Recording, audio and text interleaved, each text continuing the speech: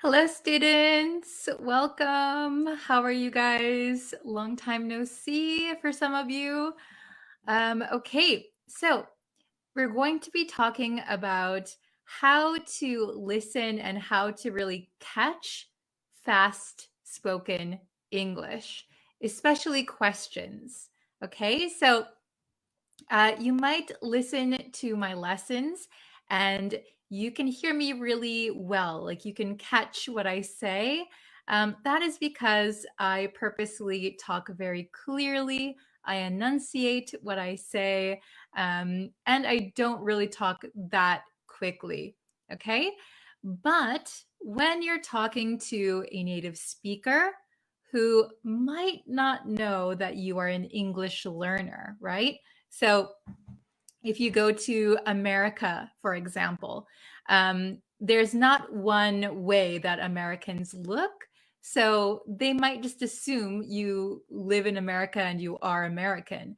So they start talking to you really fast. They don't realize that you're not a native speaker. So we're going to try and work on how to catch these really quick questions that people ask when you talk to somebody. Okay, welcome everyone. It's good to see you. Hello, hello. Yeah, and please tell me where you're watching from. I see a lot of people from Egypt, Myanmar, Sudan. Welcome, Afghanistan. Hello, hello.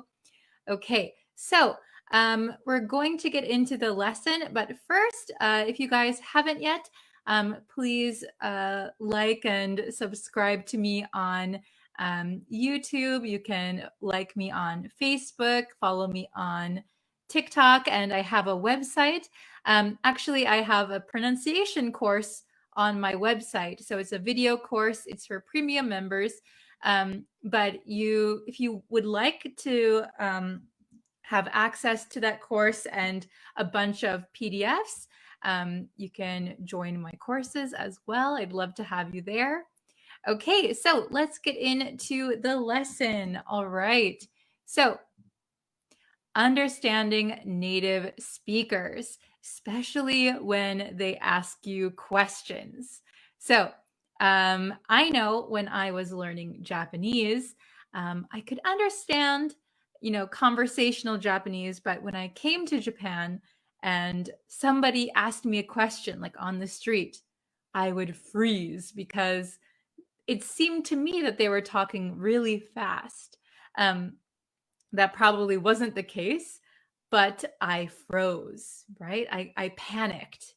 So hopefully I'm going to help you not panic and be able to answer these questions and, ask these questions as well. Okay, so we have some questions here. 1, 2, 3, 4, 5. We have 5 questions. All right. So the first one, if you read this in a textbook or your teacher asks you, you might hear or say it very clearly, right? What are you doing? What are you doing? However, naturally, when we speak, we don't put spaces between each word. Okay? If we talked like that, it would be very easy to understand, but we usually don't. Okay? So instead of saying, "What are you doing?" we sometimes say, "What are you doing?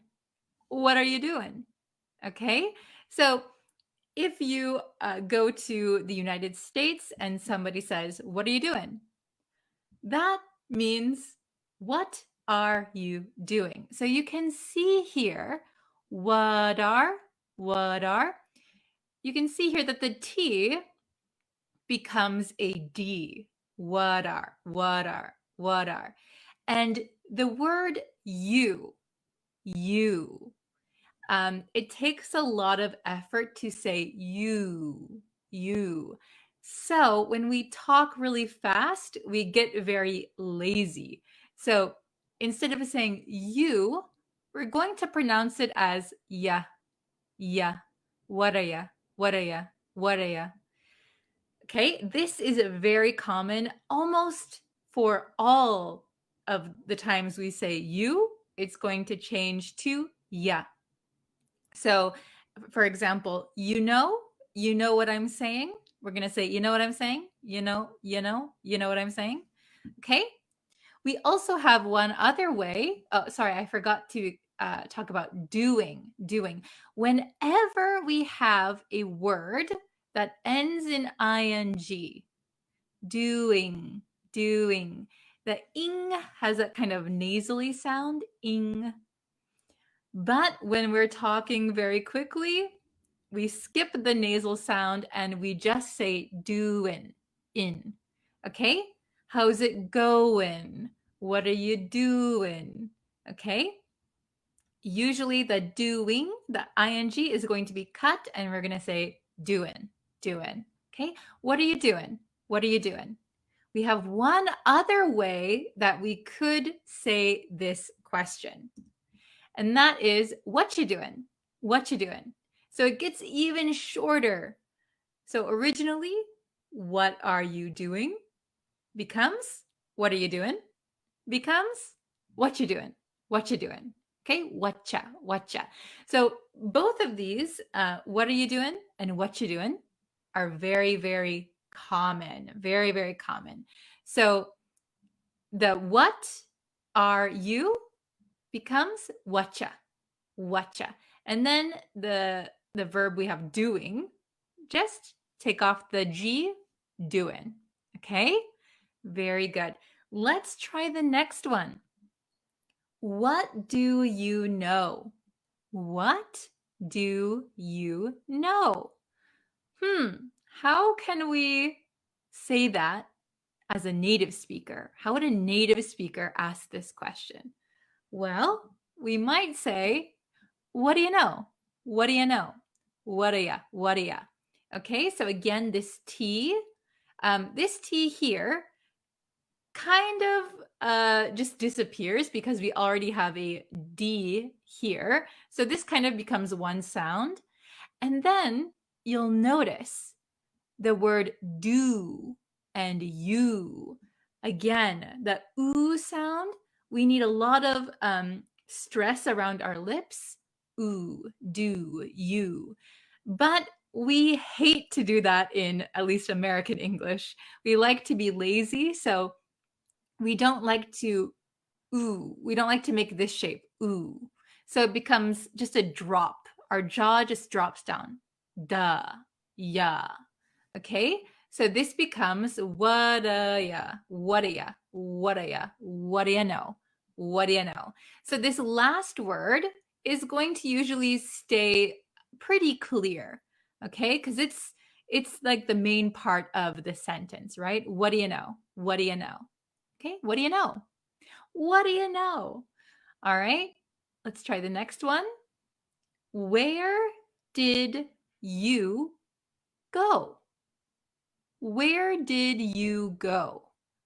So you probably know by now that the word you, we don't like to say as ooh, right? So we're going to change it.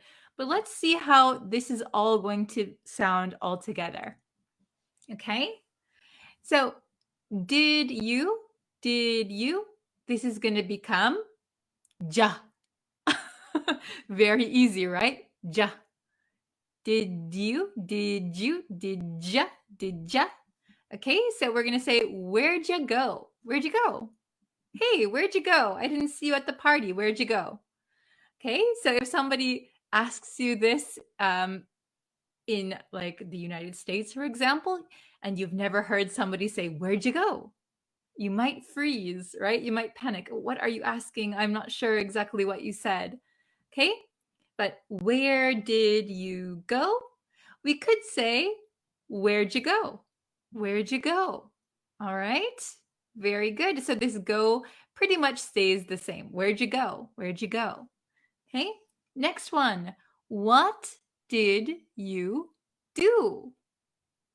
What did you do? So before, I mentioned that the oo sound, you, do, we don't like to say it really. We like to just drop our ja. But when it comes at the end of a question or a sentence, we usually keep it the way it's supposed to be. So no, go. So let's check this one. All right. So what did you becomes whatja. Whatja.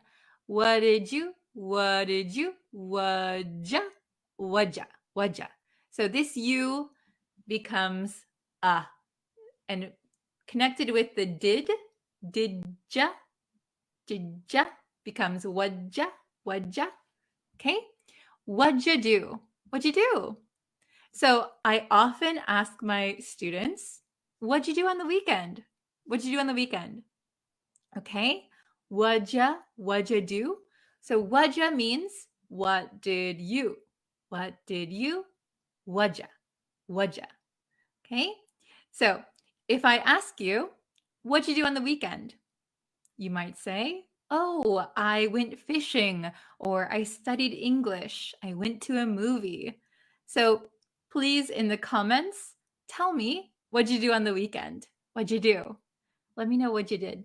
Okay? Then the last one, why did he eat? I don't know, maybe we're going to dinner. We want to know, why did he eat? Why did he eat? We're going to dinner. Why did he eat? So we're going to say, why'd he eat? It sounds very funny, but why'd he eat? Why'd he eat? Why'd he eat? So this why is going to stay pretty clear. Why? And then did he? Why did he?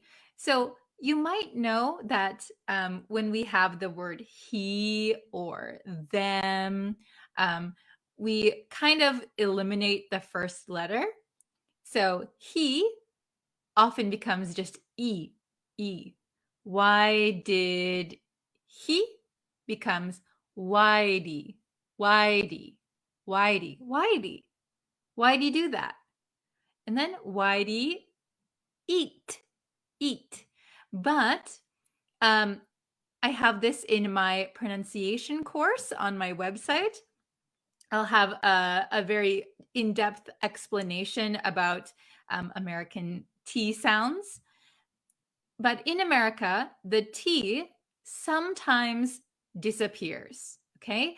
And in this case, this T is going to kind of disappear. It's not completely gone because our tongue still goes to the same position as it would when we pronounce a T, but we just hold it, okay? Why'd eat? You don't hear the eat. You don't hear the t sound. Why'd he eat? Why'd he eat? Why'd he eat? Hey, we're going to a restaurant. Why'd he eat? Okay? So that one is very tricky. I think that if somebody said that to you, it might take you a minute to understand what they're asking. Why'd he eat? Why'd he eat? Okay? Very good. So we have some questions. Madam, can we use these short words in writing skill like essay or story? So the way that I have these written in the red, we typically don't write them out. This is only for speaking. So I would not recommend you writing them for an essay or for a test. This is strictly for speaking. This will help you with speaking and listening. But please, even though we write it this way, we might say it the other ways, right? We'll write it down this way, but we'll pronounce it this way. You might see, like if you text people, if you're texting your friends or like online when you're talking with people in a very casual way, you might see whatcha, and a lot of times doing, going. We often cut off the G if it's a casual conversation, especially online. But for more formal things, like if you're writing an email, if you're writing an essay, stick to the proper way of spelling. But just know that this way of talking is very normal, and it's just the fast way that we talk. Okay? Is it slang? So, no, it is not slang. This is just how a typical or normal American would speak. What'd you do? Where'd you go? So, it's not slang at all. Maybe your teacher might say it, your boss might talk like this, your family might talk like this. So, know that it is not slang, but it is just the way we talk when we're talking really fast. So you will, if you're talking to a native speaker, very, very rarely will they pronounce every single word. What are you doing? Probably they're not going to talk like that. They're going to say, what are you doing? What are you doing? Or what you doing? What you doing? Okay, very good. Well, I hope that this was a very uh, informational lesson for you. I hope you could learn a lot. Thank you guys so much for watching today's lesson. Again, I have a course out on my website for pronunciation, especially understanding American pronunciation.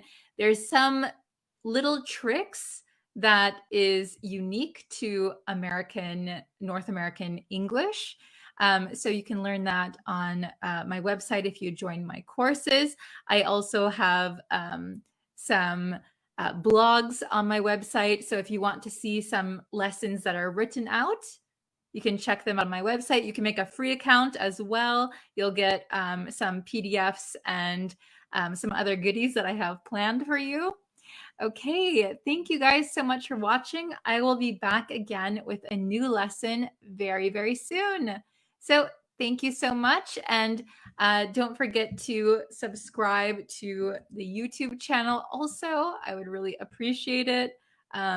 Like me on Facebook, follow me on TikTok, all the things. Okay, thank you guys so much for watching. I will see you very soon. Bye, everyone. We've been chatting for hours. I'm all talked out. Hey, do you want to come to the football game this weekend? Actually, I've been to so many football games. I'm all footballed out. Hey, have you studied for tomorrow's test yet? Why don't we study together? Yeah. Actually, I studied so much, I'm all studied out. I think I'm just going to relax at home. All studied out? What does that mean? Hi everyone, welcome back to Bree's Practical English. Today I want to teach you something that many native speakers use, but I don't think it's ever been taught in a classroom before. So it's a very simple structure. All you need is all plus verb plus ed plus out. Or you can use all noun ed out. Okay, so all studied out. What does that mean? Well, this structure is used when we have done something a lot and we don't want to do it anymore. We are tired of it or we feel exhausted. We don't want to do the thing anymore for a while. So if someone says, I'm all studied out, that means they studied so much that they're tired of it. They don't want to do it right now. Maybe they want to wait a while and then they'll study again. If we use it with a noun, for example, hey, do you want to come to the football game this weekend? I'd love to go to another football game with you, but I'm all footballed out. If I have been to so many football games this season, and I'm really tired of going, I could say, sorry, I'm all footballed out. Even though football is not a verb, we can add ed in this sentence structure to show that you're tired of something, that you've done it so much. Let's take a look at a few more sentences. Do you want to come to the party this weekend? No, I'm all partied out. Hey, we're going on a hiking trip. Would you like to come? I've been hiking every weekend. I'm all hiked out. Would you like some more coffee? Actually, I'm all coffeeed out. I'd like some water, please. Hey, Bree, why don't we brainstorm a new lesson together? Oh gosh, I'm all brainstormed out. I've been brainstorming all day. See how easy it is to use? We hear a similar pattern when we use I'm all tired out or I'm all tuckered out. I'm wiped out. All of these phrases mean you're tired, you're exhausted.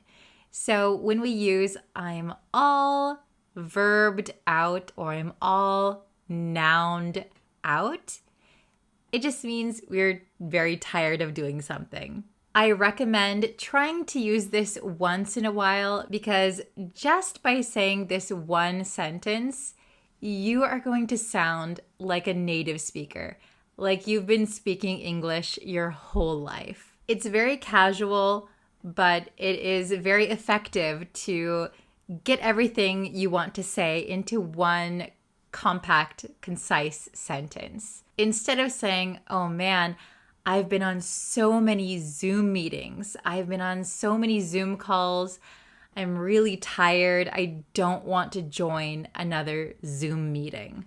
All you have to say is, I'm all zoomed out. And actually, you don't even need the all. You could say, I'm zoomed out, I'm hiked out, I'm Englished out.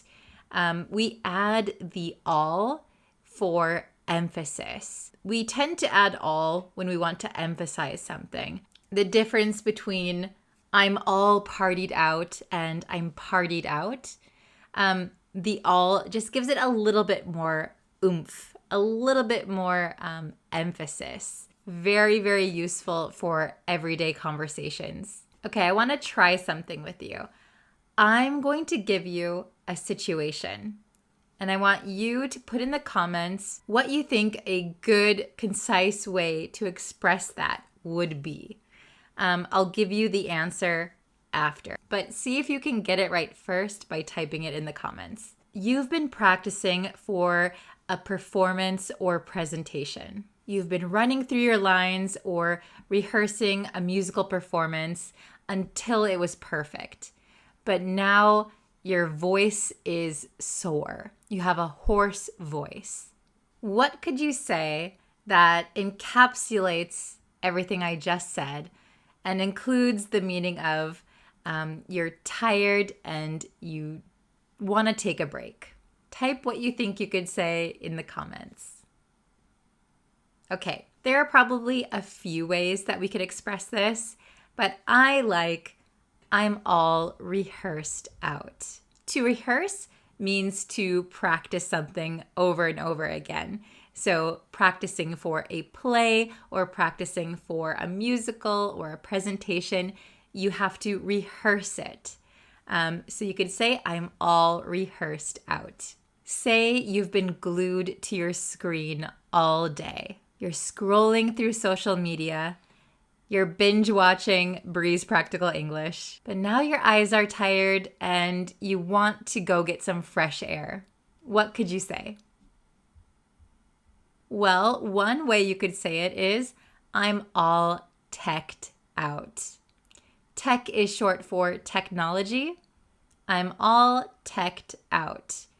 I'm tired of using technology for the day or for right now. If you're tired of using YouTube, you might say, I'm all YouTubed out. I'm all TikToked out. I'm all social media'd out. Okay, this is the last scenario. You've spent your whole day gardening. You're planting flowers. You're trimming the bushes. You're doing all of that. Your hands are in the dirt.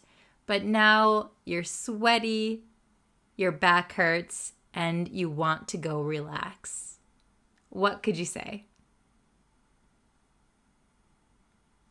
That's right. You could say, I'm all gardened out. I'm all gardened out. I'm tired of gardening. I want to go and rest. Great job on that one. You can find more information on this lesson at breezeenglishstudio.com. I have tons of free resources, and I have a resource just for this video also. I'll leave it linked, so go check it out. And I will see you in our next lesson, unless you're all Englished out. In that case, I'll see you when I see you. Okay, bye everyone. Hello students, welcome back to Breeze Practical English. Today we're going to talk about the difference between unlike and dislike. Do you know the difference? Stay tuned and we'll find out. But first, if you're interested in any of my courses, you can check them out at breezeenglishstudio.com. I'll link to it. All you have to do is become a member, and then you can get access to all of my courses over there. Or you can become a member on YouTube, and depending on the level of member, some courses will be available over here too. Okay, first up, let's talk about unlike. We use unlike to show difference or contrast. Unlike is a preposition, and it means different from or not similar to. It's used to compare two or more things, highlighting their differences. Let's look at a few examples. Unlike his brother, John likes playing sports. This means that John's brother doesn't really enjoy playing sports, but John does. So they are different. Unlike the rainy weather we had last week, today is sunny and warm. Here I'm comparing the weather from last week to today. Last week it was rainy, today is sunny. They are different. Okay, last one. Unlike many other animals, kangaroos move around by hopping on their hind legs. Again, here we are comparing kangaroos to other animals. So kangaroos are different than other animals because they move around on their hind legs. Hind means back, on their back legs. So remember, unlike has nothing to do with preferences or feelings. It's strictly about pointing out differences between people, things, and situations. So if we look at the word unlike, it looks like it's pretty easy to understand, right? We know that un means not. And like, we like ice cream, we like cats and dogs. If you like something, you have a preference for it. However, unlike has nothing to do with your preference or your feeling. It's strictly about pointing out differences in people, things, and situations. I know it's confusing, but just remember that tip. Then we have dislike. We know dis also means not or the opposite of something, right? Dis also means not. So this one, dislike, means to not like something. We use it when we're expressing a negative feeling. Dislike is a verb. And like we've explained, it means to not like. It expresses a negative feeling or a lack of enjoyment towards someone or something. Let's take a look at a few examples. I dislike eating grapefruits because of their sour taste. This means I don't like grapefruits. She dislikes loud music because it gives her a headache. She does not like loud music. She does not enjoy loud music. He dislikes getting up early on weekends. This simply means he doesn't like to get up on the weekends. He wants to sleep in. So remember, we use dislike to talk about our personal feelings. It can be followed directly by a noun.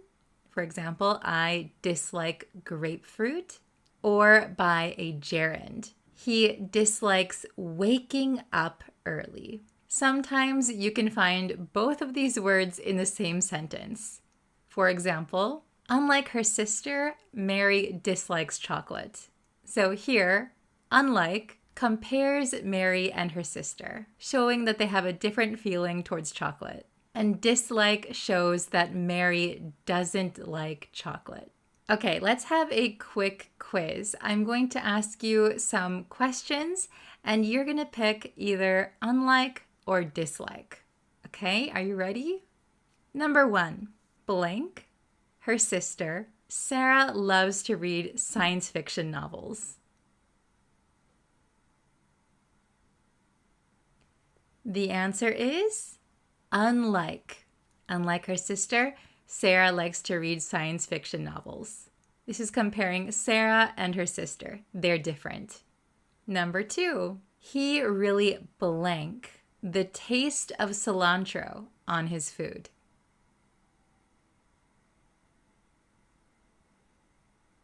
Great. The answer is dislike. He really dislikes the taste of cilantro in his food. Okay, let's try one more. Blank, last year's event. This one was well organized and on time.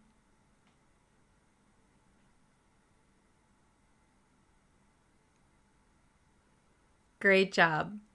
Here we should use unlike.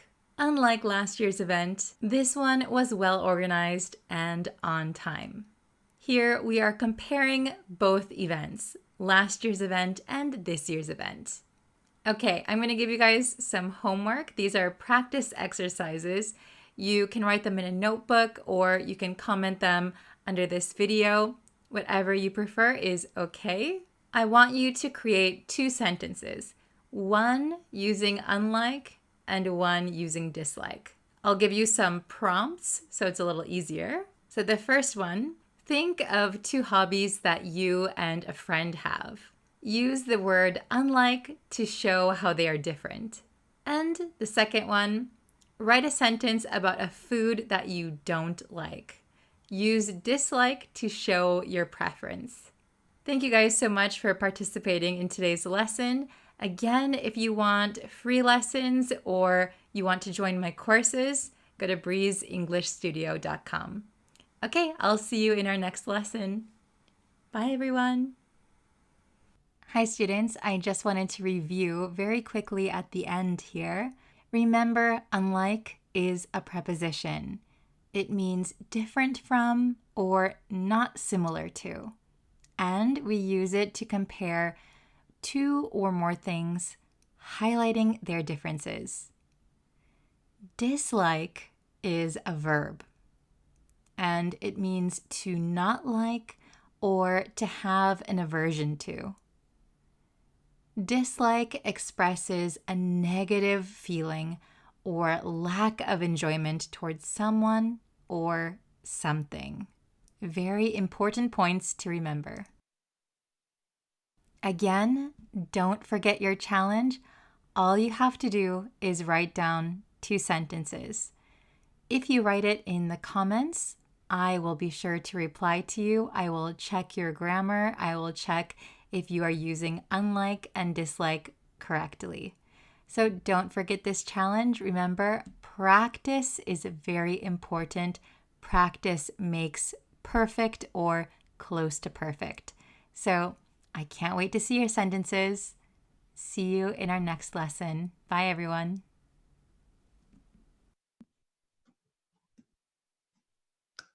Hi, everyone. Welcome. Thank you for joining today's lesson.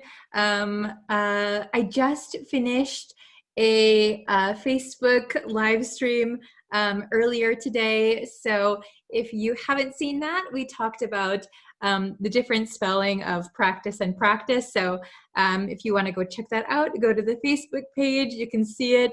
And yeah, I do live lessons on Facebook Monday through Friday, and I do lessons over on YouTube every single day. So thank you so much for joining today. Please subscribe, like the video, and share it with your friends.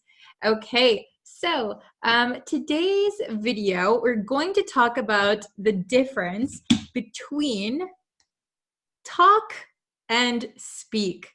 So which one should we use in which situation? So there are a few differences between talk and speak. So we're going to go over those, and then we have some examples to do together. So yeah, let's jump into the lesson. Okay, talk or speak? So I have it written out, so let's go and take a look. I think it's always easier for you guys to see what I'm talking about. Okay, so okay. So first, let's go over speak. Speak tends to sound a little more formal. So if you are in a formal situation, if you are in a meeting, if you are at work, or maybe you don't know the person so well, you might use speak. Also, if you have something like very important to talk about, you also might use speak. Okay, so it's a little bit more formal than talk. All right, and then we use it for languages. So I see some students getting a little bit confused, like, how many languages do you talk? Or I talk English and French. Okay, so for languages, foreign languages, we're going to use speak. How many languages do you speak? I speak English and Japanese and French. Okay, how many languages do you speak? So remember, speak is for languages. Okay. Also, speak usually focuses on the speaker, and we'll get into that a little bit down here, okay?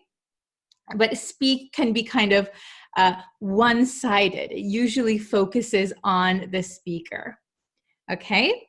So then we have talk. Again, talk is more informal. So you can talk with your friends, you can talk with your family, you can talk with your classmates. Talk. Okay, so we use talk a lot in everyday conversations. Okay, so it focuses on a speaker and the listener. So it can be more like a two-way conversation. Okay, it is really used with everyday conversations. So in less formal situations, we often use talk, okay? So speak, a little bit more formal, used for languages, and it usually focuses on the speaker, okay?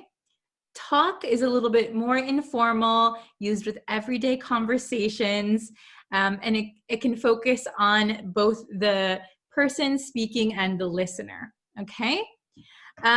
When we conjugate these verbs, talk is very easy, right? Talk, talked, talked.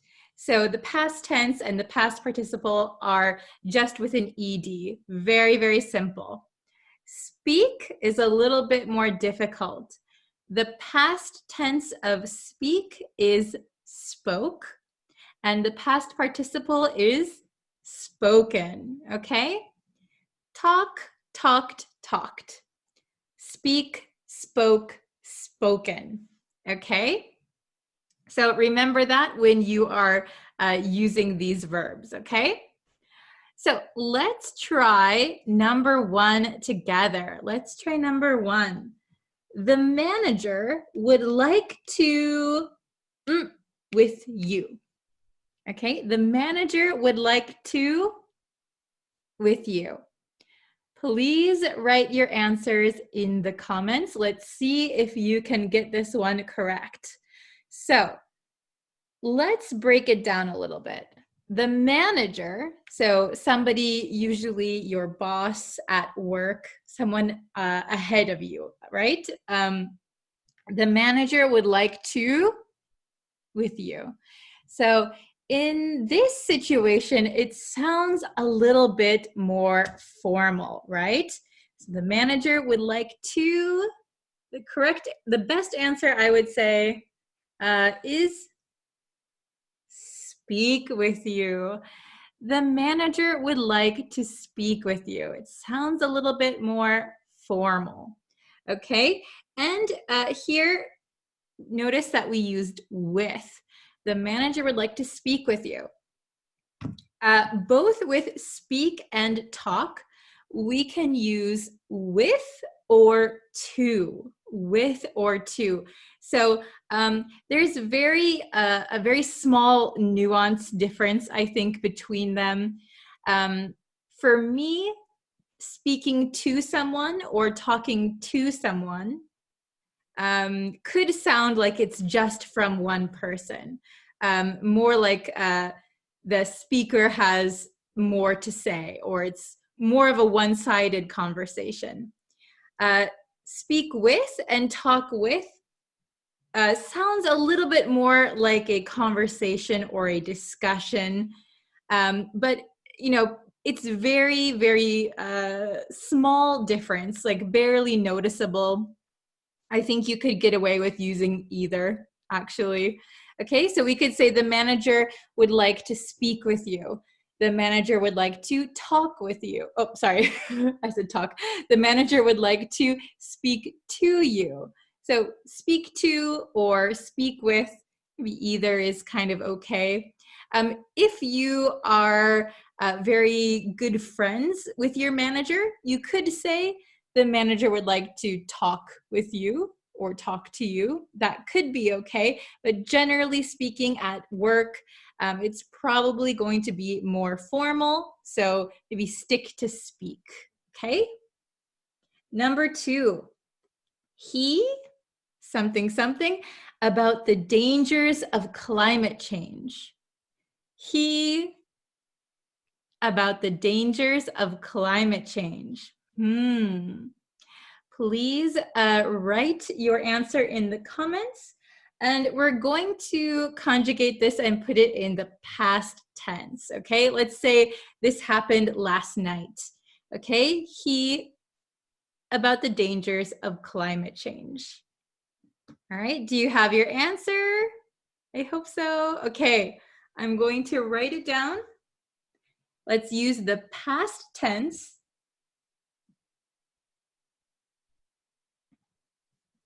Okay, the correct answer should be he spoke.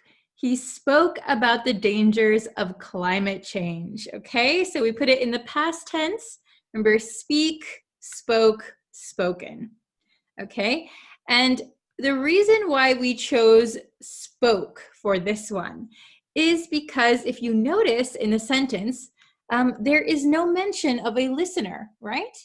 He spoke about the dangers of climate change. Maybe he spoke to a big audience, okay? We are focusing on the speaker here. We're focusing on the speaker. So spoke would be the best answer. All right, did you get it correct? Very good. Okay, so let's try number 3. Why aren't you to me? Why aren't you to me? So for this one, imagine that you have a friend. You have a friend, but your friend has been ignoring you. You try to call your friend, they don't answer. You send them a text message, they don't reply. Hey, what did I do? What's the problem? Why aren't you to me? Okay, write your answer. Why aren't you to me? Okay, let's see if you can write the correct answer and yeah. All right. Why aren't you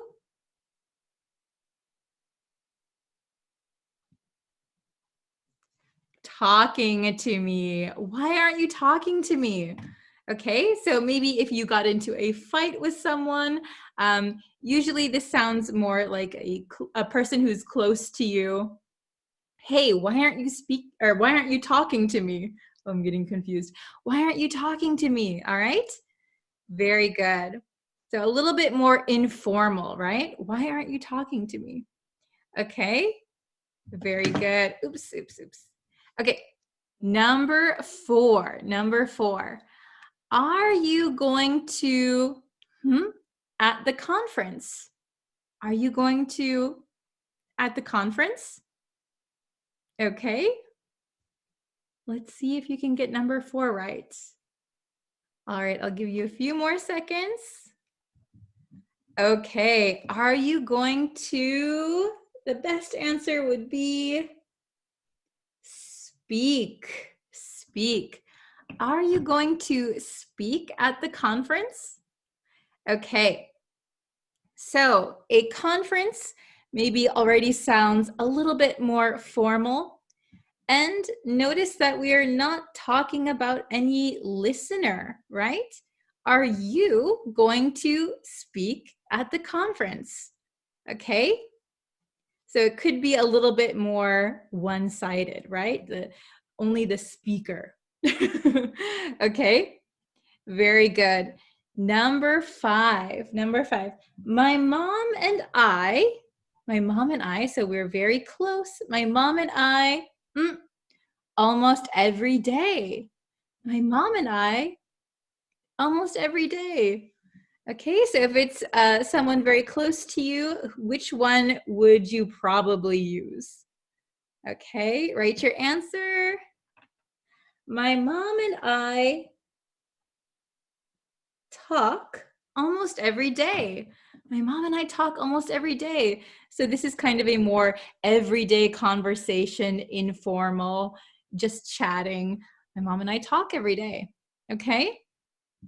Last one, number 6. Let's see if you can get this one. Has she with you yet?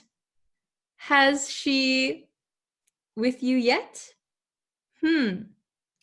Let's see, which one should we use? Well, this is kind of a trick question because there's really not enough information to decide if it is a formal situation or a very casual situation. So who is she? Is she your sister? Is she your wife? Is she your boss? Is she your teacher? We don't know, so we could put either. Has she talked? Very informal, very casual, everyday conversation. Has she talked with you yet?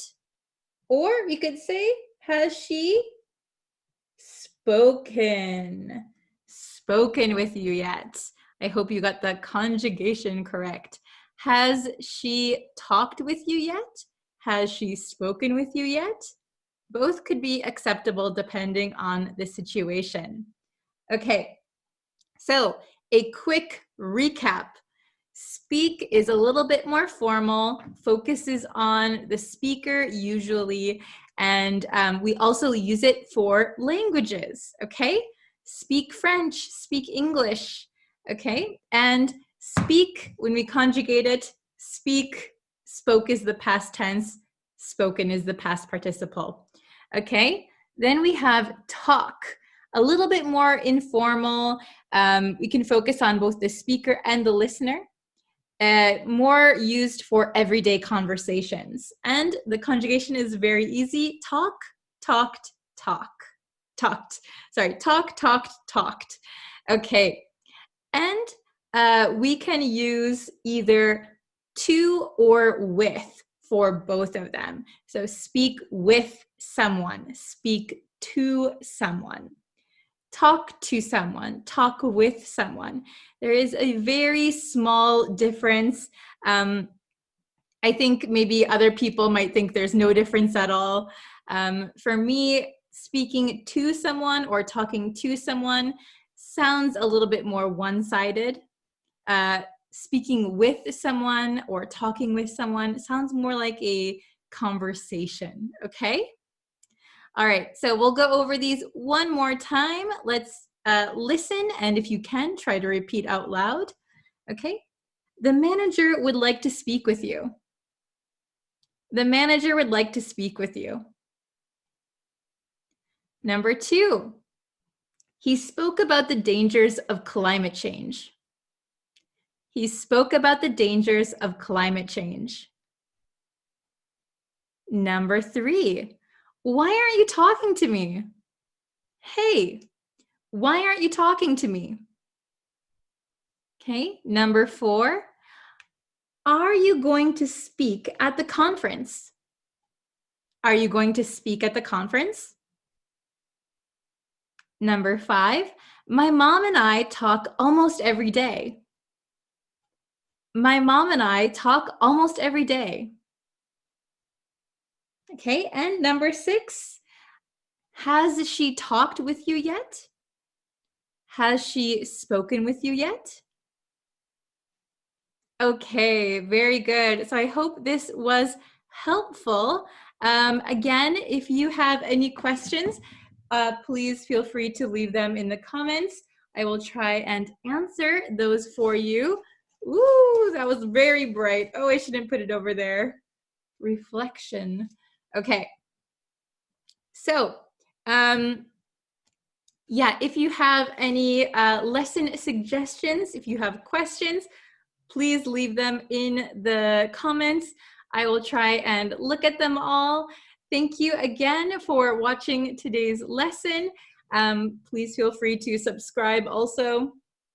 I post new lessons every single day. So if you turn on notifications, you'll know when new lessons are up and when I go live. Okay, thank you guys so much for watching today. And yeah, I'll see you again tomorrow with another lesson. Thank you so much. Bye, everyone. Hi, everyone. Welcome, welcome. How is everybody? I hope you guys are all doing well. We're just starting the live listening test now. I just did a different lesson, a weekly review lesson on the Facebook page. So if you haven't seen that, you can go check that out too. Action. Hello, Anna. Hello, Saeed. Hello. How is everybody? Are you guys ready for a listening test? Oh my goodness. Oh my gosh, my phone is ringing. That is so rare. Sorry about that. Okay. How are you guys? I'm doing well. Hello, Pablo. Hello, Deva from Myanmar. How is everybody? Are you guys ready for our listening test? Okay, so I'm just gonna jump into it, right? Let's start. No reason to wait, right? Okay, you're ready. Very good. Okay, hello, Sebastian. Okay, hello, Sania from India. Watching from the Philippines. Hello, Jalil. Hello. Okay, so I'm gonna share my screen. Okay, so I hope you can see that. English listening practice. Okay, so I am going to say a sentence, a very short sentence, and I want you to type out what you hear. Okay, and then I'm going to give you the answers, and I'm going to show you how we get those answers. Okay. Hello, Joy. Okay, so we're just starting. You're just in time. Okay, so let's get into it. Please write out your answers in the comments, okay? Awesome. Okay, so we're going to start. So I'm going to tell you the first sentence. I have it written out on my paper here. Okay, so the first sentence is, I should have studied. I should have studied. Can you hear that okay? Do you know what I'm saying? Can you type it out? I'll say it one more time. I should have studied. So this is kind of advanced. It might be a little bit fast, but no, don't worry. We're going to slow it down.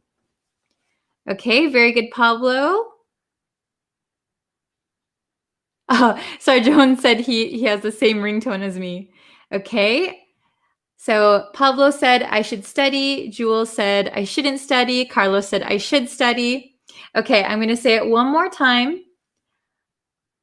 I should have studied.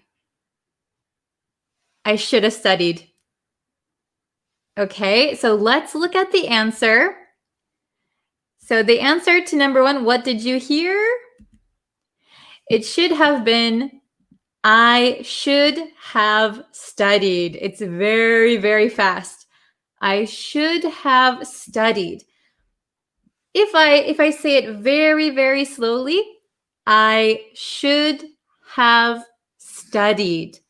But we all know Americans talk very, very fast. Oh, very good, Sania.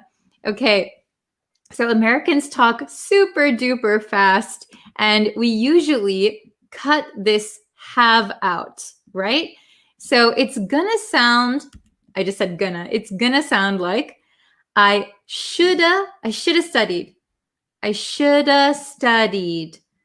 I shoulda studied. I shoulda studied. And how we get shoulda from should have, okay? So we have should have.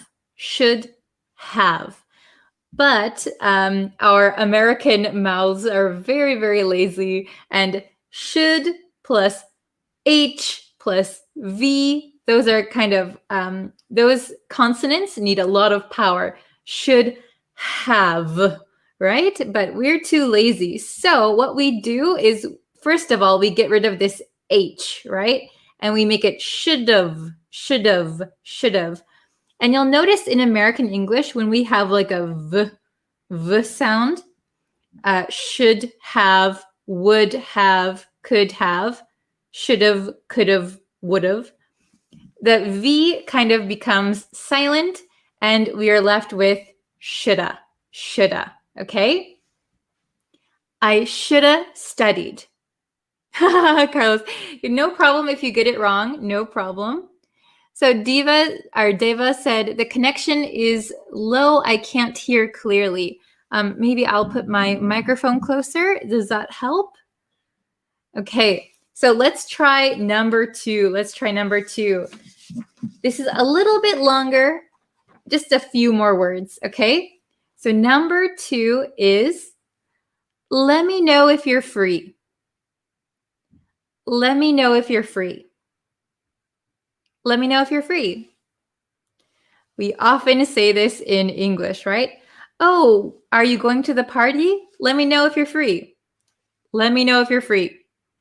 Okay, can you write out what you think you hear? Let me know if you're free. Let me know if you're free.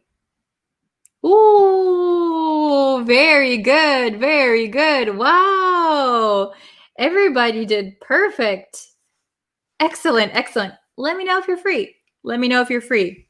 Okay, so the correct answer is, let me know if you're free. Let me know if you're free. But of course, we don't say, let me know, right?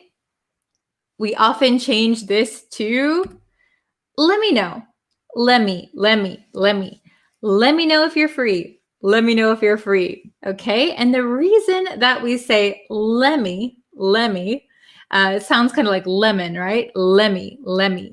Okay, we start out with let me. But of course, in English, these T's disappear. They go somewhere. I don't know where they go, but they just disappear. And we're left with let me. So usually we stop the T when it's at the end of a word. So we don't usually say let. We say let. And when we say let with a kind of silent T at the end, we still put our tongue into position like we're going to do a T, but we just keep it there. We don't let the tongue go down. So let me. Okay? Let me. So we use this all the time. And sometimes, of course, not in business, but in text writing, if we write a text to our friend, or if we write a post on Facebook, we might actually spell out lemme, Lemme, lemme. Okay? Let's try number 3. Let's try number 3, okay? Are you ready? Let's try it, okay? It's very short, so I'm going to read it very fast, okay? It's kind of boring. It's kind of boring. Okay, what do you hear? It's kind of boring. It's kind of boring. I use this expression a lot. It's kind of boring. Okay, let me know what you hear. Can you hear me clearly, by the way? It's kind of boring. Number 3, it's kind of boring. Okay, can anybody get it right? You guys did so well on the last one, actually. Oh, very good, very good, very good, very good. Okay, so very, very good. Wow, everybody did so well, so well. Wow, good job, everybody. So the correct answer is it's kind of boring. It's kind of boring. So very similarly with have, kind of, that V sound. We kind of just get rid of that, and then we're left with the vowel sound. So we say it's kind of boring. It's kind of boring. It's kind of good. It's kind of bad. It's kind of interesting. Kind of. So I really recommend using this when you're speaking. It sounds very natural. So instead of saying a little, it's a little boring, I would suggest using kinda. It's kind of boring. And we also use this when we are texting or writing on Facebook or something. Kinda, Kinda. Okay? It's kind of boring. Very good, very good.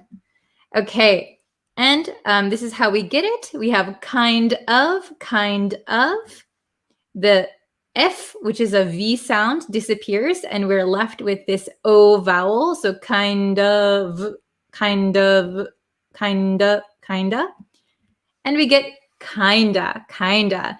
I use this all the time, probably 100 times a day. Kinda. My coffee is kinda hot.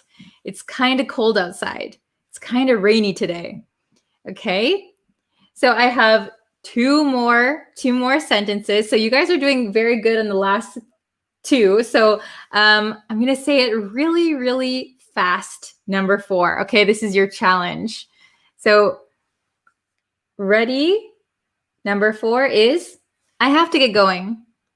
I have to get going. I have to get going. Okay, what do you think I am saying? Oh, thank you for letting me know about the sound, Anna.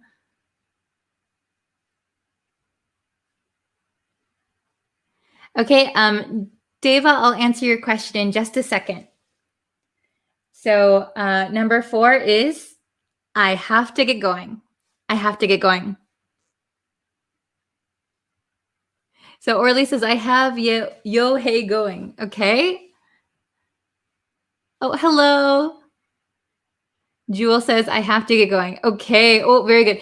I think the chat is a little slow. It's suddenly, they all pop up. Okay. So the correct answer should be I have to get going. I have to get going. So if you don't know what get going means I have to leave. I have to go somewhere.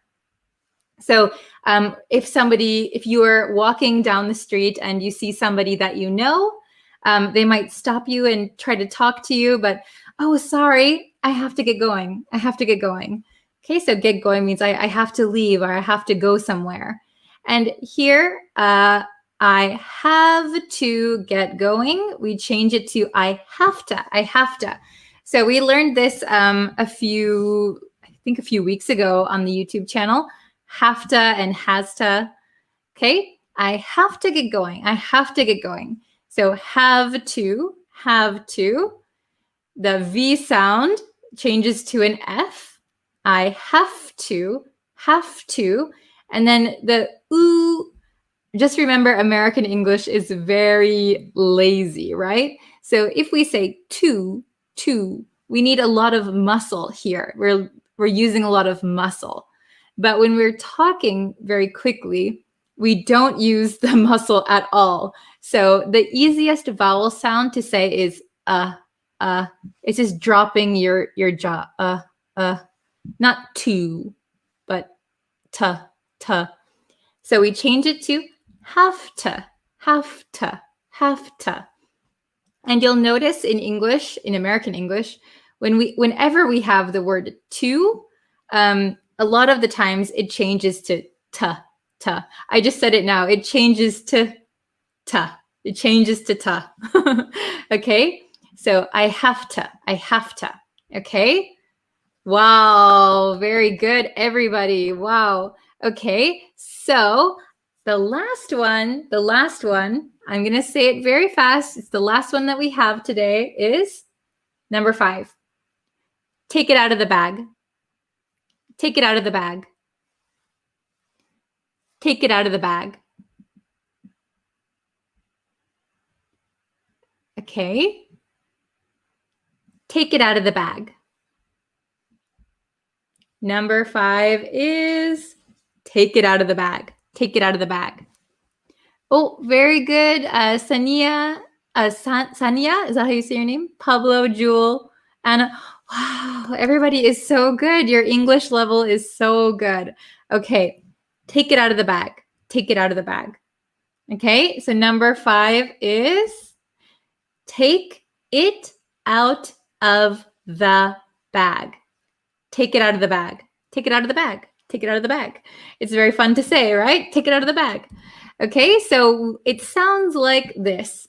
Take it out of the bag. Take it out of the bag. Take it out of the. So actually I could put, so we say outa. So sometimes we spell it like this when we text people. Of course, not in official emails. We never write have to like this. We never really write it like that. Well, some people might, but I'd say outa. We write this sometimes. So also, if you notice, when I say take it outa, the T here in it connects with the O sound. So the T is between an I and an O. So it becomes a flap T. So it sounds like take it out. And then also here, these two T's are sandwiched between a U and an A, 2 vowels. And usually when T's are sandwiched between vowels, they become a flap T. So it sounds like a D. So take it out of the bag. And how we get outa is, let's see. Oops. Oh no. What happened? Oh my goodness. It went too fast. It was frozen. Okay, so we have out of.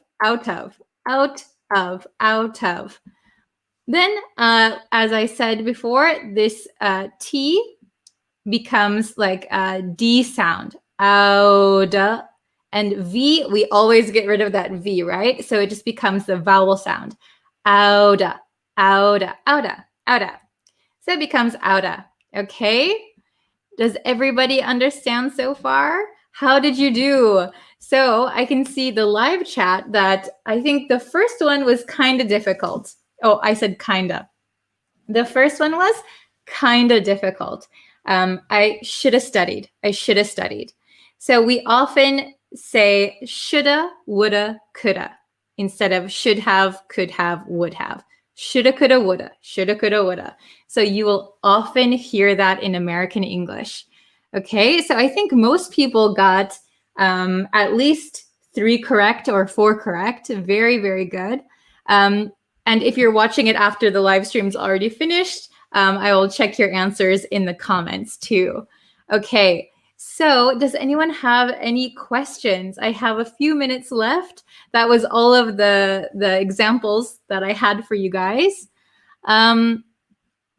I think, oh, I'm glad you guys did well. Hello. So I think somebody had a question. Deva? Here. What is the difference pronunciation between boy and boarding? So I think you mean like the O part, maybe the BO part. So for boy, it sounds like there is like an I sound, right? Boy. Okay. Boarding has the R sound.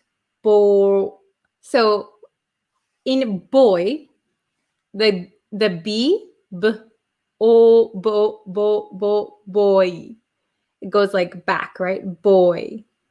But do you see my lips? Boarding. After saying the BO, you go right into that R, boarding. Okay, I hope that makes sense. Okay. Oh, you're late. It's okay. So we just did the lesson, but it will be up for you. No problem. Oh, I'm glad you guys could learn a bunch. Thank you. Thank you, Pablo. Okay, so the first one is to express regret, isn't it? Yes. So when I said I should have studied, I should have studied, that expresses regret. Yes. So you regret something that you didn't do in the past. I should have studied. But in reality, I did not study. Okay, very good. So, okay. Let's see. How do you pronounce oil? Oil. So I'm not sure in your country what sounds are very difficult to pronounce, but oil. So it's very similar to boy. So the OI or the OY is a boy. Oi.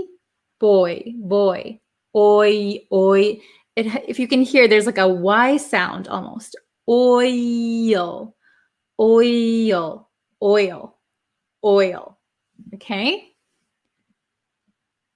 Let's see. All right.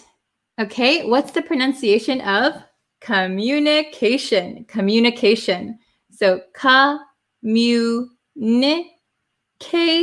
Tion at the end of a word becomes shin. It sounds like an SHIN. Shin. Okay. Jewel asked, teacher, can you tell me how to pronounce world? Yes, I actually have a pronunciation lesson on YouTube. So if you search pronunciation on my YouTube channel, I did a pronunciation lesson on this word, actually. World. So W, it becomes an R, were. And if it's difficult to go from R to L, you can add like a little A sound, like an world, until you can get it nice and clean. Okay. Very good. Okay. So thank you everybody for joining today's lesson. I hope it was helpful. I hope it will help you improve your listening and your speaking. And I will think of some more good listening examples for the future. So let's do this again. Okay. Thank you everybody for watching. Please share it with your friends if you like. And I will see you in our next lesson. Okay. Bye. Hello, everyone. Thank you for joining today's lesson. While we wait for a few people to get in the chat, I just wanted to ask you guys, if you haven't yet, please subscribe to the YouTube channel. I'm posting new lessons every single day. So it's kind of a lot of work for me, but I really enjoy it. So If you guys subscribe and if you watch the videos and you like them, it lets me know that you like these lessons, so I'll keep making them. But yeah, and we also have a Facebook page, so if you want to check that out, go ahead. It's probably linked somewhere on the YouTube page. But yeah, okay, so, hello everyone. Welcome, welcome. Okay, so today we're going to go over something that's very, very confusing, even for native speakers. So don't worry if you have trouble with this one. It is quite confusing, and a lot of native speakers also have the same problem. Okay, so we're going to go over, ta-da! It's or its. Oh my goodness. Okay. So this one is really, really confusing, even for Americans, even for me. Sometimes I have to stop and think for a second when I'm writing. Oh, which one do I use? So they are exactly the same pronunciation, exactly the same. It's and its. And you can see the only difference is there's an apostrophe in one of them, and there's no apostrophe in this one. Okay, so it is a little bit confusing because usually when we have an apostrophe, there's two reasons we would use an apostrophe, right? If it's a contraction, so if we are making a word shorter, for example, does not, we can put an apostrophe and shorten it to doesn't, okay? Or where is, we can use an apostrophe and shorten it as where's, okay? And we can also use apostrophes for possession. Excuse me, I still have a little bit of a cold left. Possession. So like, what am I trying to say? Like the dog's collar, right? We would put D-O-G apostrophe S, the dog's collar. However, only one of these is a contraction and the other is the possessive. Do you know which one is a contraction and which one is the possessive? If you know, please let me know. Okay, so I'm going to show you on the big board, all right? So we're gonna find out which one to use in which situation. Very, very confusing. Okay, so we have it's with an apostrophe, the apostrophe. This one is the contraction, okay? So we're making them shorter. So it's with an apostrophe is a contraction of it is or it has, okay? It could be either it is or it has. Oh my gosh, doesn't that just add to the confusion? It's okay. We are going to be able to tell if it is or it has by the context of the sentence, okay? So by looking at the sentence, we can determine if we're going to use it's or if it's going to be it is or it has, okay? So then it's with no apostrophe.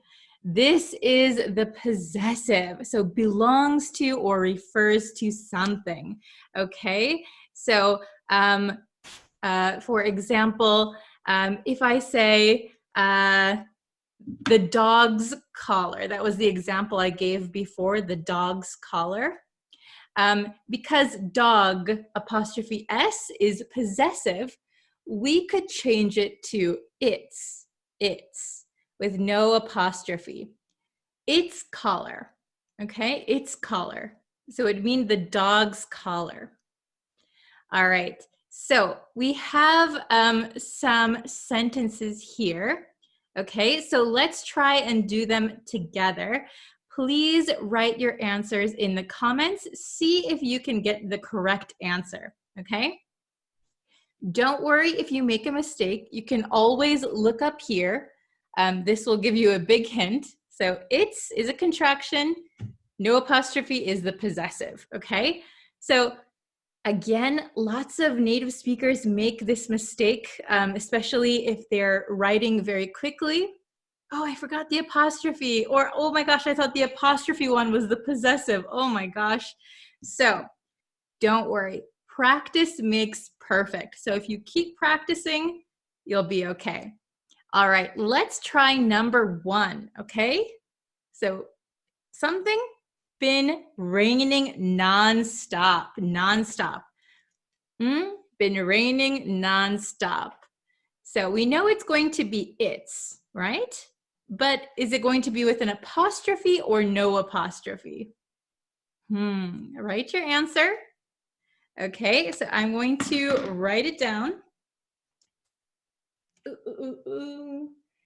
Let's write it down for you. Okay, we are going to use an apostrophe. It's been raining non-stop. Okay, so it's been raining, raining, raining, raining. So this it's contraction, we can tell that there is been here. So are we going to say it is been raining? No. We would say it has been raining nonstop. It has been raining nonstop. Okay, so if you can replace this with it has, you know you're going to use a contraction, okay? Number 2, the dog wagged tail. The dog wagged tail. So wagged, wag, wag, wag. I have a Wisconsin accent, so I try to not let that come through. So if a dog wags its tail, usually it's like this, right? So when the dog is very, very happy, it's wagging its tail, okay? So the dog wagged its tail. Is it going to be with an apostrophe or no apostrophe? Okay, I'm going to write the answer. Okay, no apostrophe. No apostrophe is correct. So this is the possessive. So we can look at it and we can say the dog wagged its tail. That doesn't make sense. The dog wagged it has tail. That sounds strange. The dog wagged the dog's tail. That makes sense. So, but it does sound strange to say the dog wagged the dog's tail. So we're going to replace it with its, right? And usually for animals, if we don't know the gender, if we don't know if it's a boy or a girl, especially if it's not our own pet, we usually refer to animals as it, okay? Unless it's your pet. If it's your pet, you probably know if it's a boy or a girl. So you might say he or she, the dog wagged her tail. That's totally okay. But generally speaking about animals, we use it, okay? Number 3, she enjoyed the room and view. She enjoyed the room and view. It's with an apostrophe or no apostrophe? Did you write your answer? Okay, very good. So she enjoyed the room and no apostrophe. It's view. Okay, so she enjoyed the room and the room's view. Okay, the view belongs to the room, right? It's the room's view. So we would use the possessive. All right, 2 more. Number 4, I think time we leave. I think time we leave. Which one is correct? Apostrophe or no apostrophe? Okay, awesome. So I think Apostrophe. It's time we leave. I think it's time we leave. So this is a contraction for it is. I think it is time we leave. I think it's time we leave. Okay, are you following so far? Is it understandable? If you have any questions, please leave them in the comments, all right? Number 5, last one. Let's see if you can get it, okay? Here is the jar, but where's lid? Here is the jar, but where's lid? So a jar, you could have a jar of jam or something. My little picture. And the lid is the part that goes on top. So when you want to close it, right? That's the lid. So here is the jar, but where's, so we have a contraction here. Where's lid? Okay, I hope you wrote your answer. Okay, here is the jar, but where's its lid? The possessive. So the lid belongs to the jar, the jar's lid. Here is the jar, but where is the jar's lid? It's lost. I can't find it. All right. Is it understandable? Did you guys understand everything? I hope so. Just a reminder that practice always improves anything that you are learning. So practice makes perfect. Practice, practice, practice. I know it can be confusing. It's sometimes confusing for me. But if you just stop and think, is it a contraction or is it the possessive? Then you should be able to determine which one to use, okay? Very good. We'll read it one more time. It's with an apostrophe is a contraction of it is or it has. Okay, it has two, it could have two meanings, right? So you have to determine which one you're talking about. Then it's with no apostrophe is the possessive, okay? Belongs to or refers to. So number 1, it's been raining nonstop. So this is a contraction for it has been raining nonstop. Number 2, the dog wagged its tail. So this is a possessive. The dog wagged the dog's tail. Number 3, let's see, number 3. She enjoyed the room and its view. She enjoyed the room and the room's view. Possessive. I think it's time we leave. I think it is time we leave. All right, and number 5. Here is the jar, but where's its lid? Where is the jar's lid? Okay, did you get 100%? Let me know how many you got right. If you have any questions. And yeah, that's it for today's lesson. So thank you guys so much for watching today. I'll be back again tomorrow with a brand new lesson. So please look out for that. Like this video, share it with somebody who's learning English. And yeah, I will see you guys tomorrow. Thank you so much for watching. Take care, everyone. Bye. Hi, everyone.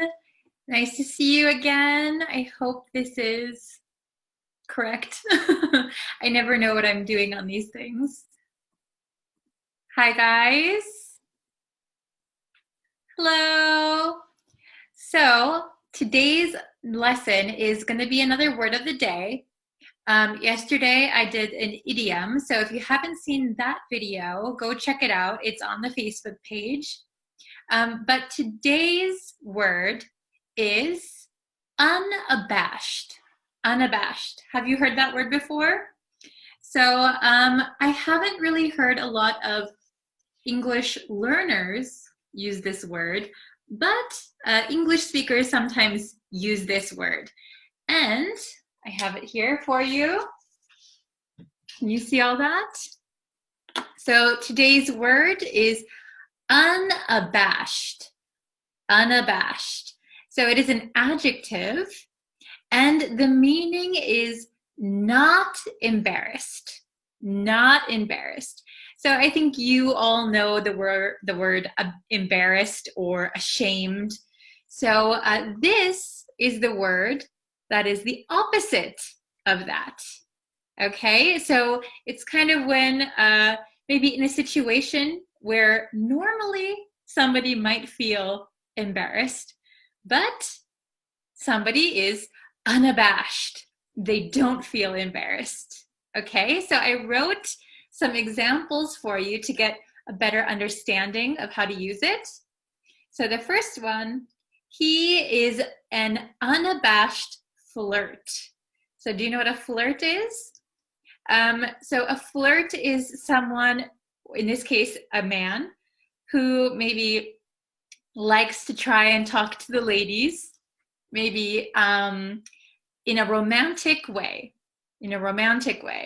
So usually some people might be embarrassed to talk to a woman, but he is an unabashed flirt. So it means he's not embarrassed. He's very confident. Okay? Number 2, the boy was staring unabashedly at her. Okay, so here, this one is an adverb. Here we have an adjective, and here we're using the adverb. Okay? So the word is unabashed. Can you see that? I know I always have lights shining at it. Unabashed. It is an adjective, but we can also use it as an adverb. He is an unabashed flirt. The boy was staring unabashedly at her. Okay, he wasn't embarrassed.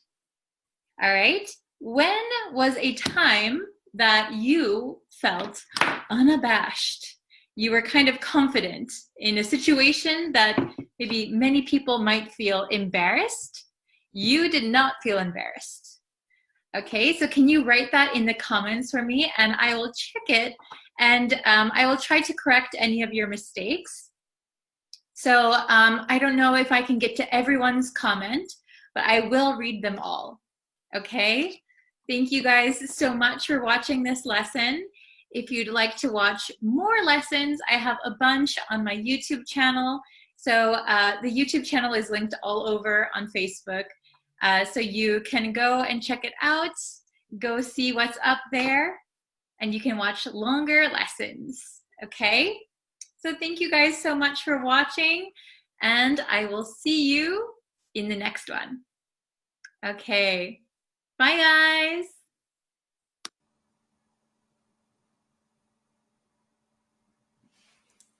Hello everyone. Welcome, welcome. Pardon my voice. Today we are going to have a spelling test, an English spelling test. So this will be pretty exciting. We're going to see how many words that you know how to spell. I have 5 words for you. And just really quick, before we get into the lesson, if you haven't yet and you want to know when I go live, when I post new lessons, you can always subscribe to the YouTube channel or like me on Facebook, and turn on your notifications. That way you will know when I go live and all that stuff. And on YouTube, all of the lessons you'll be able to find. Okay, so even the ones that I post on Facebook, you'll be able to find them on YouTube. Okay. So hello everyone. Hello December. Nice to see you again. Hello Salim. How are you guys today? So we're going to get into the spelling test. I have 5 words for you. I'm going to read the word out first. So I want you to listen to the word, and then I want you to type how you think it's spelled in the comments. I don't know if you have autocorrect. Don't use autocorrect if you have it, or you can write it down on a piece of paper. That's also okay. All right, so try and write the word down that you hear. Then we'll look at the spelling, the pronunciation, and an example sentence. Okay, so let's start. I have it right here. Okay, spelling test, difficult English words. So I chose some words that I think are difficult for English learners. They're also kind of difficult for native English speakers, especially like younger children might have a difficult time spelling these words. So the meanings are not that difficult. The spelling is a little difficult, a little bit tricky. Okay, so let's try the first word. Okay, question number 1. I'm going to read it. So I want you to write how you think it's spelled, okay? Very good. So the first word is handkerchief. Handkerchief. Can you spell handkerchief? Write it in the comments or write it down on a piece of paper, whichever you prefer. Okay. Let's see. Very good. Okay. Does everyone have it written down? Okay. So the correct spelling of handkerchief is da, da, da, da. How many of you got it correct? This is a tricky one. So we have the word hand, H-A-N-D, followed by a K-E-R-C-H-I-E-F.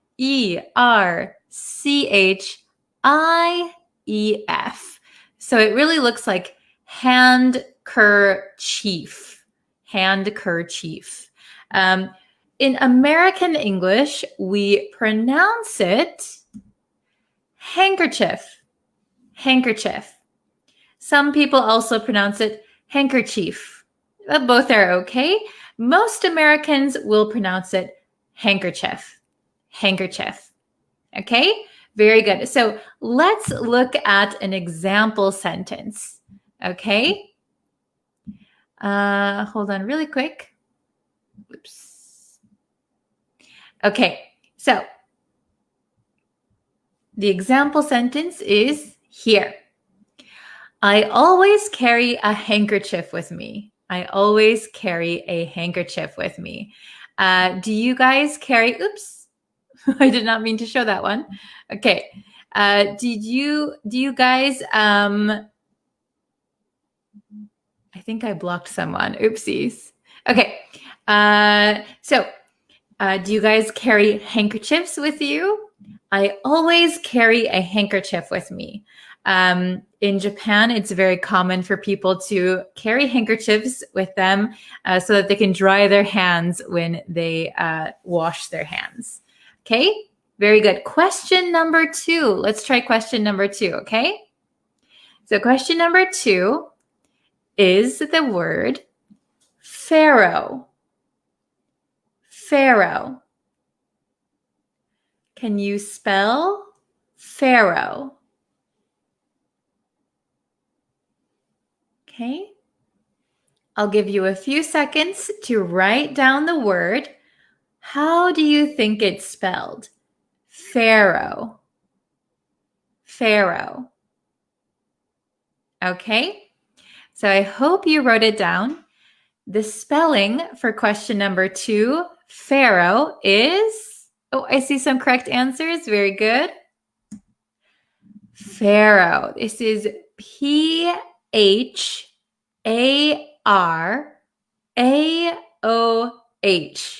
It looks like pharaoh, but we pronounce it in American English as pharaoh. Pharaoh. So it's a little tricky. The PH sounds like an F, but we don't write the letter F. We write PH. And you have to be careful because there's an AOH at the end. It sounds like an OW, right? Pharaoh. pharaoh. So here's the pronunciation in American English. Pharaoh, pharaoh. Okay? An example sentence. He was a pharaoh in ancient Egypt. He was a pharaoh in ancient Egypt. So a pharaoh, if you don't know, is an ancient ruler of Egypt. Oh, no worries if you misspelled it. It is very difficult, right? So what does it mean? A pharaoh is an ancient ruler or a ruler of ancient Egypt. Okay? So let's try question number 3. Question number 3 is maneuver. Maneuver. Remember, we are using American English, so there is a British way to spell it, but in America, we spell it a specific way. Maneuver. Maneuver. Oh, very good. Okay, so I will show you the answer for question number 3. I hope you wrote it down. Maneuver. All right, the answer is ta-da! M-A-N-E-U-V-E-R, maneuver. Now, this is the American spelling. So there is a British spelling, but I'm going to focus on the American spelling since I am American. Maneuver, okay? So the pronunciation is maneuver, maneuver. A maneuver is a move or action, okay? A move or action. So let's take a look at the example sentence. The firefighters performed dangerous maneuvers to enter the burning building. So the firefighters had to do dangerous moves, dangerous movements in order to enter the building, the burning building. Okay, so a maneuver is a type of movement. Okay, very good, everyone. We have 2 more spelling words left. Okay, question number 4. Question number 4. I hope you can get this one. It is a little tricky. The word is conscience. Conscience. Can you please write down the word conscience? Conscience. Okay, I'll give you a few minutes to write it down. Conscience. Very good. All right. Do you think you spelled it correctly? Conscience. Okay. So the answer to question number 4 is, ta-da, conscience. C-O-N-S-C-I-E-N-C-E.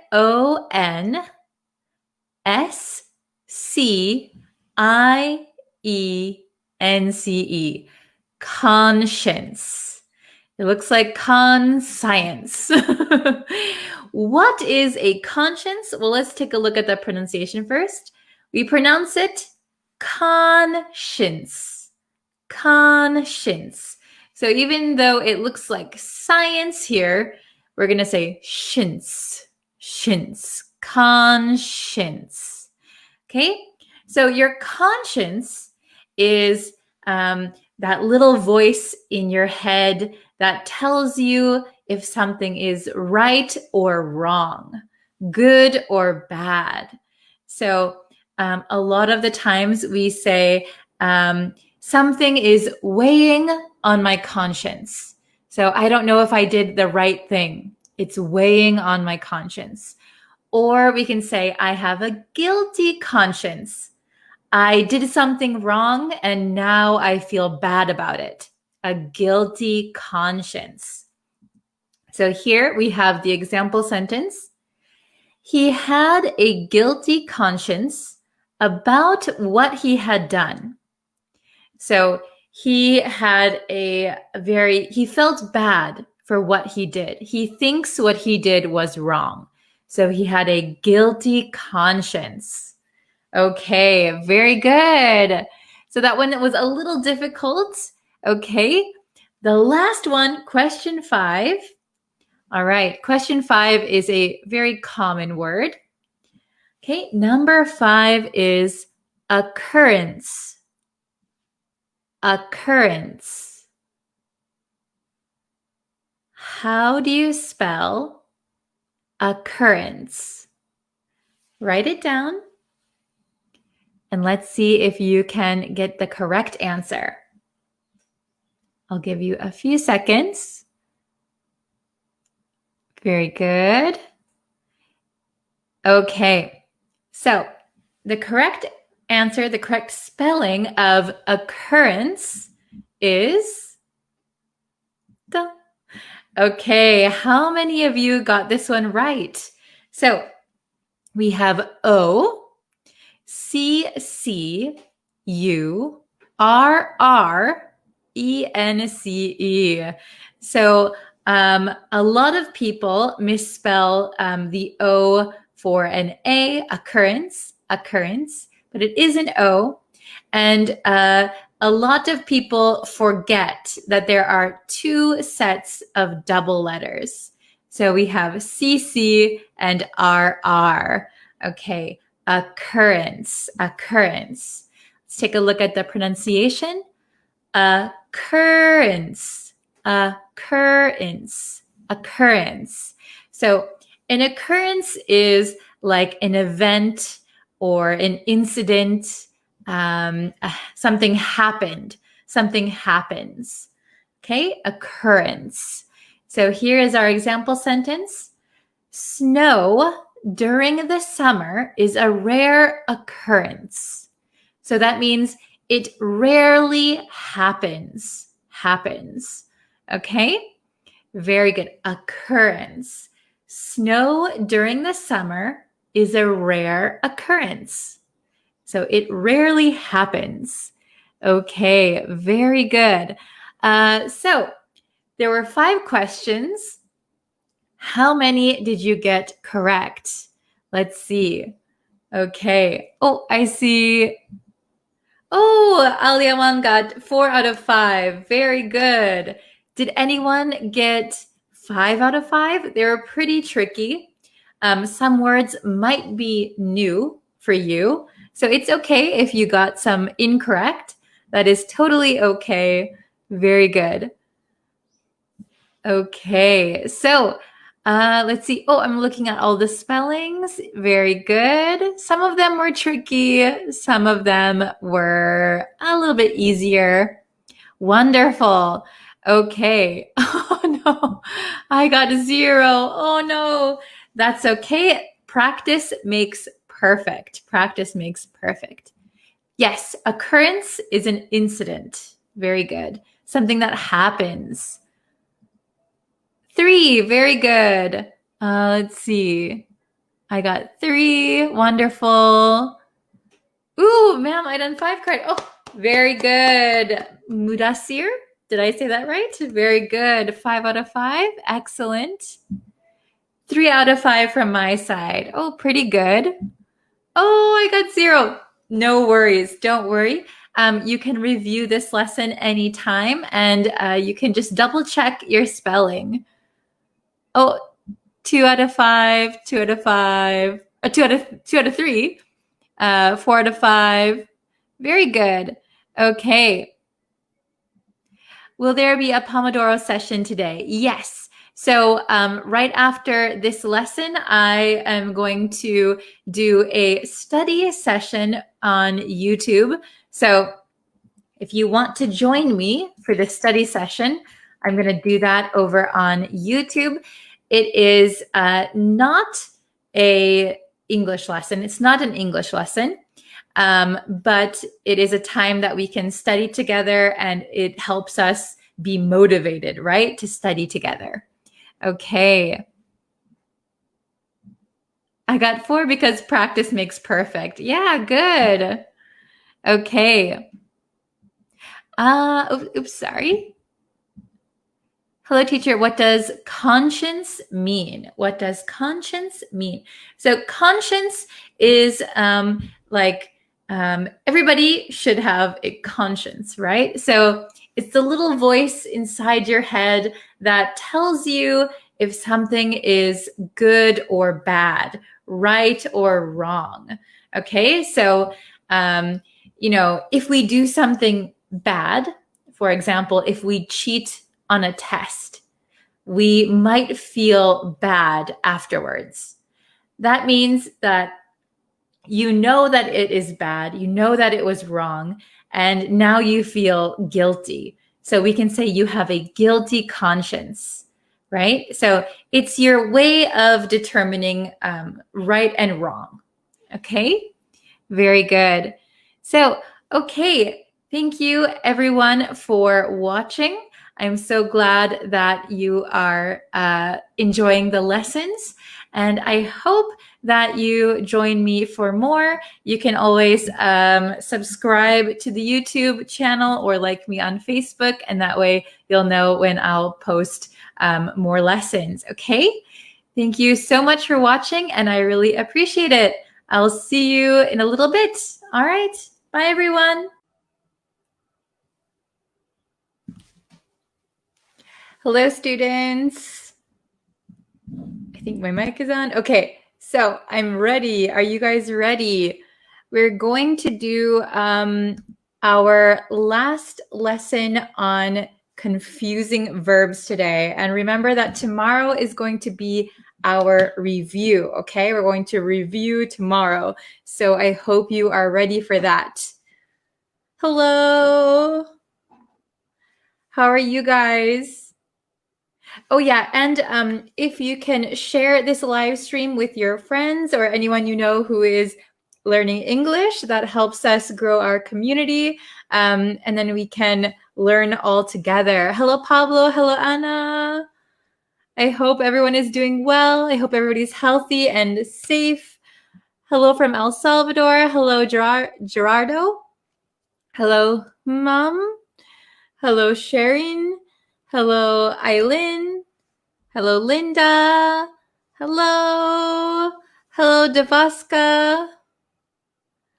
I hope you guys are all doing well.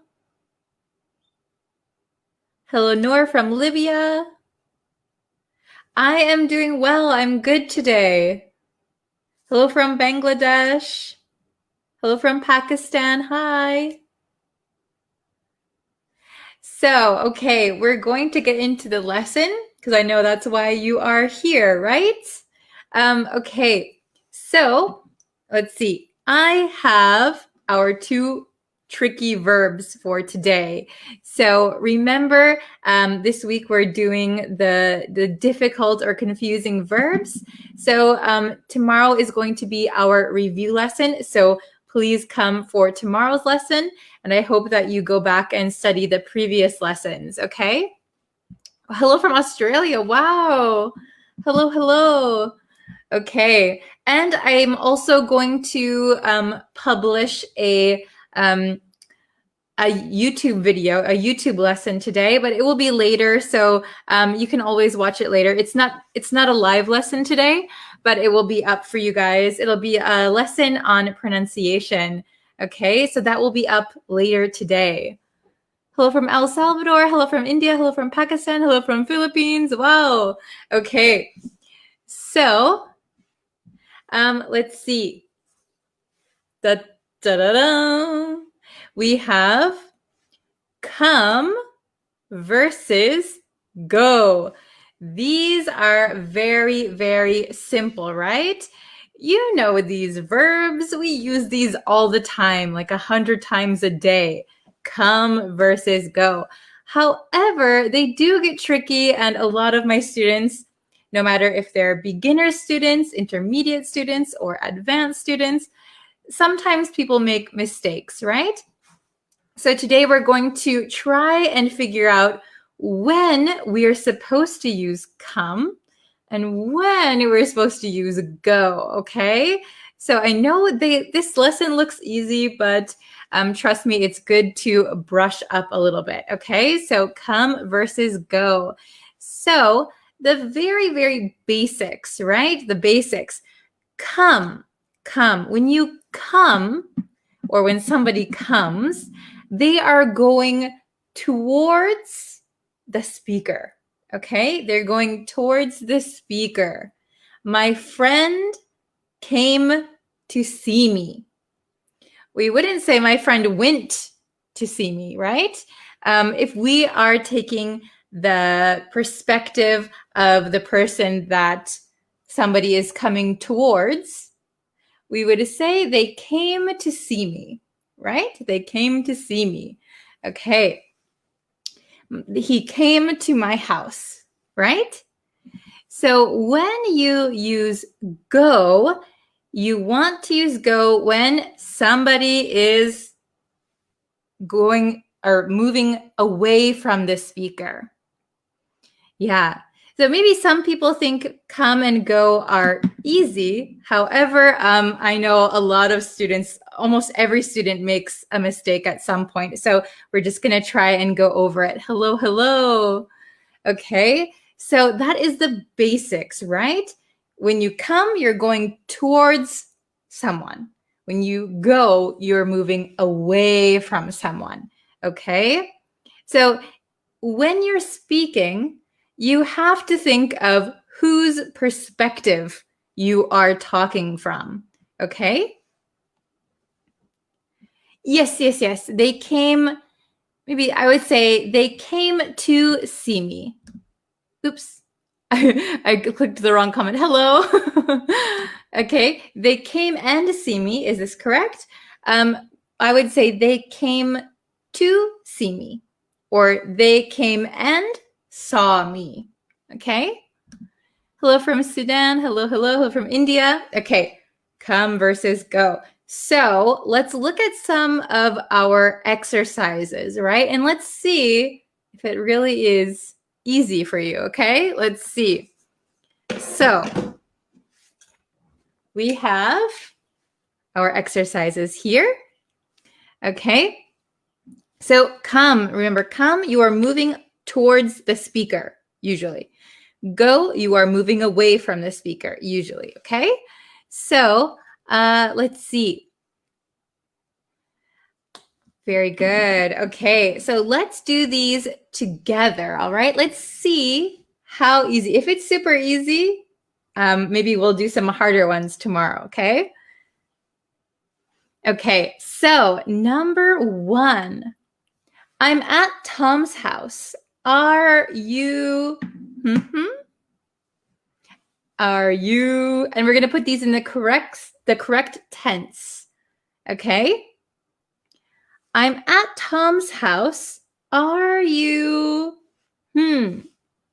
Okay. Oh, very good. Safin was the first one I saw. Very good. Anna, very good. Bilal. Okay, very, very good. I'm at Tom's house. Are you? The correct answer is coming. Are you coming? Because the speaker, I'm at Tom's house, and I want to know if you are coming here, coming towards me. Are you coming towards me? Are you coming? Okay, very, very good. How about number 2? Why don't you to my house for dinner? Why don't you to my house for dinner? What about number 2? Who can get number 2? Oh, very good. I see Arun, Madhu, Anna. Hello. Bilal, Himan, Hitat, Shireen, Devaska, very good. Why don't you come to my house for dinner? Very, very good. Why don't you come to my house for dinner? Okay, so we're talking about my house. If we said, why don't you go to my house for dinner? It sounds like you are not at your house. Just your friend will go there, but you are not there. So usually when we talk about my house, we would say come. Why don't you come over to my house? Why don't you come to my house? Okay, very, very good. Number 3, the new movie was so good, you should see it. The new movie was so good, you should see it. Oh, very, very good. I see Kihin, Minaj, very good. Mahmoud, thank you. Yeah, if you want to share the live with your friends, that's awesome. Wow, very good, everybody. Nice. Okay, the new movie was so good. You should go see it. You should go see it. So I saw the movie already. I'm not there anymore, right? The new movie was so good. You should go and see it.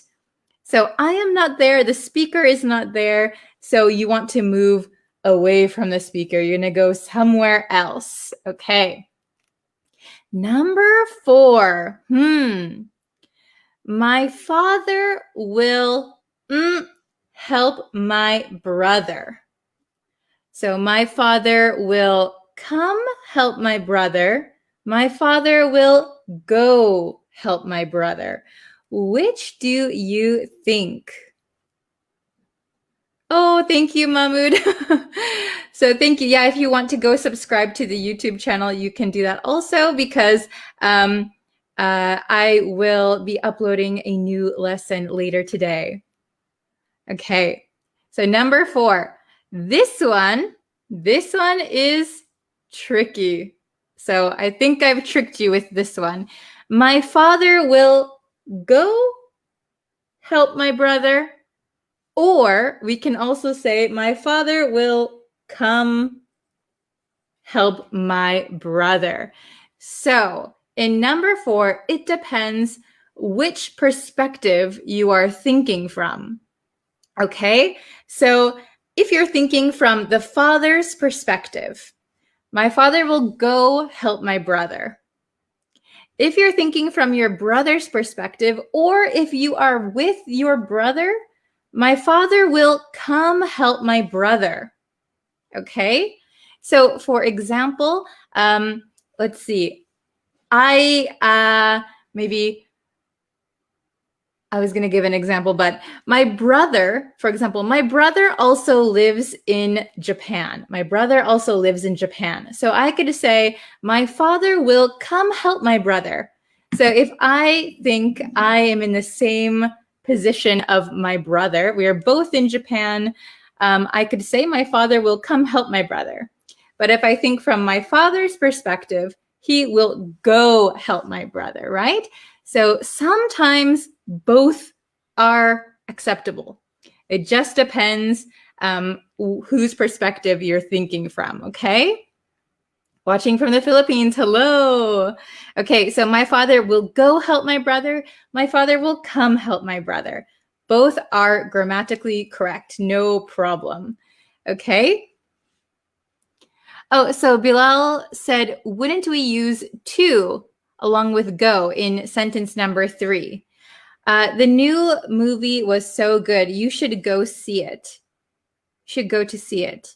I would not put to here, actually. You should go do something. Go do something. Come do something. So come help. Go see. So we don't need to put to, actually. But good question, good observation. Okay. Number 5. I will to London next spring. Oh, I see Anna's already got it. Very good. Zinko's got it. Awesome. Linda, very good. I will go to London next spring. This is just an example, not a true statement. I will go to London next spring. Very, very good. I will go to London next spring. I am not in London, so I am moving away from where I am. I will go to London. Okay, how about number 6? My parents are going to, we have going to, it means in the future. My parents are going to visit me in Japan. Ooh, number 6. Number 6. My parents are going to visit me in Japan. Okay, I see go, come, come. Anna has come, Alberto come. Some people have go. Okay, very good. So this one is a little bit tricky.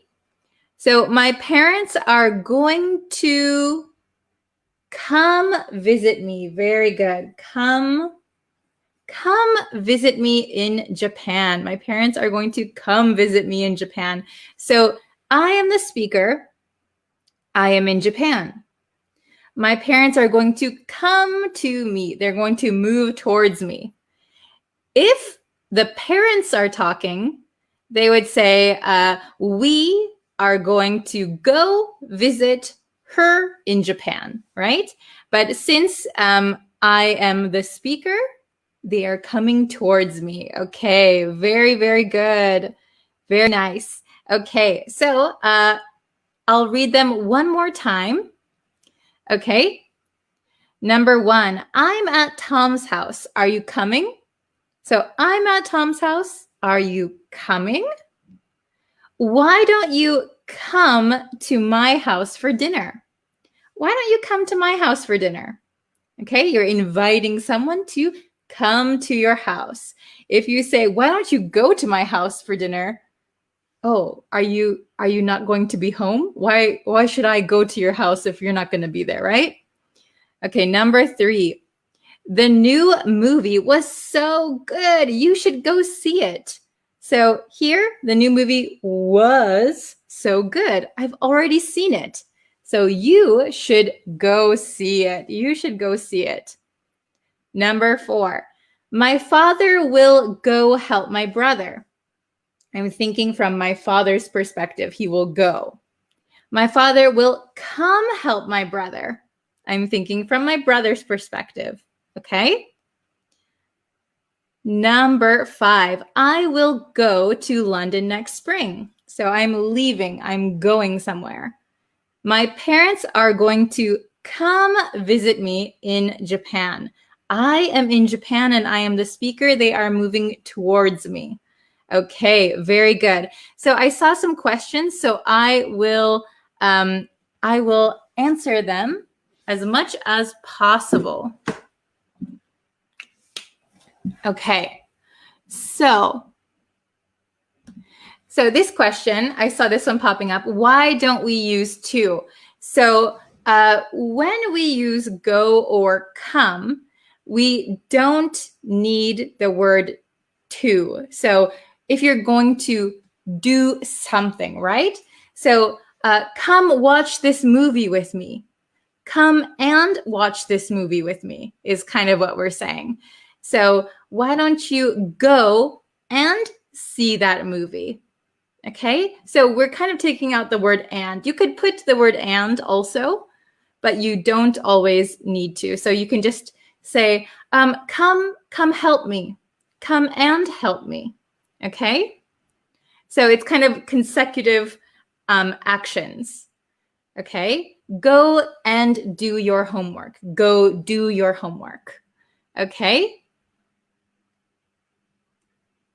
Let's see. I saw another question. Okay, this one. Can we say I come to home?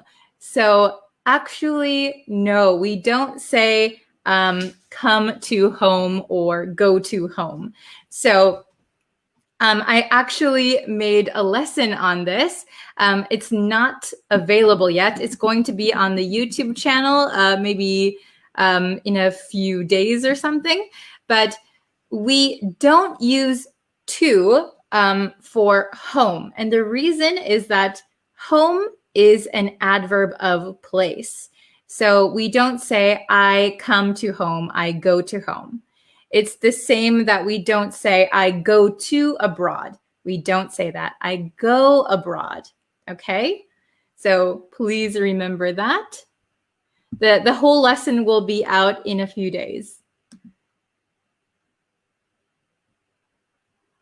Okay?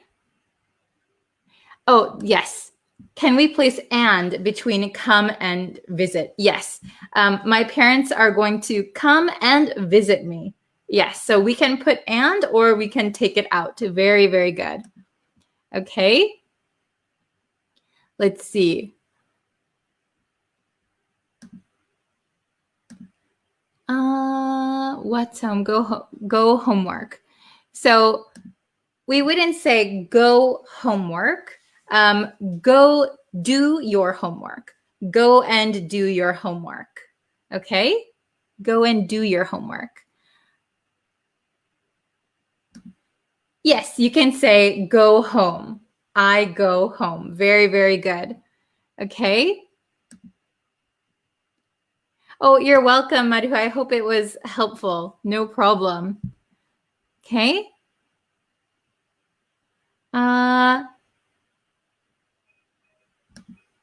Yes, I will go to Japan next week. Very good. I will go to in a direction. I will go to Japan. Very, very good. If you're going to put a place, go to something. Okay? But we wouldn't use like, for example, this to in this sentence, I will go to Japan is directional. We are going to a place. But we wouldn't say I am going to homework.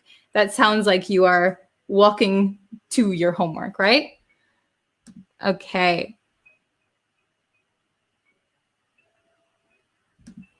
What if one argues that home is not an adverb but a noun? It is both, actually. So it can be a noun, but when we say go home, we are using it as an adverb of location or an adverb of place.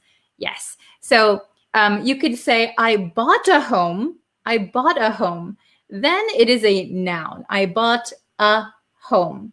However, when you're talking about going home, we're using it as an adverb of place. But good observation. Okay.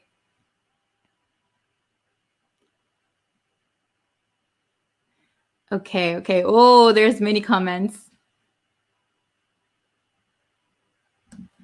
Okay, Anna has a sentence. We gotta go now. Can you come to our house quickly to keep an eye on my sons, please? Very good sentence. Very good sentence. We gotta go now. Can you come to our house?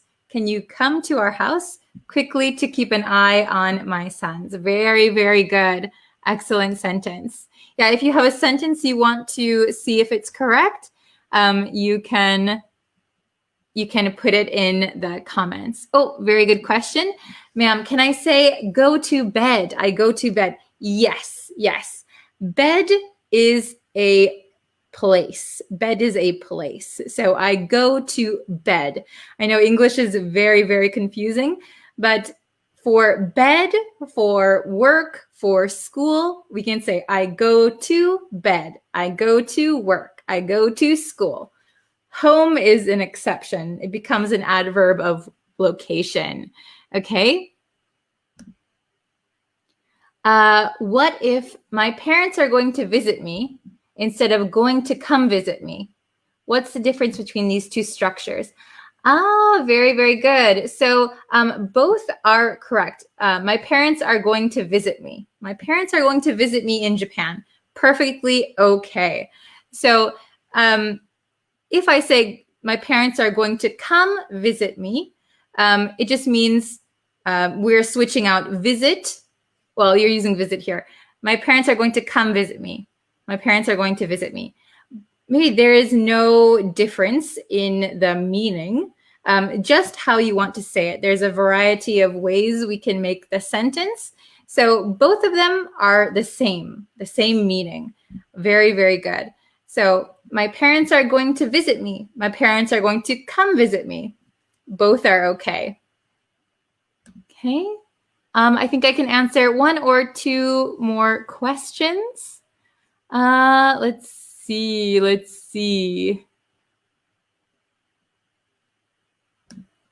Could you come to our party tonight? Very good. Could you come to our party? Yes. So it is our party, so you are moving towards me. Very, very good. Okay. Let's see. Let's see.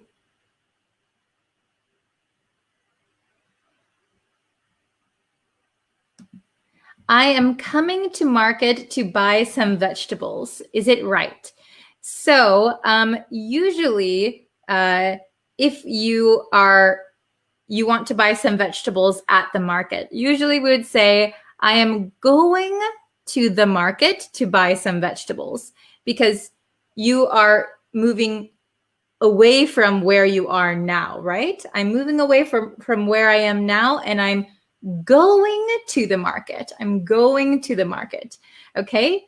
Unless you are the owner of the market, you could say, I'm coming to the market. But usually you're not the owner of the whole market, right? So you would say, I'm going to market. I'm going to the market. Okay? Oops, I saw a good one.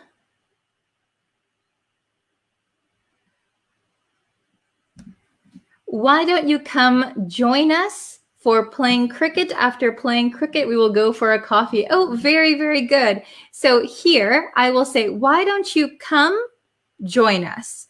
Or why don't you come and join us? So we don't need to come to join. Come join us for playing cricket. After playing cricket, we will go for a coffee. Go for a coffee. Very, very good. Okay. Let's see. I think I saw one that I wanted to answer. Okay. I better going now, but see you soon. Is it correct? Almost correct. So we would say, I better get going now, but see you soon. Okay, get going. Get going means I have to leave. So I might be in a hurry, or look at the time. I better get going. I better get going. Okay? Okay, so if you have some more questions, you can leave them in the comments and I will try and answer them. Remember, there will be a new video, a new lesson on the YouTube channel today. So if you could go and subscribe to the YouTube channel, you will know when that video will be up. Okay, so thank you so much. Tomorrow is going to be our full review day. So please go and review our other lessons, and tomorrow we will have a review lesson together. Okay, thank you everyone. Thank you so much for joining and for sharing this live stream. I really, really appreciate it. And I will see you guys for tomorrow's lesson and on YouTube. Okay. Take care. Bye.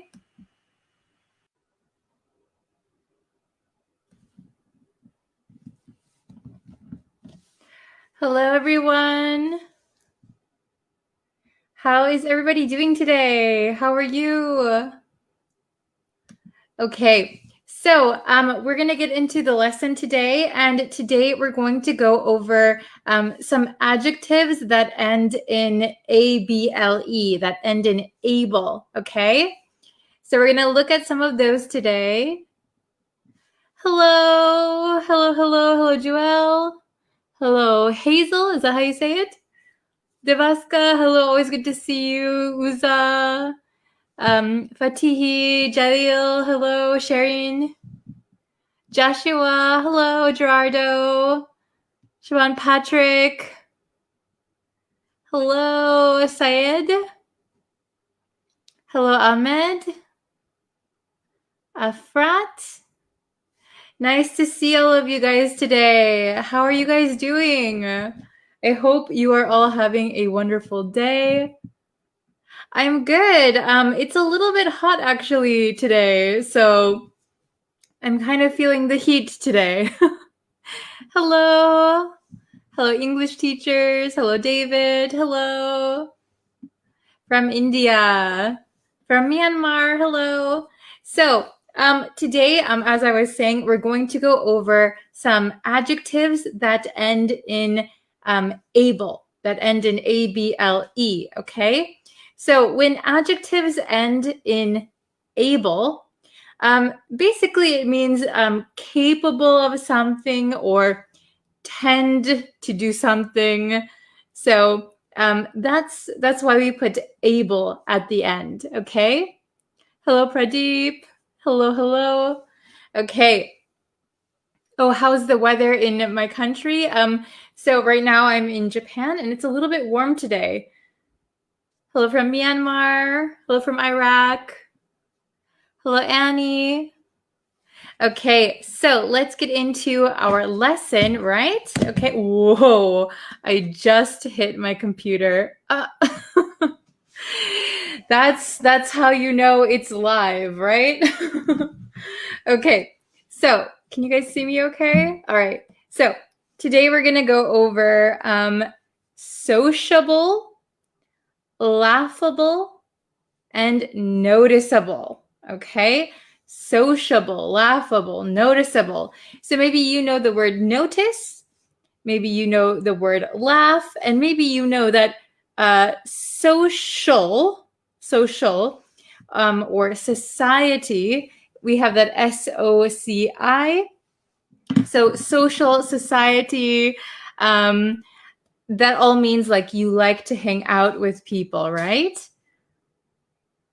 Oh, hello from Thailand. Oh, it's cold at Lake Geneva now. Oh, it must be cold. Okay, so let's go over the meanings really quick. So if we have something that ends with able, usually it means capable of something or tending to be something, right? So if we have sociable. So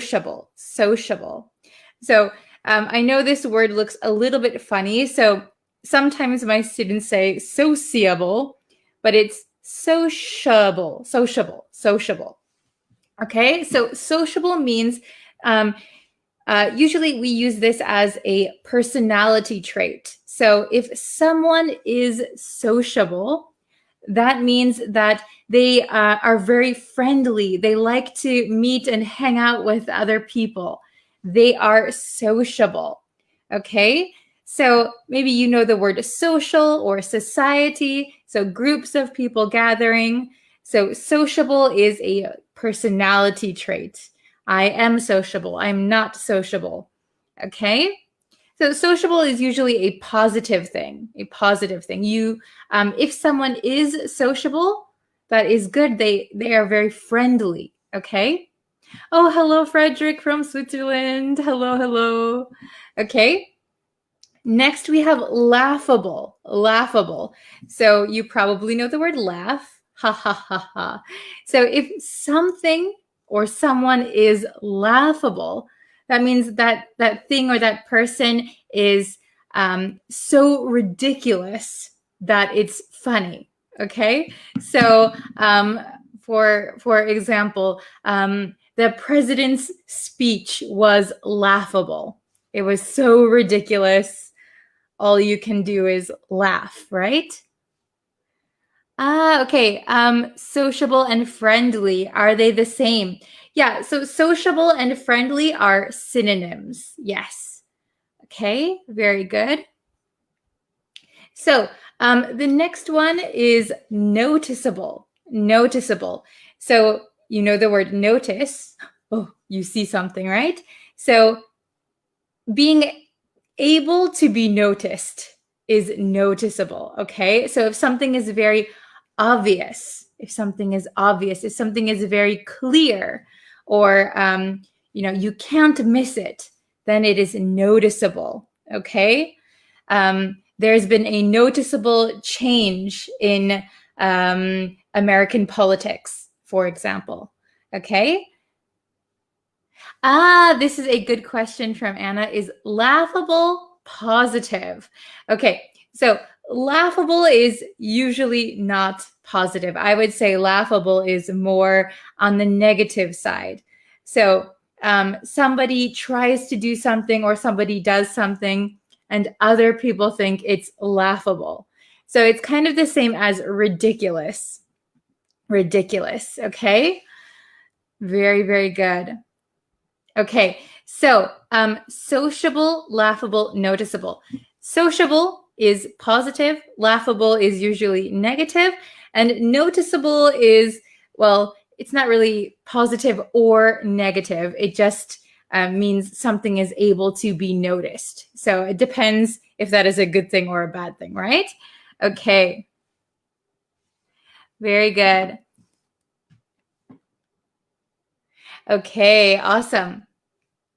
Okay, very good. I see everybody's doing well. Okay, so let's go on to this one. Okay, so we have, scooching over again. Okay, we have, let's see, sociable, willing to talk with people, friendly. Okay, so somebody who is willing to talk with people, somebody who is friendly is a sociable person. Okay, let's see. Sociable and flexible, are they the same? They are not the same. So sociable means you like to gather with people, you like to talk with people. Flexible means that you are able to adjust like your schedule or your ideas. So a little bit different. Okay? So very good. Laughable, laughable. So ridiculous as to be amusing. So something is so crazy or so ridiculous that all you can do is laugh, right? Okay, so for example, let's see.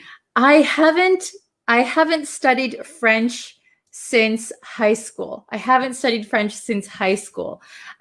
So if I went to France and I tried to talk with the local people in French, maybe my French would be laughable. You wouldn't be able to take me seriously because I'm so bad at French, right? So it's so ridiculous if I speak French. It's so ridiculous that it's kind of amusing. Okay? Yes, sociable has the same meaning with outgoing. Very good. Yes. So I think sociable and outgoing are also synonyms. Okay? Then we have noticeable, able to be noticed. So easily seen or noticed, clear and apparent. Okay? Very, very good. So if you have no questions, yes, these are all adjectives. All three of them are adjectives, okay? Let's see. Okay, so, okay. Number one, there is a rip in her dress. There is a rip in her dress, okay? Oh, Frederick, very good. Nis, very good. Let's see. Oh, yes. Oh, very good. Sheen, Saya. Excellent. Okay. Anna, good job. So the first one is there is a noticeable. So notice, just spell it regular, notice, and then add able. Okay? Can you see? Oh, that looks like an R almost. Okay, let me erase it. It's hard to write. There is a noticeable rip in her dress. That means it is easy to see. It is obvious. Maybe anyone who looks at her will notice that she has a rip in her dress. So, we should help her, right? Okay, number two. Although I look like a person, this says, I'm very shy. I'm very shy. Although I look like a person, I'm very shy. Okay? Oh, Aliawan, very good. Sociable, very good. Anna, Valentina, Mauricio, Frederick, awesome. Sue. Okay, very, very nice. Gerardo, okay. Although I look like a sociable, oops. Although I look like a sociable person, I'm very shy. So please tell me in the comments if you are a sociable person or if you are shy. So I might look like I am a sociable person, but actually I am very shy. Okay, how about number 3? His attempt, so he tried, his attempt at dancing was, maybe not so good, right? His attempt at dancing was, so when he tried to dance, it was something. Number 3. Oh, very good. I think Frederick, very good. Let's see. Oh, I'm getting some different answers. Okay, so we're kind of split. Noticeable and laughable. Okay, so you could say, I guess, his attempt at dancing was noticeable. Okay, yeah, I can see where you would think that one. So if you say his attempt at dancing was noticeable, that means that everybody noticed he was trying to dance. But maybe the best answer of these, his attempt at dancing was, laughable. So he wasn't very good. He looked ridiculous. All we can do is kind of laugh. The poor guy. His attempt at dancing was laughable. So maybe either he was really, really bad or he didn't put in a lot of effort. So it was what he was doing, his dancing was so ridiculous that it was kind of amusing. Okay? So Frederick said that could be me. My partner needs to wear security shoes. Okay. Number 4. She is a girl who enjoys hosting parties. I think this one is pretty easy, right? She is a girl who enjoys hosting parties. Oh, very good, Anna. Very good. How do you say your name? Andre? Tiut? Jadong? Valentina, very good. Nocta. Okay, so she is a sociable girl. She's a sociable girl. So she enjoys talking with people. She is very friendly. She is outgoing. She is a sociable person. She's a sociable girl who enjoys hosting parties. Okay. How about number 5? Do you think this is stain. I couldn't even read it myself. Do you think this stain is So do you guys know what a stain is? Do you think this stain is Oh, very good, Anna. Yes. Very good, Josette, Janang, Asma, Sumyat, Devaska, very good. Jose, Mauricio, Hain, Lorena. Okay, so do you think this stain is noticeable? So do you think people will be able to notice this stain? So this is, if we say, do you think this stain is noticeable? You could also say, do you think people will notice this stain? Do you think people will be able to notice this stain? So instead of making that long sentence, we could just change it to noticeable. Do you think this stain is noticeable? Okay, so stain, if you don't know what a stain is, if you spill something like, for example, I'm wearing a kind of white blouse today. So if I was drinking coffee and I spilled coffee on me, oh no, maybe I would ask, is this stain noticeable? Can you see it? Okay. Number 6, they thought his idea was ridiculous. Okay. They thought his idea was ridiculous, foolish. Okay, I see a lot of people asking what stain is. I'll answer that again in a second. Mauricio, good job. Anna, Hisumiat. Rashid, very good. Davaska, Mauricio. Okay, so, oops. They thought his idea, I'm erasing it with my hand again, was laughable. It was not a good idea. So maybe they thought his idea was ridiculous. His idea was too crazy. Okay, it's laughable. I could laugh at your idea. I could laugh. I am capable of laughing at it, right? So you can think of able at the end as being capable of something. So sociable, capable of being social. Laughable, capable of laughing at something. Noticeable, capable of being noticed. Okay, I hope that helps.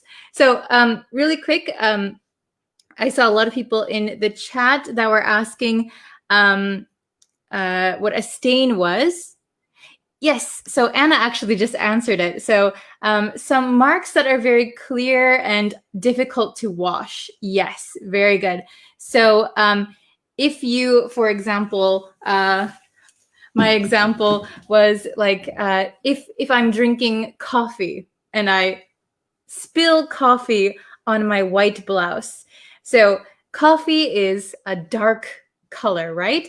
So it's easy to notice and it might leave a big splotch, like brown spot here. So if we can't wash it out, we would call it a stain. It is staying there forever. It's a stain. Okay? Oh, what does rip mean? What does rip mean? So I can show you. So this, I have a tissue, right? So rip means there you can have a verb and a noun for rip. So I can rip this tissue means I ripped the tissue. Now I could say the tissue has a rip. The tissue has a rip. Can you see that? Okay, so I ripped the tissue and now the tissue as a noun has a rip. Okay? Very good. Hello from Pakistan. Okay. Hitet, very good. Rose is not only a sociable, but also considerate girl because she always bends over backwards for other people. Very, very good. So Hitet always uses our vocabulary that we've been learning. So we learned sociable, we learned considerate, and we learned bend over backwards. Awesome. Good sentence. Okay. Okay. What is the difference between thank and appreciate? Okay, so I'll answer this really quick. So to thank someone is a verb, right? We say thank you or to thank someone. Appreciate is the same meaning. What we would say instead of when we use thank, we would say thank you for something. Appreciate would be like, I appreciate what you did. I appreciate your help. I hope that makes sense. I appreciate your help. Thanks for your help. Okay, but they're synonyms. They both mean that you are thanking somebody for something, or you have the feeling of thanks, right? Okay, so I have to go very soon. I saw some questions still in the chat, so I'll try and answer them. I have a few more lessons today, but I will try and answer your questions. Okay, so can you please make a video about verb plus out, off, up? Yes, I will do that as soon as I can. Okay. So thank you guys so much for watching. Again, today we learned sociable, laughable, and noticeable, okay? So please try and use these the next time you are speaking English, okay? Let's see. Oh, hello from Peru. Okay.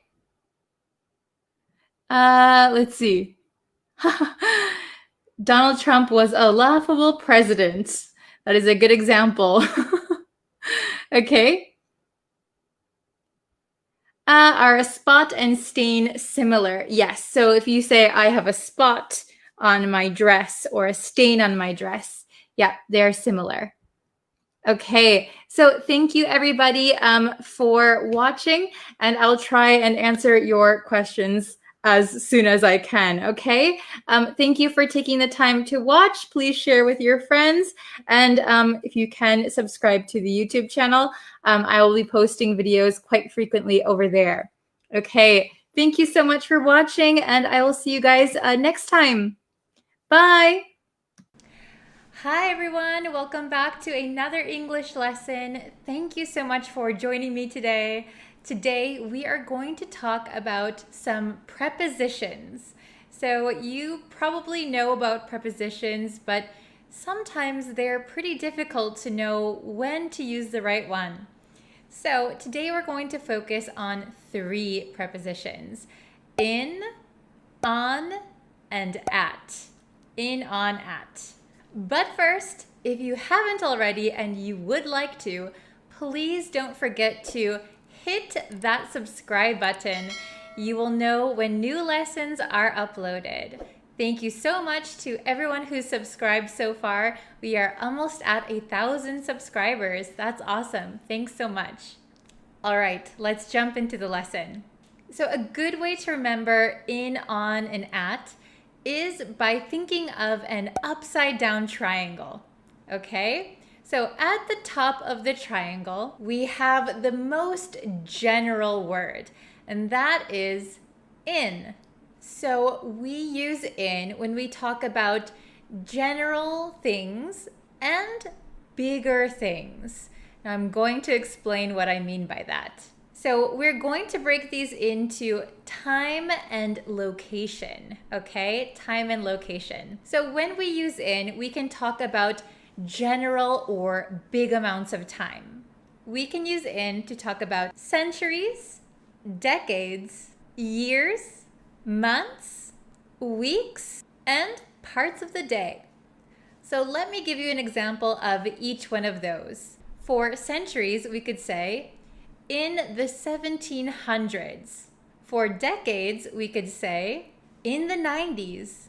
If we want to talk about a specific year, we can say in 2020, in 1998, in 1756. We also use in for months. So in July, in August. So we can also use it for weeks. In a week, in 2 weeks, in 3 weeks. How often do you study English in a week? So we can use in for the morning, the afternoon, the evening. We say in the morning, in the afternoon, in the evening.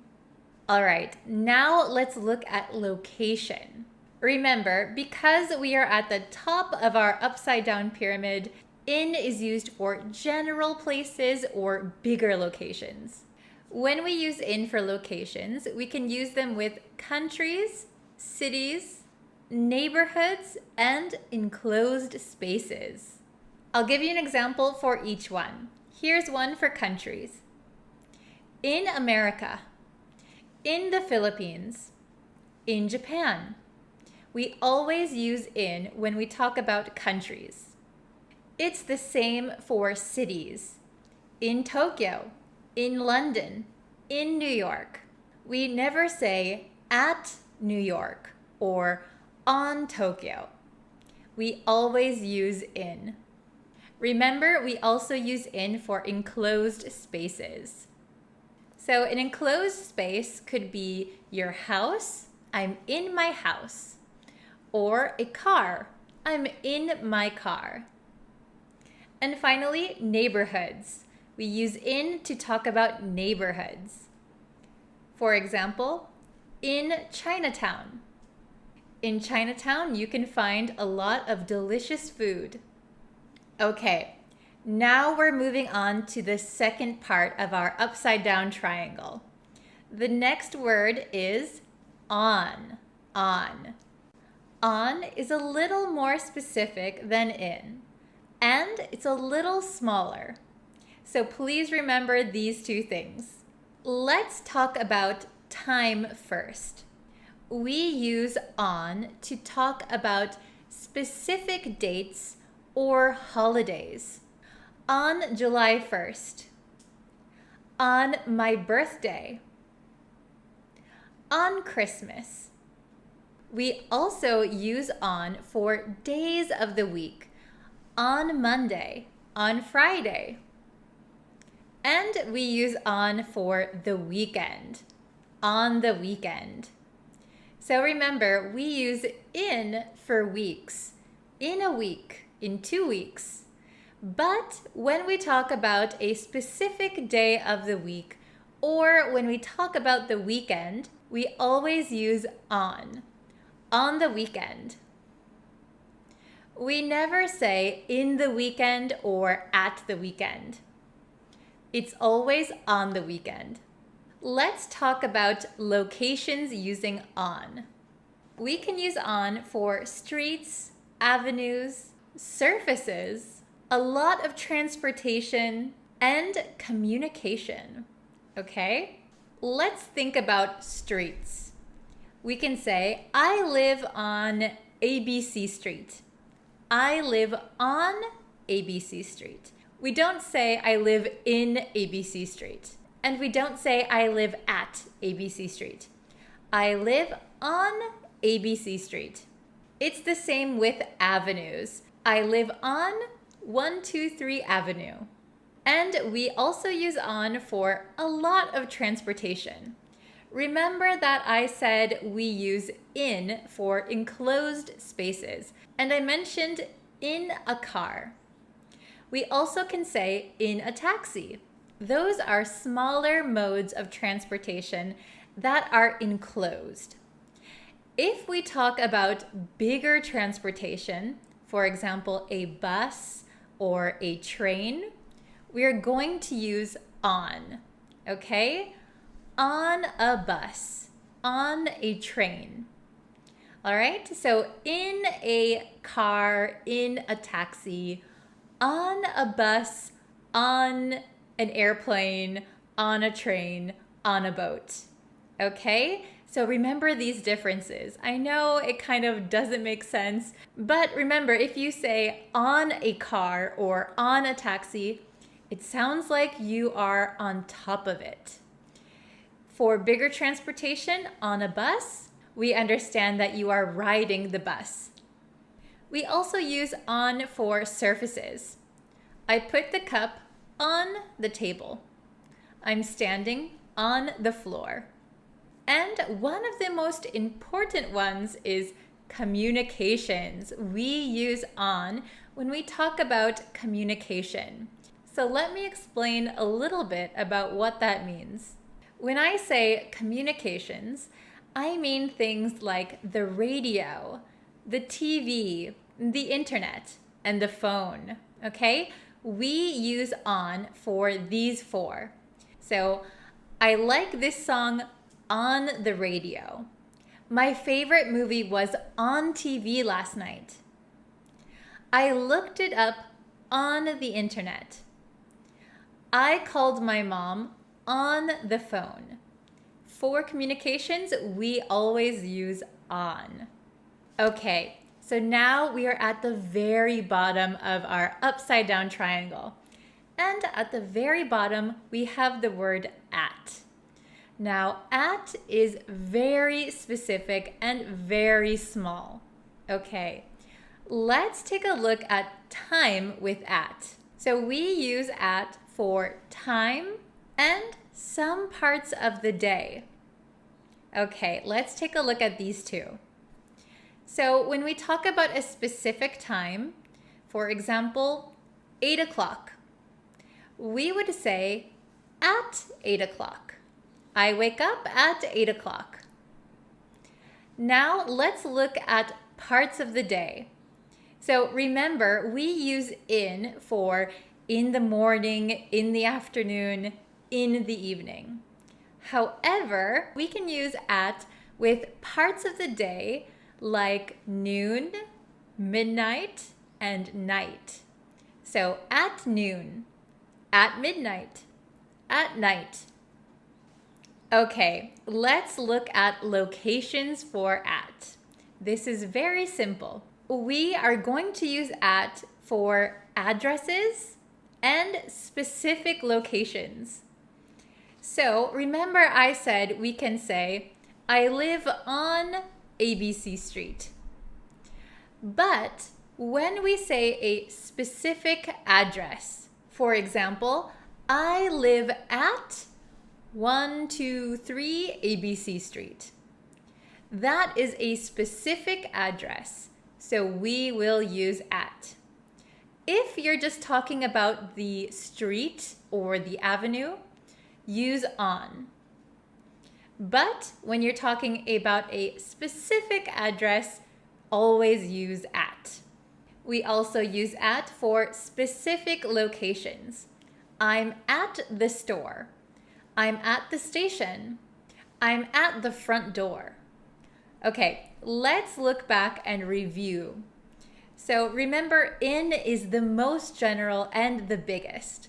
So we can say in a country, in Europe, in France. Then we get smaller. In Europe, on ABC Street. Then if you want to get very, very specific, we can say in Europe, on ABC Street, at 123 address. Okay, are you getting it? I'm going to give you your short quiz now. So, I'm going to give you a sentence. Please pick which preposition you should use. In, on, or at. Okay, ready? Let's go. He was born the 1800s. He was born the 1800s.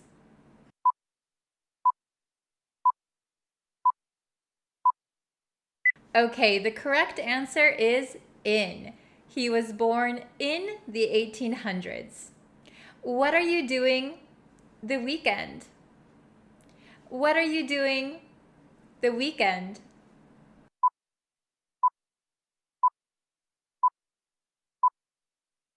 The correct answer is on. What are you doing on the weekend? I always go to bed 8 o'clock. I always go to bed 8 o'clock.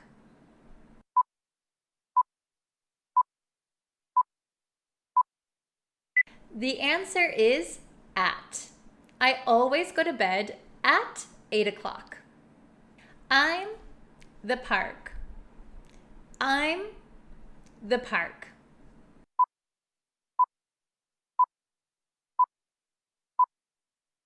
The correct answer is at. I'm at the park. He lives Manhattan. He lives Manhattan.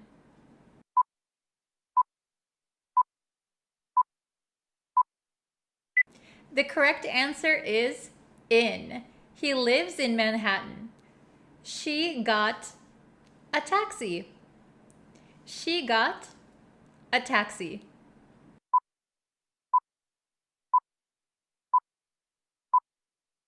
The correct answer is in. She got in a taxi. Please sit down the sofa. Please sit down the sofa.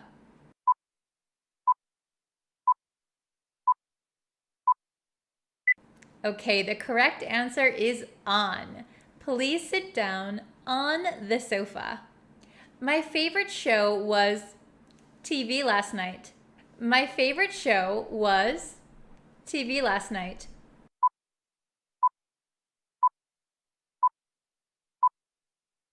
The answer is on.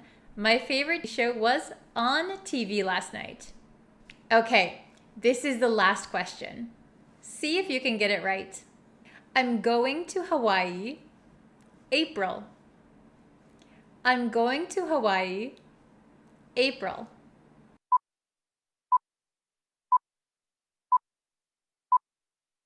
Okay, the correct answer is in. I'm going to Hawaii in April. How did you do? Please write your results of this quiz in the comments below. I know that these prepositions can be a little bit tricky, but if you practice and review, you'll have no problem. So at the end of this lesson, I'll give you some homework questions. Please write your answers in the comments below, and I will check them for you. Okay, please refer back to this video anytime you need to review. Good job, everyone. So I will see you in our next lesson. Thanks so much for watching. Bye-bye.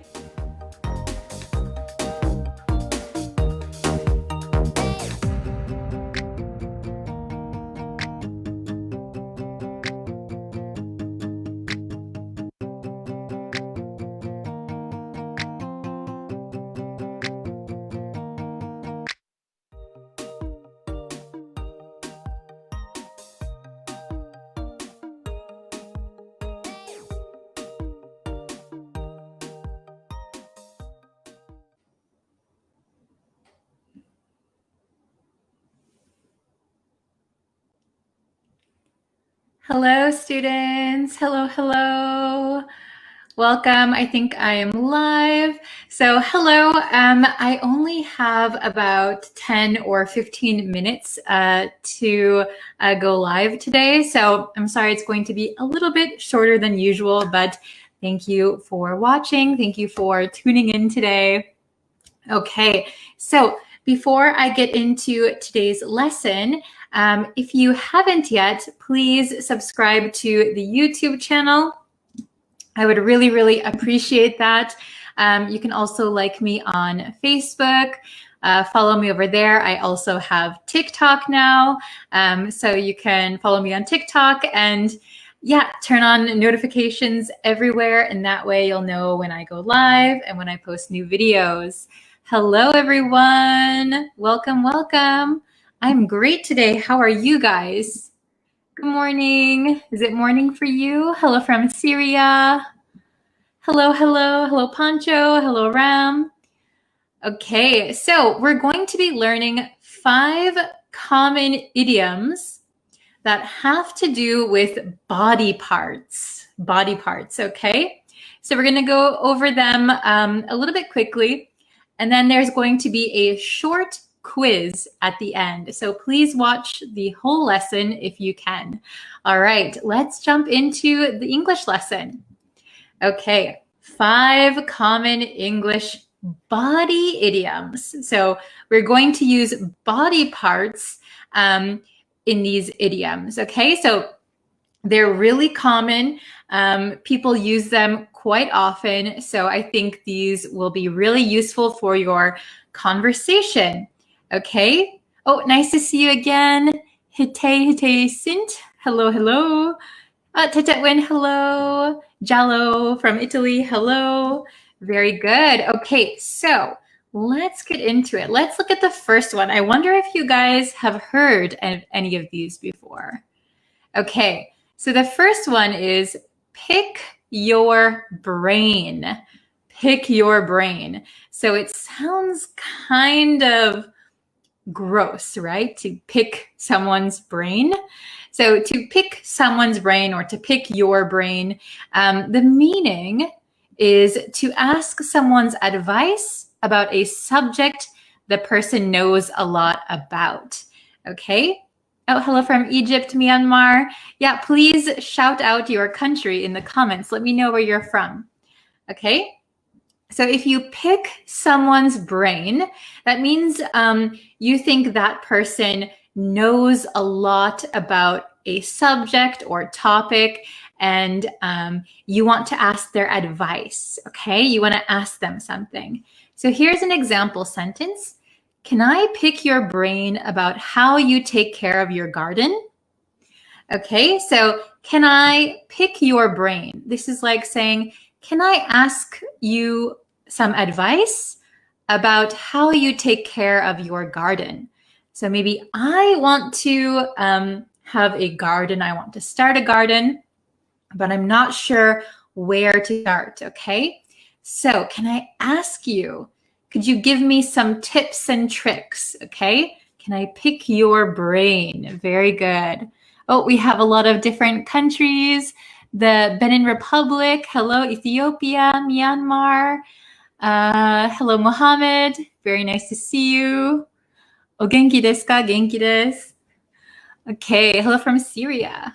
Okay, pick your brain. Let's go on to the second one. This is very long, okay?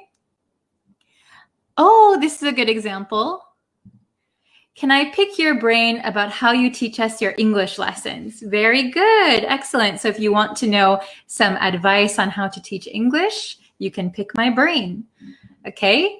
This one is a little bit long, okay? So one's eyes are bigger than one's stomach. Have you heard this one before? So here we have one and one. So you can replace this with my and my, or your eyes are bigger than your stomach. His eyes are bigger than his stomach. So just know that these ones you can replace with anything that makes sense, okay? So the meaning here is we use it to say that someone has taken more food than he or she can possibly eat, okay? So if you are really, really hungry, you haven't eaten all day, and you get a lot of food on your plate, but once you start eating, oh, I'm really full. Oh, I can't eat anymore. Your eyes are bigger than your stomach, okay? Here's an example sentence. Everything at the buffet looked so good, but my eyes were bigger than my stomach. I couldn't finish my plate. So I thought with my eyes, ooh, I can eat all of this. But actually my stomach was smaller than my eyes. Okay, so I couldn't actually eat everything. Very good. Let's go to the next one. To stick one's neck out, and then we have for someone. So to stick one's neck out means to take a risk, to take a risk. So if you can take a risk for someone, that means you are doing something for that person that might not be good for you. So you're taking a risk. So if the plan doesn't work out, maybe something negative could happen to you. Oh no. Okay. So here's my example. I'm really sticking my neck out for you. Don't screw up. Okay. So I'm risking a lot for you. Don't screw up. So I'm sure we learned screw up quite a while ago, but don't screw up means don't make any mistakes, okay? Very good. Very good. Okay. Be like pulling teeth. Be like pulling teeth. So this one means something is difficult and unpleasant, or the other person didn't want to do something very difficult. So if you ever go to the dentist and they pull your teeth out, oh, it's so painful. You don't want to do it. Very, very unpleasant. It's not something you want to do. Okay, so here's my example. Writing this report was like pulling teeth. I didn't want to do it. Writing this report was like pulling teeth. Very good, very good. Okay, then here's the last one, number 5, and then we'll have a short quiz and I'll look at your comments really quickly. Can't quite put one's finger on it. So this quite is optional, but we often say it in this idiom. Can't put one's finger on it. This means that something is strange, unusual, or different, but you are unable to say exactly what it is. So you know something is a little bit wrong, something's off, but you can't say, this is what it is, this is what it is. You're unsure. Something is a little bit strange here, but I can't put my finger on it. I can't tell you what it is, okay? I don't know exactly. So here's my example. I can't quite put my finger on it, but I have an uneasy feeling when I talk to her. Okay, very good. So question number 1. I'm sorry, I'm going through this very quickly. I only have a few minutes left. Okay, question number 1. I'm really, by investing in your new company. We have A or B. I'm really picking your brain by investing in your new company. Or, I'm really sticking my neck out by investing in your new company. Which one do you think is correct? Okay. Oh, very good. I see lots of good examples in the chat.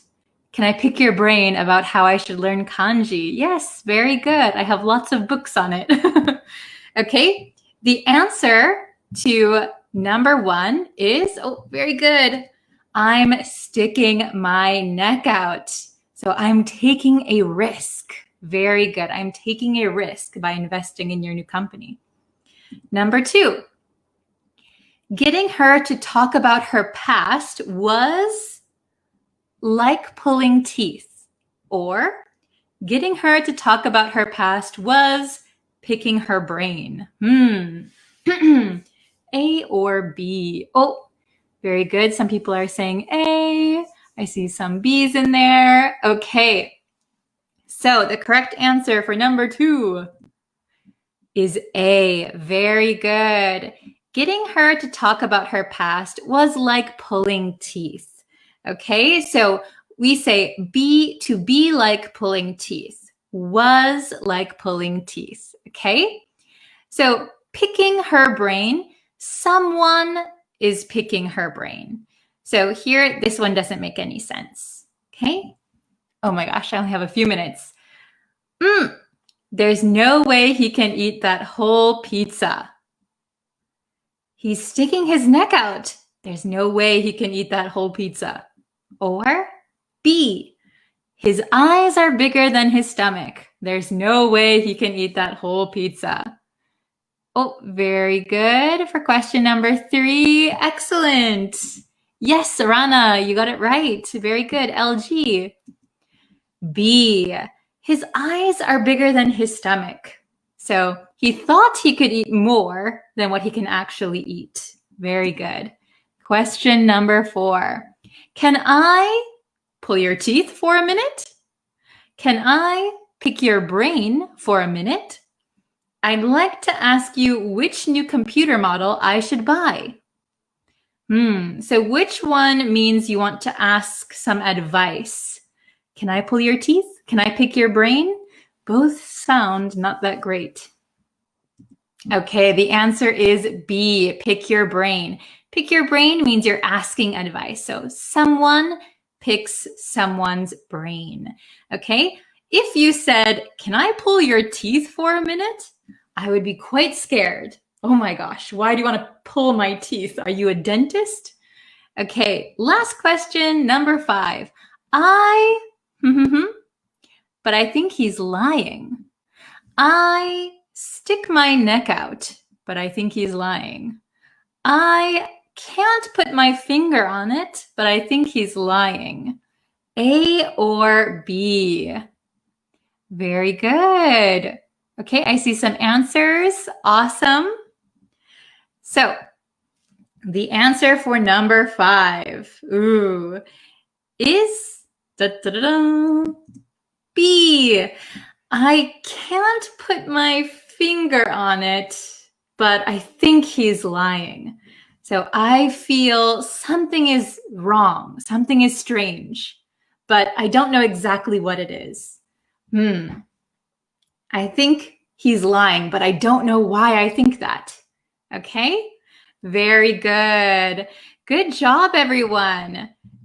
Okay, so I know that this lesson was very quick. We learned 5 new idioms relating to body parts, and we went through them quite quickly. So unfortunately, I have to end the live stream because I have another private lesson that I need to do.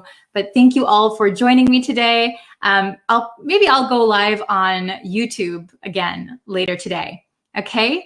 Thank you guys so much for watching. I really appreciate it. Try to write some example sentences in the comments if you got this far, okay?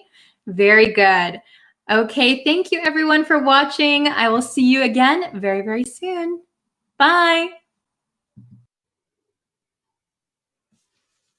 Hello, students. So thank you for joining me for this live lesson. And I just posted a different new video, new lesson on the YouTube channel. So please go check out the newest lesson on the YouTube channel. I hope you like it.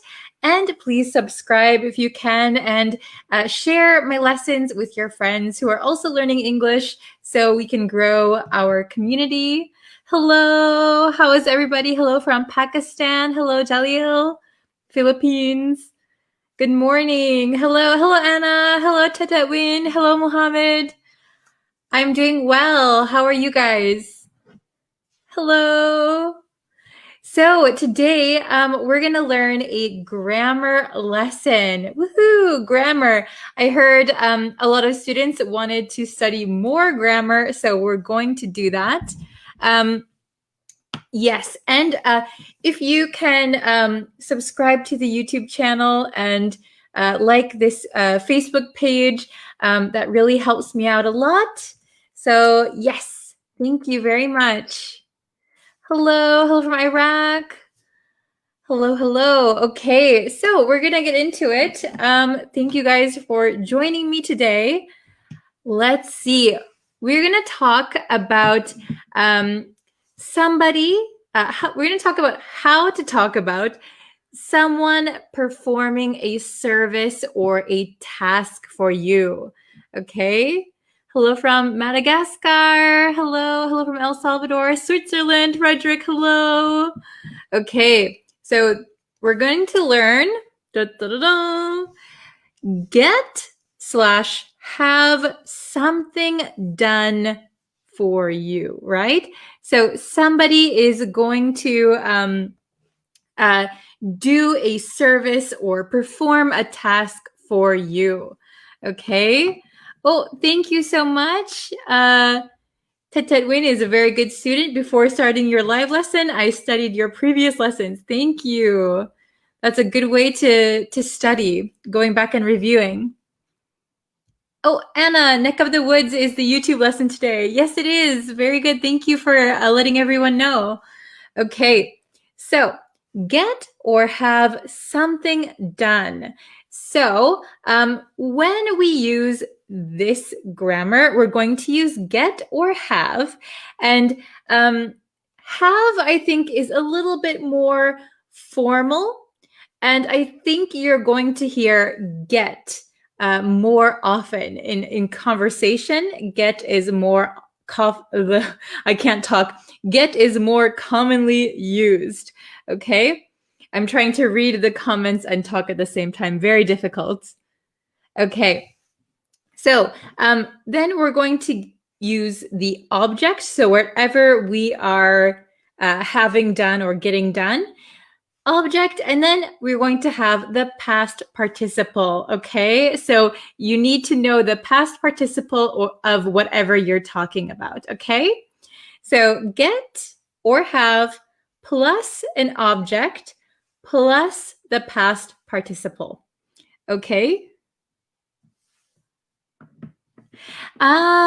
So make someone do something conveys the same meaning. So this is a good question. So when you make someone do something, it sounds like you are kind of forcing them. Maybe they don't want to do it, but you are making them do it. However, get or have sounds like you are maybe paying someone to do something. It could also mean that you're just asking them to do something for you. Okay, but make someone do something is a little bit more forceful. Okay, hello to Sylvia, hello. Okay, so let's see. I have just the grammar written out here. Okay, so we have 4 sentences where the person is doing the thing. We're going to change these to mean that somebody else is doing it for them. Okay, so get or have plus the object plus past participle. Okay, so we're going to change these sentences. We're going to write it 2 ways. We're going to write one sentence with get and one sentence with have. Okay, so we're going to need to change the tenses. So each one is going to use a different tense. Okay, very good. Okay. So if you have questions, I'll try and go back at the end and answer them. Okay? So if you have questions, please keep your questions and then I'll try and answer them at the end of the lesson. Okay? So let's look at number 1 and then let's see if it's more understandable. So let's do number 1 together. She cuts her hair. So if you say she cuts her hair, you're talking about she cuts her own hair. So she does it. But we want to say that she doesn't cut her own hair. She goes to a hair salon or her mother does it for her. Somebody else cuts her hair. Okay? Oh, very good. I see Anna's answered it. Ali Amar, good job. Okay, so let's do get first and then we'll write the have, okay? So let's look at this sentence. Let's look at the tense, right? She cuts her hair. So we're going to change this to she. Oh, I see a lot of correct answers. Very good, Frederick. She gets. We're going to match our tense here. So she cuts, she gets. Then we need the object. What is the object? Her hair. She gets her hair. And then we need the past participle of cuts. So the past participle is cut. She gets her hair cut. Okay, she gets her hair cut. Then if we want to change this to use have, we're going to say she. I wonder if I can fit it all in one line. Let's try. Let's use a green marker for the have. She has. Object is her hair. And then we need a past participle. We said cut. Okay, so it kind of fits. So can you see all that? Okay. Let me get on the screen too. She cuts her hair. So that means that she does it herself, but we want to say somebody else does it for her. She gets her hair cut, or she has her hair cut. Okay, she has her hair cut or she gets her hair cut. Yes, very good, Anna. Good job. Okay, so let's try with number 2. Are you understanding it a little bit more? Number 2. He mowed the lawn. He mowed the lawn. Oh, very good job, Min. He mowed the lawn. So, to mow means to cut grass. And the lawn is usually grass in front of your house or behind your house, like a yard. Oh, very good. I see Anna, Tatwin, good job. Okay, So he mowed the lawn with get, and then we'll do with have. So he asked somebody else to do it for him. Okay? So I'll try to write a little bit smaller so we can fit it on. Mowed is in the past tense. You can see past tense, mowed. So we're going to change get to got. He got, object is the lawn. He got the lawn mowed. He got the lawn mowed. He got the lawn mowed. Okay? Awesome. Yes. Oh, very good. Okay. And with have, let's see, who can get it right? Oh, DeSylvia, good job. Yes. So we're going to use have, and we need to change it to the past tense. So he had the lawn. Past participle of mow is mowed. Okay, good job, everybody. He got the lawn mowed and he had the lawn mowed. Both are correct. Good job. Oh, Anna, very good. Anna's on the number 3 already. Okay, the third one. They are cleaning the room. They are cleaning the room. So how can we change this? They are not doing it. Somebody else. They asked somebody else or they hired someone. They are paying someone to do it for them. Oh, very good. Jotika, Tetwin, Aliawan, very good. Okay, so they are cleaning. We have are cleaning, right? So if we use get, they are cleaning, so getting the room, and past participle of clean is cleaned. Very good. Can you see that? My D looks a little bit not good. Okay, they are getting the room cleaned. They are getting the room cleaned. And if we use have, let's see. Oh my goodness, too many markers. They are, I didn't give myself enough space, I don't think. They are having the room cleaned. Okay, can you see all of that? They are cleaning the room means they are doing the action. They are getting the room cleaned or they are having the room cleaned means they are hiring someone. They are paying someone or they asked someone to do it for them. Okay, very good. And we'll do the last one together. Okay.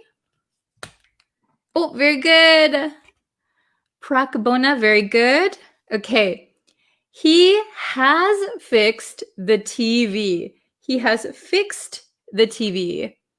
Ooh, he has fixed the TV. Oh, Aliawan, very good. Anna, good job. Okay. Yes. So maybe I will make it short here. I'll write it a little bit short. Oops, can you see?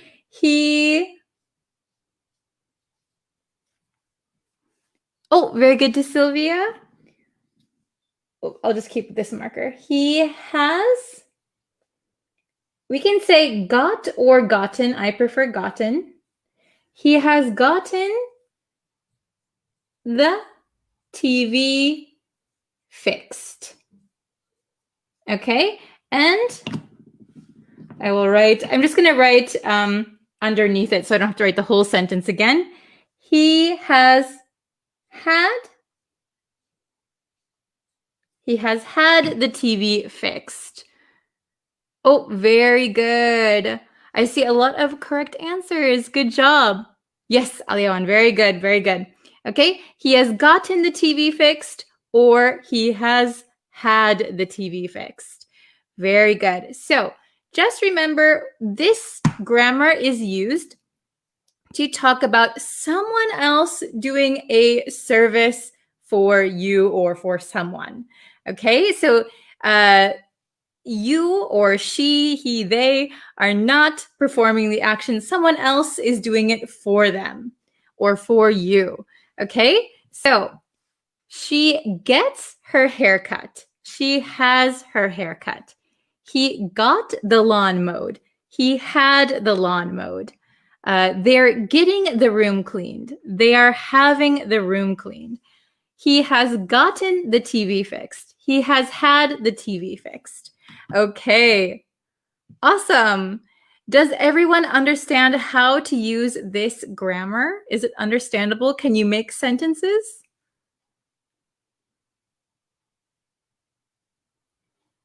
Okay, so remember, it doesn't change the meaning. Get or have, they both mean the same thing. Have is just a little bit more formal. And I think, in my opinion, that get is more commonly used in conversation. So you'll hear get more. Okay? Okay. So why did you write gotten, not got? So both are correct, actually. The past participle of get can be got or gotten. He has got the TV fixed. He has gotten the TV fixed. Both are okay.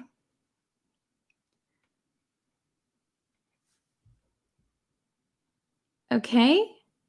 So if you guys have some questions, I can try and answer them now. Ooh, let me scooch back over here.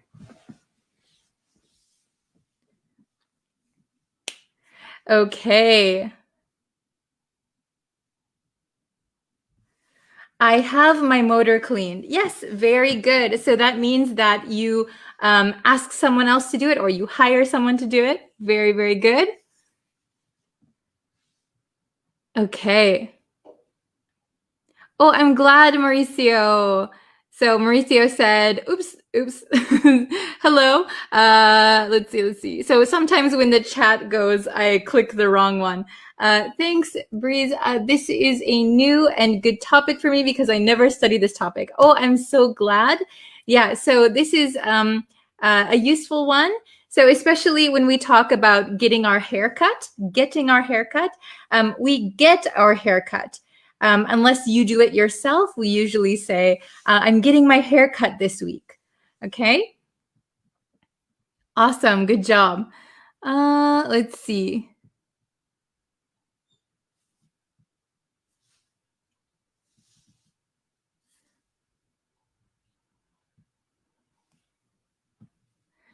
Okay. Oops.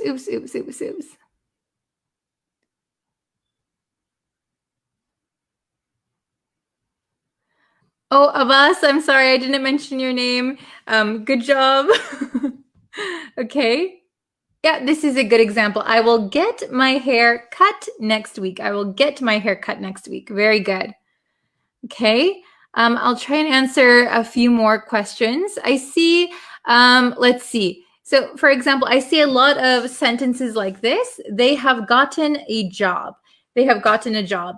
So if you say they have gotten a job, that means that they were able to get a job. This is different from this grammar that we're learning today. So get or have plus an object plus done.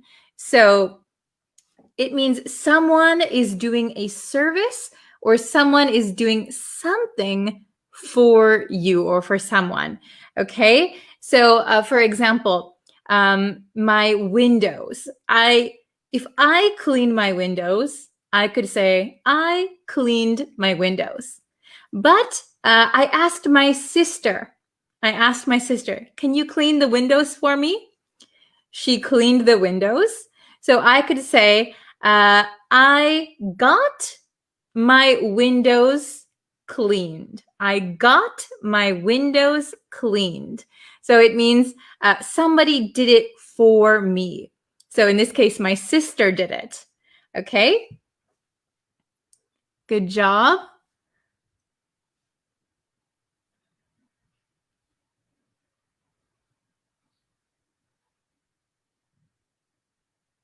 So again, here they have gotten a new car. So that just means that they received a new car. They have gotten a new car. They got a new car. So remember, we need get or have plus the object plus past participle. Okay?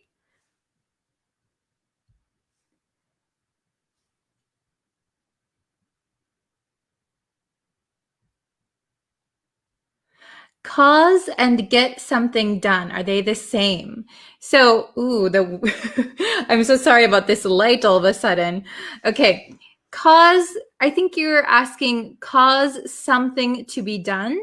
So if you cause something to be done, that means the subject is the thing that caused it to be done. In this case, what we're talking about here, get something done means that there is a third party who did the task. Okay, I hope that makes sense. I hope that answered your question, Devashka. Okay, let's see.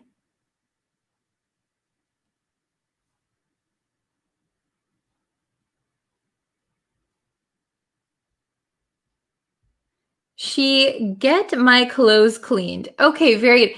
She gets my clothes cleaned. So that means she is the third party and my clothes. So you could say, I get my clothes cleaned, or she does it. She gets my clothes cleaned. So maybe she takes it somewhere to get it cleaned. Okay? I got the haircut today at Lake Geneva. I paid the attention, but I didn't see your mother in that neck of the woods. Oh, good job, Anna. So let's see. So usually we don't say the hair when we're talking about our own hair. We usually say, I got my hair cut today at Lake Geneva. And I paid attention. So again, you don't need the. I paid attention, but I didn't see your mother in that neck of the woods. Very good, very good. Remember, neck of the woods with an S at the end. Yeah, actually, I think my mother is homesick right now, so she wouldn't be out. Very good. Okay, I'll answer maybe one more question. Let's see. Oops.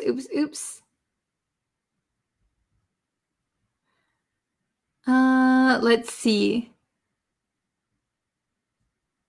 Devashka asked cut mode. So they both mean the same when you're talking about grass.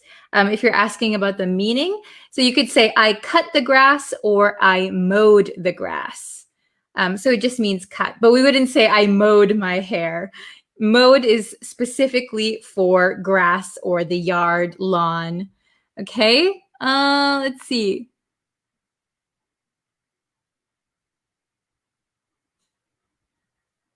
Let's see. I'll do one more.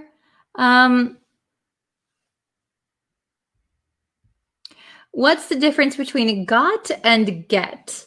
So get is the present tense, get something. Got is the past tense. Oh, this is a good one. I get coffee made. I get coffee made. So somebody makes coffee for me. I get coffee made. Very, very good. Okay. Awesome. So please, if you are coming in late or you have extra questions, you can comment on this video or comment in general on the YouTube channel, and I can usually see it faster and I can try and answer it for you. Okay, thank you guys so much for watching. I'll block the sun with my head now. Okay. Thank you so much, and I will see you guys for our next lesson tomorrow. And if you haven't yet, go check out the last lesson on the YouTube channel. Yeah, And I'll be back for a new lesson on Facebook and on YouTube tomorrow. 2 lessons in a day. All right, see you guys tomorrow. Thank you so much. Bye. Hello, everyone. Thank you guys for coming today. So today we have a really interesting lesson that was requested by one of my students. But before we get into the lesson, of course, please subscribe if you haven't yet already. That way you'll know when I go live, when I have new lessons, everything like that. And I post every single day, so there's always a new lesson for you guys to see. And on Facebook, we have a Facebook page. If you can like the Facebook page, follow me over there. I do go live Monday through Friday. Okay, so let's jump into today's lesson. Today's lesson is the difference between these 2 words, used to and would. Used to and would.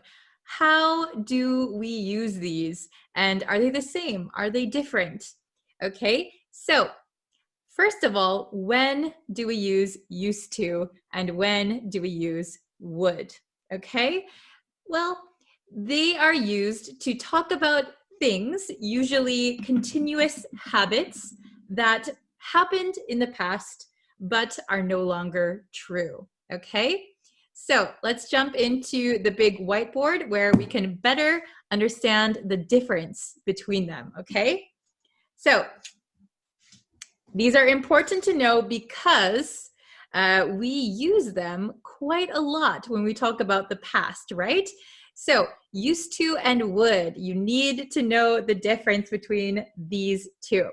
Okay, so I have some examples of when we use these and when we can't use would. Okay, so used to.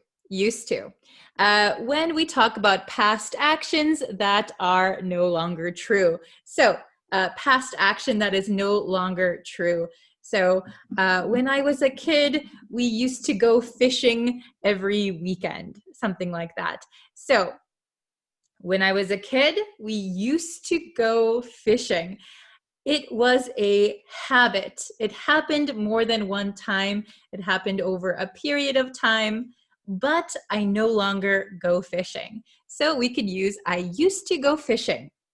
Okay, we can also use used to with stative verbs. So if you don't know what stative verbs are, I have a whole lesson on stative verbs, so go search for that. But stative verbs are things like, feel, love, things like that, okay? Stative verbs. We can use used to with stative verbs. I used to like, I used to feel, I used to belong to, okay? We'll get into this in a little bit. Also like permanent actions, stative verbs.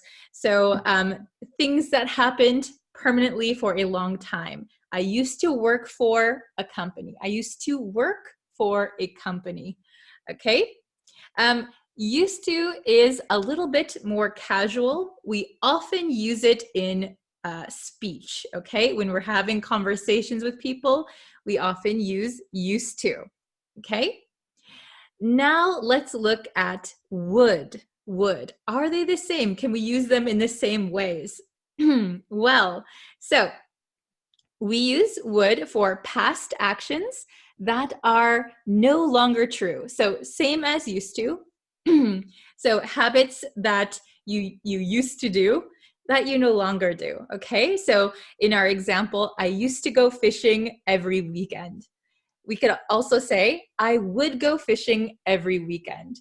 That is totally okay. We can use either of them in that sentence. However, when it comes to stative verbs, we typically don't use would.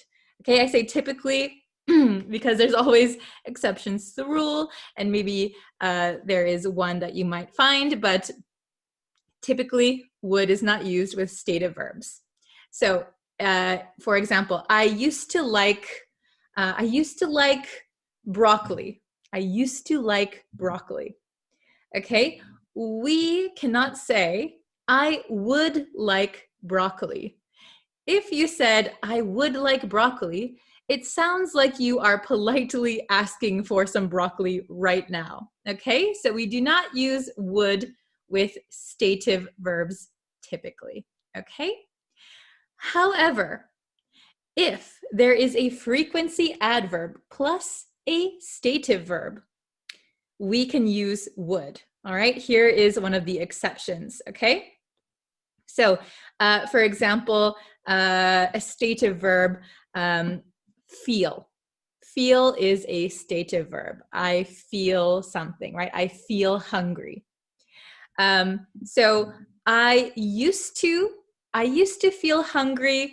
I used to feel hungry every day at 1 o'clock. Random sentence. I used to feel hungry every day at 1 o'clock. Okay. If we use feel, a stative verb, plus a frequency adverb, so frequency adverb, sometimes, always, usually, never, things like that, we would be able to use would. So I used to feel hungry. I would always feel hungry at 1 o'clock. There we can use would the same way as used to, okay?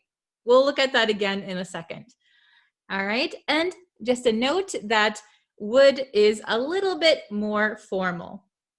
So if you're reading a novel, if you're writing something, usually we use would, okay? Used to, a little bit casual, would, a little bit formal. All right, so now that you know the basics, let's try and answer these 4 questions, okay? So we're gonna use either used to, would, or sometimes we can use both of them. So let's see how well you understand the difference, okay? We'll go over it a little bit slowly so you can understand. All right, number one. Every weekend, we study together. Every weekend, we study together. Would you use used to, would, or both of them? What do you think? Write your answer in the comments, okay? I'll give you just a second. All right, the answer is every weekend we used to, and we could also say would. Both of them are okay. So every weekend we used to study together. Every weekend we would study together. So this is a past habit, something that happened over and over again, but is no longer true. Okay, so we could use used to or would. Either here is fine. Okay, let's take a look at number 2. I like that music as a teenager. I like that music as a teenager. So, teenager, if you don't know, is somebody who is between the ages of 13 and 19. So, when they have the age that ends with teen, 13, 14, they are a teenager. So, I like that music as a teenager. Used to or would? All right, are both of them okay? Who knows? Okay, did you write your answer down? So the correct answer here, there's only one. I used to like that music. I used to like that music. Here, like is a stative verb. So we cannot use would. I would like that music as a teenager. So if you use would here, it doesn't sound like you are talking about the past, okay? Number 3. He know her phone number. He know her phone number? Would we use he used to? He would? Are both of them okay? Write your answer in the comments. Let's see if you can get this one right. Hopefully you can. All right, there's only one correct answer again here. The correct answer is used to. Used to. Okay? He used to know her phone number. Why can't we use would in this sentence? Well, because know is a stative verb, okay? He used to know her phone number. So we can't say he would know her phone number. If you use would in this sentence, he would know her phone number. It doesn't sound like you're talking about the past. So keep that in mind. It has a different meaning. So if you're talking about the past, he used to know. He used to know. So that's kind of a permanent action. He was knowing, right? He know. Okay? He used to know her phone number. All right, number 4, the very last one. Let's see if you can get this one right. I hope you can. She, something, always understand difficult topics in class. She always understand difficult topics in class. Let's see. What do you think the correct answer is? She always understand difficult topics in class. Okay, did you write your answer in the comments? All right, so the answer for this one is she used to or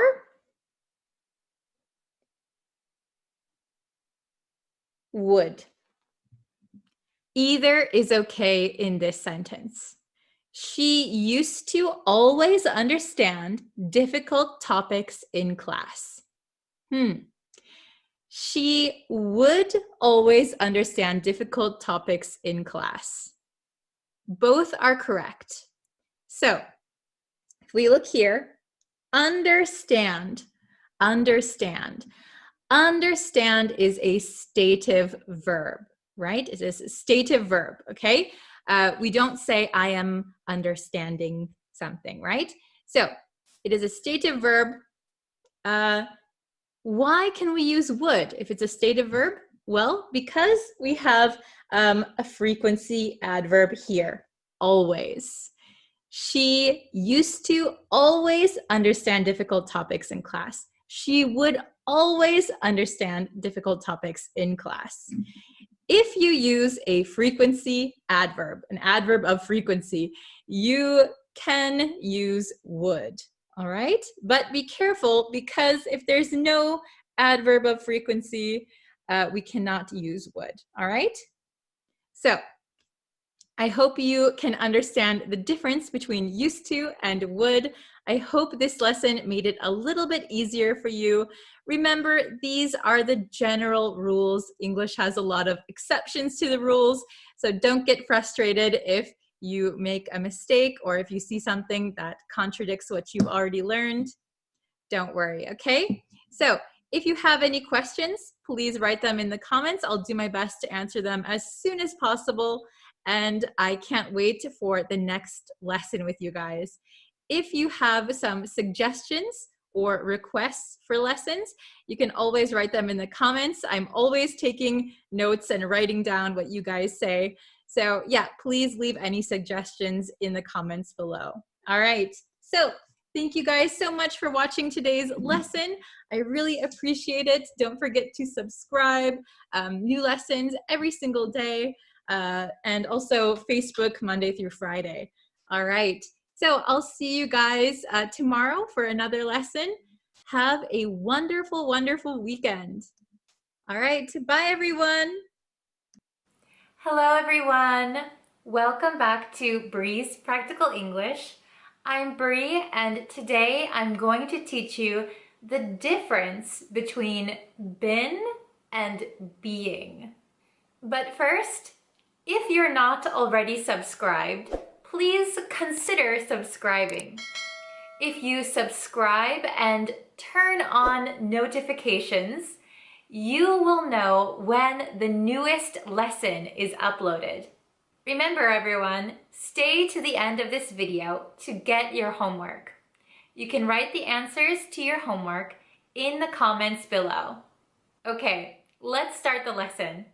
I was asked on my Facebook page by a student, what is the difference between been and being? They're very similar, aren't they? By the way, if you have a question or would like me to make a video on a certain topic, you can comment it down below, or you can join my Facebook page and ask a question there. I read all of my comments, so I'll be sure to see yours.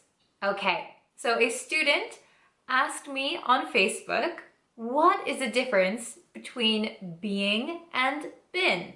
So let's look at what being and been are. What are they? Well, they are both participles. They are both participles of to be. Let's look at being first. Being is the present participle of to be. This means we can use being with any form of be. So this includes am, is, was, and were.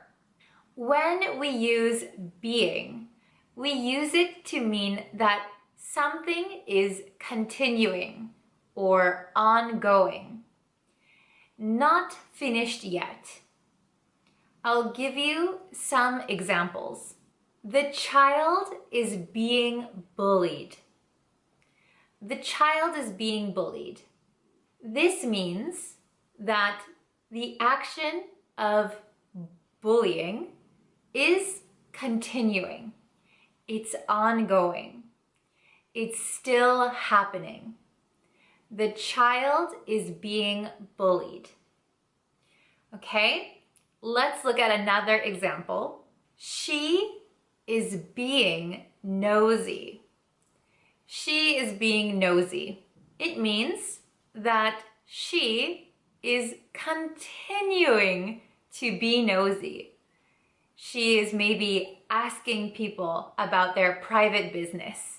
She is being nosy right now, still continuing to be nosy. Okay? Being can also be used as a gerund. If you don't know what a gerund is, it's when a verb acts like a noun. I'll give you an example. He loves being a police officer. He loves being a police officer. So being as a gerund means existing as something. It's a little bit strange to say he loves existing as a police officer, but that is what it means. Instead of saying existing, we say being. He loves being a police officer. Another example, stop being so clumsy. Stop being so clumsy. In this case, stop existing as a clumsy person. Stop existing as a clumsy person. So again, saying existing here is a little bit strange. Stop being so clumsy. This is more natural. Do you think you have being mastered now? It is a present participle of to be. It is used with all forms of be. Am, is, was, were. Okay? It means something is continuing, ongoing, not yet finished. Or it can mean existing, as in a gerund. He loves being a police officer. Now let's look at been. Like I said before, been is a participle of to be, but it is a past participle of to be. So when we use been, we want to talk about something that's already finished, done. With been, we use it with all forms of have. This includes has, had, will have, and having. Let me give you an example. Let's look at our last two examples, but change them to been. The child has been bullied. The child has been bullied.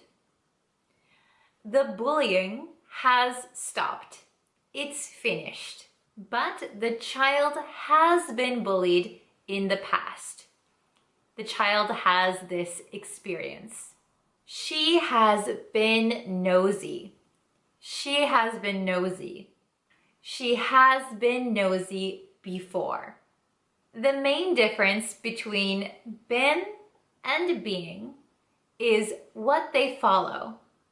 Been always follows a form of have. I have been to Paris. She has been to Paris. However, being never follows have. We can't say, I have been to Paris. This is incorrect.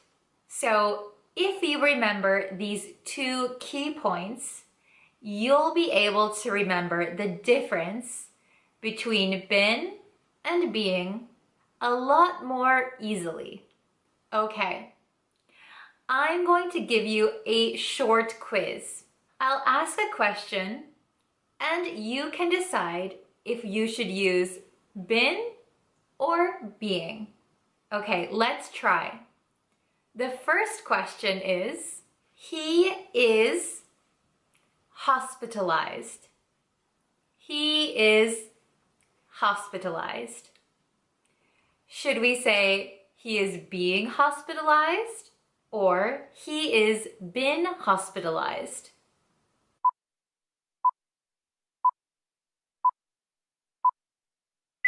Okay, do you have your answer? The correct answer is being. Because we are using is, not has. He is being hospitalized. Now he is being hospitalized. Let's try another one. I have working all day. I have working all day. Do you use being or been?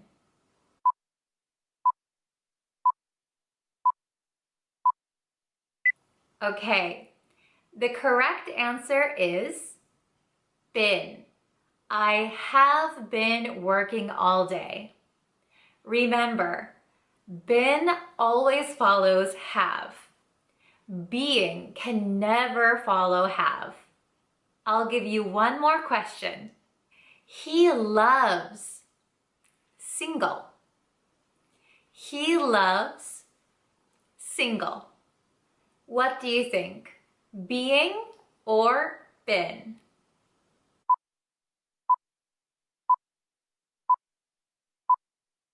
All right, the correct answer is being. He loves being single. Being here is a gerund. Remember, being can also be used as a gerund. He loves existing as a single person. He loves being single. How did you do on that short quiz? I hope you got all of the answers right. If you didn't, don't worry. I have some homework questions for you. You can answer them in the comments down below and I'll check them for you. The answers to the homework questions will be in the description box. I hope this video was helpful, and I hope you now know the difference between been and being. Don't forget to subscribe to this YouTube channel, and if you'd like, you can like my Facebook page where I can answer some more of your questions. I'll see you in our next lesson. Bye!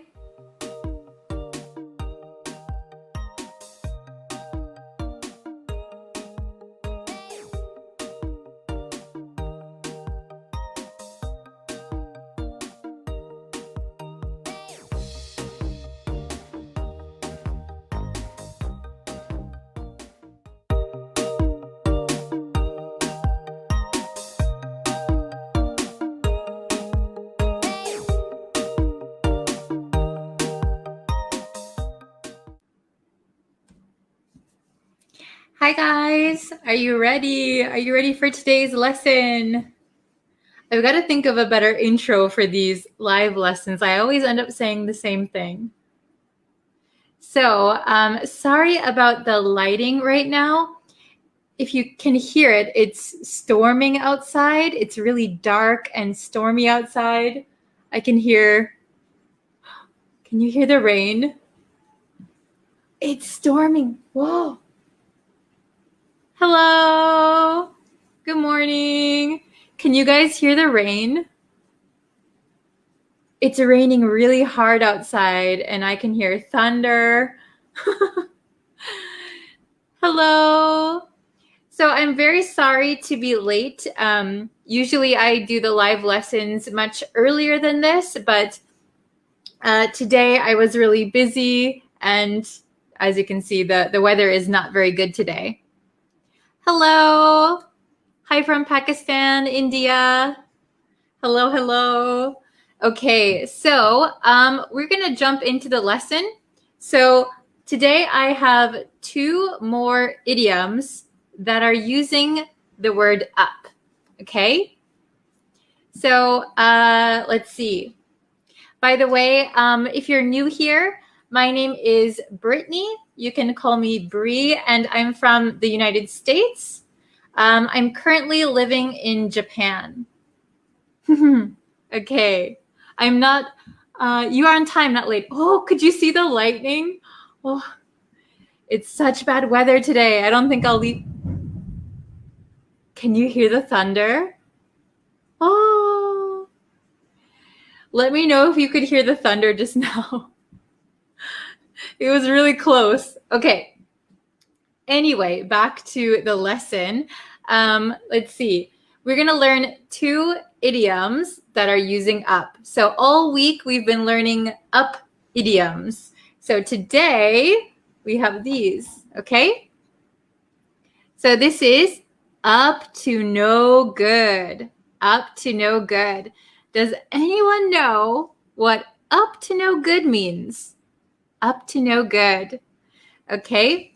So if I say, I think that guy is up to no good, that means I think he's doing something wrong.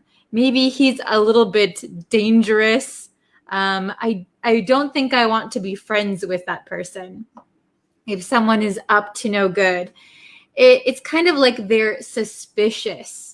Or if you remember, I did a lesson on the YouTube channel about idioms. Not idioms, slang, American slang. And shady is one word that I taught.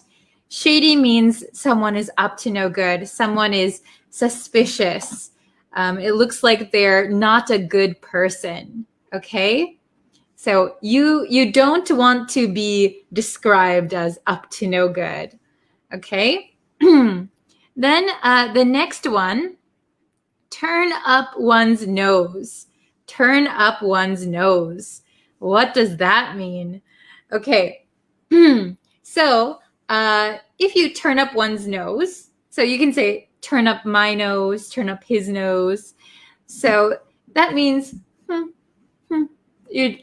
this kind of action. But we don't actually do that. But I don't know if it's the same in your country or not. But if somebody, here, I'll put this down for a second. If somebody crosses their arms and kind of puts their nose up in the air, it's like they're looking down on you almost. Oh, this lighting got really weird. Okay, so if you put up your nose and you talk down to someone, it means like you are kind of rejecting them because their offer is not good enough. Oh, thank you so much. Yeah, if you can and if you would like to, please subscribe to the YouTube channel. We're almost at 2,000 subscribers, which is really awesome. Okay. Oh, you have the same word in your country. Awesome. So turn up one's nose means you're kind of looking down on someone. And so if somebody offers something, so if I said the woman turned up her nose at the food, that means maybe somebody gave her a meal and she didn't like it. It wasn't good enough for her. So she turned up her nose. It means she rejected it. Okay? So both of these are negative idioms. Okay? Negative. So let's look at the, what do you call it? The exercises for today. Oh, I think I just dropped another marker. That's okay. Also, the lighting is, I'm so sorry for this live stream. The lighting is so strange and I can hear thunder, rain. Okay, let's see. Oh, conceited. Yes, that is a good word, conceited. Conceited means that you are kind of full of yourself. You think you're the best. Everybody is below you. Okay, so I have the meanings up here also. Okay, so up to no good. So doing something wrong. Somebody or a group of people, if they're up to no good, that means they're doing something wrong or they don't have good character. Okay. Oh, is it very late for you guys? Oh, I hear, so somebody's saying it's very early in the morning. Somebody says it's very late. I'm from the US, but I'm in Japan. So it's about 3 in the afternoon. Oh, hello, Frederick. You're just in time. We're just going over the words now. And sorry, it's very rainy and stormy outside. Okay, so up to no good. If someone is up to no good, they're doing something wrong. They're a little bit bad. They're probably doing something bad. Okay? So turn up one's nose. Turn up one's nose. That means to reject something because it's not good enough. Turn up one's nose. I don't like it. Okay? No problem. If you can't catch the live stream while it's live, I leave them on the Facebook channel. I'll probably start uploading them to YouTube also, just so everyone has a chance to watch them. Hello. Ooh, Switzerland is cloudy but no rain. Hello from Afghanistan. Okay. So if you can understand these 2 idioms, let's try these exercises, okay? So, number 1, my cat at the new brand of cat food. My cat at the new brand of cat food. So what do you think it is? I don't know if you have a cat, but when I had a cat back in America, if we changed his food, he wouldn't eat it. He'd be like, where's my regular food? I don't like this food. So the correct answer should be, my cat turned up its nose at the new brand of cat food. Turned up its nose.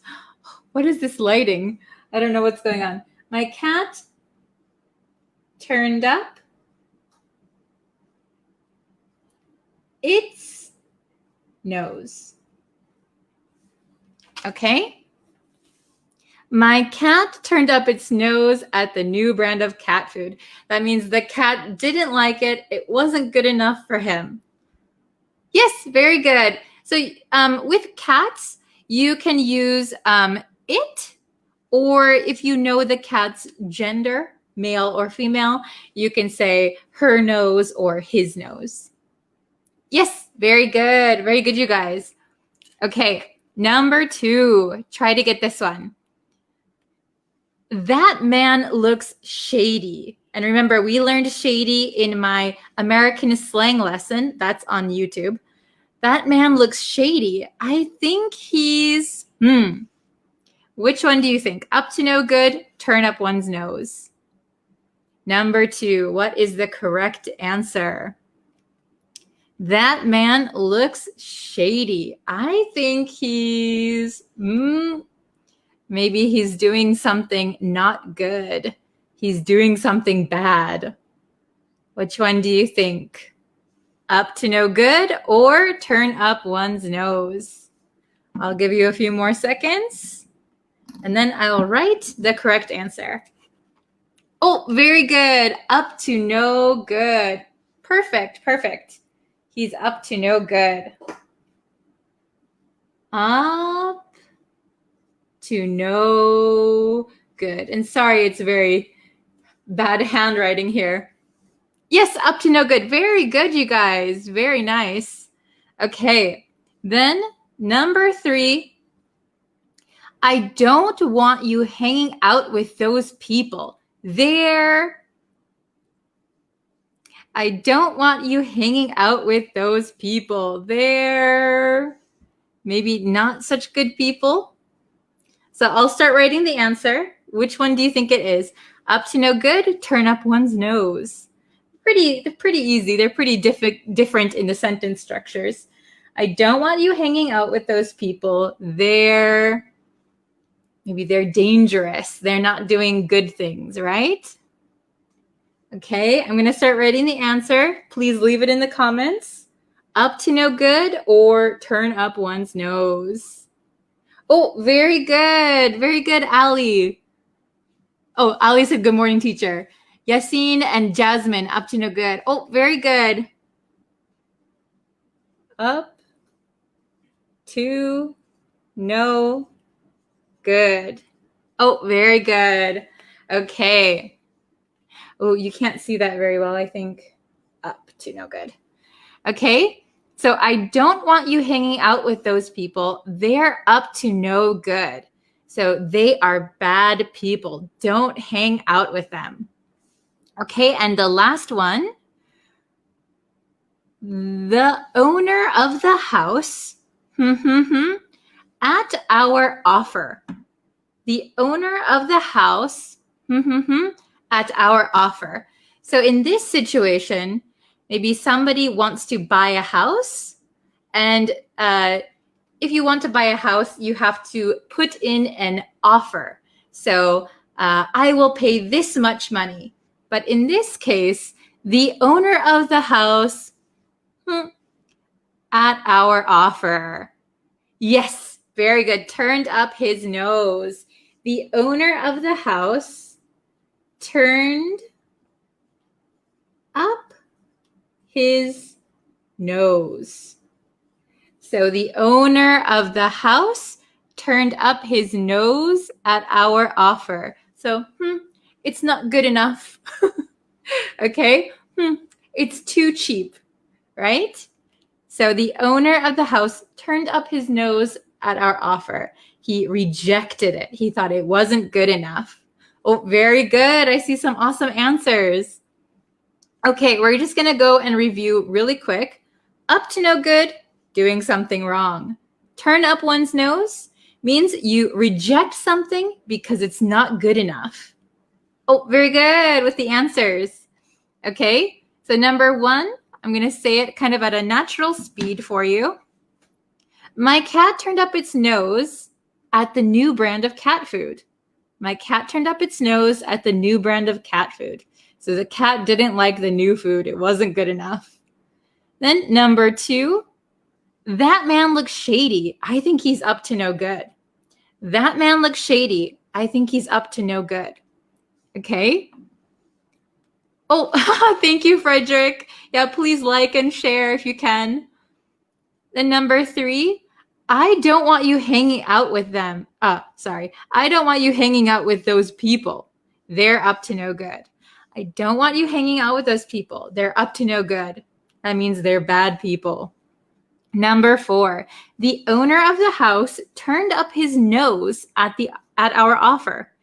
The owner of the house turned up his nose at our offer. Okay, so if you noticed, usually we use turn up one's nose at something. So if you can see, turned up its nose at the new brand of cat food. The owner of the house turned up his nose at our offer. Okay, so usually you turn up your nose at something. Okay, and up to no good, we usually just say someone is up to no good. They are up to no good.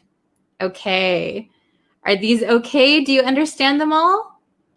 Easy? Okay, so please review today's lesson if you couldn't watch it all. Also, please review, let's see, what day is it today? Wednesday. Please review the last 2 lessons because they're all going to be in a review lesson on Friday. Okay, so this whole week we are learning up idioms. So today was up to no good, turn up one's nose. So please remember them and come back for tomorrow's lesson. And on Friday, we're going to have a final review lesson. Okay, thank you so much. Thank you for joining. I'm sorry of the weird time. I'm sorry if you can hear the rain, and I'm sorry for this bad lighting. But thank you very much for joining me, and I can't wait to see you guys for tomorrow's lesson. Okay, thank you very much. I'll see you tomorrow. Bye. In this video, we'll cover a diverse range of 100 academic English exam words, each accompanied by clear definitions and illustrative example sentences to aid in your understanding. For an even more comprehensive learning experience, you can visit breezeenglishstudio.com, where you'll find a neatly organized list of all the words featured in this video, along with their detailed definitions and example sentences. This resource is designed to support your academic English journey, providing you with a valuable reference to reinforce your vocabulary and comprehension skills. Visit breezeenglishstudio.com to access this extensive collection of academic words and enhance your proficiency in English for exams and beyond. Analyze. Meaning. Examine methodically and in detail the constitution or structure of something, typically for purposes of explanation and interpretation. The scientist analyzed the data to draw meaningful conclusions.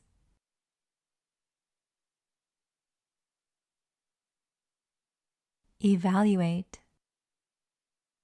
Meaning, assess or appraise the value, quality, importance, or extent of something. Teachers often evaluate students' understanding through various assessments.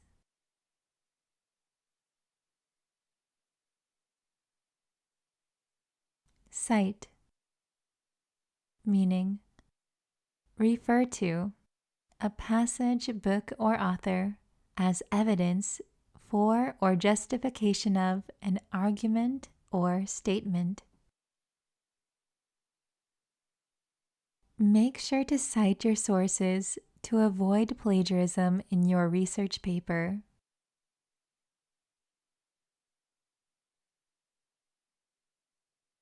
Comprehensive. Meaning, complete, including all or nearly all elements or aspects. The textbook provides a comprehensive overview of the subject matter.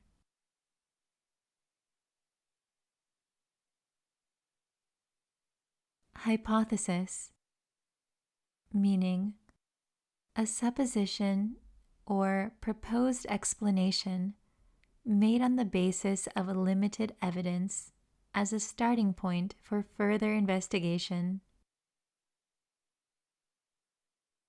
The scientist formulated a hypothesis before conducting the experiment.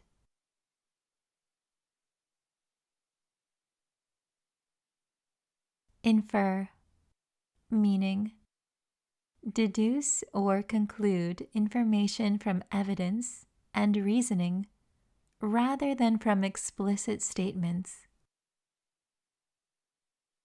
From the results, we can infer that there is a correlation between the two variables.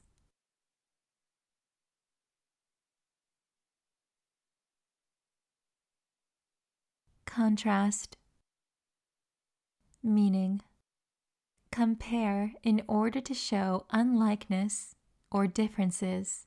Note the opposite natures, purposes, etc. The essay contrasted the economic policies of two different countries. Illustrate, meaning provide a book, newspaper, etc. with pictures. The textbook is well illustrated to help students understand complex concepts. Elaborate, meaning involving many careful details, thorough and complicated in design or planning. The professor asked the students to elaborate on their responses during the discussion.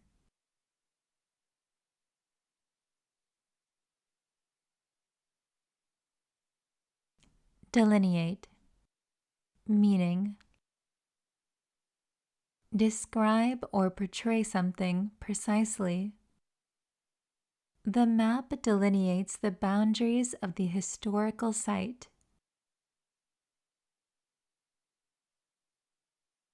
Enumerate, meaning mention a number of things one by one. The speaker enumerated the key points of the presentation.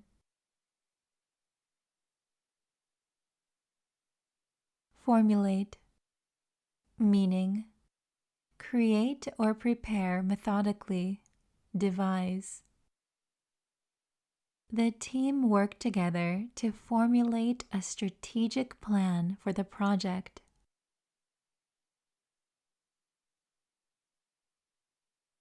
Integrate, meaning combine one thing with another to form a whole. The software is designed to integrate seamlessly with existing systems.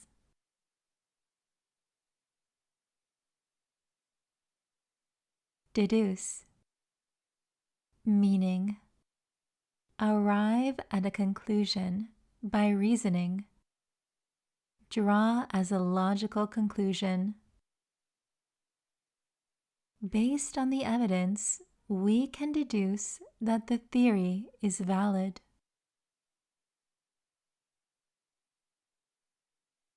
Inferential, meaning involving or relating to inference. The statistics course covers inferential methods for drawing conclusions from data. Validate, meaning check or prove the accuracy of something. The experiment was conducted to validate the hypothesis. Corroborate, meaning confirm or give support to a statement, theory, or finding. The witness's testimony helped to corroborate the suspect's alibi.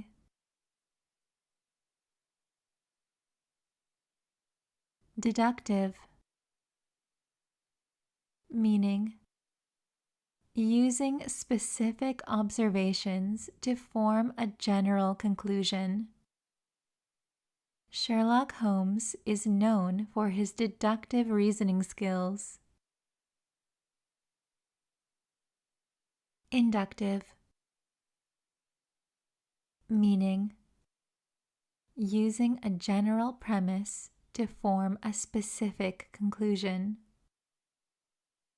Scientists often use inductive reasoning to form hypotheses based on observed patterns.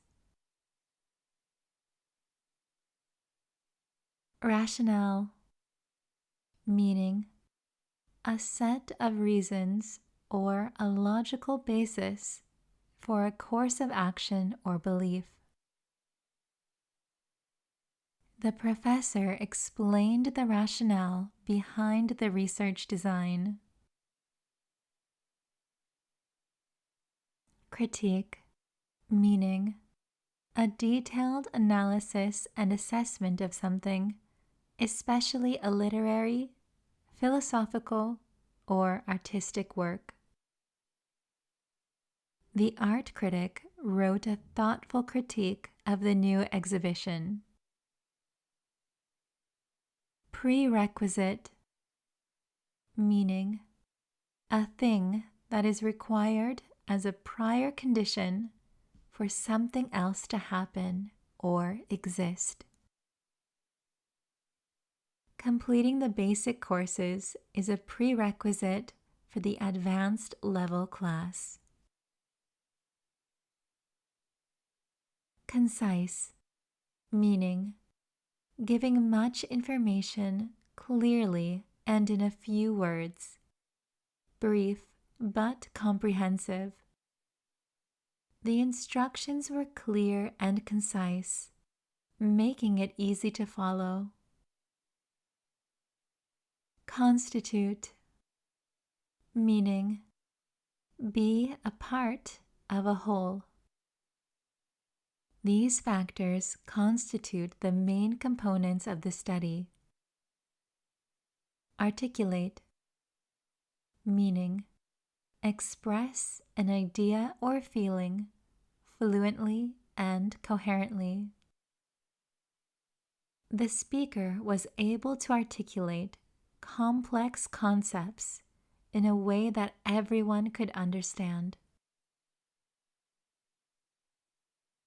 Debate, meaning a formal discussion on a particular topic in a public meeting or legislative assembly, in which opposing arguments are put forward.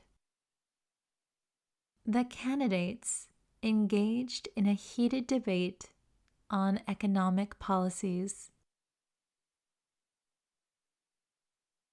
Convey, meaning communicate a message or information.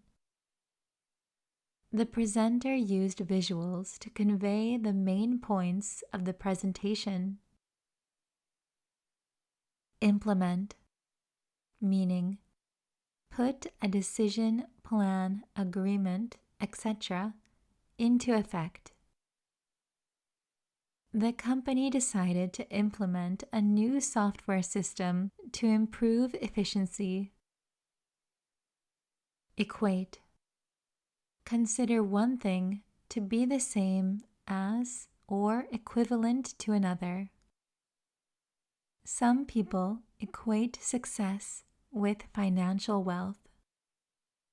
Intervene, meaning come between so as to prevent or alter a result or course of events. The teacher had to intervene to stop the argument between the students. Criterion, meaning a principle or standard by which something may be judged or decided.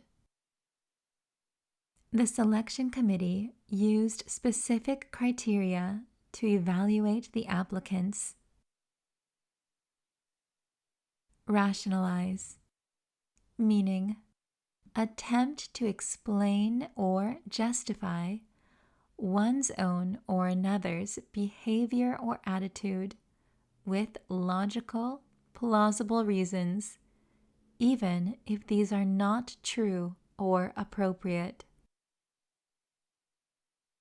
The employee tried to rationalize the mistake by blaming it on external factors.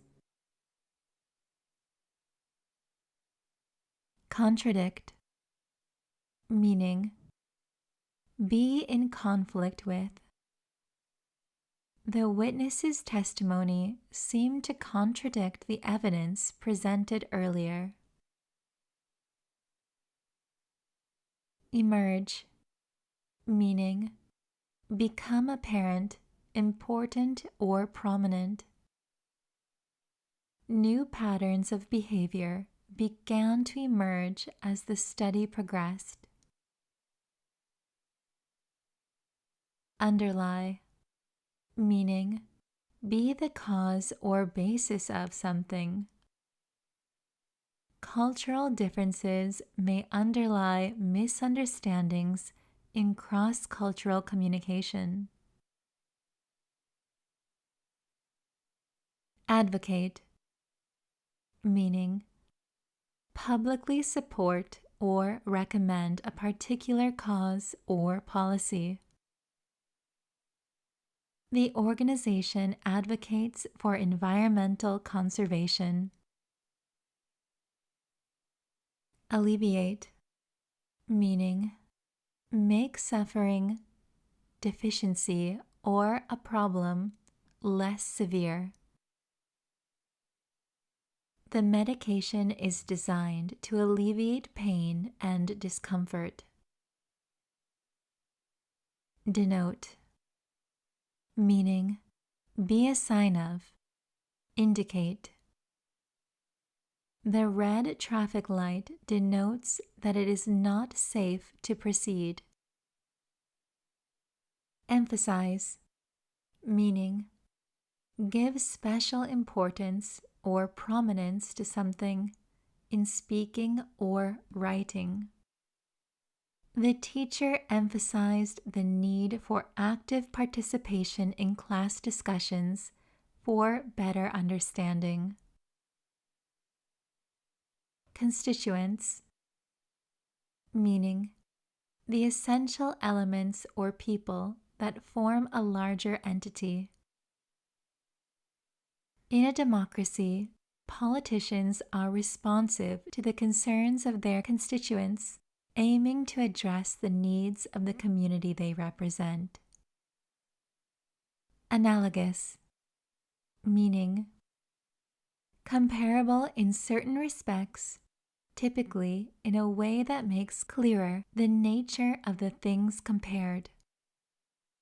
The function of the heart in the circulatory system is analogous to a pump.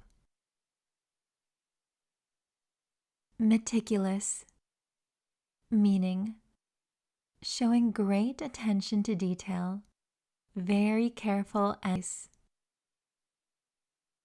the artist was meticulous in every stroke, creating a masterpiece.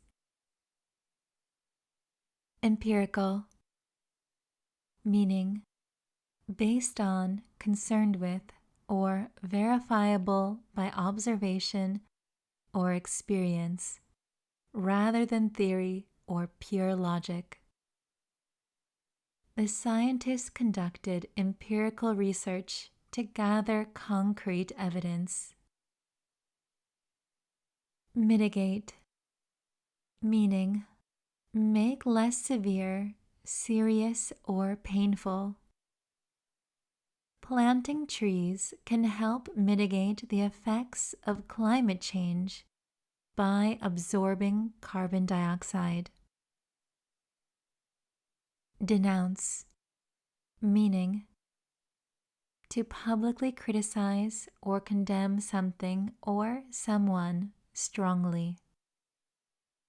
The activist used the press conference to denounce the unjust policies and call for immediate change. Corollary. Meaning, a proposition that follows from and is often appended to one already proved. The corollary to increased demand for a product is an increase in production. Circumvent, meaning find a way around an obstacle. The team devised a strategy to circumvent potential challenges in the project. Diverge, meaning separate from another route, especially a main one, and go in a different direction. The opinions of the committee members began to diverge as the discussion continued. Elicit, meaning evoke or draw out a response, answer, or fact from someone in reaction to one's own actions or questions. The teacher's question was designed to elicit thoughtful responses from the students. Immutable, meaning unchanging over time, unalterable. The laws of physics are considered immutable in certain contexts. Reiterate, meaning say something again or a number of times, typically for emphasis or clarity. The speaker took a moment to reiterate the main points of the presentation. Construe, meaning interpret a word or action in a particular way. The lawyer argued that the contract could be construed in different ways.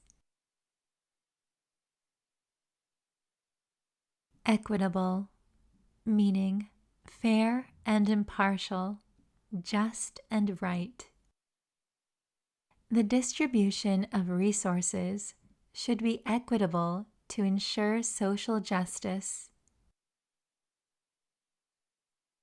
Exacerbate, meaning make a problem, bad situation, or negative feeling worse.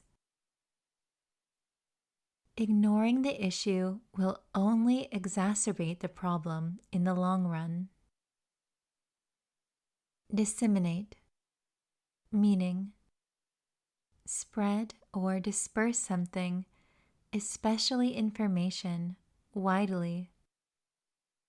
The goal is to disseminate knowledge to a broad audience through educational programs. Endorse, meaning declare one's public approval or support of. The celebrity endorsed the new product in a television commercial. Ubiquitous, meaning present, appearing, or found everywhere. In the modern world, smartphones have become ubiquitous. Scrutinize, meaning examine or inspect closely and thoroughly.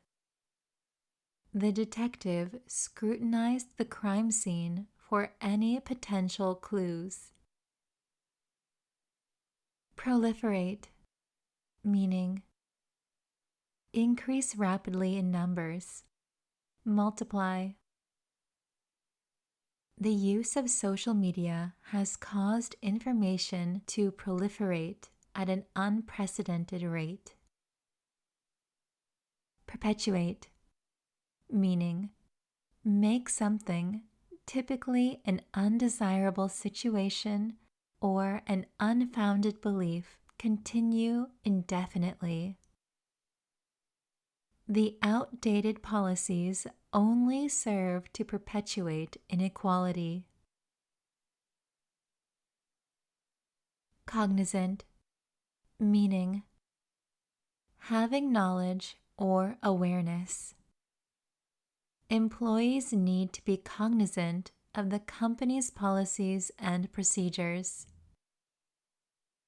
Ambiguous, meaning open to more than one interpretation, having a double meaning. The ambiguous statement led to confusion among the audience. Mundane, meaning lacking interest or excitement, dull. The daily routine became mundane, and the workers sought variety. Adhere, meaning stick fast to a surface or substance, believe in and follow the practices of. It is important to adhere to ethical principles in professional conduct.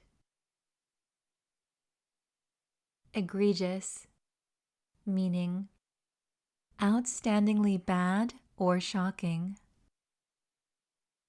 The company's egregious disregard for the environmental regulations led to severe consequences and public outcry. Viable, meaning capable of working successfully, feasible. The project proposal outlined a viable plan for sustainable energy. Ubiquity, meaning the fact of appearing everywhere or of being very common. The ubiquity of smartphones has transformed the way people communicate. Refute, meaning prove a statement or theory to be wrong or false. Disprove. The scientists presented evidence to refute the hypothesis. Inherent, meaning existing in something as a permanent, essential, or characteristic attribute. The risks were inherent in the nature of the experimental procedure. Dichotomy, meaning a division or contrast between two things that are or are represented as being opposed or entirely different. The discussion revealed a dichotomy in opinions about the proposed policy. Exemplify, meaning be a typical example of. The student's success exemplifies the benefits of hard work and dedication. Connotation, meaning an idea or feeling that a word invokes in addition to its literal or primary meaning. The word home has positive connotations of warmth and comfort. Facilitate, meaning make an action or process easy or easier. The new software is designed to facilitate data analysis. Pontificate, meaning to express one's opinions in a pompous and dogmatic way. During the meeting, the manager tended to pontificate on various topics without considering others' perspectives. Elaborate, meaning to provide more details or information, to expand on a topic. The speaker was asked to elaborate on the key findings of the research study, providing a more in-depth understanding for the audience. Pragmatic, meaning dealing with things sensibly and realistically in a way that is based on practical rather than theoretical considerations. The manager took a pragmatic approach to solve the immediate issues in the project. Antithesis, meaning a person or thing that is the direct opposite of someone or something else. The character of Dr. Jekyll is the antithesis of Mr. Hyde in the novel. Resilient, meaning able to withstand or recover quickly from difficult conditions. The community demonstrated resilient spirit in rebuilding after the natural disaster. Reconcile, meaning restore friendly relations between. The mediator helped to reconcile the conflicting parties and find common ground. Innovate, meaning make changes in something established, especially by introducing new methods or ideas. The company aims to innovate its products to stay competitive in the market. Reiterate, meaning say something again or a number of times, typically for emphasis or clarity. The speaker took a moment to reiterate the importance of the key points. Ingenious, meaning clever, original, and inventive. The engineer devised an ingenious solution to the complex problem, saving both time and resources in the process. Ephemeral, meaning lasting for a very short time. The beauty of the cherry blossoms is ephemeral, lasting only a few weeks each spring. Resilience, meaning the capacity to recover quickly from difficulties, toughness. The resilience of the community was evident in its ability to bounce back after the crisis. Renege, meaning to go back on a promise, commitment, or agreement. The company decided to renege on its initial offer, leaving the employees feeling betrayed. Discern, meaning perceive or recognize something. It takes time to discern the subtle differences between the two concepts. Revoke, meaning officially cancel a decree, decision, or promise. The board decided to revoke the decision due to new information. Pertinent, meaning relevant, or applicable to a particular matter. Make sure to include only pertinent information in your report. Pervasive, meaning spreading widely throughout an area or a group of people. The influence of technology is pervasive in today's society. Ambivalent, meaning having mixed feelings or contradictory ideas about something or someone. The student was ambivalent about choosing a major, as both options seemed appealing. Converge, meaning come together from different directions so as eventually to meet. The opinions of the team members began to converge during the brainstorming session. Resonate, meaning produce or be filled with a deep, full, reverberating sound.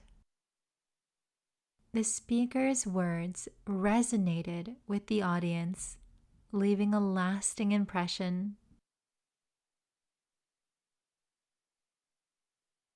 Catalyst, meaning a substance that increases the rate of a chemical reaction without itself undergoing any permanent chemical change. The new policy acted as a catalyst for positive changes in the workplace. Equivocate, meaning use ambiguous language so as to conceal the truth or avoid committing oneself. The politician tried to equivocate when asked about the controversial issue. Ponder, meaning think about something carefully, especially before making a decision or reaching a conclusion. Take time to ponder the implications of your choices before deciding. Debilitate, meaning make someone very weak and infirm. The prolonged illness began to debilitate the patient's strength and energy. Admonish, meaning warn or reprimand someone firmly. The teacher had to admonish the students for not following the classroom rules. Voracious, meaning having an eager and insatiable appetite for something, usually knowledge or information. The voracious reader devoured the entire book series in just a few days. Vex, meaning to annoy, frustrate, or provoke someone. The difficult puzzle began to vex the students after hours of unsuccessful attempts. Vicarious, meaning experienced through the feelings or actions of another person. Reading about the characters' adventures allowed the reader to experience a vicarious thrill.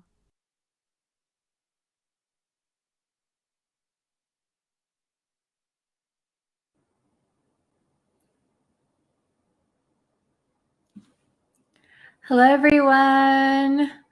How are you guys today? Thank you for joining today. I know yesterday I wasn't able to do a Facebook Live lesson, so I'm really sorry about that. I'm barely able to do one today. It's just been very, very busy for me recently, but I'm going to try and get my schedule back on track. So thank you for your patience, and I hope you're looking forward to today's lesson and all of the live lessons I have planned. So before we get into today's lesson, if you haven't yet, could you please subscribe to the YouTube channel? I really, really appreciate everyone who has subscribed so far. Thank you so much. And also, you can follow me on Facebook, of course, YouTube, and TikTok. So everything should be linked somewhere below. Hi, everyone. Hello from Madagascar. Hello from Egypt, Algeria. Hello, hello from Mexico. Very nice to see you all today. Thank you for joining. Okay, so in today's lesson, we are going to look at some common English expressions for getting things started and for hurrying up, okay? And all of these expressions use the word get, okay? Oh, hello, Tatatwin. Hello, Narindar. Hello, Ali. Hello from Pakistan. Hi, hi. Hello, everyone. Okay, so let's jump into the lesson, okay? Hello from Bangladesh. Nice to see you. Okay, so let's see here. Nope, that's not what I wanted to do. This one, yeah, this one. Okay, so expressions to get started. So we're going to learn some natural English expressions, and they all use get, okay? And they pretty much have the same meaning, okay? So let's look at the first one, okay? So the first one is get cracking. Get cracking. Has anyone heard this expression before? To get cracking. Okay. Hello from Peru, Cambodia. Hi. Hello from Turkey, India. Very nice to have you here. Hello from Mexico, Bangladesh. Okay, let's get cracking, shall we? Okay, so get cracking. If you have not heard of this expression before, that's okay. It is kind of an informal way to say, let's get started. So if I want to start the lesson, I could say, all right, let's get cracking. Let's get cracking. So it means to start doing something immediately, or we can use it to mean hurry, okay? I did a little bit of research on the origin of get cracking, but my research was very brief, very short. So I just learned that it came to American English in maybe the 1940s to get cracking. Okay, let's look at some examples, all right? So example number 1, let's get cracking on this project. Okay, let's get cracking on this project. Very good. Oh, hello from Cambodia. Okay, so let's get cracking on this project just means that we want to get started. So let's get started on this project. Let's start right now. Hello, Brenda. Nice to see you. Okay, the second one means or says, we should get cracking or we might miss the bus. We should get cracking or we might miss the bus. So get cracking here is more similar to hurry. So we should hurry or we might miss the bus. Okay? So get cracking. Please remember, get cracking, to start something or to hurry. Okay? Next one, a little bit longer. Don't worry, this is the longest one, I think. Okay? Get the or this, we can use either. Get this show on the road. Get this show on the road. So I think this expression probably comes from traveling performances. So like, for example, the circus, they would go from town to town, city to city. So to get the show on the road would mean to like take your show to different places. Okay. So here we would say it means to begin an activity or a journey. Okay. So it means to start something or to start a journey. Okay. Get this show on the road. Okay. So here, examples.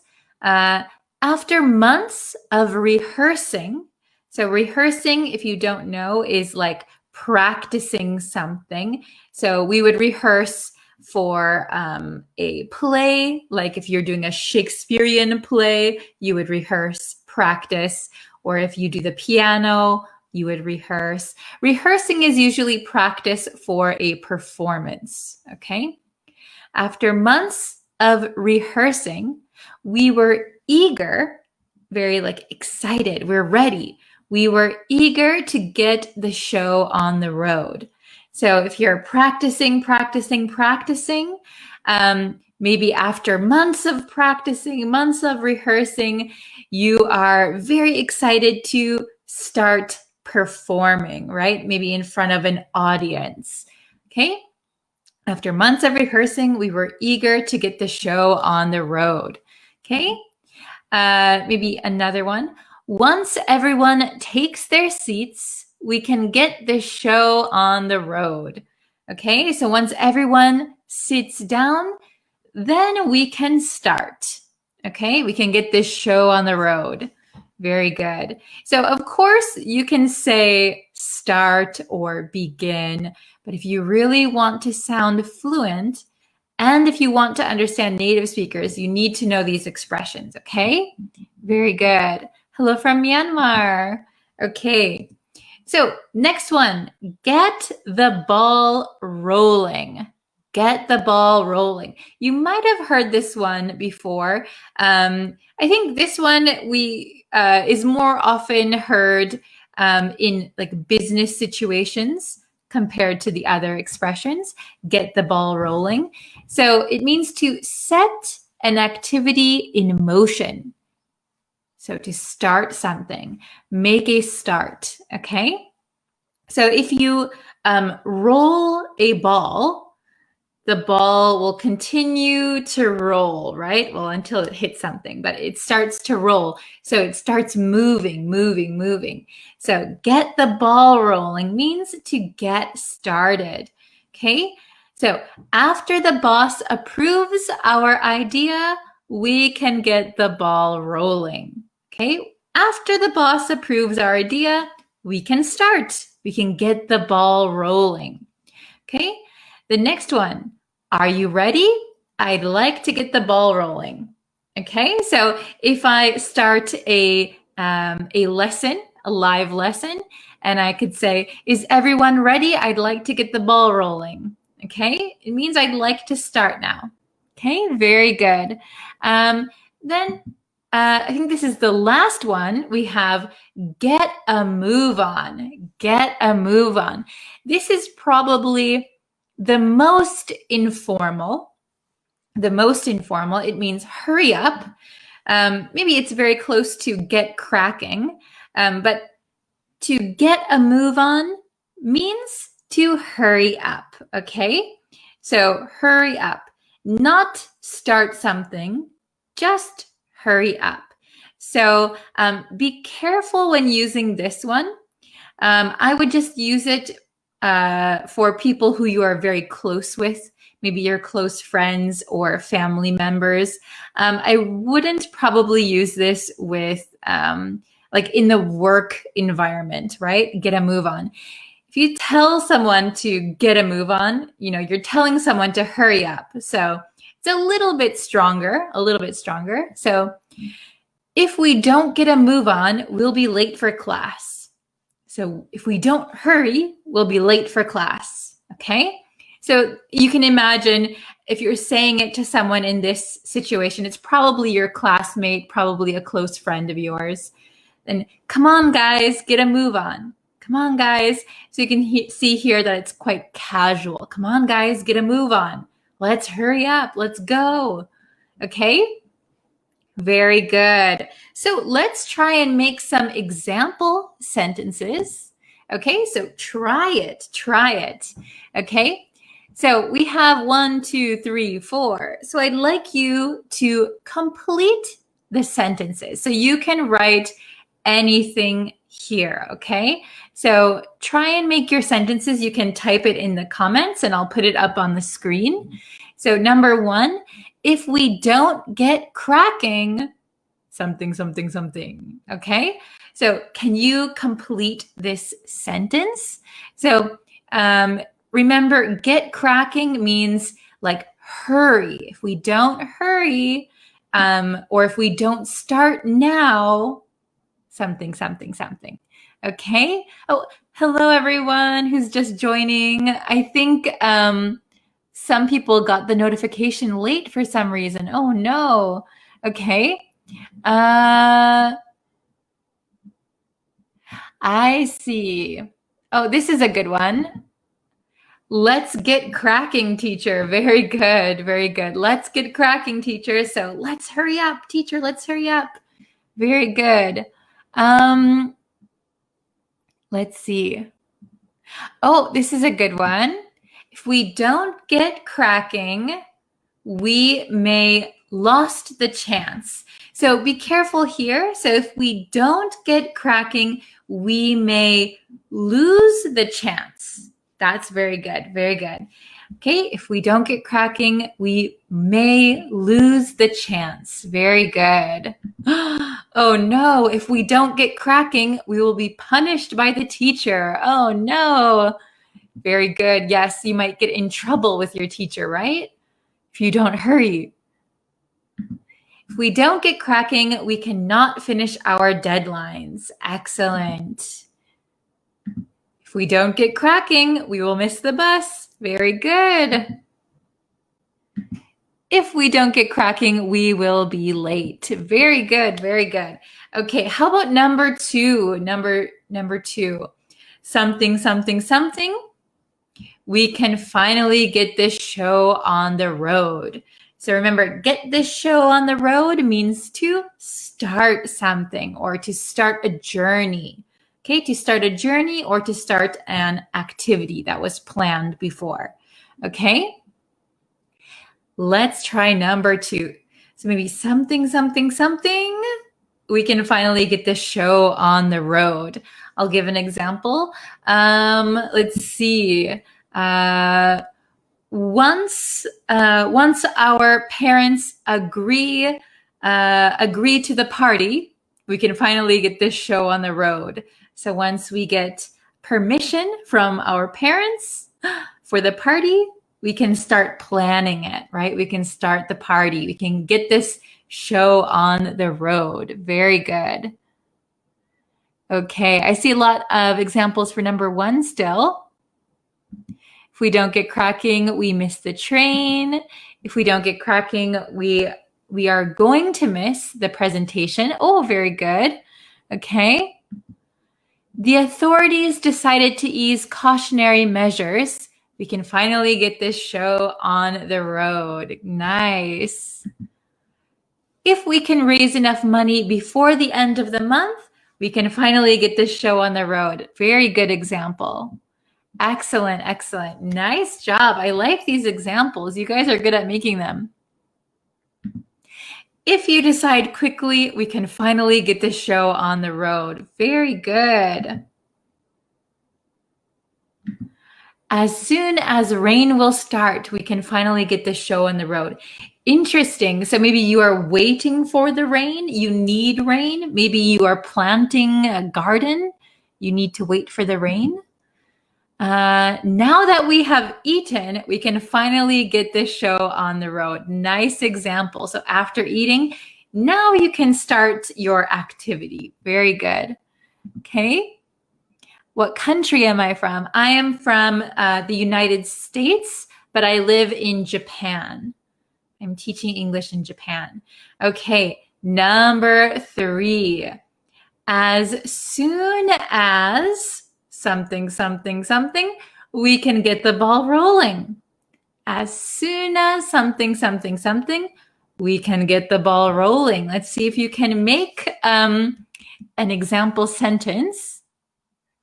Oh, thank you. Thank you for the compliments, Ahmed. Thank you very much. Let's see. What example could I give for number 3? As soon as he wakes up, we can get the ball rolling. So start something, get the ball rolling, put something in motion. As soon as he wakes up, we can get the ball rolling. It's very similar to get this show on the road. Okay?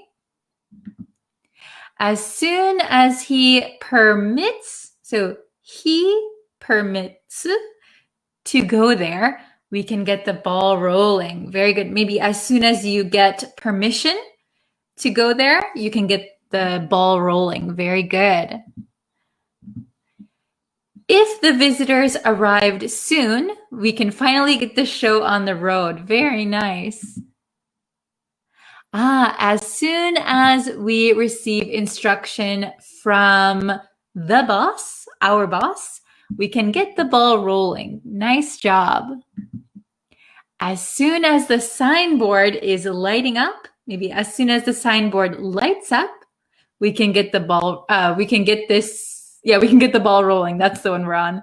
Getting confused. Very good, very good. Okay.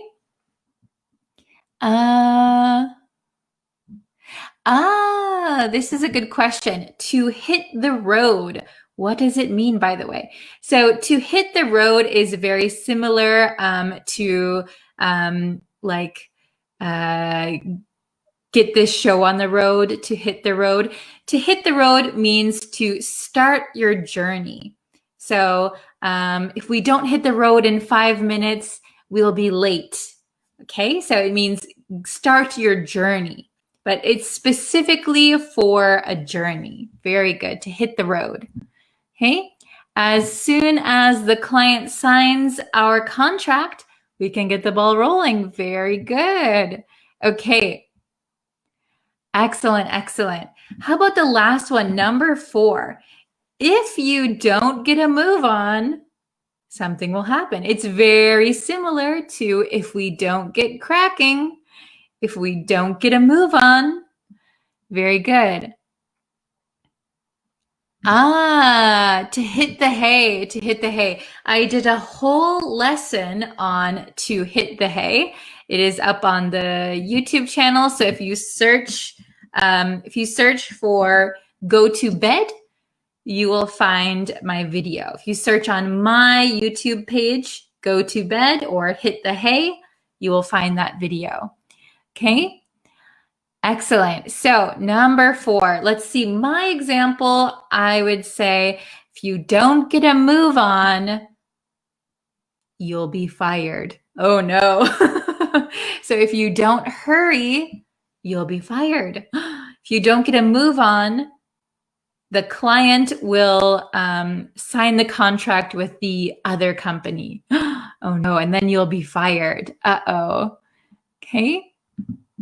If you don't get a move on, we will miss the football match. Very good. Excellent. If you don't get a move on, you could not meet the deadline. Maybe you would not meet the deadline. Okay. Interesting. If you don't get a move on, we will be stuck here. Uh-oh. Very good. If you don't get a move on, you will be punished. Wow, nice job. You will miss the train if you don't get a move on. Very good. If you don't get a move on, we couldn't chase your schedule. Maybe we wouldn't be able to follow your schedule. Is that what you mean? Good job. If you don't get a move on, the movie tickets will be run out. Very good. So I would say when you use run out, maybe you, in this case, something will run out. You don't need be, but maybe for movie tickets, I think instead of run out, we might say sold out.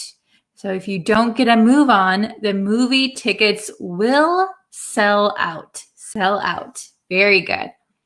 Okay. Oops. If my boyfriend doesn't get a move on, I will break up with him. Nice example. Nice example. Maybe especially if you're talking about marriage or something. If my boyfriend doesn't get a move on, I'm going to break up with him.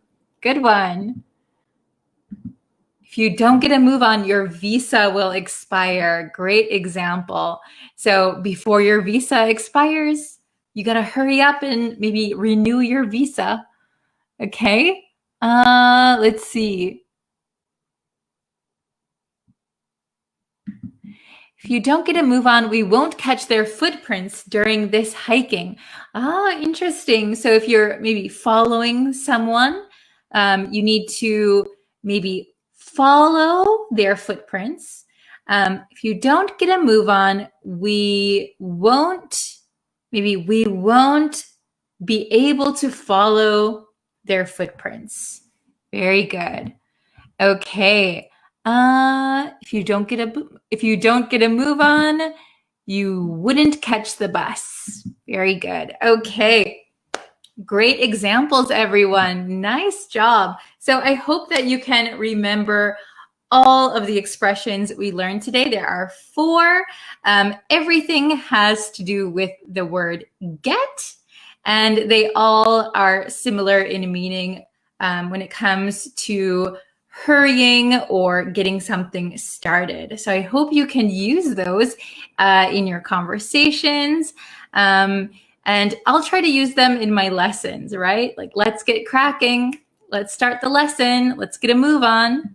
Okay. Very good, everyone. So if I could remind you to please like this video, share it with a friend who's also learning English. That helps me too. That helps me know that you like the lessons. I really appreciate it. You can follow me on YouTube, Facebook, TikTok, Twitter, Instagram. I'm everywhere. Okay. Let's see. If you don't get a move on, you will miss Bree's live lesson. That's true. That's true. Okay. Oops, that's my YouTube channel. All right. Very good. Please do a session on the word hell. I will try. I will try to do that. Okay. Thank you so much for watching, and I will see you guys for another lesson very, very soon. Bye, everyone. Hello, everyone. Welcome back to another English lesson. My name is Bree. Welcome to my channel. Today, we're going to go over the difference between reservation and appointment. Now, these words are very, very similar, but I noticed a lot of my students mix up the two. And even though they're similar, there are some key differences. So we're going to break those down for you today. But first, if you are enjoying these lessons, I would really appreciate it if you would subscribe to my YouTube channel. I post lots of lessons every week, ranging between very short lessons to longer lessons, so there's something for everyone to enjoy. And if you really want to support my YouTube channel so that I can continue making new lessons, there is something called Super Thanks, which YouTube has kind of just rolled out. Super Thanks allows you to leave a donation with a message. And if you decide to leave me a message, I'll be sure to share that in our next lesson. And by the way, I will be making a blog post along with today's lesson. So if you want a little bit more of a breakdown of reservation versus appointment, I will leave the link to my blog post down in the comments. Okay, let's jump into the lesson. Okay, so we're looking at reservation versus appointment, like I said, and I labeled this tricky English because it is very tricky. They look very similar, but they're not exactly used in the same way. So if you ask a native speaker what's the difference, they might not be able to explain it very well. So I'm going to break it down for you so that it's very easy to understand. First, let's look at reservation. The meaning is an arrangement whereby something, especially a seat or a room, is reserved for a particular person. So here, the key with reservation is a seat or a room. Okay? So some examples I have. I made a reservation for the 18th. I made a reservation for the 18th. So in this example, it could be for example, a restaurant or a hotel. So a restaurant, you're reserving a seat. Hotel, you are reserving a room. I made a reservation for the 18th. Okay? Second example, do you have a reservation? Okay, do you have a reservation? So if you walk into a restaurant, they might ask you, do you have a reservation? At a restaurant, they would not ask you, do you have an appointment? Because you reserved a seat. Okay, they would not use the word appointment. Same at a hotel, they would not use the word appointment. They would say, do you have a reservation?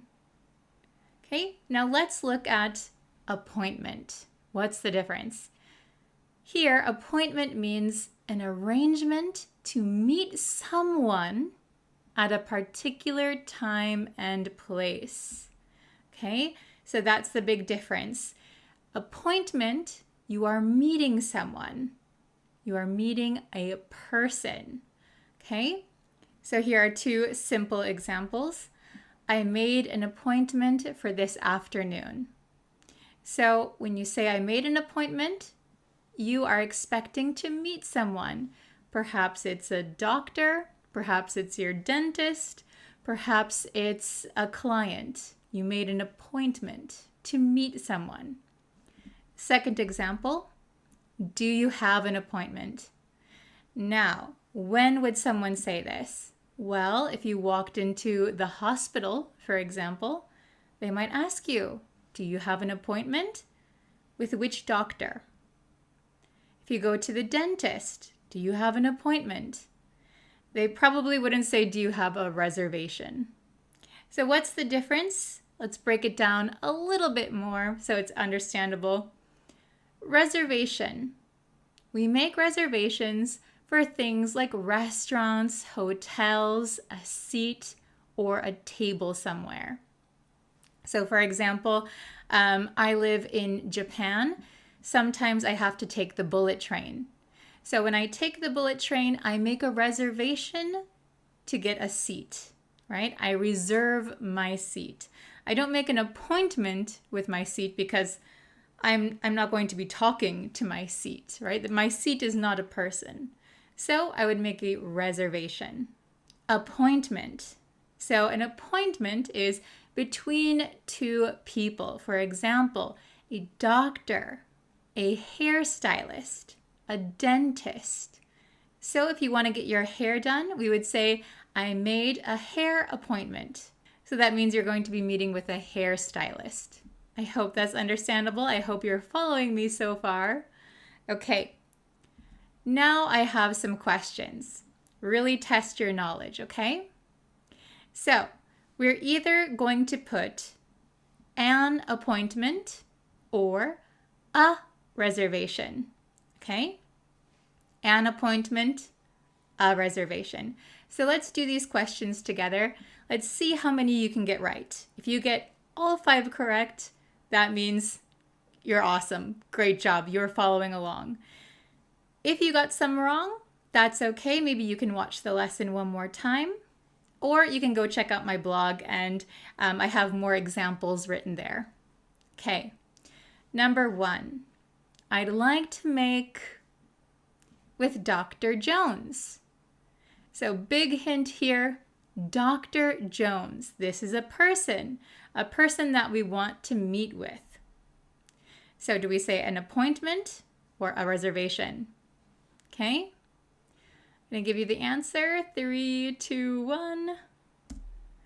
An appointment. So Dr. Jones is a person. We're going to be making an appointment with him or her.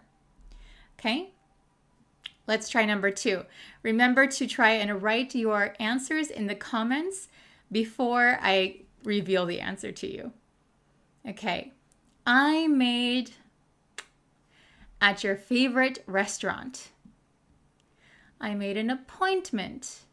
I made a reservation at your favorite restaurant. Type your answer in the comments. Okay. Let's see the answer. A reservation. So at a restaurant, you are probably reserving a seat or a table. So you would make a reservation. Okay, number 3. I'm sorry, I can't come to your party because I have a dentist something. Okay, did you write down your answer? The correct answer is appointment. Because when you go to the dentist office, you expect to see a dentist, a person. Okay, so we're going to make a dentist appointment. Number 4, I have blank with my professor at 10 a.m. I'll let you think for a second. Okay, the correct answer is an appointment because your professor is a person. You're talking with a person. I have an appointment with my professor at 10 a.m. Okay, and the last question, I hope you're going to get all of these right. Number 5, I couldn't make because the hotel had no vacancies.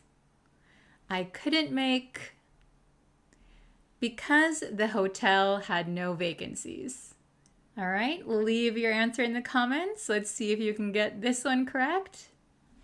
Okay, I couldn't make a reservation because the hotel had no vacancies.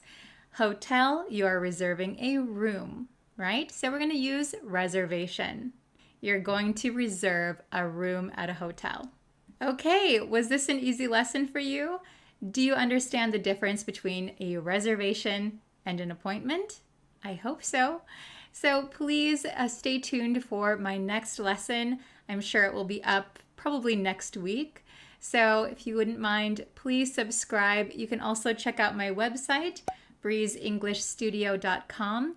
There I post lots of blog entries, and I also have some courses for paying members.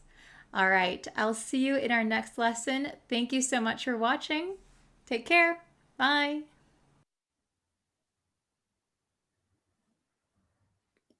Hello, everyone. Hello, students. How are you? Thank you for waiting for me today. I'm running a little bit behind schedule, but I appreciate you for coming and joining today's lesson. Thank you so, so much. I hope you're excited. I know I am. So it's been a little bit since I went live because, as you know, I've been sick. Some days are better than others. So on the good days, I'm trying to get these live videos out for you. Hello, everyone in the chat. Hello, hello. So today's lesson is going to be about making indirect requests, okay? Indirect requests. So if you know what a direct request is, we're going to be changing it to an indirect request, okay? So putting someone in the middle. All right, hello from Vietnam, the Philippines, Pakistan, Brazil. Hello, hello. Okay, so we're going to get into the lesson. I'm going to share my screen with you. Very nice. Okay, so we are making indirect requests today. Do you guys know how to make an indirect request? So there are several different ways that we can make an indirect request, right? So let's see if I can. It's hard to have both screens at once, okay? So indirect requests. Yes. Okay, so first of all, we're going to practice with statements. So we're going to take a statement and we're going to make it into an indirect request with that. So you can use that or you don't need to use that. It's up to you. So I'll give you an example first. The first example, this is a statement, right? Not a question, a statement. Amanda, Craig is late. So we are directly talking to Amanda. And we're telling Amanda information about Craig, okay? But what happens if we want to tell Amanda this information, but we don't know where Amanda is, okay? Instead, we tell our other friend to pass this information to Amanda. So it becomes indirect, okay? So here is how we would change this sentence. So we're going to change it to, could you tell Amanda that Craig is late? So could you, another friend, tell Amanda this information that Craig is late? Okay, so for these indirect requests, it's up to you if you want to use could or can. Could or can. And we want someone to pass over information. So in this case, it's a statement. So we're going to use tell. Tell Amanda. Okay, here's another example. I'm talking directly to Tom. Tom, Charlie is on the bus. So this is the person I'm talking to, and this is the information I want to tell them. But what if I don't know where Tom is, or I don't have time to talk directly to Tom? We need another person to tell Tom this information. So how would we change this? So maybe this one we could use can. How would we change this? Okay, very good. So if you know the answer, please write it in the comments, okay? So Tom, Charlie is on the bus. How would we make that indirect? Okay, an indirect request. So we're going to tell someone else to tell Tom this information. Okay, did you write your answer? Very good. Okay, so I'll show you. So this is how I did it. We use can for this one. You could use could. Can you tell Tom that Charlie is on the bus? Very good. So remember that that is optional. So you could say, could you tell Amanda Craig is late? Can you tell Tom Charlie is on the bus? Or you can include that. It's up to you. And it's up to you if you want to use could or can. Okay, so this is indirect requests with statements. Let's take a look at the next one. Okay, here we have imperatives. Do you know what an imperative is? Do you know what an imperative is? Oh, I see Aliawan in the chat. Very good. Excellent. And Abdul, excellent. Nice job. Okay, so an imperative is, we use imperatives usually when we're giving a command, we're telling someone to do something. It's an order, it's a command. Okay, so let's look at our first imperative. Kevin, so I'm talking directly to Kevin. Kevin, be on time. This is an order. This is a command. Kevin, be on time. Okay, so when we make this an indirect request, so I don't know where Kevin is, so I'm going to tell you, you tell Kevin. Okay? So here we say, Kevin, be on time. But when we make it an indirect request, we're going to use an infinitive. Okay? What is an infinitive? Infinitive is to plus the verb. So, can you tell Kevin, or could you tell Kevin to be on time? Okay? Could you tell Kevin to be on time? Oh, very good. You guys know what imperatives are. I'm very happy to see that. By the way, can you see, are you able to see it if I do this a little bit more? Is it bigger? I hope the text is big enough for you to see. Okay? Let me know if you need it bigger, okay? So, our next sentence, Emily, clean your room. Emily, clean your room. This is a command. Okay, so if we don't know where Emily is, how can we get this information to Emily? How would we change this? So let's use could or can. How would we do this? Okay. Oh, very good. Oh, I like this one too for the first one. Can you please ask Kevin to be on time? This is a lot nicer. Very nice sentence. If you add please and instead of tell, you say ask. Very kind. Nice sentence. Okay. Yes, the infinitive is to plus the base form of the verb. That's correct. Okay. Oh, could you tell Emily to clean her room? Oh, very good. So, exactly. Could you tell Emily to clean her room? Perfect. Excellent, you guys. Okay, we're going to go on to the next. So here is with yes or no questions. Okay, so for yes or no questions, the indirect request is going to use if or whether. So whether or not something. Okay, so let's look at our first yes or no question. Sarah, are you hungry? We're talking directly to Sarah. Sarah, are you hungry? If we want to make this an indirect request, we're talking to a third person. Can you ask Sarah if she's hungry?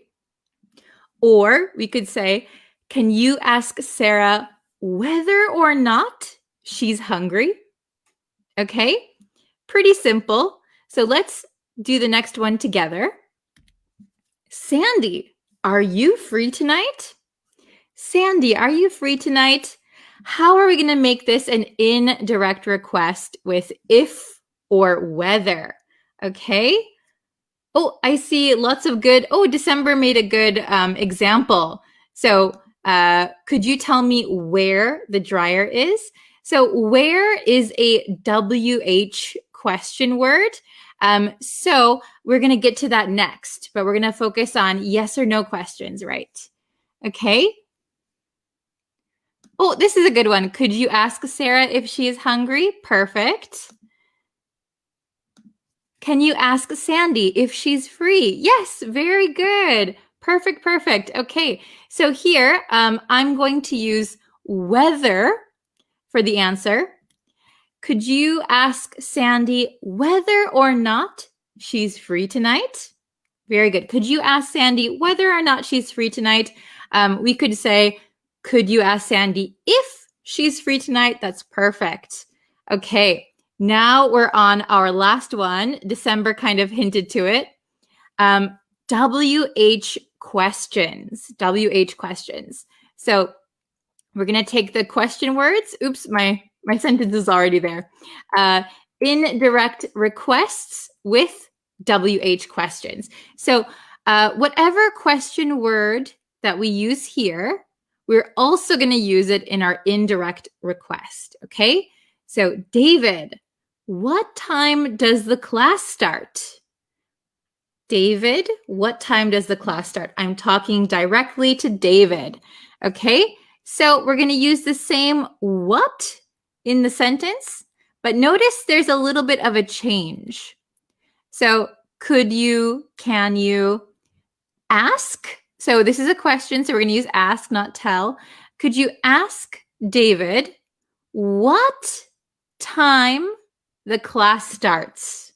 Okay, notice that the does disappears. We add an S to start.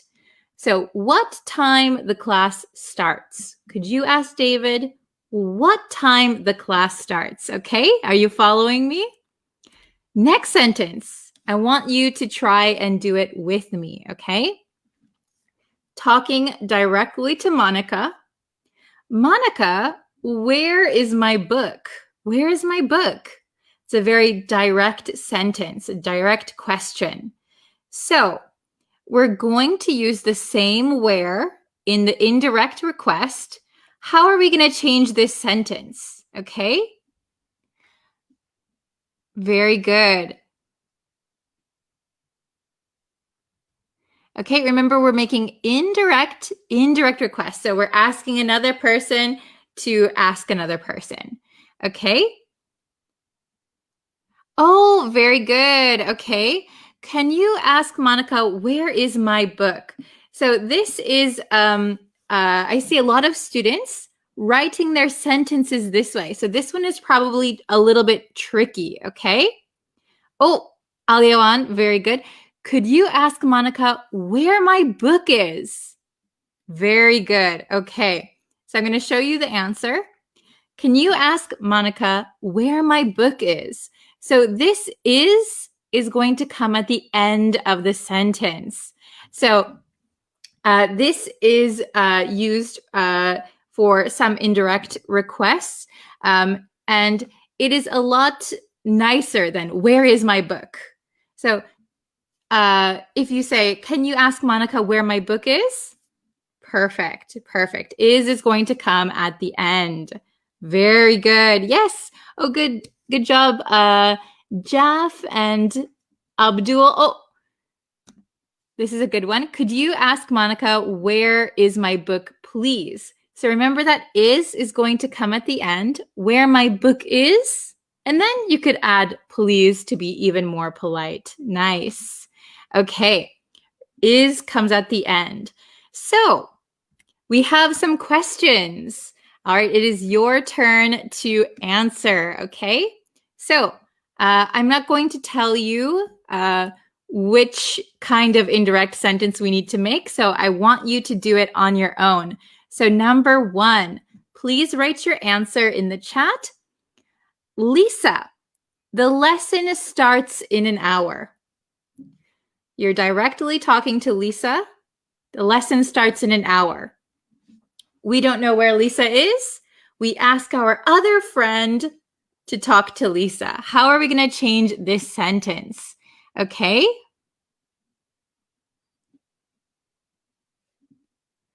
Very good.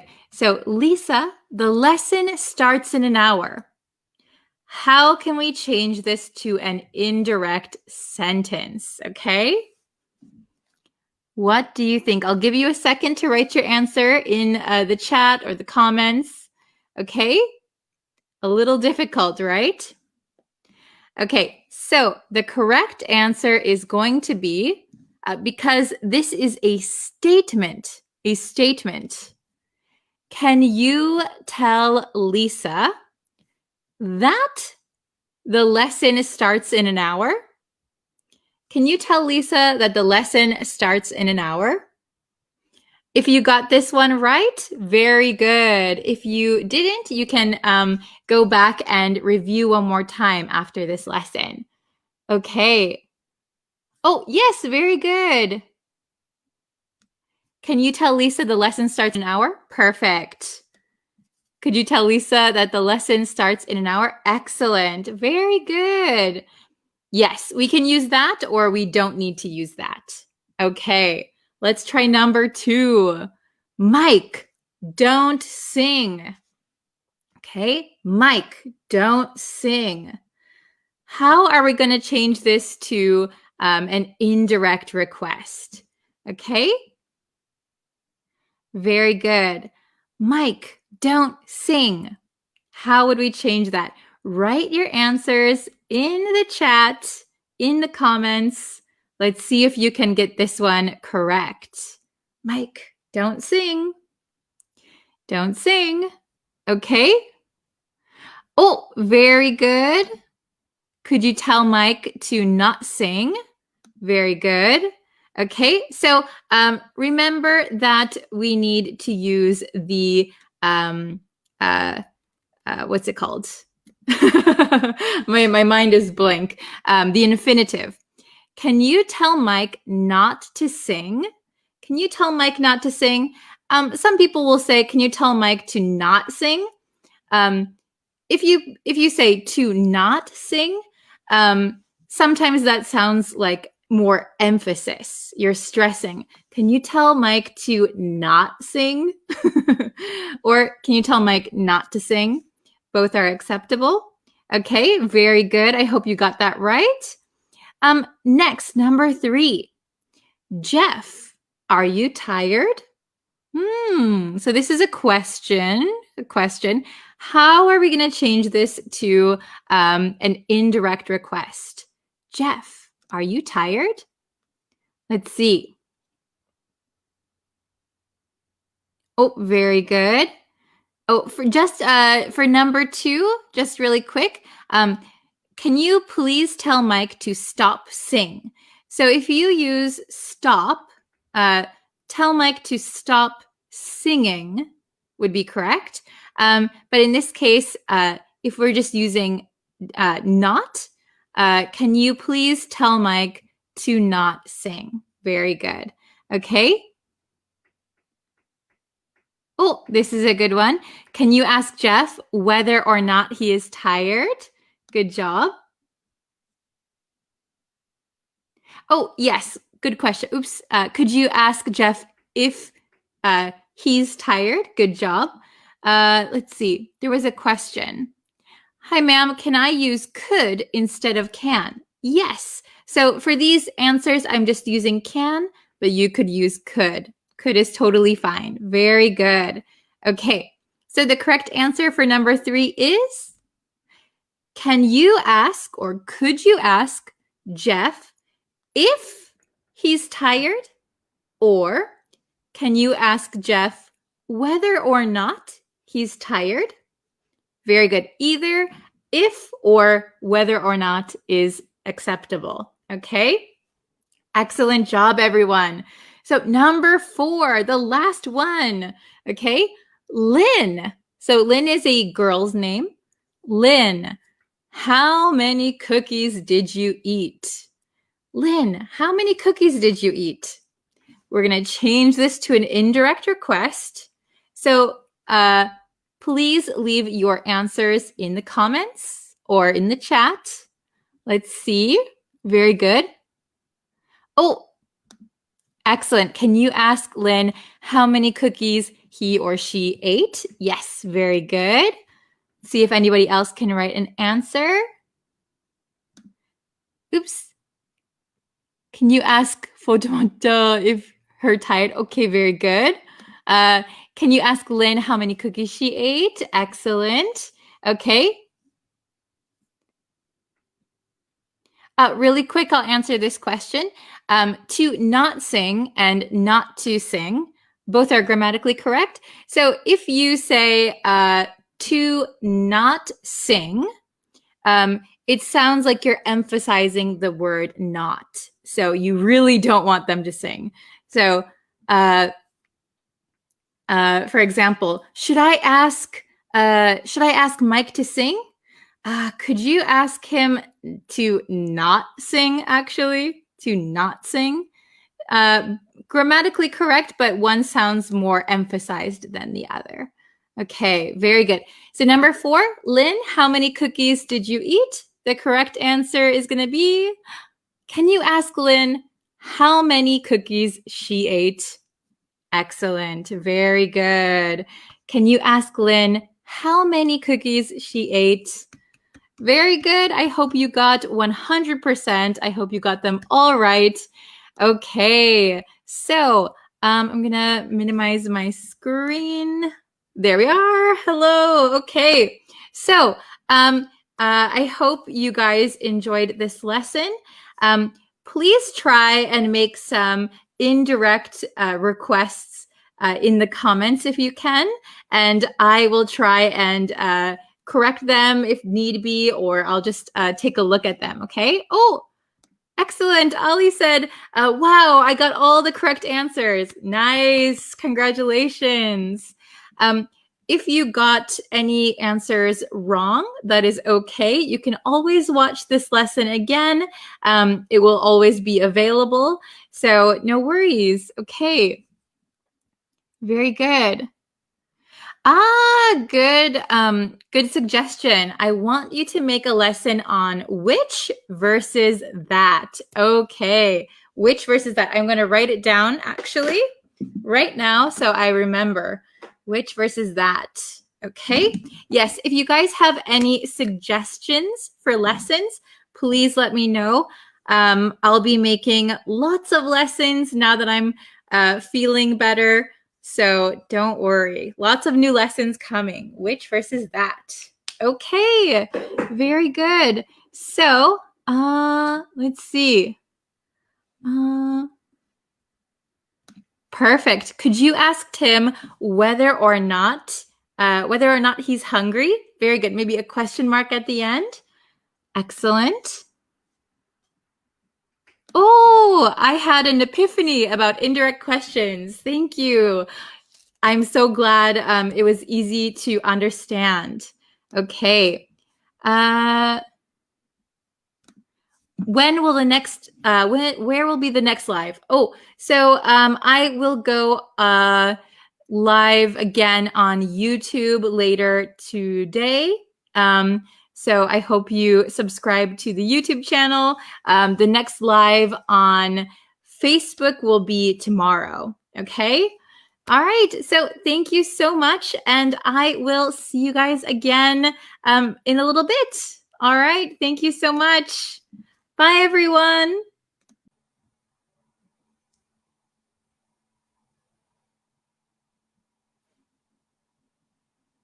Hello, everyone. Welcome, welcome. Thanks for joining me today. Before we get into the lesson, as usual, I have to ask if you guys could subscribe to the YouTube channel, if you could like me on Facebook, like this video, share it with your friends who are also learning English. That really helps me out. That lets me know that you like the lessons and you want me to keep doing them. Okay. Hi, how are you? How's it going? Very good. So I'm just going to share the link for subscribing to the YouTube channel, and then we can jump into it. Okay, hello. Hello, Grammar Miat. Hello, Araz Salim.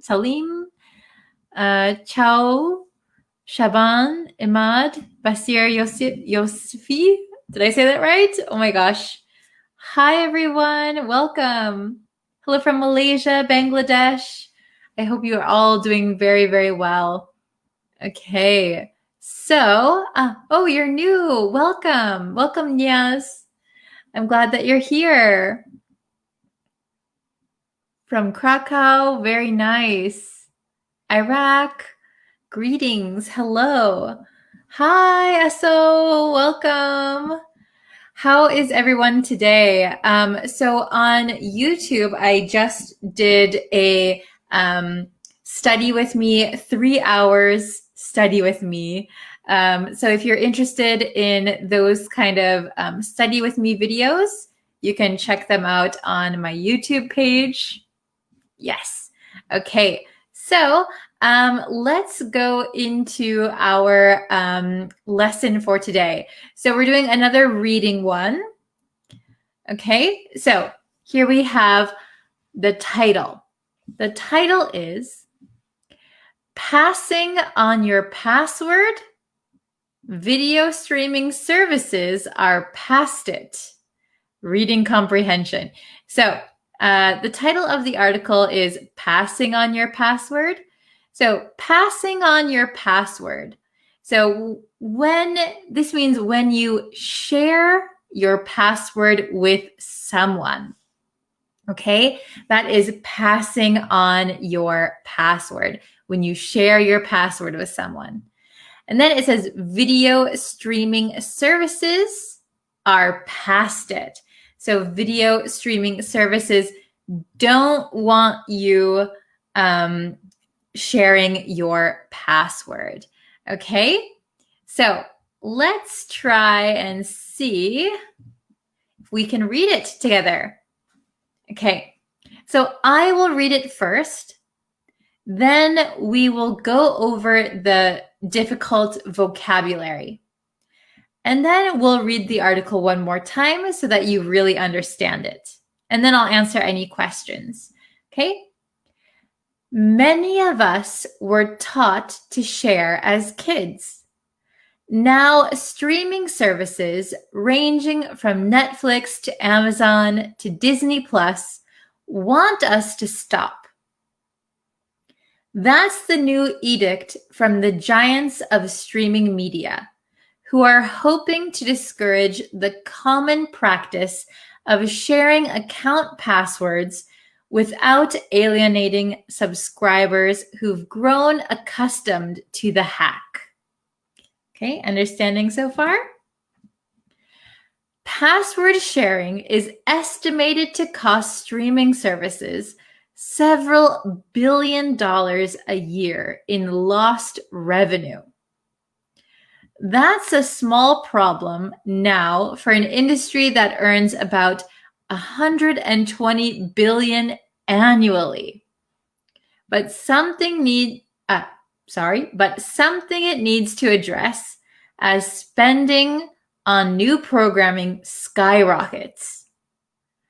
Amazon's upcoming Lord of the Rings series will reportedly cost $450 million for its first season alone, for more than 4 times the cost of a season of HBO's Game of Thrones.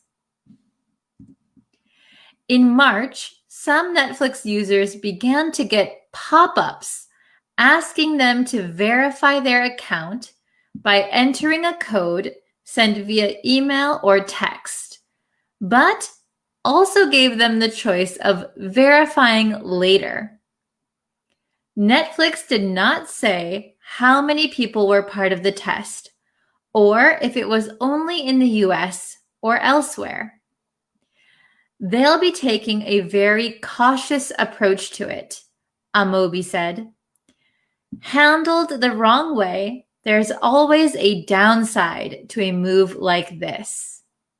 Okay, so how much of the article do you think you understood? Could you understand 80% or could you understand 20 to 30%? How well could you understand me just reading the article? Okay, so try and judge for yourself how well you could read. And now we're going to go over the vocabulary, okay? Oh, hello, Leka from Malaysia. Welcome. Hello from the Philippines, Syria. Okay. Oh, I'm glad you guys like my glasses. They're new. Okay. Let's go over the vocabulary, okay? So the first one, the main topic of what we're talking about is streaming services. Streaming services. So what is a streaming service? Well, it's a media service like Netflix, Hulu, or Disney Plus, or Amazon. So you pay for a subscription to a streaming service, and then you can watch the TV shows or movies that they provide. For example, I have a subscription to Netflix. So I pay for Netflix every month so I can watch it whenever I want. Okay, let's take a look at some examples. What streaming services do you use? I'm only subscribed to Netflix, but I'm thinking of getting a Disney Plus account. Okay, very good. So do you guys have streaming services where you live? Do you have Netflix in your country? Or do you have any other kinds of streaming services? Let me know in the comments. I think Netflix is pretty much in every country. I don't know about Hulu, Disney Plus, Amazon. Let me know. Do you have any streaming service that is local, from your own country? Oh, you have it. Oh, nice. You have Netflix and Disney Plus. Very good. Yes, I have. Okay. Yes, Netflix, Amazon Prime, Disney, Spotify. Yes, yes, yes. Those are all streaming services. Very good. Excellent. Okay. The next one is edict. Edict. Very good. Okay. So meaning is an official order or proclamation issued by a person in authority. Okay. So an edict is a proclamation or a regulation. Somebody in authority makes this proclamation, makes this regulation. Okay. An official order. So you might hear this word sometimes, but it's pretty advanced, I think. This is a pretty advanced vocabulary word. Quick example. The holiday was banned by the royal edict. So maybe the royals, they are authority figures. They made an order, they made a proclamation that the holiday is banned. So officially, it's like an official order. Yes, it could be. So edict seems like a form related to the government, right? Yes. So you'll see the word edict a lot when referring to government or the people in charge, like authority figures. Okay, good job. Okay, next word. The next word is revenue. Revenue. This is an important word if you don't know it. So revenue means income, earnings, profit, especially of an organization. So if you are just one person and you work and you make money, we might just call that your income or your earnings. Usually the word revenue is specifically for organizations, businesses that are making money. Okay, here's an example. The company has lost over $1 million in revenue this year. That is terrible. That is just awful, isn't it? So if the company lost $1 million in revenue, that means their income was $1 million short. They lost over $1 million in profit. So that might be very serious for some companies. Okay, revenue. Remember that it's not for individual income or earnings or profit. Generally speaking, it's for an organization. Okay, very good so far. Oh, hello, December. Hello, hello. Hello, Jamba from Tibet. Okay, the next word is annually. Annually. So annually means once a year, every year. Okay. So an example, our school puts on a talent show annually. Oh, very good. Annually means something similar to yearly. Very good. Every year, once a year. Okay, annually. So I don't know if you guys have any annual traditions in your family, but maybe one of my family's annual traditions is to have a big Thanksgiving meal together in November every year. Unfortunately, we couldn't do that recently, but hopefully next year. Okay. Oh, hello from Italy. Hello, Franca. Okay. Next word is skyrocket. Skyrocket. So if you can imagine a rocket going up to the sky, it's very fast, powerful, it's going up. Okay, so the meaning of skyrocket means usually we're talking about a price, a rate, or an amount. And it means to increase very steeply or rapidly. Okay, so if something skyrockets, it means it's going up very fast. Okay, so here's my example. The price of gas has skyrocketed over the past week. Okay.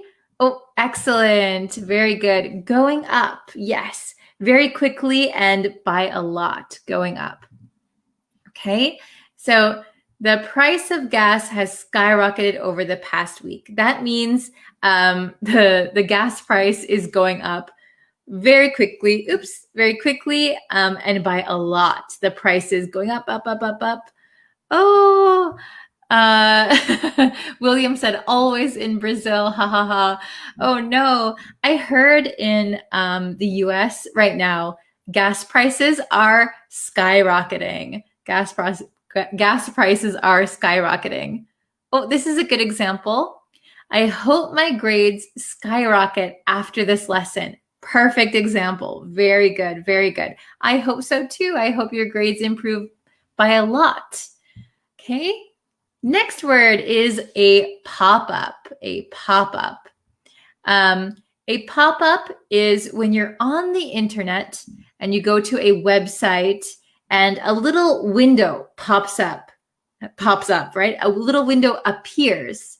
So a window on a web page or app that opens to give information or for advertisement. So if you're online and you go to a website and some window appears, we say a window pops up. So to pop up means to appear suddenly, to pop up. So that's why we started calling these little windows pop-ups.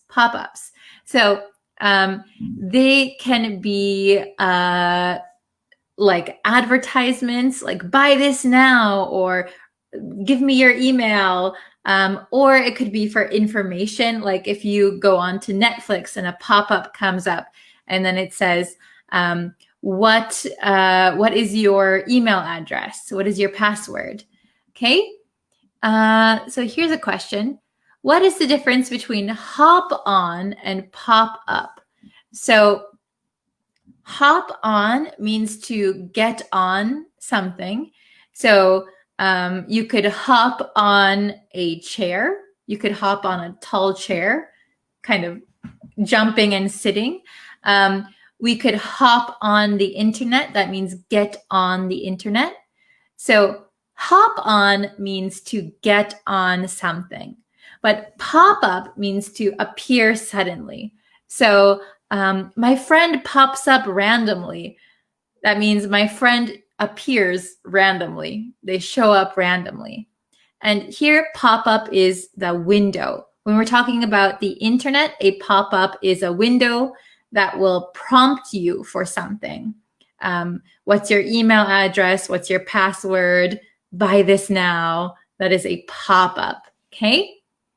Let's see. I'll just read my example really quick. I don't like getting pop-ups when I'm online shopping. So when you're online shopping and suddenly all these advertisements, boom, boom, boom, boom, boom. Oh, I hate these pop-ups. Those are pop-ups, like advertisements. Okay. Let's see. Oh, the price of oil in Sudan skyrocketed. Oh, is that true? That's probably why the gas prices are going up. We can open multiple pop-up in Google Chrome to get more information about everything. Very good. So pop-up is like from the website itself, like it's prompting you for something. When you open up different windows, we call those tabs. So I opened up a new tab online. Okay? Every time I try to watch a movie for free, many pop-ups display. Yes. So especially when you're on like a free website, if you're trying to do something for free, there's lots of pop-ups. Very good. Okay. Oh, good morning. Hello, welcome. Let's see. Very good.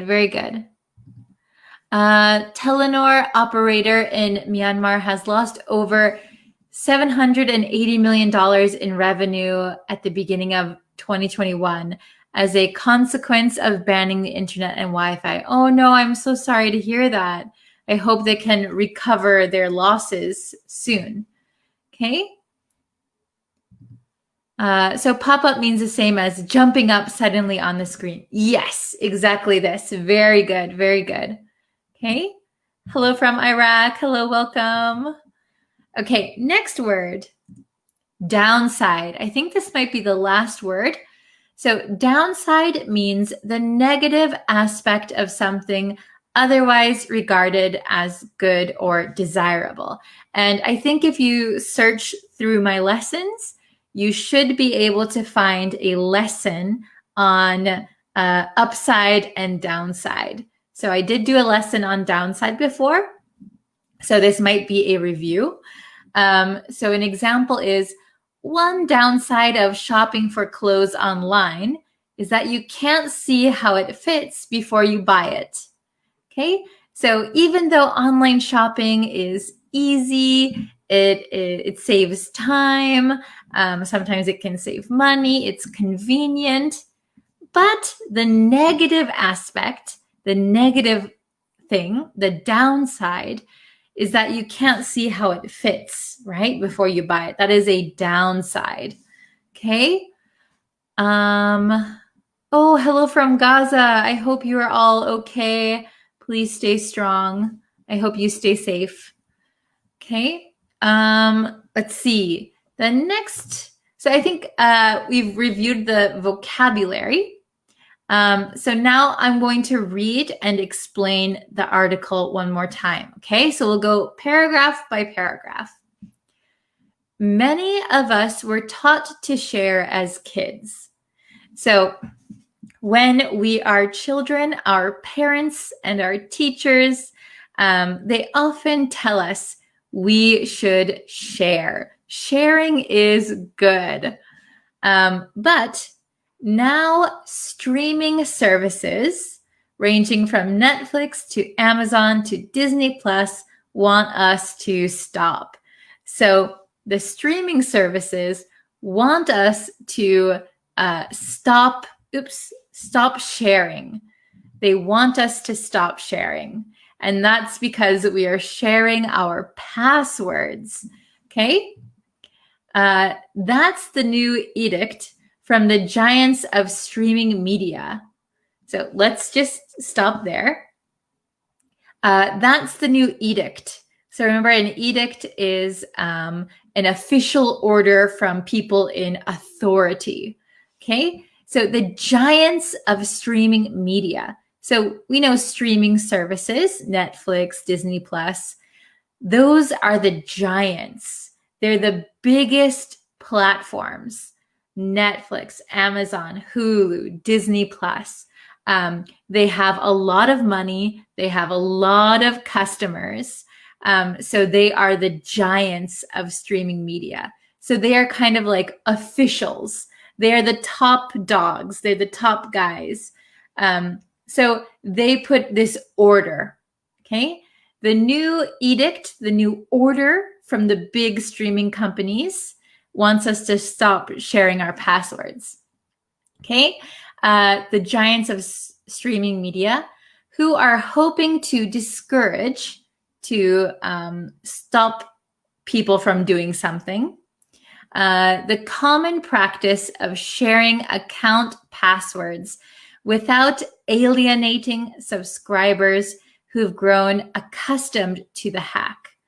So, streaming platforms, we need a password, but it's very easy to share that password with your friends.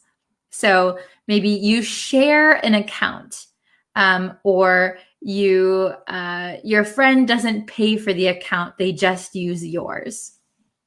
So the streaming services want us to stop. They want to stop this common practice of sharing account passwords.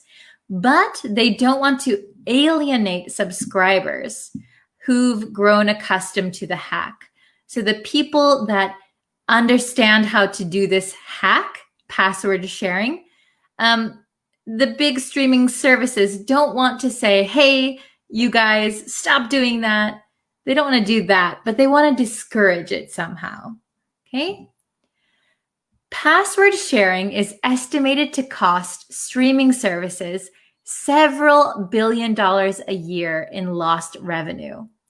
So people, because people are sharing accounts, sharing their passwords, not everyone who uses Netflix or Amazon Prime, not everyone has an account. Not everyone is paying. So that means that they lost several $billion in a year because of sharing passwords. But that's a small problem now for an industry that makes about $120 billion annually. So every year they're making $120 billion. So losing like $2 or $3 billion is a small problem for them. Okay, but something it needs to address, so something it needs to come face to face with, as spending on new programming skyrockets. So even though a few $1 billion is not a big deal to big streaming services, they have to keep making new programs, new TV shows, new movies. And that cost is skyrocketing. The cost of making a TV show is going up by a lot. Okay? So Amazon's upcoming, so it will be released soon, Amazon's upcoming Lord of the Rings series. Lord of the Rings is a famous movie in the US. Will reportedly cost $450 million for its first season alone. So in the US, most TV shows have several seasons. So the first season of this new TV show is going to cost $450 million. So it's probably going to go up the more seasons they make. And this cost is more than 4 times the cost of a season of HBO's Game of Thrones. So HBO is another network that has TV shows. They have Game of Thrones, which is super popular. And this cost, $450 million, is 4 times of this really famous TV show. So it just says how expensive it is. Okay, this is the last part. In March, some Netflix users began to get pop-ups asking them to verify their account by entering a code sent via email or text, but also gave them the choice of verifying later. So Netflix is trying to stop password sharing. And one way they started to try and do this is by showing pop-ups. So if I log in to Netflix, a pop-up might suddenly appear and it will say, verify your account. So confirm you are who you say you are. Okay, confirm your account, verify your account. But they don't want to be too strong, so they also give them the choice of verifying later.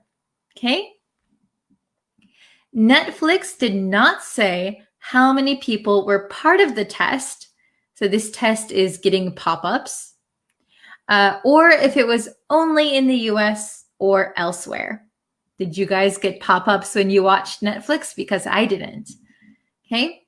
They'll be taking a very cautious approach to it. So they're being very careful, Amobi said. Handled the wrong way, there's always a downside to a move like this. So they're trying to be careful. They don't want users to say, okay, I don't want to use Netflix anymore. So they're taking it slow. They're testing it. And even though they're trying to save money for themselves, the downside would be people leaving the service. Okay, so that was it for our reading section. So I hope you guys could understand it. I hope it was easy. Yes, I hope you go over the vocabulary. Please try and review this lesson to see and write down vocabulary if you need to. Yes, okay. If you guys have any questions, please feel free to put them in the comments. And yes, I will be back again tomorrow, hopefully a little bit earlier than today. And I'll be on YouTube also. So please subscribe to the YouTube channel, like me on Facebook, like and share this lesson. And I would really, really appreciate it. Thank you guys so much for coming. Yes. Okay. Thank you so much. And I will see you guys very, very soon. Take care, everyone. Thank you. Bye-bye. Oh my gosh. Hello, YouTube. Oh, I don't know what I'm doing, but this is very exciting. So this is my first time going live on this YouTube channel, which is awesome. So what I thought we could do today is a live listening test, So if you're watching live, you can participate. Or if you are watching this at a later time, you can also participate. So I will be saying the natural way to say a phrase in American English. And what I want you to do is type in the comments what you think I'm saying, okay? So please type in the comments, and no matter if you're watching live or in the future sometime, we're gonna do this listening test, okay? So I hope you are ready. I hope you came prepared. Oh, hello, Kim. Thanks for joining. This is the first time that I'm doing a live stream on YouTube, which is very different. I usually go live on Facebook. So thank you for joining today. Okay, so I'm going to tell you a phrase in American English, and you have to type in the comments what you think I am saying, okay? Oh, nice to meet you too. Okay, so let's see. Let's start. Oh, very good. Okay, so I'm going to say the first one. So please type what you think I'm saying. So the first one is, I want to meet ya. I want to meet ya. What do you think I am saying? I want to meet ya. I want to meet ya. So let me just briefly explain that in English, we don't often put spaces in between our words, right? Americans like to talk very quickly, and we like to mush our words together. So that's what we're practicing today. Okay, so I want to meet ya. I want to meet ya. What do you think that means? What do you think I'm actually saying? Okay, I want to meet ya. I want to meet ya.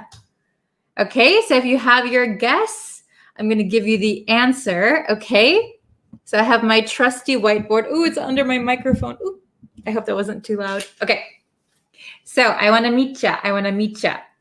This is, I want to meet you.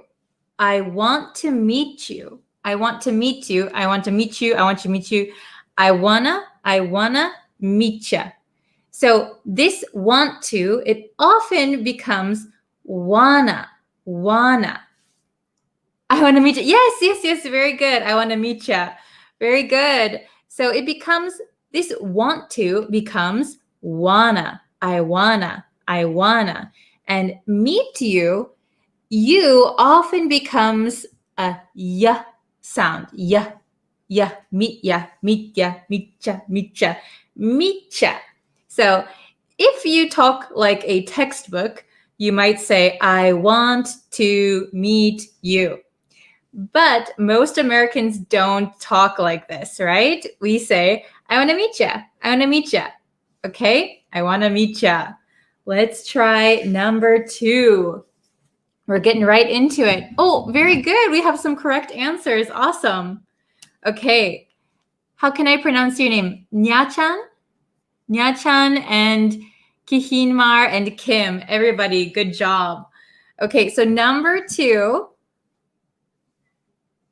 Yes. Oh, confusing about the pronunciation. So, micha, meet and you combined, it sounds like micha, meet you. We often shorten you to ya. How are ya doing instead of how are you doing? So meet ya. Okay?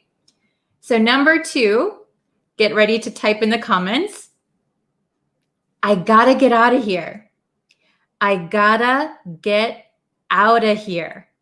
I gotta get out of here. What do you think I am actually saying? I gotta get out of here. I gotta get out of here. I'm going to write the answer down on the whiteboard. I gotta get out of here. Oops, I'm writing it the wrong way. Okay, I gotta get out of here. Oh, you're welcome.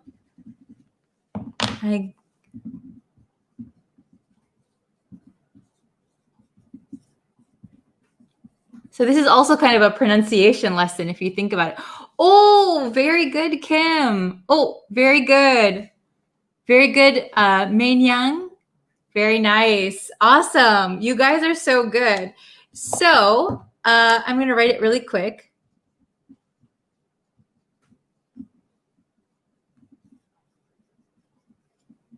So if you know, I got to. Yes. So like here, want to becomes wanna. So every time we have an oo sound, like to or you, it often becomes like a short a sound, like an wanna, micha. So here also, got to. So what I'm actually saying is, I got to get out of here. I got to get out of here. Yes, I got to get out of here. I got to get out of here. So when we say it really quick, I gotta, this T becomes a flap T. I gotta get out of here. Outa. So here, this T also becomes like a flap T. Outa. Gotta. Outa. So this of becomes an outa. Outa here. Yes. Very good. Oh, very nice, Febby. Very nice, Nya-chan. Okay. I got to get out of here. But when we say it really naturally, I gotta get out of here. I gotta get out of here. You guys are very good. Should I try a little bit harder ones? Let's see. I have a whole list of them. So let me see if I can find a difficult one. Oh, okay. How about, can't you wait a minute? Can't you wait a minute? What do you think I'm saying? Can't you wait a minute? Can't you wait a minute? What am I saying? Can't you wait a minute? I'll write it down.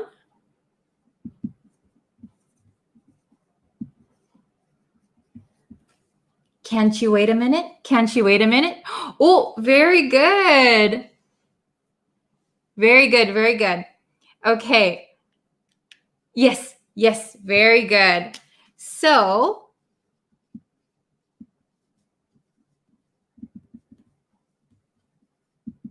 I'm going to write it down. My handwriting is super sloppy today. Sorry about that. Okay. So a lot of you got the correct answer, which is amazing. Okay. So what I'm actually saying is, can't you wait a minute? Can't you wait a minute? But when we talk really quickly, really Americanized, we say, can't you? Can't you? Because remember, like a lot of times these linking sounds, we could say can'tcha. Can'tcha is also okay. Or can't you? Oh, yes, very good. Can't you wait a minute? Can't you wait a minute? Can't you wait a minute? Can't you wait a minute? And here, waita, waita, this T becomes a flap T again. So it sounds almost like a D. Can't you wait a minute? Can't you wait a minute? Can't you wait a minute? Okay, very good. Yes, yes, yes. Oh, everybody, perfect. Very good. Can't you wait a minute? Awesome. Okay, let's try. Let's try one more. I'm going to keep my whiteboard here. We're going to do maybe two more. Let's see. Okay, I'm going to write it down.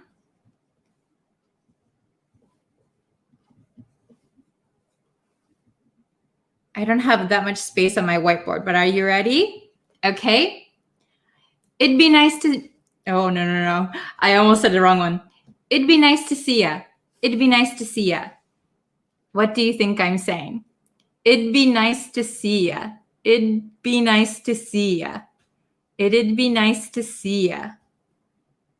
What do you think I am saying? It'd be nice to see ya. Let me write down what I sound with my red marker. It'd be nice to see ya.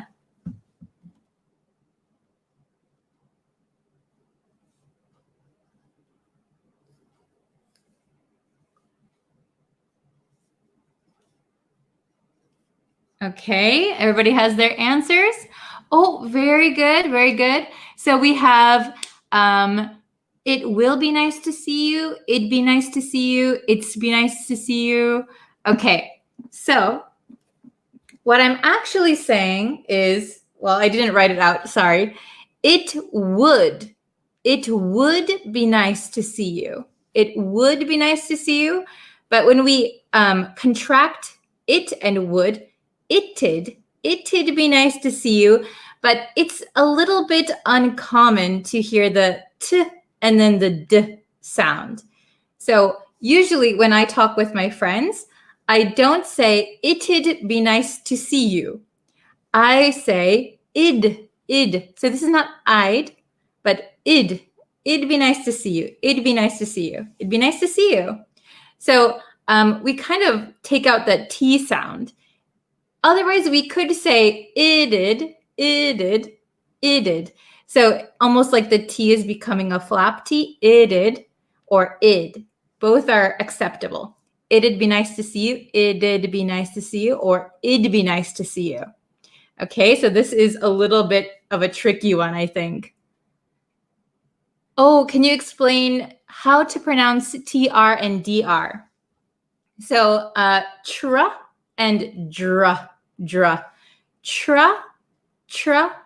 Tra is like you're putting a T, T, t, t, t, ch, ch. It's almost like a CH sound, tra. And then dra. You're kind of connecting your teeth a little bit more, dra. Okay? Yes, it would be nice to see you. Very good. All right, let's try. Okay, let's try the most difficult one that I could think of. Okay. So this one is, wouldn't you know? Wouldn't you know? Oh, hello, welcome. Oh, thank you. You can leave a comment and then I can get back to you later.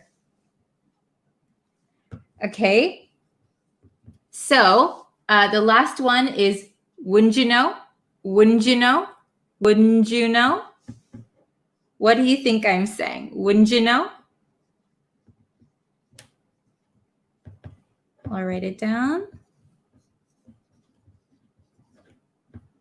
Wouldn't you know? Oh, very good. Very good, Febby. I hope I'm pronouncing your names correctly, by the way. Okay, I'll give you one more second.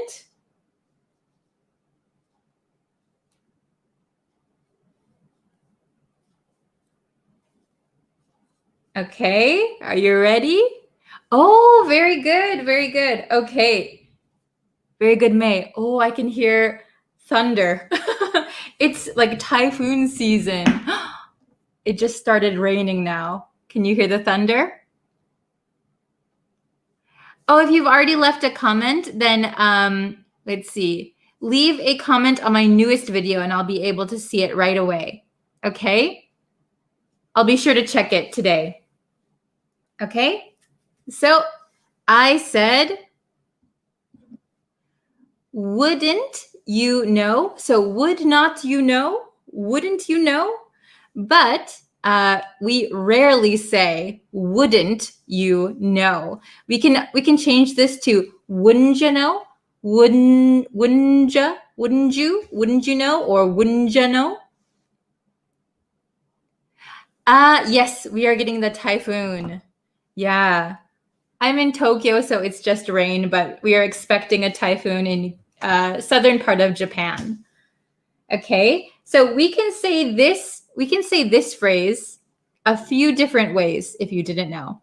So we could say, wouldn't you know? Wouldn't you? We can change this you to Jew. Wouldn't you? Wouldn't you know? Or we could say, wouldn't you know, with like a CH. Wouldn't you? Wouldn't you know? Yes, very good, very good. Or we could change this to cha. Wouldn't ya? Wouldn't ya? Wouldn't you know? Wouldn't you know? So if you notice in native speaking, we often don't like to say the oo sound. So want to, meet you. We're going to change to wanna, meet cha. So we often say ah, ah. Ah is a lot easier to say than oo. Ooh, we have to use our muscles here. Ooh. And American English is kind of lazy, people like to say. So instead of ooh, we just drop our jaw. Wanna, micha, gotta get outa. Then can't you? It's easier if we're gonna say a CH sound. Can't you? Wait a minute? And here in English, we often like skip over letters, or especially T. Sometimes we skip the T sound or it becomes a flap T. So it sounds like a D. So here, it'd sounds like a D sound. Or you can just say one, skip the T, it'd be nice to meet you. It'd be nice to see you. It'd be a fun time. It'd be a fun time. Okay. And then also here, wouldn't you? Jew is easier than just ooh. I don't know, for some reason. Also, we could say wouldn't ya? Wouldn't you? We often change you. We rarely say you, okay, when we're speaking really quickly. Okay. So if you guys have some questions, I can quickly answer them for you. I see some questions. So YRH said Jew. So yes, JU, like it's kind of just when the sounds combined, that's what our mouths make. So wouldn't you, or wouldn't you, or wouldn't ya, wouldn't ya? We can change the U sound. So it just depends kind of what area of America you're in, or who you're talking to. They might say it differently. Okay, excuse me. Can you explain rise and fall? Okay, so rise means to go up. Fall means to go down. Rise and fall. Rise and fall. Oh, okay. Slang words or collocations, gonna, wanna, gotta, kinda, lim. Yes, we have many. And that is when you are speaking, it is really a good thing to use when you're speaking. Otherwise, you sound unnatural. However, when you're writing like an email to your boss or for business, you wouldn't want to say wanna. You wouldn't want to type out wanna. It's only for a conversation. Okay, but if you're talking to your boss and you say, what do you wanna do for lunch? If you and your boss are going out for lunch, that is completely acceptable. Okay, please explain about lazy English. So lazy English, it's not really lazy, but some people say that American English is lazy because we often change our vowel sounds. So instead of saying you, we need to use these muscles, right? You. So instead of saying you, we say yeah. It's much easier and our jaw doesn't get tired. We don't have to use so many muscles. Yeah. Can you see how relaxed my face looks? Yeah. Instead of you, I'm using muscles. That's why we say it's kind of lazy. Okay. Is it a common rule for Americans using this slang when we're having conversation with Americans? Yes. Like when Americans are having a conversation, probably most native speakers don't even realize that they're doing it. So I know wanna, gonna, woulda, shoulda, coulda is maybe a lot of native speakers understand that they're doing it, but some of them, like want to or wantcha, maybe some people don't even realize that they're doing it, but they are. Okay. So I'm a non-native speaker. How could I sound like a native speaker? How could I improve pronunciation or accent? That is a great question. So to sound like a native speaker, you have to copy or mimic native speakers. So when we are babies, that is when we learn our mother tongue, right? That's when we learn our native language. We don't see any writing, right? We just hear the words from our parents, from our relatives. So listening and repeating is the biggest way and best way that you can improve your accent and your way of speaking. Okay? Very good. I didn't have a lesson yesterday, but I will have one tomorrow. Okay. Thank you very much for joining me. Wow, we already did a 21-minute lesson. That's amazing. So thank you guys so much. I hope to do more live streams in the future. Thanks so much for joining, and I will see you tomorrow for another lesson. All right. Bye-bye.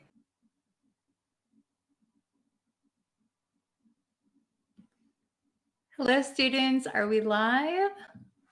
I think we are. Okay. Hello, everyone. Welcome to today's English lesson. We're going to be learning about where to place adverbs in a sentence. So we're actually going to be looking at adverbs of frequency and where to put them in a sentence. Okay. So before we get into the lesson, if you haven't yet, please subscribe to me on YouTube. You can follow me on Facebook. And if you turn on notifications, you should be getting notifications when I go live, okay? And you can also follow me on TikTok. Hello, welcome. Hello from Yemen. Wow. Okay, yeah, and don't forget to tell me where you're watching from. I think the number of countries is increasing, actually. Hello from Lebanon, Chad. Hello. Welcome. It's nice to see you guys. Are you having a wonderful day today? Okay, so we're going to be looking at adverbs of frequency, okay, and where we put them in a sentence. So I'm going to share my screen with you. Oh, hello from Mexico and Peru, Morocco. Welcome, everyone.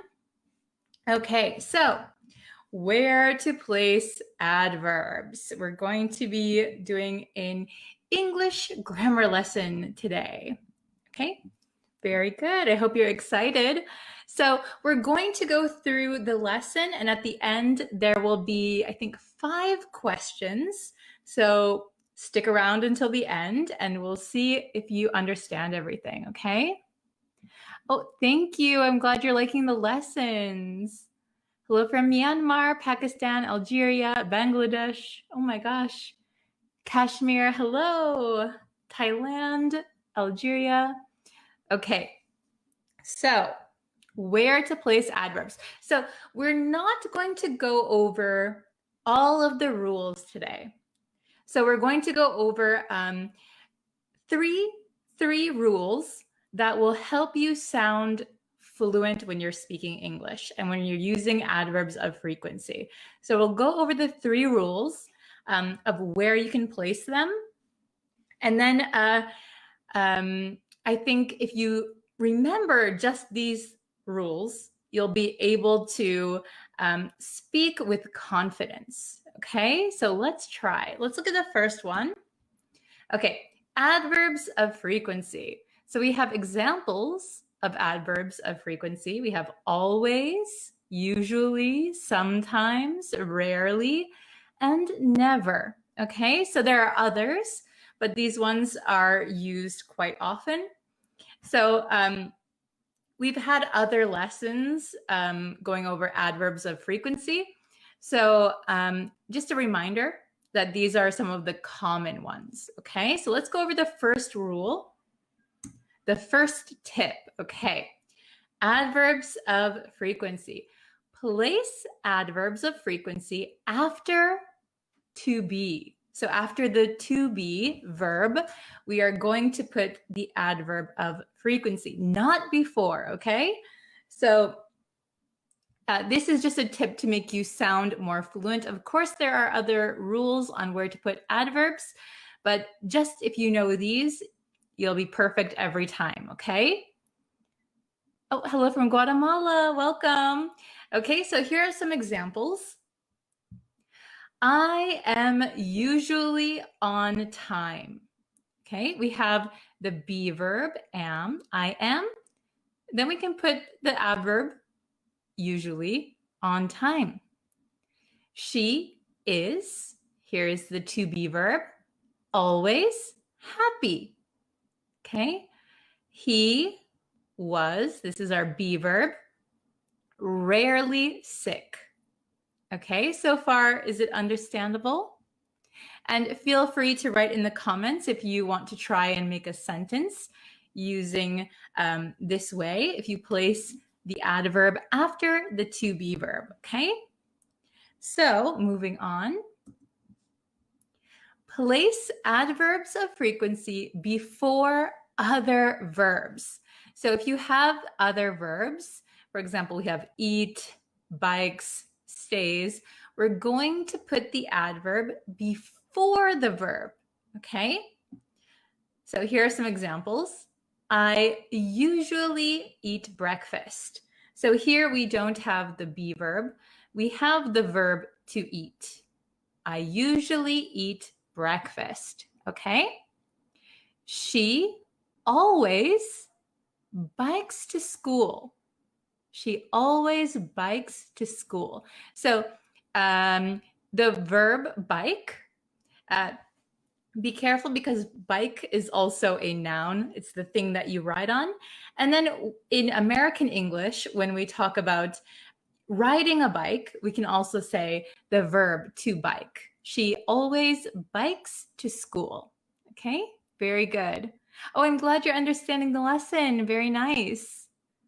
Okay, then he rarely stays home. Here that we have the verb to stay, to stay. He rarely stays home. Okay, very good. Understandable so far. Awesome. Okay, so I am always listening to your lecture. Very good. I'm always listening to your lecture. So you're actually very good. So you put the always after the be verb and before the verb listen. Very good. Okay. Then we have another rule. If you remember these three, you will sound very, very fluent and you won't have any problems. You'll be right every time. Okay. The next one, place adverbs of frequency between auxiliary helping verbs and modal verbs and main verbs. So if you have an auxiliary verb and you have a main verb, we're going to put the adverb of frequency in the middle between them, okay? Oh, very good. This is a good one. I always brush my teeth in the morning. Perfect. I always brush. Very good. Very good. Okay. Then, okay, we'll look at these examples.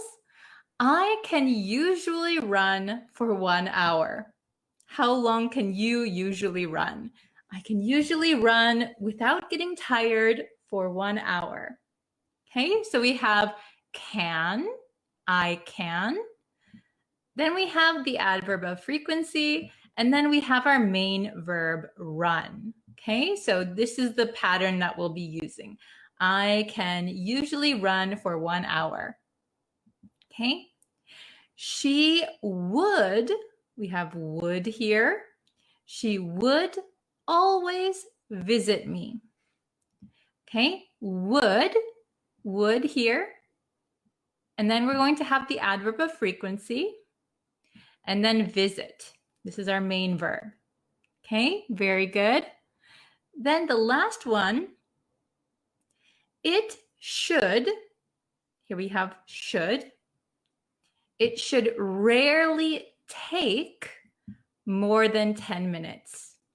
It should rarely take more than 10 minutes. Okay, so we have our subject, auxiliary or modal verb, helping verb, then the adverb of frequency, and then we're going to have our main verb. So here it comes in the middle, between, okay? Very good. Let's see if you guys have some. I frequently watch your videos. Oh, thank you. I rarely go to the bazaar. Excellent. Let's see. Oh, I'm glad you're liking the lessons. Thank you. Very understandable. Thank you so much. I'm always late. Very good. But today I'm on time. Wonderful. I'm always late. Excellent. Okay. I like this one. I can usually sleep for more than 7 hours. Wonderful. I hope you're getting a good night's sleep every night.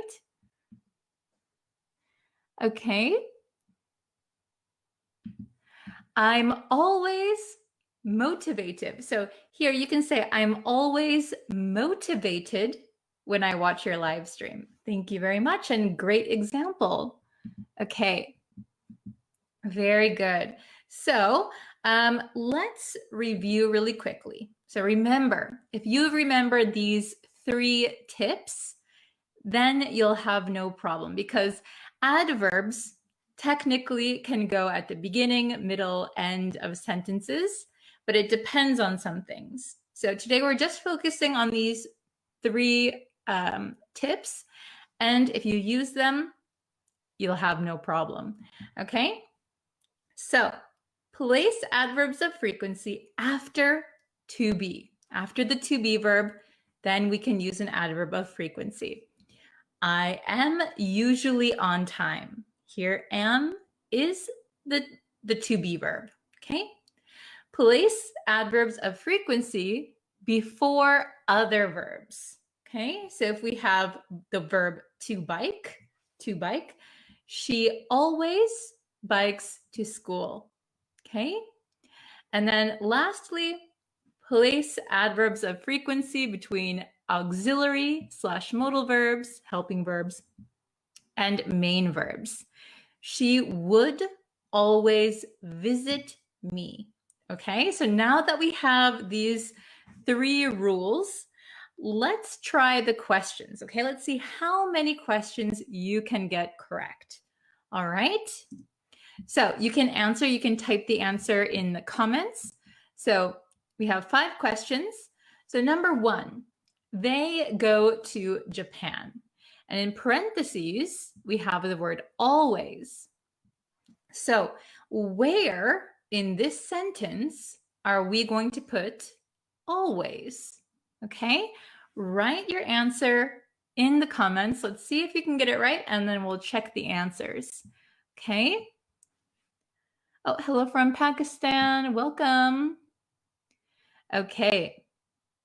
Oh, Andy, welcome. If this is your first time, welcome, welcome.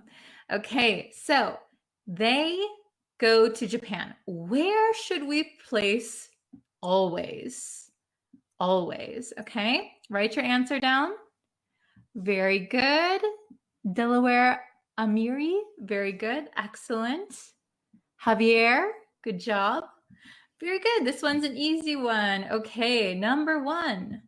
They always go to Japan. So if we have just the verb to go, we're going to place it before.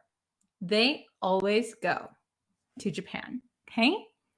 Excellent. Number 2, I drink beer.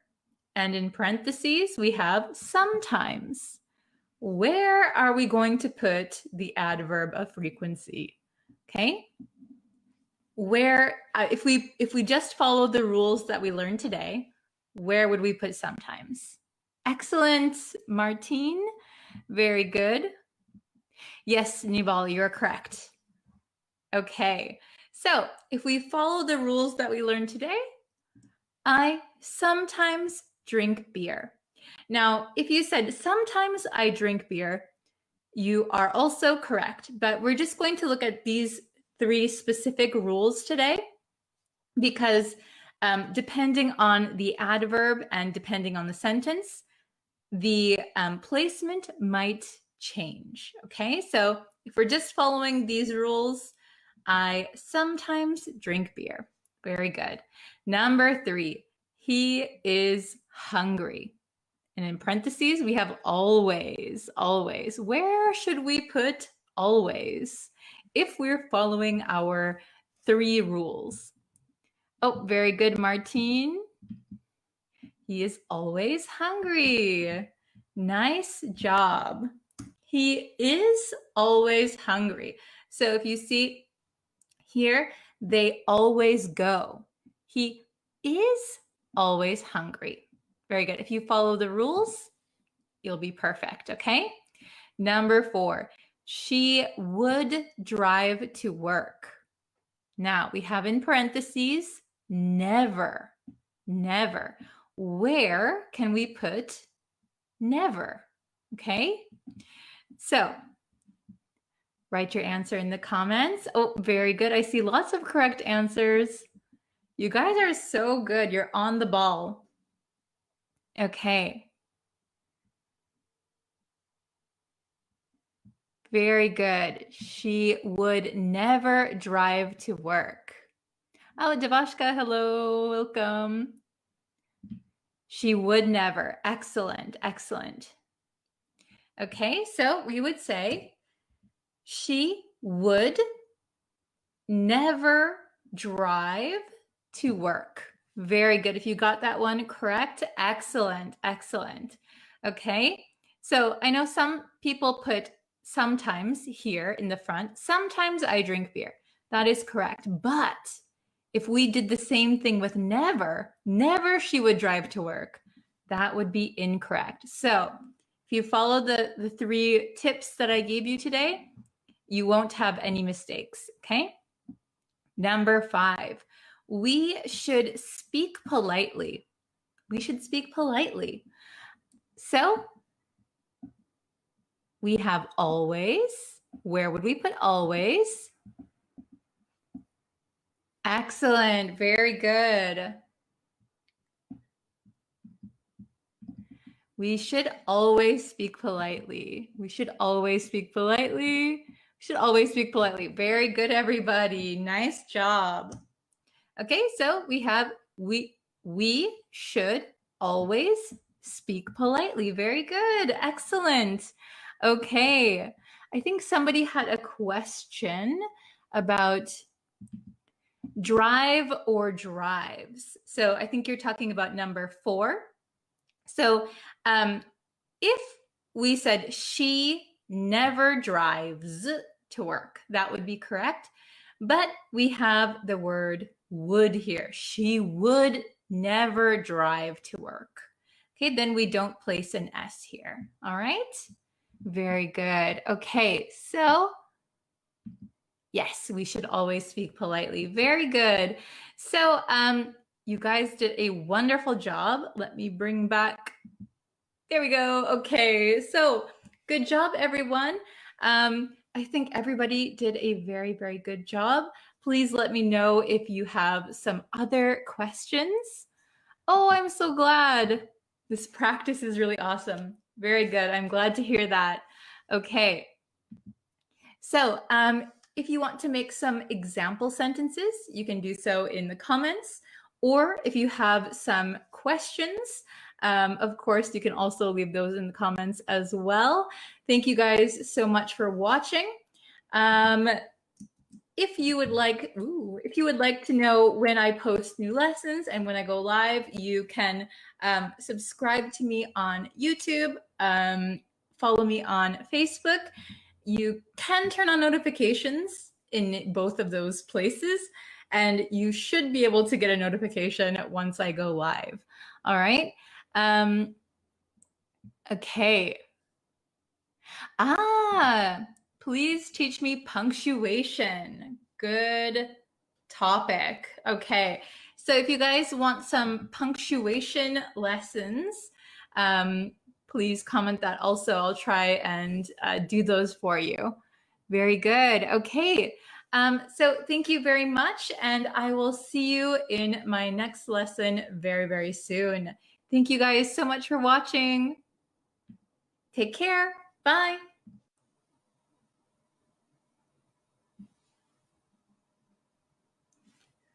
Hello, students. How are you guys today? Welcome to our live lesson. So today we are going to talk about the difference between get and take. Okay, so this has been a highly requested lesson, so we're going to get into it. Get or take. Okay, so these are basic English verbs that we use a lot in speaking. We use them a lot in different expressions. We're going to take a look at the basics today, okay? Hello, everyone. Welcome. Before we jump into the lesson, if you haven't yet, please consider subscribing to the YouTube channel. I would really, really appreciate it. You can also follow me on Facebook. I think you can turn on notifications there as well, so that you know when I go live. And you can follow me on TikTok, Twitter, Instagram, everywhere. Okay, hello, hello. Happy to see you also. Welcome. Okay, so I hope you guys are having a fantastic day, and I hope you're ready to start the lesson. Okay, so we are going to share. There we go. Okay, get or take. Get or take. Very good. So these are just some basic English verbs, but they often get confused. Okay, so let's take a look at each one, and then we'll do a little bit of a quiz at the end. Okay. Hello from Canada. Hello from Peru. Very good. Okay. So let's look at get first. Get. Okay. Meaning come to have something. So come to have something. For some reason, you have something, right? So synonyms are obtain, receive, acquire. So I would think that obtain, receive, and acquire, yes, these are all synonyms of get, but they're probably a little bit more formal. Okay, a little bit more formal. Get is, used in conversation all the time, every day. So I would say get is one that you'll need to know how to use because we use it so much. It's more casual. We often use it in conversation. But synonyms are obtain, receive, acquire. Okay, very good. Oh, I get some money from my mom. That's a good example. Very good. So you obtain it, you receive it. Okay. So here are just two simple examples. So let's take a look. I got a new bike from my parents. I got a new bike from my parents. So just a reminder here, I know in some countries, like in Japan, when I say bike, you think like motorcycle, motorbike.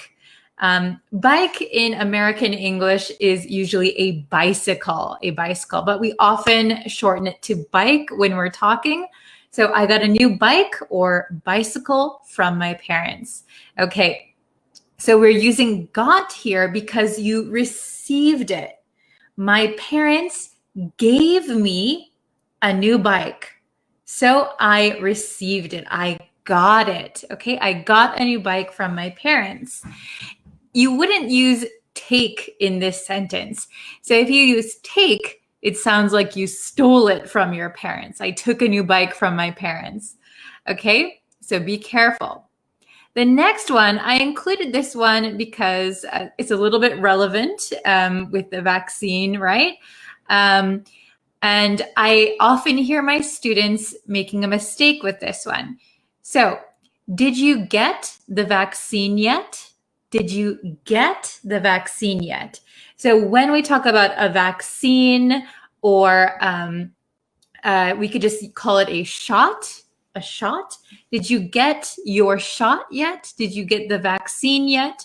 So a lot of my students would say take here. I took the vaccine. Did you take the vaccine? So for vaccine or shots, we do not say take, we would say get because we are receiving it. A nurse or a doctor is injecting you, so you are receiving it, okay? You are not taking it, you're receiving it, okay? So did you get the vaccine yet? I hope you all have gotten the vaccine. Oh, very good. Oh, I got a new car yesterday. Wonderful. Is that a true story? Did you actually get a new car? If so, great. Let's see. I see a lot of examples here, so I'll just show some.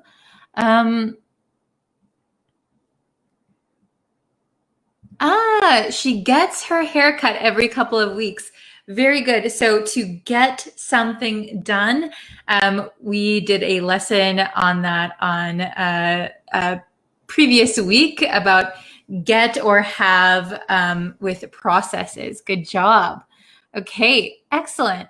Let's take a look at take. Okay, take. So I have two meanings here. Actually, there are many ways to use take, but we're going to focus on these two meanings, okay? Because they are very similar and they often get confused with get, okay? So meaning number one is to move something from point A to point B, okay? For example, your phone. I took my phone to the living room. I took my phone to the office. Okay, you're moving it.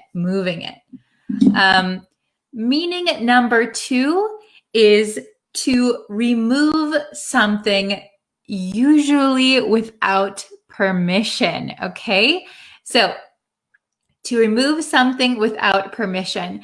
So that means that you take something without asking, okay? Very good. So let's look at the examples. Okay, so example number 1, can you take your bike, so bicycle, can you take your bike to the repair shop? Can you take your bike to the repair shop? So that means you are moving your bicycle, your bike from point A, maybe your house, to point B, the repair shop. So you are actually moving it, okay?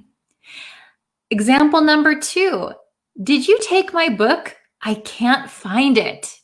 So did you remove my book without permission?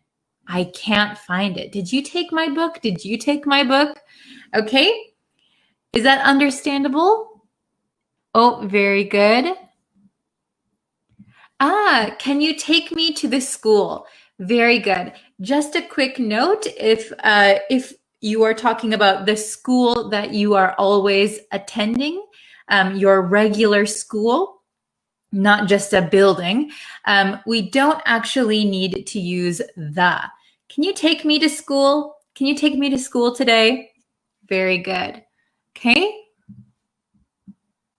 I got my car fixed. Yes, this is using get for having something done for you. Okay, so somebody else is doing it. Okay. Oh, thank you. I am well. Okay. My grandfather has taken the vaccine and now he feels much better. Very good example. Just be careful because when we talk about the vaccine or a injection, a shot, we use get. My grandfather got the vaccine, has gotten the vaccine, and now he feels much better. Very good. Okay. Let's see. My brother took my snacks. Very good. Very good. Okay. Awesome job. Very good. Did you take my wallet? So if did is already in the past. We're asking a question. Did you take my wallet from my pocket? Excellent. So this is without permission. You moved it without permission. Very good. Okay, let's take a little bit of a quiz. So here we are. We have 6 questions. So we're going to use get or take, okay? And be careful because we're going to change the verb depending on the sentence, okay? So get, got, gotten, take, took, taken, okay? So let's try. So number 1. Oh, hello. It's okay if you're late, so you can continue watching with us. So we're just taking a little bit of a quiz. Okay, so number 1. It's raining, so you should your umbrella. Which one do you think is the best answer? Oh, very good. Hite? Am I saying your name right? Hite? Oh, Aliawan is here. Hello. Very good. Okay. So this is an easy one, I hope. Oh, actually, I see some people saying get, some people saying take. So the best answer for number 1 is take. It's raining, so you should take your umbrella. Okay? Take your umbrella from your house, point A to point B. Okay, number 2. I hope I don't sick. So this one, we didn't go over, but it's a very common one, so I put it in here. Oh, very good. You guys are so fast. Good job. So number 2, I hope I don't get sick. Very good. Very good. So we would say get sick. And I think we say get sick maybe because we receive some, illness. We obtained some kind of illness, right? So we get sick.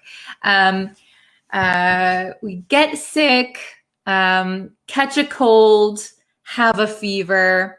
We'll probably go over those at another time, but just remember, get sick. Get sick. Okay? Number 3. Someone broke into her house and her laptop. Very good. Remember, we're going to change the verb to fit the sentence. Excellent. You guys are so good. Okay. Write your answer in the comments. Someone broke into her house and her laptop. Very good. So the correct answer is took. Someone broke into her house. So to break into someone's house means maybe you go to someone's house without their permission. You break a window. Usually this is a very bad thing. You can get arrested. So don't break into people's houses. Okay. And they took her laptop. So without permission. They did not ask her. They just took it. Okay. Number 4. You shouldn't things without asking. Oh, very good. You shouldn't things without asking. Oh, very good. I see lots of correct answers. Remember to put it in the correct verb form, okay? You shouldn't take things without asking. So this is a general statement. It is talking about all the time. You shouldn't take things without asking. Very good. Number 5. A raise. Does everyone understand what a raise is? You didn't notice the past tense. Yeah, it's tricky. Oh, very good. Okay, I see some different answers for number 5. So if you don't know what a raise is, usually when you are working at a company, you get a salary and it's the same every month. But if you do a very good job, you can get a raise. So here, I got a raise. Very, very happy. Yay, I got a raise. So it means I got more money. So because this is talking about money, and your boss probably decides how much you get, we're going to use the verb get. I got paid. I got a raise, okay? So we wouldn't say I took a raise. That sounds like you just took it without asking anyone. That probably can't happen, right? So you can ask for a raise, and then once they say, okay, I got a raise. Very good. Number 6, you will see this a lot if you go shopping in, for example, in the US. Buy one. Oh, I should have wrote it the same way. Buy one, one free. So imagine this is the number 1. Buy one, one free. Okay, we have some mixed answers. We have some people saying get, some people saying take. Okay, so this is a very, very common thing that you will see maybe in stores. So what is usually always written is buy one, get one free. Buy one, get one free. Or sometimes it just says buy one, get one, and they don't say free, but they mean free. So this is buy one. So if you buy, for example, you buy one notebook, you get one notebook free. So you are able to receive it. It's kind of like a present. So when we're receiving something, we use get. Take means maybe you're just taking it without asking, okay? So be careful. Buy one, get one free. So you are receiving something. Very good. Okay, was that tricky or was that super easy? Let me know in the comments. There were 6 questions. Did you get all 6 correct? let me know. Okay. And I'm working on a ton of new lessons. So thank you for your patience. It's been very, very busy for me recently. So I'm trying to get everything done. And yes, I've been going to the doctor a lot and all kinds of things, but I'm trying my best to keep a schedule and to keep putting out new lessons. Oh, very good. I got 5 out of 6, 5 out of 6, 6 out of 6. Wonderful. Oh, 6 out of 6. Nice job. 4 out of 6. Pretty good. 4 out of 6. Good job. Good job. So if you have any questions on some of them, I hope I was able to explain the answers. If you still have some questions, watch the explanation one more time and then come back later and take the quiz again. Okay, thank you so, so much. And I will see you in a lesson in a little bit. Thank you, everyone. Take care. Bye-bye.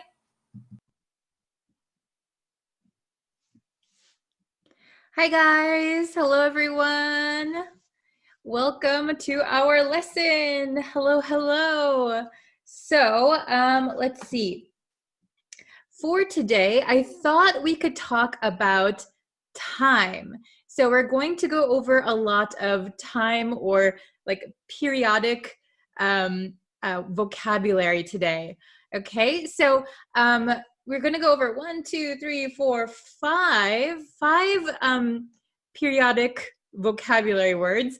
And I want you to, in the comments, try to make an example, hopefully for each one, but there are 5. So I know you want to watch the lesson also. So if you can, try and make a sentence for each one. It's a little difficult.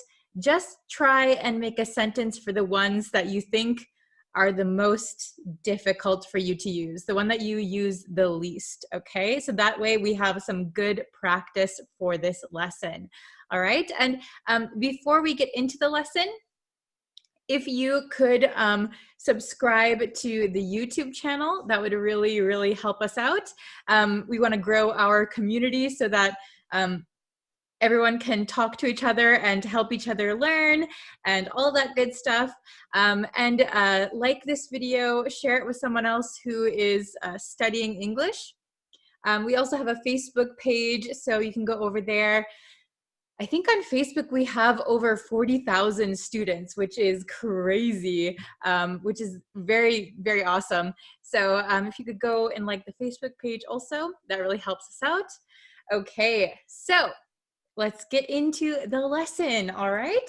So, ta-da! Here are all of the periodic vocabulary words that we will be using today.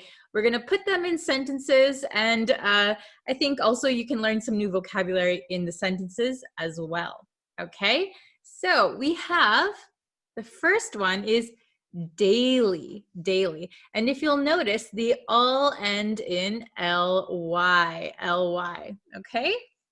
It looks like an H almost, a backwards H, but that's RLY, okay? So the first one is daily, daily. So daily means every day, okay? So we use this word when we're talking about something that happens every day or something we do every day, okay?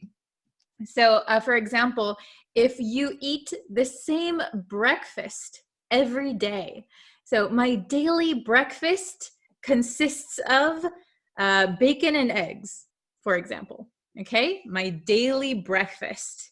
Every day I'm eating the same thing, okay? Or you could say my daily commute. So commute means when you go to work, right? Or go to school. So my daily commute is about 1 hour, okay? So I have to take the train every day for 1 hour to go to work or school, okay? Daily, daily.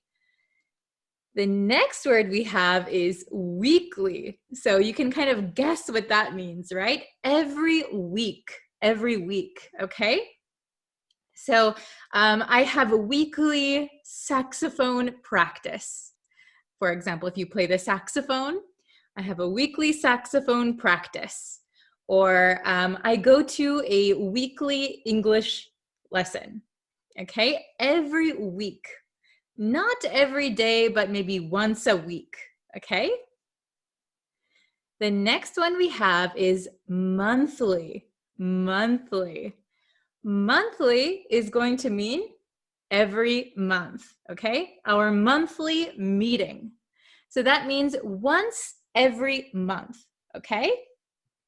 Once every month. So try and think, what is something that you do once every month? Do you have a monthly meeting? Do you go to a monthly study group? What do you do every month, once a month, okay?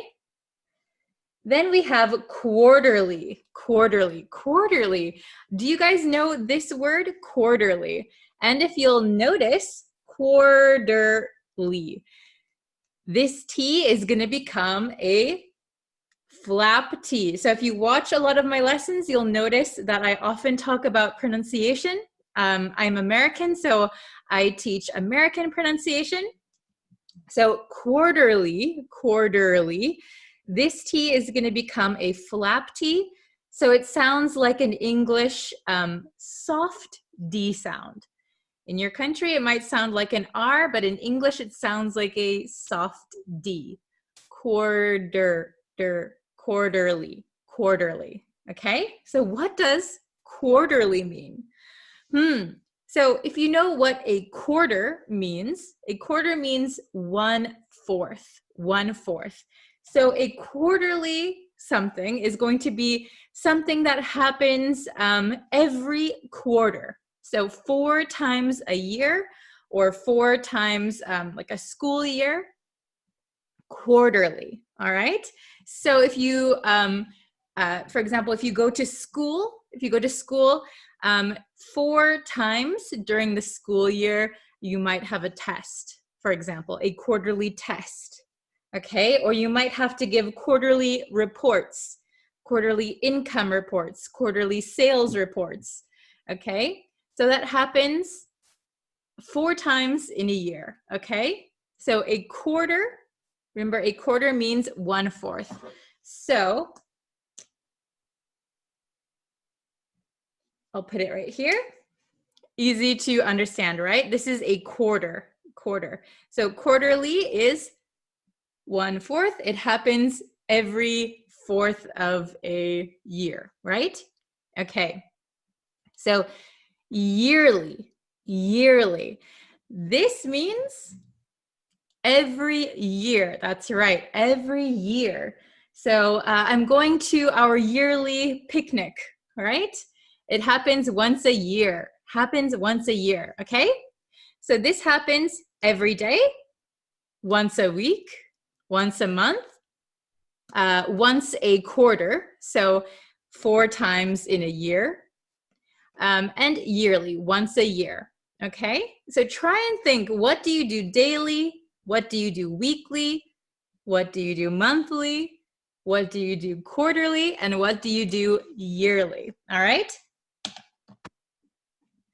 Let's get into some example sentences, okay?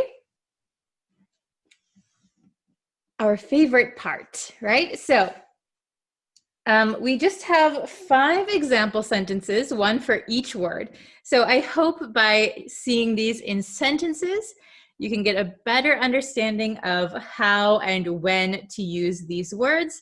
And maybe you'll learn some new words from these sentences, okay?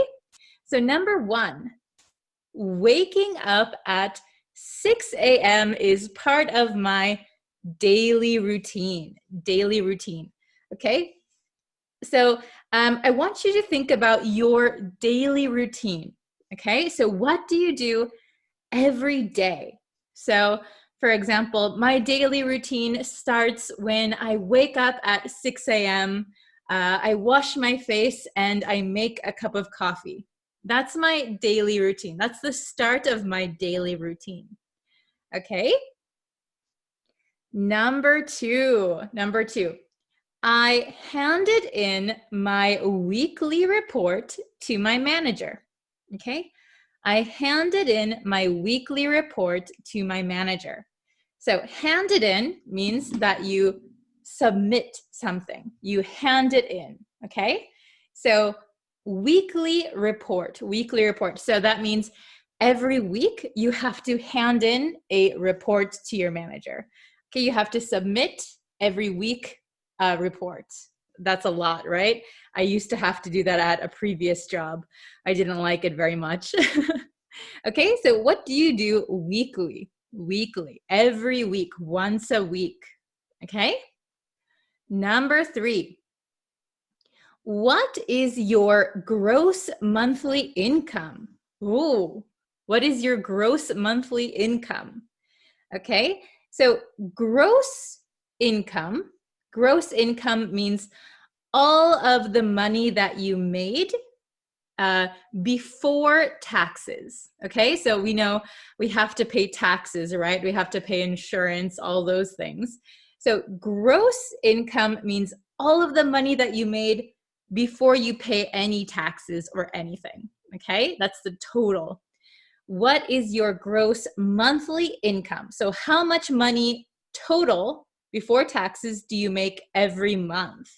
Okay. You don't have to answer that question, by the way. Okay, but just think of something that you do monthly, okay? Number 4. In high school, you will have quarterly exams, okay? In high school, you will have quarterly exams.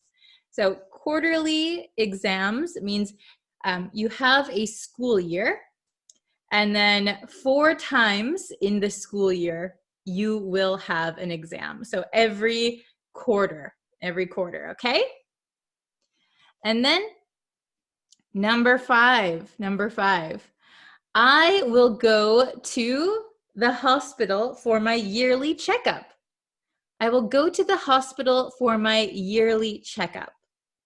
So yearly means every year, once a year. Checkup. So this means like a health check. In American English, we often just shorten it to checkup. I have to go get a checkup. That means like a physical, a health check, a checkup. Okay? Very good. So I'm going to read these one more time. Okay? So number 1, waking up at 6 a.m. is part of my daily routine. Number 2, I handed in my weekly report to my manager. Number 3, what is your gross monthly income? Number 4, in high school, you will have quarterly exams. And number 5, I will go to the hospital for my yearly checkup. Okay, very good. All right, so I hope that you understand how to use all of these: daily, weekly, monthly, quarterly, yearly. I want you to, in the comments, please, if you can, write an example for each one. If it's a lot of sentences, I understand. Maybe just try and do the ones that you don't use as often. All right? Okay, I can't wait to see your comments. Thank you guys so much for watching this video. I've got to go now, but thank you so much. And please don't forget to subscribe to the YouTube channel. All right, thank you everyone for watching, and I will see you guys next time. Bye. Hello everyone. I hope you're ready for today's lesson. So, in today's lesson, we're going to learn about using the passive voice with get, okay? So, so far, we have been learning that the passive voice is the to be verb plus the past participle, right? So we're going to learn how we can use get, okay? So we often use get when we're using the passive in English, at least in American English, okay? Hello, everyone. Thanks for joining. Hello from Myanmar. Hello, Kipyu. Hi, how are you guys?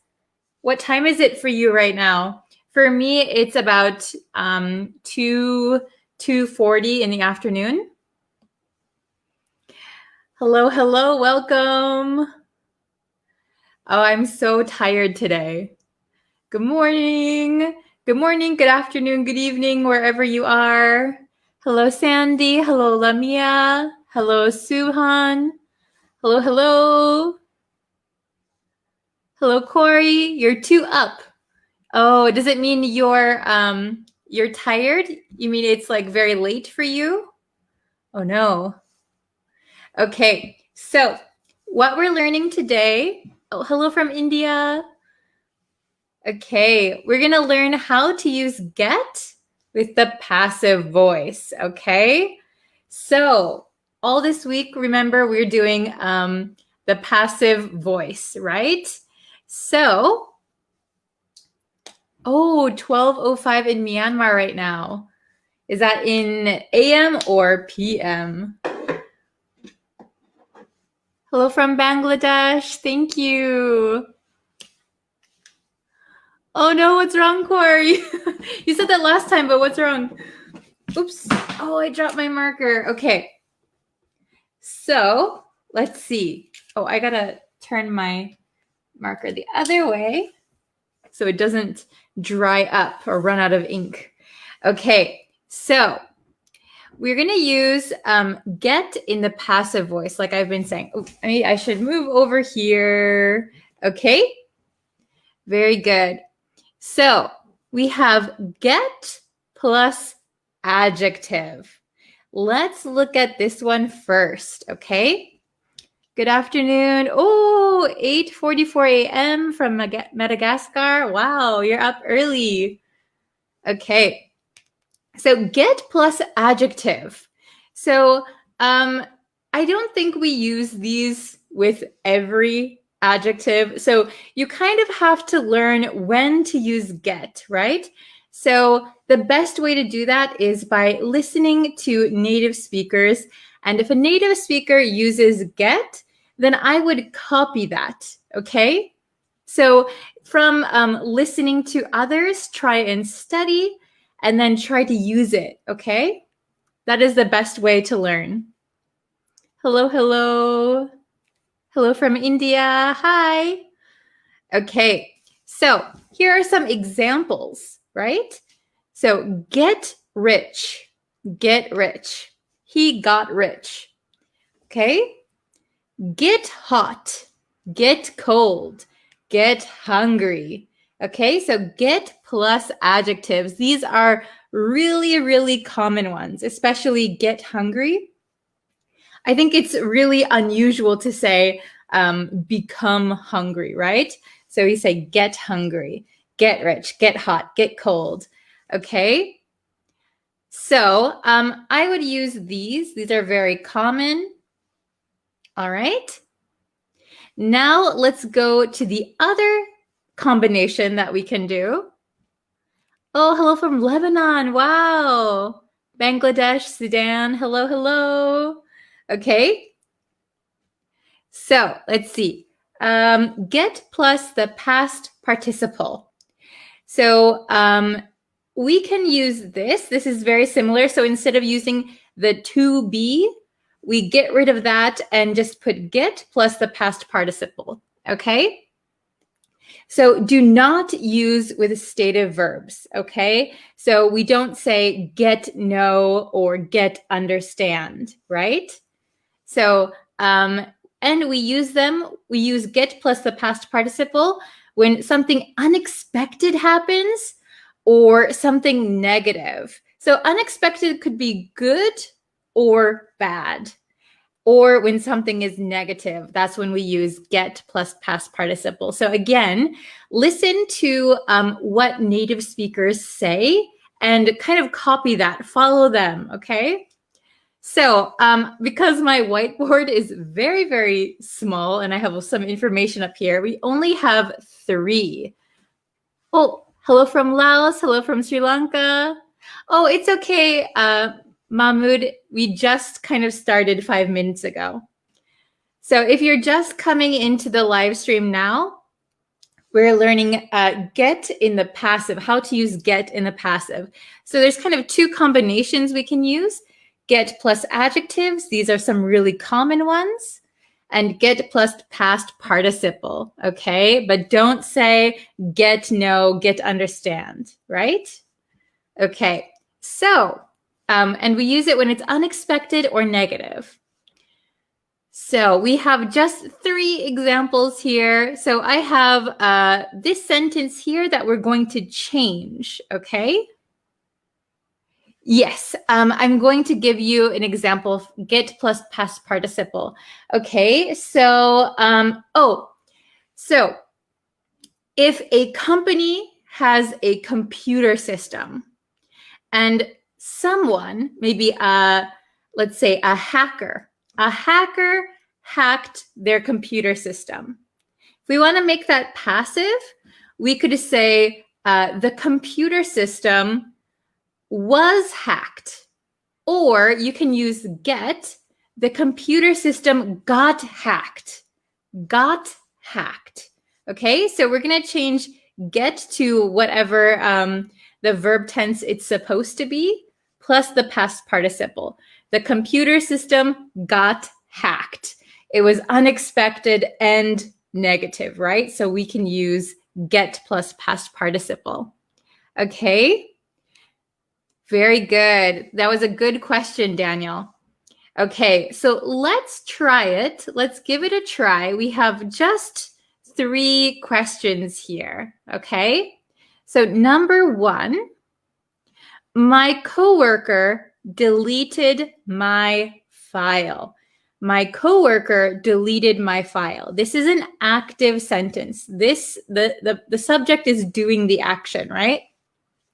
But if we want to change it to passive, if we want to focus on this file, or if you don't know who deleted it, or you don't want to call out your coworker, you don't want to blame your coworker, we can make it a passive sentence. But we're going to use get plus the past participle for this one, okay? Oh, very good. Is your name pronounced Agam? Very good. So what we're going to do is take the object, which is my file, and we're going to make that the subject of our passive sentence. We've been doing that all week, so I think it's pretty easy. My file, and then deleted, right? My coworker deleted my file. This is in the past tense. So we're going to take get, and we're going to say my file got, and the past participle of delete is deleted, right? It's a regular verb. Deleted. Okay, and then you have a very natural passive sentence with get. My file got deleted. Maybe I don't know who deleted the file, or I don't want to say who deleted the file, or maybe my file is the most important part of the subject, of the sentence, sorry. Oh, thank you very much. Oh, you're so kind, Mahmoud. Thank you very much. I appreciate that. Yeah, if you can share the videos with your friends who are learning English, that'll help them. And it also helps me to know that you like these kind of videos. Thank you very much. Okay, so number 2. Wow, this is very unexpected and very negative, right? Oh no, a car hit him. Oh, Mukan, yes, very good. You could say up here, my file got deleted by my coworker, by a coworker. You can put it at the end, or you can just omit that information because my file is the most important part, right? Very good. Thank you very much. Okay, so number 2. Oh my gosh, this is very sudden, unexpected, and very, very negative, right? A car hit him. Oh no, so maybe somebody was crossing the street and a car didn't stop and a car hit him. So if you're talking with your friends and, oh, hey, what happened to him? Let's say, what happened to John? Oh my gosh, you'll never believe it. And if you want to use him as the subject, we're going to change it to he, right? He. Oh no, my marker died again. This red marker dies out so quickly. All right, I'm going to use blue. Okay, does anyone know how to change number 2? Okay, a car hit him. So him, we're going to make it our subject. He. And then you could say he was hit by a car. He was hit by a car. But a more natural way, I think, is by using get. Very good, Emmanuel. Very nice. Okay. Awesome. Yes. I see a lot of correct answers. Daniel and Mukan, very good. He got hit by a car. Very good. And maybe in this sentence, I would include this part. He got hit by a car. Because if you just say he got hit, it's kind of hard to tell by what, right? He got hit with a baseball. He got hit by a train. Oh no. So he got hit by a car, right? But we're talking about him, so he's the most important point of this sentence, right? He got hit by a car. Wow, that's shocking. That's negative, right? Okay, let me give you, I don't have it written here, but let me give you a positive example with get plus past participle. So, for example, if somebody is trying to get a promotion. So she got the promotion. She got promoted, right? We're going to use the past participle. She got promoted by her company or by her boss. She got promoted. So it might have been unexpected, but it was a positive thing, right? It was a very good thing. Oh, we can say buy a car or just buy a car. So you need to have the here. He got hit by a car. A car. Okay? Car is a noun and it is countable, so we need to put that here. Okay. Very good. Let's try number 3. Oh, hello from the Congo. Wow. Democratic Republic of Congo. Amazing. I hope you're doing well. Okay, so let's try the last one. Oh no, I deleted part of it with my finger. Not deleted, I erased. Okay, so this is supposed to say the cool temperature is making the food cold. So this is an active sentence, but it's very, very unnatural. We usually don't talk about it like that, right? The cool temperature is making the food cold. So if you cook and you have a hot dish of food and you put it on the table and you're trying to gather the family to come and eat the food, you might say, you wouldn't say this, the cool temperature is making the food cold, hurry up and eat it. How can we change this? So remember, we have cold here, right? So we're going to use this pattern, get plus adjective. So we have get cold, right? But if we look here, making, okay? How can we change this? So our object is the food, right? So we're going to make it our subject. The food. This is kind of tricky because we haven't done one like this yet. The food. Okay. I would say the food is getting cold. Okay, the food is getting cold. Oh, very good, Agam. Yes. You could put like the cold temperature, the cool temperature here. But I think in real life, in a real life situation, we would use this shorter way. Oh, very good, very good. The food is getting cold. The food is getting cold. Hurry up and eat it, right? The food is getting cold. Maybe it's obvious that the temperature is making it cold, right? So we don't need to include it if it's that obvious. Very good. The food is getting cold. That is this pattern. Get plus adjective, okay? You could say the food got cold. The food is getting cold, okay? Very good. So here, my file got deleted. That's a negative thing, right? He got hit by a car. Unexpected and negative. She got promoted. That is a positive thing. And here, maybe this get plus adjective, the food is getting cold. The food got cold. Okay, very good. So I hope this was understandable for you guys. Very good. If you need to see this one more time, here you are. Okay, and remember, we cannot say get know, get understand. Okay, remember this part. We cannot use this. All right, thank you guys so much for watching. I am about to, I'm going to edit a video for the YouTube channel today. So hopefully that will be up today, I think. So if you're not already, please subscribe to the YouTube channel, and that way you can see when the new lessons are uploaded right away.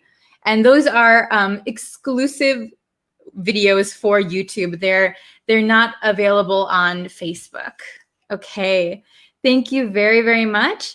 So tomorrow is going to be the review lesson for the passive voice. So study up. You can review all the other lessons. They're on the Facebook page, and I'll probably upload them to YouTube later also. Okay, very good. So yes, so Danushka, can't we use be verbs instead of get? Yes. So you can say, for example, my file got deleted. You could say, my file was deleted. That is okay. But a lot of speakers, native speakers, tend to use get when something was unexpected or negative. Okay, so you can remember that. And I would just mimic what you hear native speakers say, because you can't use get all the time. Okay. Oh, the YouTube channel name is Breeze Practical English. It is the same as the Facebook page. Thank you. So tomorrow, I think tomorrow's lesson is going to be, I'll tell you the time.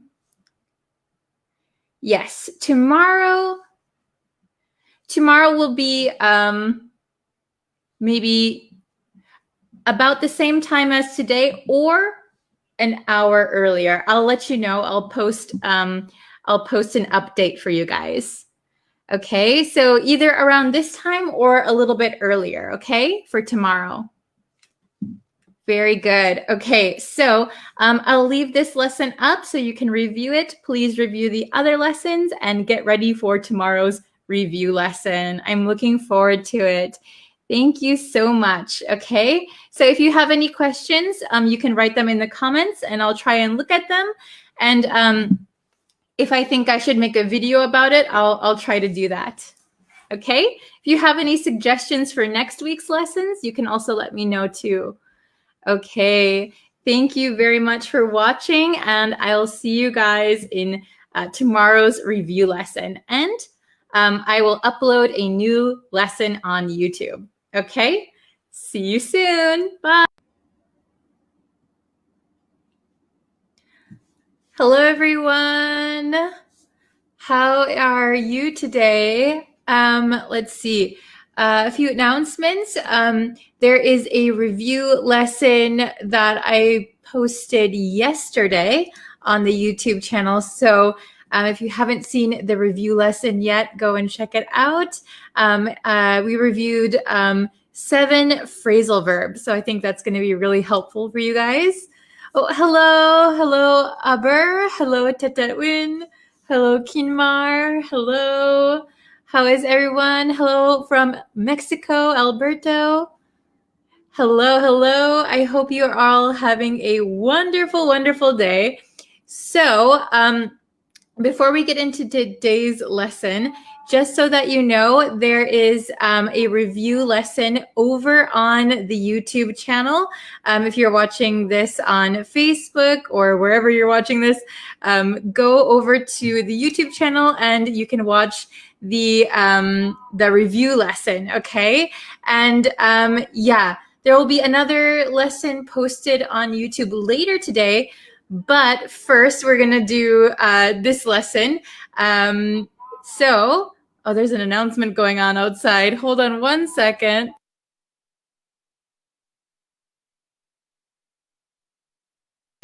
I think there is a missing person. So there's an announcement going on. Okay, hello from India. Hello from, Ethiopia, Brazil, Pakistan, Ecuador. What time is it where you guys are? Hello from India, Bangladesh. Hello from Italy. Wow, you guys are all over. What time and what country are you guys in? What time zone? Okay, so today's lesson, we're going to go over the difference between find out and figure out. Find out and figure out. Oh my goodness, my phone's going off too. Okay, so let's see. Can you see it if I'm like this? I'm this big. Are you able to see the words okay? Hello, Devashka. Hello. Hello, Amar. How is everybody? Oh, 9:30 a.m. Oh, pretty early for you. Okay, so find out versus figure out. We have find out versus figure out. So this one, I know a lot of my students can get confused on when to use each one. They're similar, but they are different. We use them in different ways, okay? Find out versus figure out. Ooh, 11:33 in Laos, 11:33 in Panama. Hello from Cambodia. Okay. So find out versus figure out. Let's look at the definitions and some examples. Okay. Figure out. Figure out. We use figure out to mean discover, determine, solve a problem. Okay. When you have to discover something, determine something, or solve a problem, you need to think. You need to think, and it may take a lot of effort. So a good thing to note is that the answer might not exist yet. The answer might not exist yet. Okay?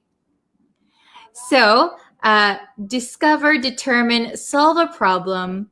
You need to think, and it may take a lot of effort. Also used when making decisions or making arrangements. Okay, let's figure out what we're eating for lunch. Let's figure out when to meet. Let's figure out our schedule for next week. Okay, so you have to think, or you have to use a little bit of effort, and the answer might not exist yet. So let's make an arrangement. The arrangement doesn't exist yet. So you have to figure out your future plan, for example. Okay? Wow, hello. Lots of different countries in here. Oh, I am from Colombia, but living in the US, Seattle. It is 8:27 p.m. Wow, how is Seattle? Is it cold there? Okay. So here are some examples that might help you understand it a little bit better. I need to figure out this math problem. Figure out. So the math problem, there is an answer, right? You need to figure out this math problem, but you need to think, and it takes a lot of effort, right? You need to actually stop and think. Maybe you need to work it out on paper. So you have to figure out a math problem.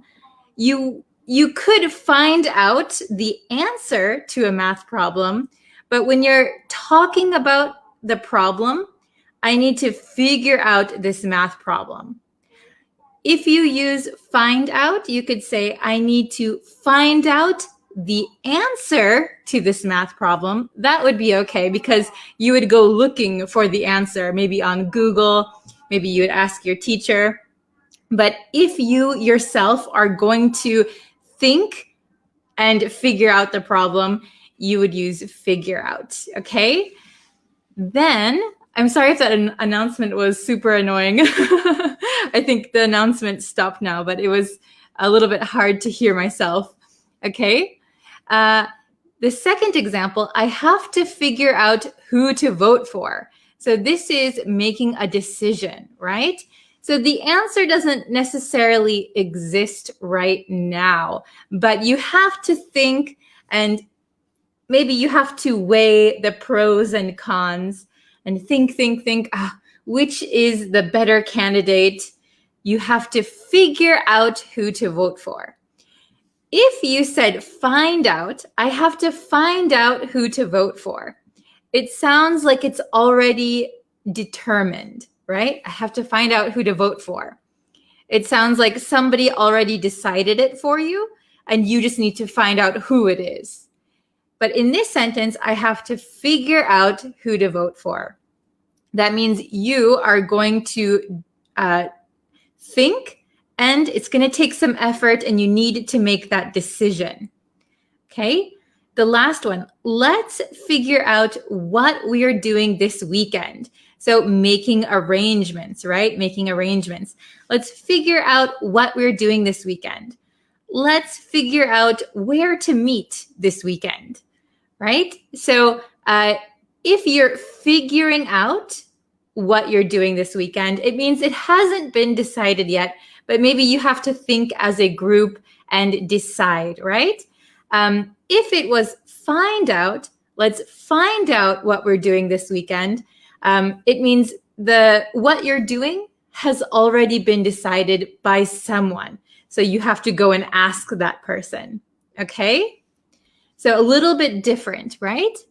Oh, sorry for late. Don't worry if you're late. No problem, okay? Very good. All right. So find out. Okay. Oh, I saw a question from Ali really quick. Don't you think it should be written as whom to vote for, as whom replaces the subject in your sentence? Yeah, I thought about which one I should write, but I tried to stick to practical English here. Whom is sometimes used maybe in academics, but in regular conversation, you'll rarely hear whom. A lot of American speakers will just say who. So there is a rule when to use who and when to use whom. However, Americans love to break the rules. So just so that you're aware, if you're taking a test, maybe you should know the difference between who and whom. But if you're just speaking or having a conversation, who is going to be okay. All right, good questions. Okay. So find out. To learn by study, observation, or search. So you're going to learn, or you're going to get the information from somewhere by studying it, by observing it, or by searching for it. Okay? The answer already exists somewhere. The answer already exists. it takes some effort. It takes some effort maybe to find the answer, but not much thinking, okay? So here are some examples. I wanted to find out how to say hello in French, so I Googled it, okay? I wanted to find out how to say hello in French, so I Googled it. So find out how to say hello. So the word hello in French already exists. There is already an answer somewhere. So Googling it is a little bit of effort, but you don't really need to think so much, okay? Let's find out what food he likes. So the effort might be asking him, but you don't really need to think, right? So let's just get that information, okay? Let's learn that information. Let's find out what food he likes. The next one, how can I find out when the movie starts? How can I get this information? How can I find out when the movie starts? So maybe you could go to the website, right? You could go to the website, or you could call the movie theater. How can I find out when the movie starts? Okay. So the basic difference is that find out doesn't require much thinking. A little bit of effort in finding the answer. However, figure out means you're using your brain a lot more. You're kind of going through things, figuring things out. Okay? Is that understandable? Let me find out who loves Pakistan. Very good. So let me find out who loves Pakistan. Okay? Let's see. Figure out is a synonym for decipher. Yeah, decipher. Decipher sounds more like for codes or something. We wouldn't usually say, let's decipher what we're doing for lunch, right? Figure out is often used in conversation. Decipher, we would use for like codes, deciphering a code, or deciphering something that is similar to a code, I guess. Okay. Hello, Jalil from the Philippines. Okay. So let's try some questions. All right. Let's see how much you understand. Okay. So figure out or find out. Let's something where to go to lunch. Let's something where to go to lunch. Let's figure out where to go to lunch, or let's find out where to go to lunch. You could use both of these. Either could be correct, but the best answer, think of the best answer. Which one would be normal? If you're just talking with your friends, hey, let's go to lunch. Okay, where's good? All right. Oh, I see. Find out, figure out, found out, find out, find out, find out, find out. Okay. So both of them could be correct, but let's see the correct answer here. So let's figure out where to go to lunch. So this one would make the most sense if you're talking with your friends. You're making an arrangement. You're making a decision. Let's figure out where to go to lunch. So you're using your brain. Where is a good place? Maybe Chinese food or Italian food. Oh, how about Japanese food, right? You're thinking and maybe discussing. So figure out would be the best answer, in my opinion. If you said find out, let's find out where to go to lunch, that means somebody already decided it. So maybe if you're going as a big group and you have a teacher who is arranging this lunch, right? The teacher knows where you're going. Then you could say, let's find out where to go to lunch. Let's find out where we're going to lunch, maybe. Okay? So figure out would be the best answer. Let's figure out where to go to lunch. Maybe let's find out where we're going to lunch, right? Already decided. Okay? Number 2, I'm going to call him and find out what his favorite food is. So I'm going to call him. So the answer exists, right? I'm going to just call him and ask. I'm going to call him and what his favorite food is. Which one do you think? Oh, very good. Find out. I see figure out, find out. Okay, very good, everyone. Excellent. I'm going to call him and find out what his favorite food is. So I just have to go and get the information. Okay, the information already exists. The answer is there. I don't need to think, right? I just need to ask. I'm going to call him and find out what his favorite food is. Okay.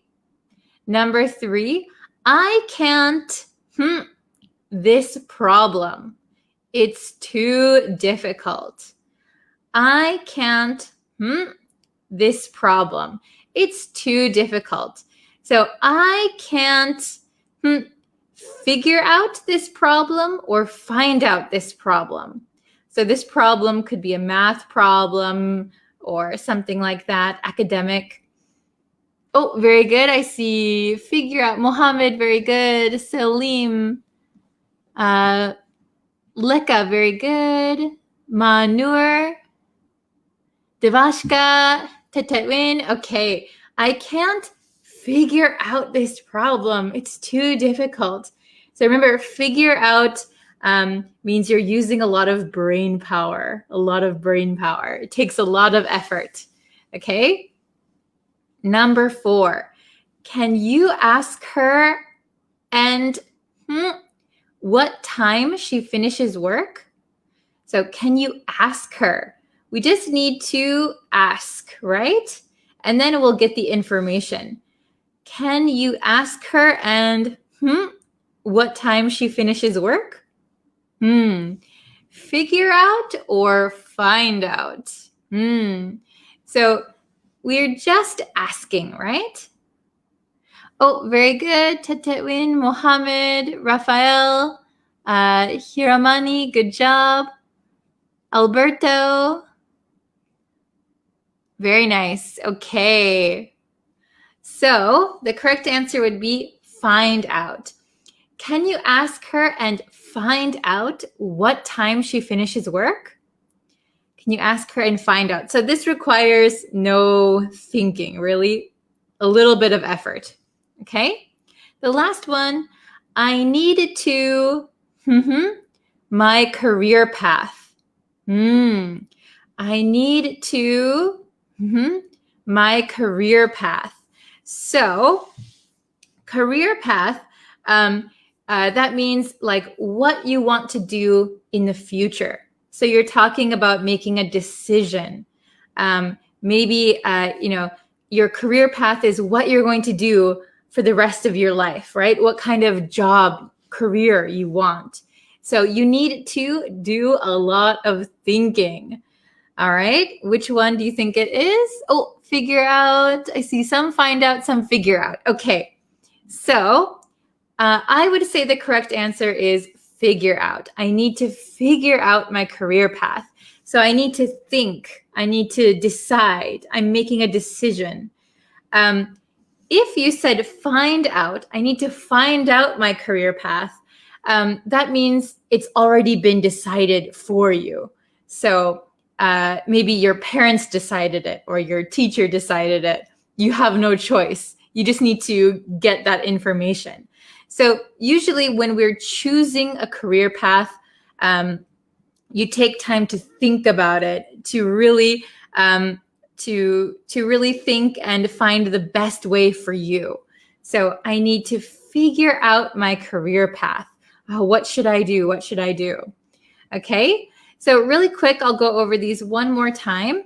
So number 1, let's figure out where to go to lunch. So we need to make a decision.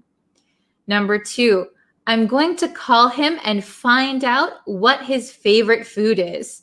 So call him and just ask. Ask and get information. Find out. Number 3, I can't figure out this problem. It's too difficult. So figure out this maybe math problem, for example. Takes a lot of thinking. Number 4, can you ask her and find out what time she finishes work? So ask her and get this information. Find out. Okay. Number 5, I need to figure out my career path. So I need to think and make a decision. It's not decided for me. I need to think and make a decision. Okay. So let's go back a little bit. Figure out, discover, determine, solve a problem. You need to think, and it may take a lot of effort. We can also use it when making decisions, making arrangements. Okay? Find out, to learn by study, observation, or search. The answer already exists somewhere. It's already there somewhere. It takes some effort, but not much thinking, okay? So maybe the effort is, Googling it or asking someone, calling someone. Takes a little effort, but you don't need to really think about it, right? Okay, is it understandable for everyone? Oh, let me bring myself back here. Okay. Very good. Let's see. Ma'am, I joined in the last few minutes, therefore didn't understand very well. But anyhow, thanks. Oh, thank you so much for joining, even though you're late. So don't worry. These live lessons will stay up so you can watch them anytime, okay? I can't figure out how to start over my assignment. So maybe you had an assignment, you made a mistake, you need to start over, but I can't figure out how to start over. Very good. Okay. Can you please repeat figure out? So figure out means that you're using a lot of brain power. You're thinking about something. So for example, figure out a math problem. That's probably a good one to remember. So it takes a lot of thinking. And you need to do it yourself, basically. You can't ask someone. You need to do it yourself. You need to think and do it yourself. Find out, on the other hand, takes just a little bit of effort, not so much effort, and no thinking. You just need to get the answer from somewhere, right? You need to Google it, look it up online, look it up in your dictionary, ask someone. Figure out is more about making decisions or solving things, okay? I can't figure out how to make my life better. Yes, that's a good example. I can't figure out how to make my life better. Very good. Okay. Oh, if you have a question, yeah, feel free to post it. What is the difference between find and find out? So I think maybe I'll do a whole lesson on this maybe tomorrow because, I think it's good to put it as a full lesson. But find out means you get some information from somewhere. Find we can also use for objects, right? I have to find my phone, okay? I'll go into more explanation tomorrow. How about that? Okay, good questions. Do you figure out what is important in your life? Oh, is this a response to the other one? Very good. So do you figure out or did you figure out what is important in your life? Very good.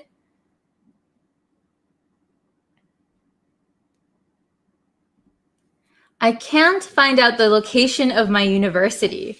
So maybe for this one, I would say I can't figure out my location, the location of my university. So, oh, where's my university? Oh, I don't know. I'm trying to think, but I can't. So let me find out. Let me find out. Or if you have no one that you can ask, you could say this: I can't find out the location of my university. Nobody will tell me. Nobody will tell me. So it could be correct. It just depends on what you mean by the sentence. Okay, very good. I can't figure out how to get money. Very good. You don't need the in front of money. I can't figure out how to get money. Good job. Okay. Let's see. I have to figure out how many items I should prepare for the party. Very good. So maybe you have to stop and you have to think, okay, how many people are coming? How many people need this? How many people need that? Okay, counting. I need to figure out how many items. Good job. Okay.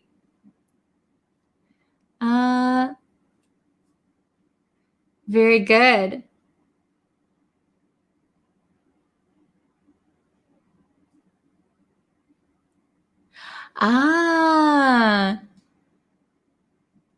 Okay, I'm scrolling up a little bit. I'm seeing a lot of examples. Oh, this is a good one. I figure out where I was mistaken. Yes. Or I figure out where I made a mistake. Very good. Okay, so that means you thought by yourself and you realized, I made a mistake here. Good job. I can figure out what his in his mind. I can figure out maybe what he's thinking. I can figure out what he's thinking. I know him so well, so I can always figure out what he's thinking. Okay. Oh my gosh, we've been going for almost 30 minutes. All right, I have to go. I have another lesson that I have to go to. So really quick, I'll post the, I'm losing my mind. I'll post the, what is it called? The review lesson that was just posted last night in the chat. So if you can go over and check out the review lesson, that is awesome. Okay. Oh, I see a lot of good examples. Very good, everyone. Okay, so maybe I'll do find out versus figure out tomorrow. So stay tuned for that.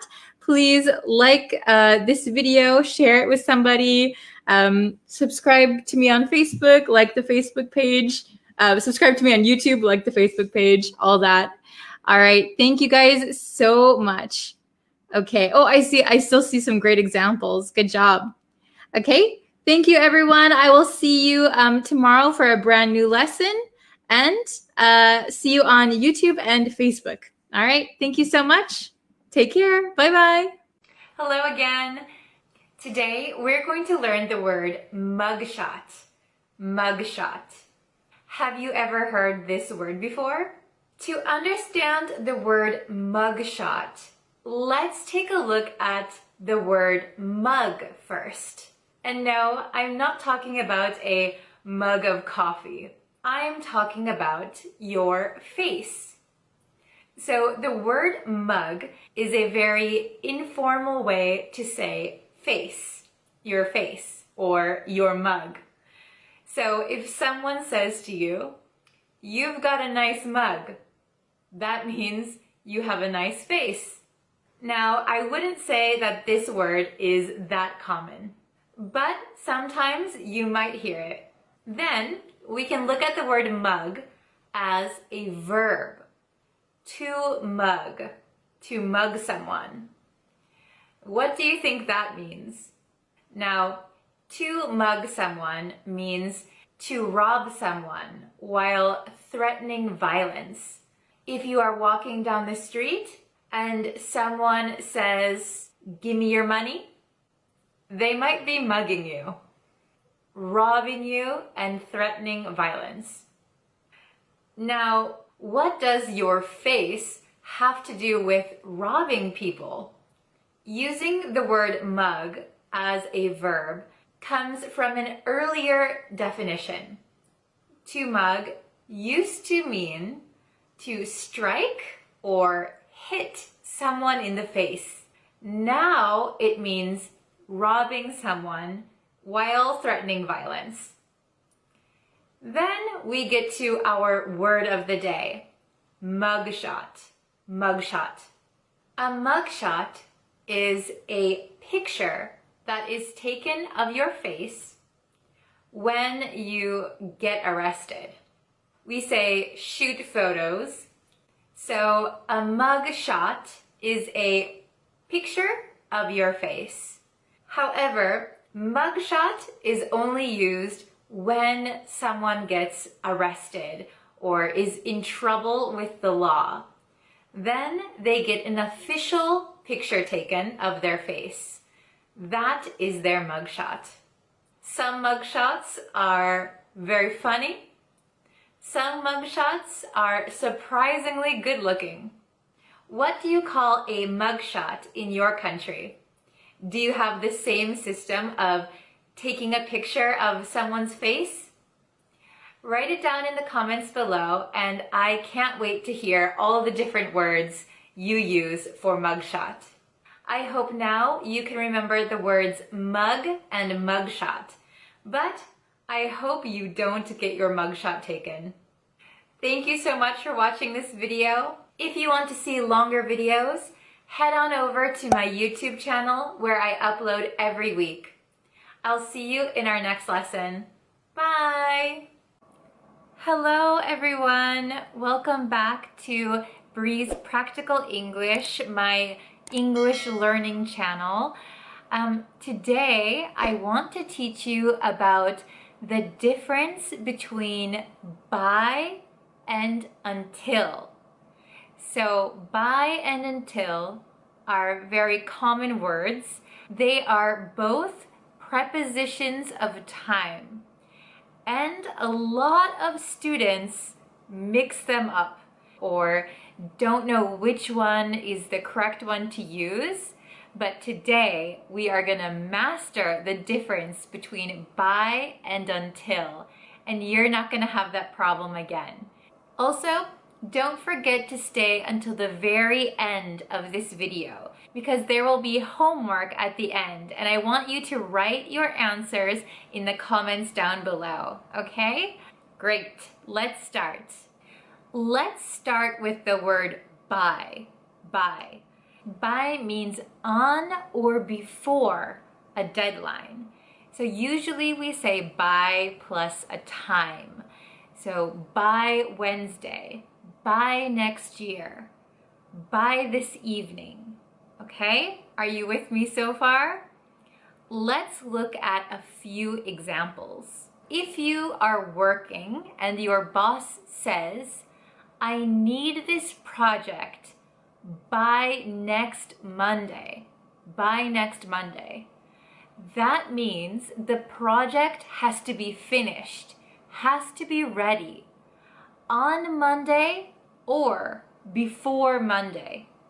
So for example, if today is Wednesday, that means I have to finish the project before or on next Monday. So that means if I work very efficiently, I could have it done by tomorrow or in 2 days or the day before the deadline. Anytime on or before the deadline, okay? Let's try an example that is not related to business. I have to wake up early tomorrow. So I want to go to bed tonight by 10 o'clock. That means I want to be in bed and asleep at 10 o'clock or before. At 10 o'clock or before. I want to go to bed by 10 o'clock. I don't want to stay up until 10:30 or 11. I want to go to bed by 10 o'clock. Okay, so 10:30 is too late for me. By 10 o'clock. Let's look at one more example. I have to go grocery shopping.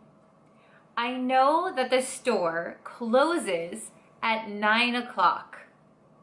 That means if I want to go grocery shopping, I have to go to the store and finish my grocery shopping by 9 o'clock.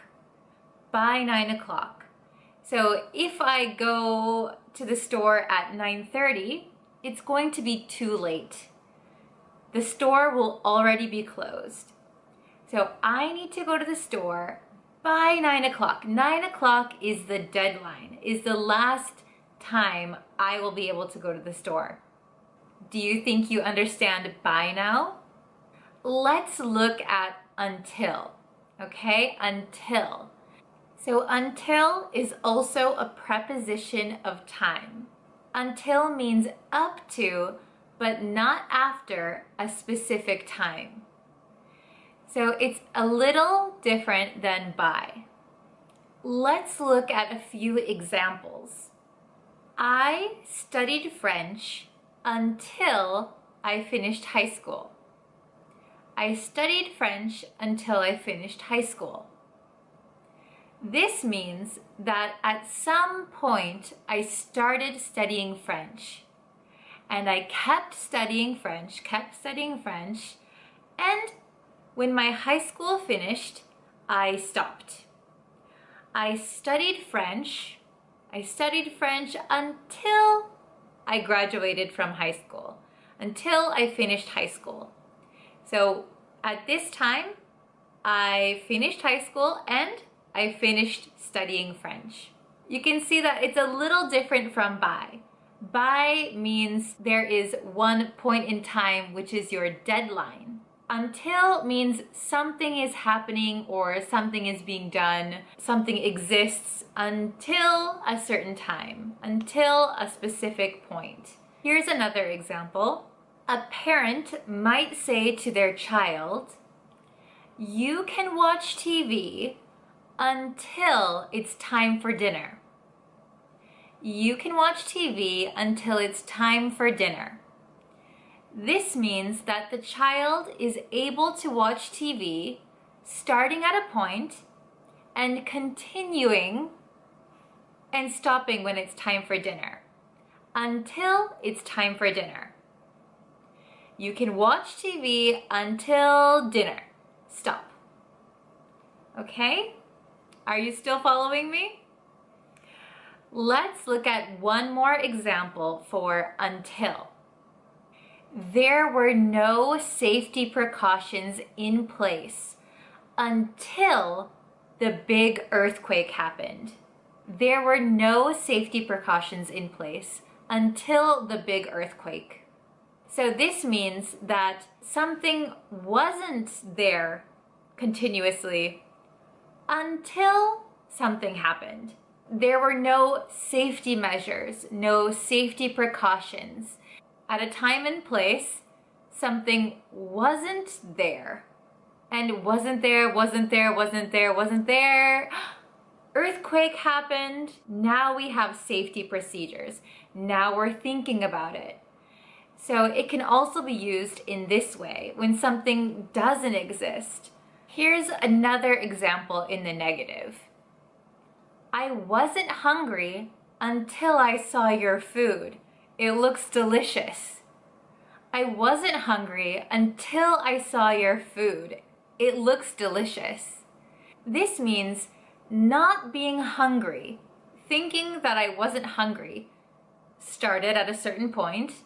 I didn't think I was hungry. I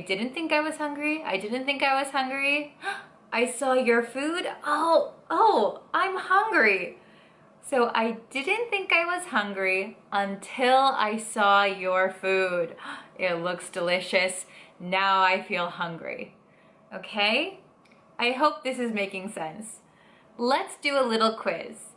I know you guys love quizzes. Let's say I borrow a book from my friend. They ask me to return it next Friday. Which would you use in this case? Please return the book by next Friday, or please return the book until next Friday. Which one do you think it is?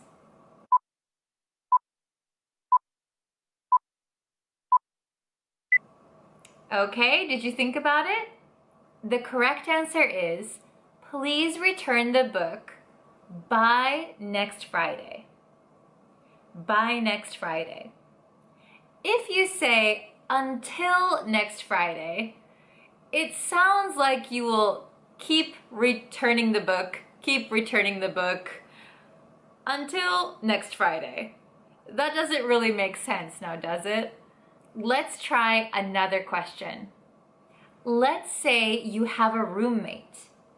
You and your roommate make a rule about coming home at a certain time every night. You don't want to stay out too late. You agree that you will come home at a certain time every night.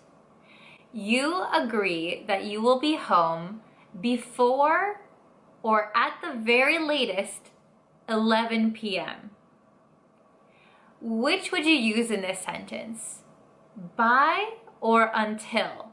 Please come home by 11 o'clock.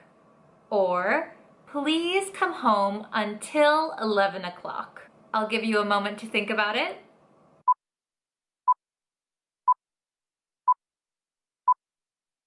Time's up. What was your answer? The correct answer should be by. By. Please come home by 11 o'clock. It means come home before or at 11 o'clock. No later than 11 o'clock. If you said until in this case, it means that you keep coming home until 11 o'clock. And nobody wants to keep coming and going from their house, right? That's a little bit strange. Okay, this is the last question, and I'm sure you can get this one. I want to ask my students to watch my video all the way to the end. What can I say? By or until? Please watch my video by the end. Or, please watch my video until the end. Which one do you think it is? I'll give you a few seconds.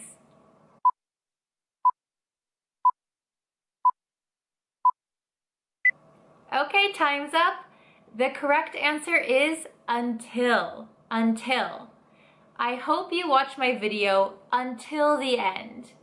Please watch my video until the end. So it means you keep watching it,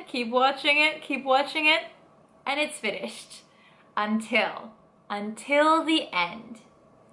I hope this video was helpful for you. I hope that you have mastered the difference between by and until. Please stay tuned for the homework. It'll be coming right up after this video, and I will see you in our next lesson. Bye!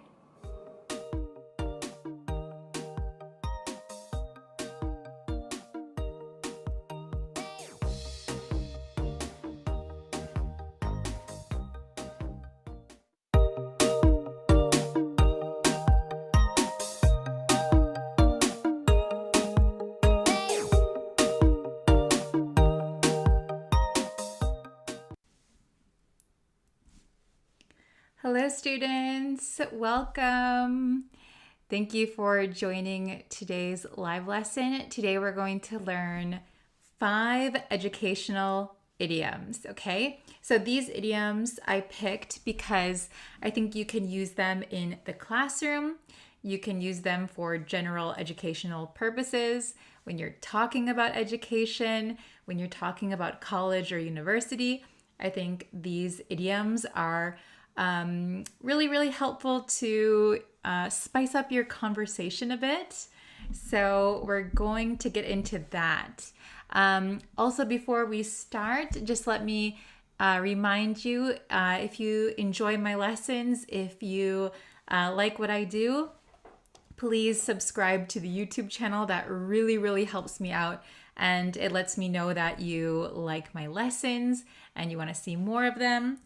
I also have a website where I have courses, I have PDFs, I have quizzes, and on my blog portion of my website, I have tons and tons of free English resources. So I tend to make blog posts about each lesson that I do. So if you want to see some, if you want to see, for example, this lesson in text form, that will be up probably today. Okay. Oh, Ali, welcome. I can't pronounce the first part of your name. Jazim, welcome. Thank you guys for joining. I'm just gonna put my blog in the chat really quick. So yeah, if you have any questions during the lesson, let me know in the chat. You can comment. I'll try to get to everyone's questions, but I don't know if we'll have time. So, and also there's going to be a quiz at the end. There will be a quiz at the end of the lesson. Okay, so we're gonna get started. Let me pull it up really quick. I might need to put on my glasses because I'm so blind, but we'll try. Okay. Okay, so here we have idioms used in education. Okay, so this is an English idiom lesson. We're going to learn five idioms today. Okay, so the first one, bury one's head in the sand. Have you heard this idiom before? Bury one's head in the sand. Okay, so be careful with pronunciation. The first word looks like bury, but it's pronounced bury. Bury one's head in the sand. So we're going to go through the origins of each idiom first. Okay, so this is a lot. So the origin, the idiom bury one's head in the sand has its origins in the supposed behavior of ostriches. So if you know what an ostrich is, it's an animal. And there's kind of this myth that they bury their head in the sand when they feel threatened. So when they're in danger, they put their head in the sand. So it's not actually true, but many people have that image. I don't know about in your country. Let me know in your country if you have that same myth of ostriches. So we think that they bury their head in the sand when they're hiding from danger. Okay, so can you guess what bury one's head in the sand means? If you see this origin, what do you think it means? We'll get to it. So the meaning: to ignore a problem or unpleasant situation. Okay, so when we want to ignore something, we bury our head in the sand. Okay? Oh, Mr. Brad Boy. Very good. I'm glad you got it. Okay. So, an example sentence. Some students bury their head in the sand when it comes to studying grammar rules, but that's not a good approach. Okay? So some students try to ignore grammar rules because they're difficult, they're unpleasant, we don't like them. But we shouldn't, right? That's not a good approach. We should kind of study grammar rules. Okay? Everyone understanding this one so far?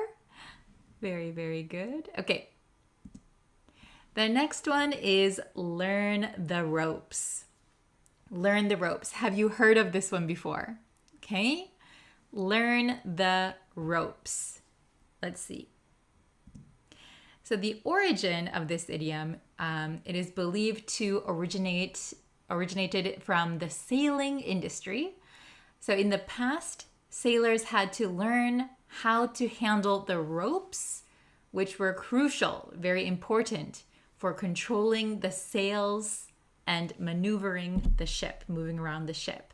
So sailors had to learn how to use the ropes. Okay? So what do you think that means in English now? Okay? The meaning is to learn how to do a particular job or activity. So usually learn the ropes means to learn the basics, the fundamental things that you need to know. So when you start a new job, you can learn the ropes. Okay? So my example sentence here, it takes time to learn the ropes of teaching, but it's worth it in the end. So for me personally, when I became a teacher, it took a little time to learn the ropes, to learn the basics, to learn how to do my job. Okay? Very good. Is everyone understanding so far? We're going to have a quiz at the end, so stick around until the end, okay? And if you want to make your own example sentence, go right ahead. Okay, the next one. Rome wasn't built in a day. Rome wasn't built in a day. So I hope you all know the city of Rome. Have you heard this idiom before?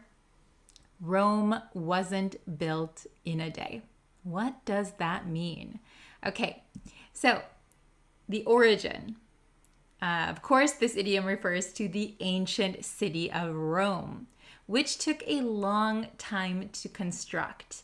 So we know that Rome was a very great city, right? There's lots of historical things we have from Rome. But Rome took a long time to construct, to build. So what does this idiom mean in today's English? It means that it takes time and effort to achieve great things. So if you want to do something, if you want to achieve a goal, we often say Rome wasn't built in a day. You can't expect to do something great really, really quickly, right? So it takes time and effort, okay? Example, learning a new language requires patience and practice. Remember, Rome wasn't built in a day. Very good. So, you are learning English right now. You might be a little impatient. I want to improve my English right now. I want to get better right now. I want to be fluent right now. But, of course, learning English takes time and effort. So, Rome wasn't built in a day. So, you need to take time to improve your English too. Okay, very good. Then we have another long one. Don't put all your eggs in one basket. Don't put all your eggs in one basket. Have you heard this one before? My mother always used to tell me this. Don't put all your eggs in one basket. Okay, I'll tell you the origin first. So this idiom dates back to the 17th century and refers to the practice of carrying eggs in a single basket. So many people would, when they lived on farms, they were collecting chicken eggs, putting everything in one basket. But if you dropped your basket or if you lost your basket, all of the eggs would be gone. So what do you think that means then? Oh, I'm glad the explanation is great. Thank you. Okay, so if we think about it, putting all of your eggs from the chicken, it's going to be breakfast for today and tomorrow and for our neighbors. And then you're walking along, I dropped my basket and now all of the eggs are broken. Oh no, I don't have any eggs now. Okay? But if you had eggs in a separate basket, you would still have some eggs, right? So what does this mean? It means it's risky to depend solely on one thing or have everything invested in a single option. Okay? Oh, Jose, thank you. Welcome. So it's It's very risky. So for example, if you look at my example sentence, when applying for colleges, it's wise to have backup options. Don't put all your eggs in one basket. So in America, when you apply for college or university, for example, if I wanted to go to Harvard, I want to go to Harvard University, and I only apply for Harvard University, that is a little risky because Harvard is very, very competitive. It's very hard to get into Harvard. So if I put all my eggs in one basket, it's very risky, right? I might not get in. So when applying for colleges, it's wise, it's smart to have backup options, other options, not just one option. Okay, don't put all your eggs in one basket. Is everyone understanding? Is it okay? Okay, then this one, I love this one. This is one of my favorite idioms. Cross the T's and dot the I's. Sometimes we say cross your T's and dot your I's. Okay? So the origin of this idiom comes from the act of ensuring that every T in a written document is crossed and every I is dotted, indicating attention to detail. So when you write in cursive, so you don't cross your T's or dot your I's right away. You have to go back and do that, right? When you're writing in cursive.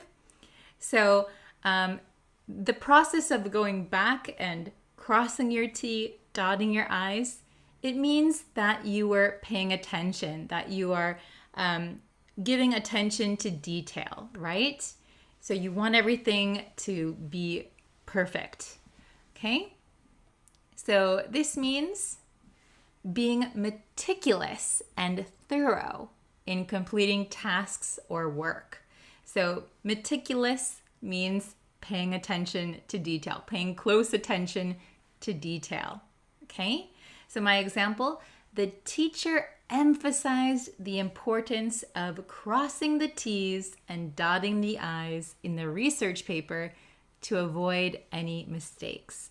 So it just means to be very meticulous, be very thorough. So when you're writing a research paper, you should cross your T's and dot your I's to make sure that you're being very thorough. Don't make any mistakes. Okay, is everyone following me so far? Very good. So we have some questions here, a little quiz. So I know some of you are just joining now. But if you're just joining now, try to give it a guess. Try to see which one is correct. So Mr. Bradboy1, you like the gotcha videos. Okay. So yeah, I'll try to do more examples of the word gotcha. I like that video too. Thank you. Okay, so question 1. What does the idiom Rome wasn't built in a day mean? Okay, we have A, it takes time and effort to achieve great things. B, the faster you work, the better the outcome. C, planning is essential for success. Or D, the result is more important than the process. So I know these are a little tricky. You can write your answer A, B, C, or D in the chat or in the comments. Hector, welcome. So try and maybe you can guess which one you think is correct. Okay? I'll give you a few seconds. Da, da, da, da. Okay. Question number 1, the answer is A. It takes time and effort to achieve great things. Rome was a great city, but it wasn't built in a day. It took a long time. Pablo, perfect. You got it right. Very good. Okay, Rome wasn't built in a day. So if you want to improve your English, remember Rome wasn't built in a day. It takes time, it takes effort. Very good. Okay, question number 2.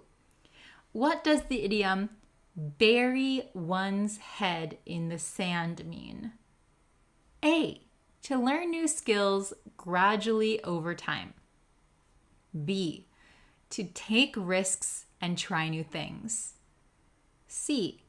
To avoid or ignore a problem or difficult situation. Or D. To be very detail-oriented in completing a task. What do you think the answer for question number 2 is? Okay, I'll give you a few seconds. Please write your answers in the chat and we'll see who got it right. Okay, so the answer is C. To avoid or ignore a problem or difficult situation. So remember that this imagery comes from ostriches.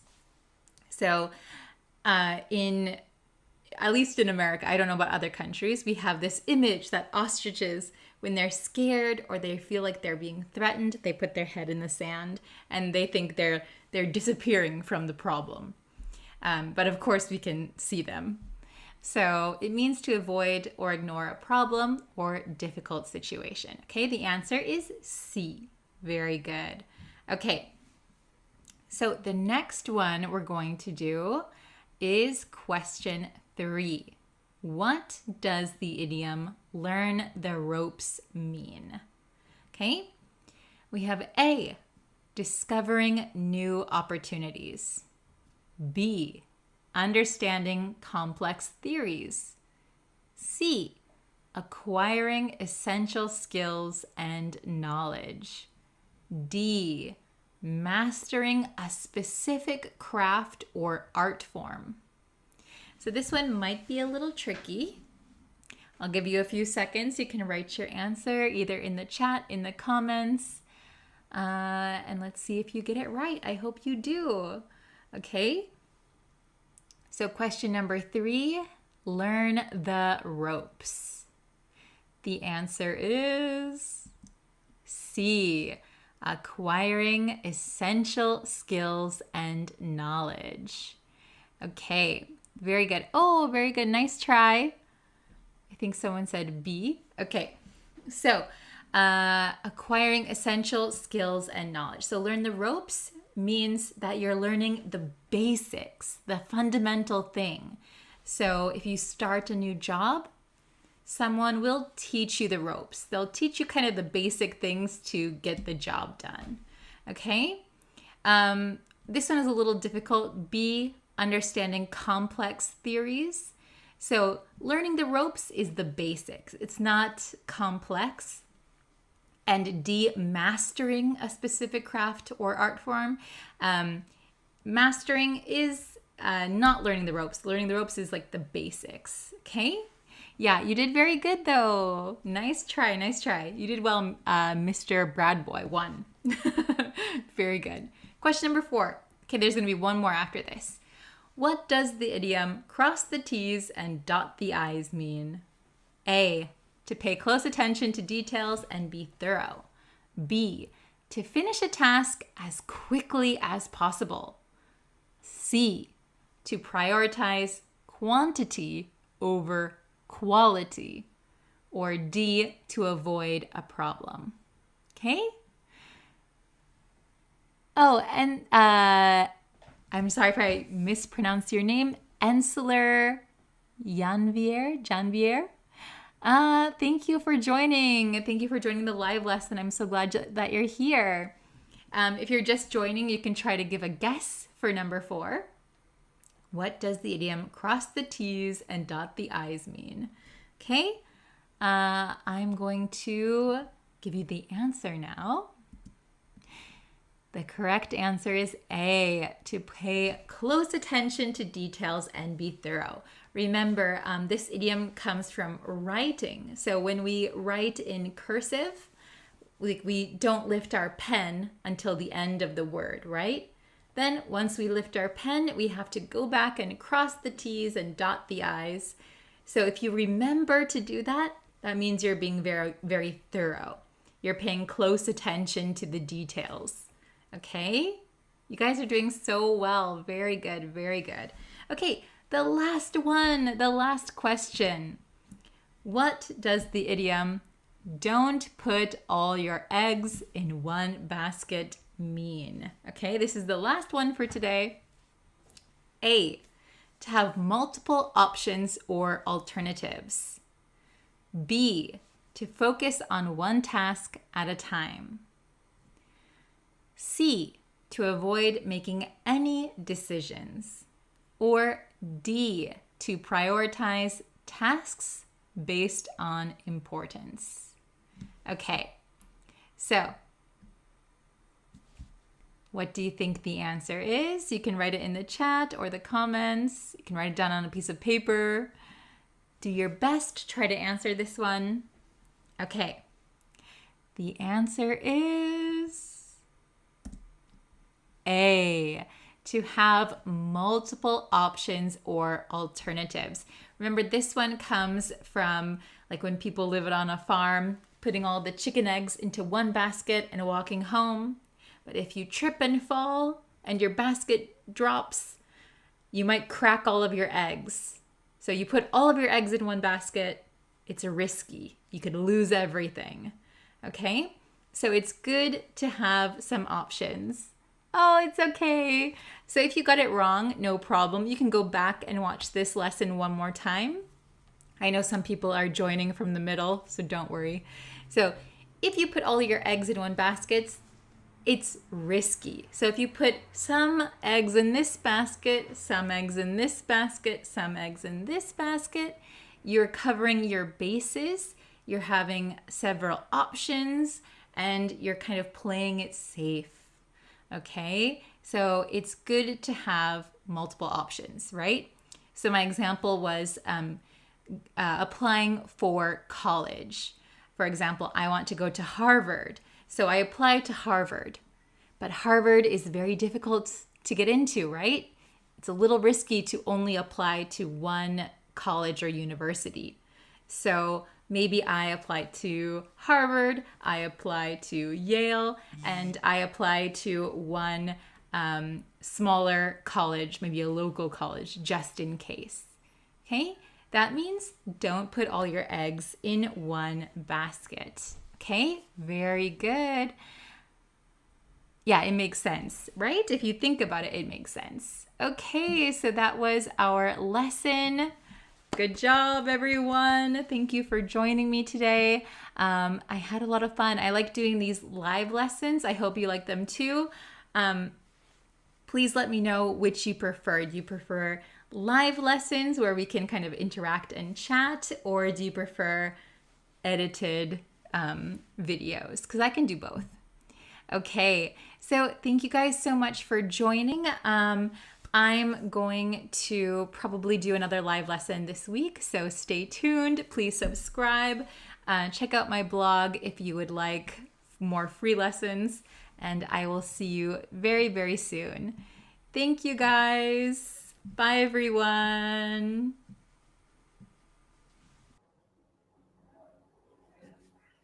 Hello, everyone. Hello, hello. Let's see. Okay, I'm going to wait for a few people to get in the live stream, and then we can start. Did everybody watch yesterday's lesson?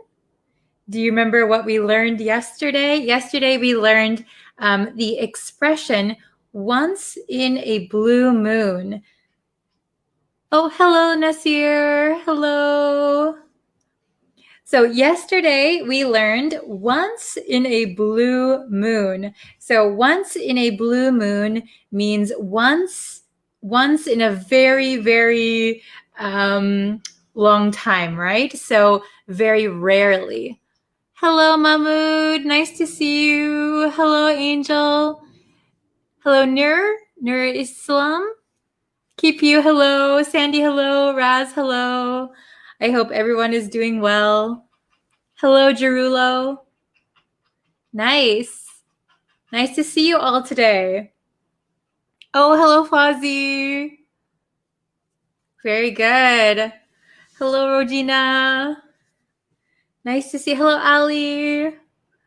Okay, so I was just explaining that yesterday we learned the expression once in a blue moon. So if you haven't seen that lesson yet, please watch it. But actually, I was really surprised how many people were in the live stream yesterday. That was amazing. I think on Facebook, the video has almost 10,000 views already, which is crazy. Thank you so much for sharing and liking the videos. That really helps me out, and I'm so happy that you guys like the lessons. Oh, hello from the Philippines. Hello, hello. So yes, so yesterday we learned about once in a blue moon. So if you can kind of guess what theme we're going for this week, we're talking about expressions with moon, okay?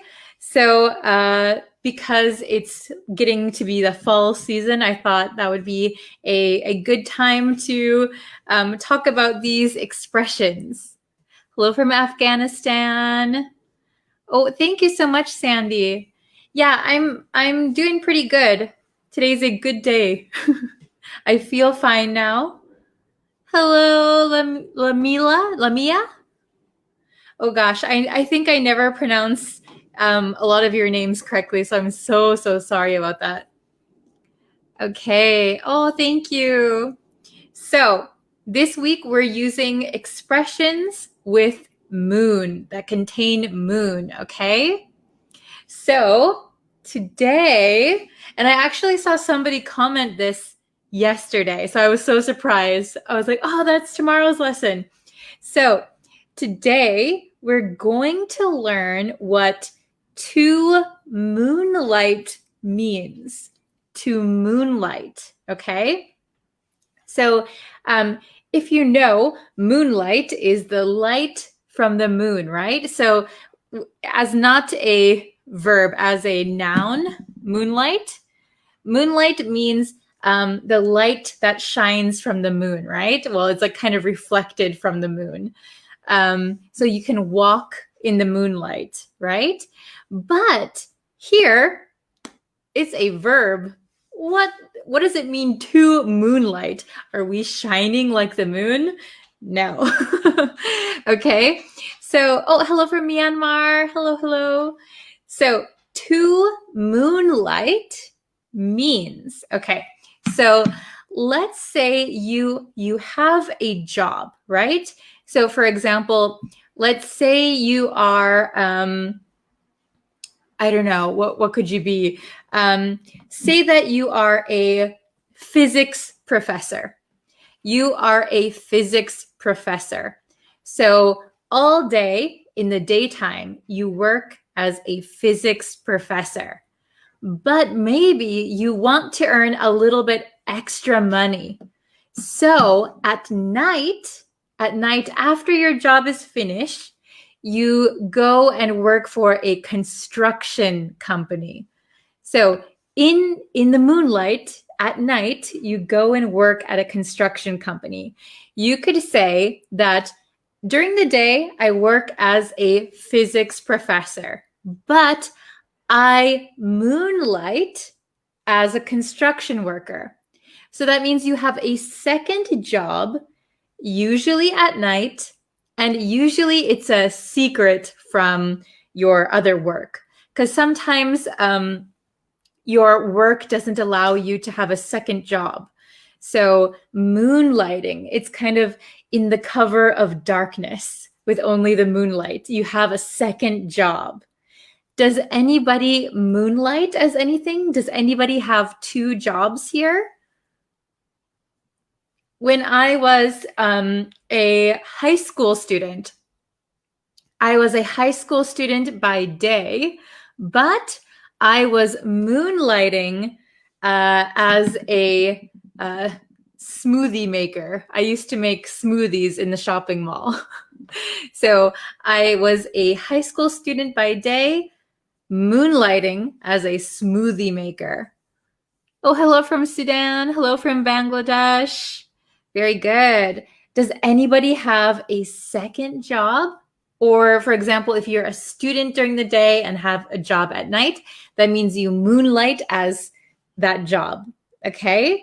So let's look at our examples. I'll pull that up. Ooh, I need to figure out how to show like on my screen. I think that would be easier. Don't you think? Let me see. Oh, there's a share screen button. I'll have to figure out something. I'll have to figure out something. Okay, but for now we have my whiteboard. So let's see. I'll move over a little bit. Okay.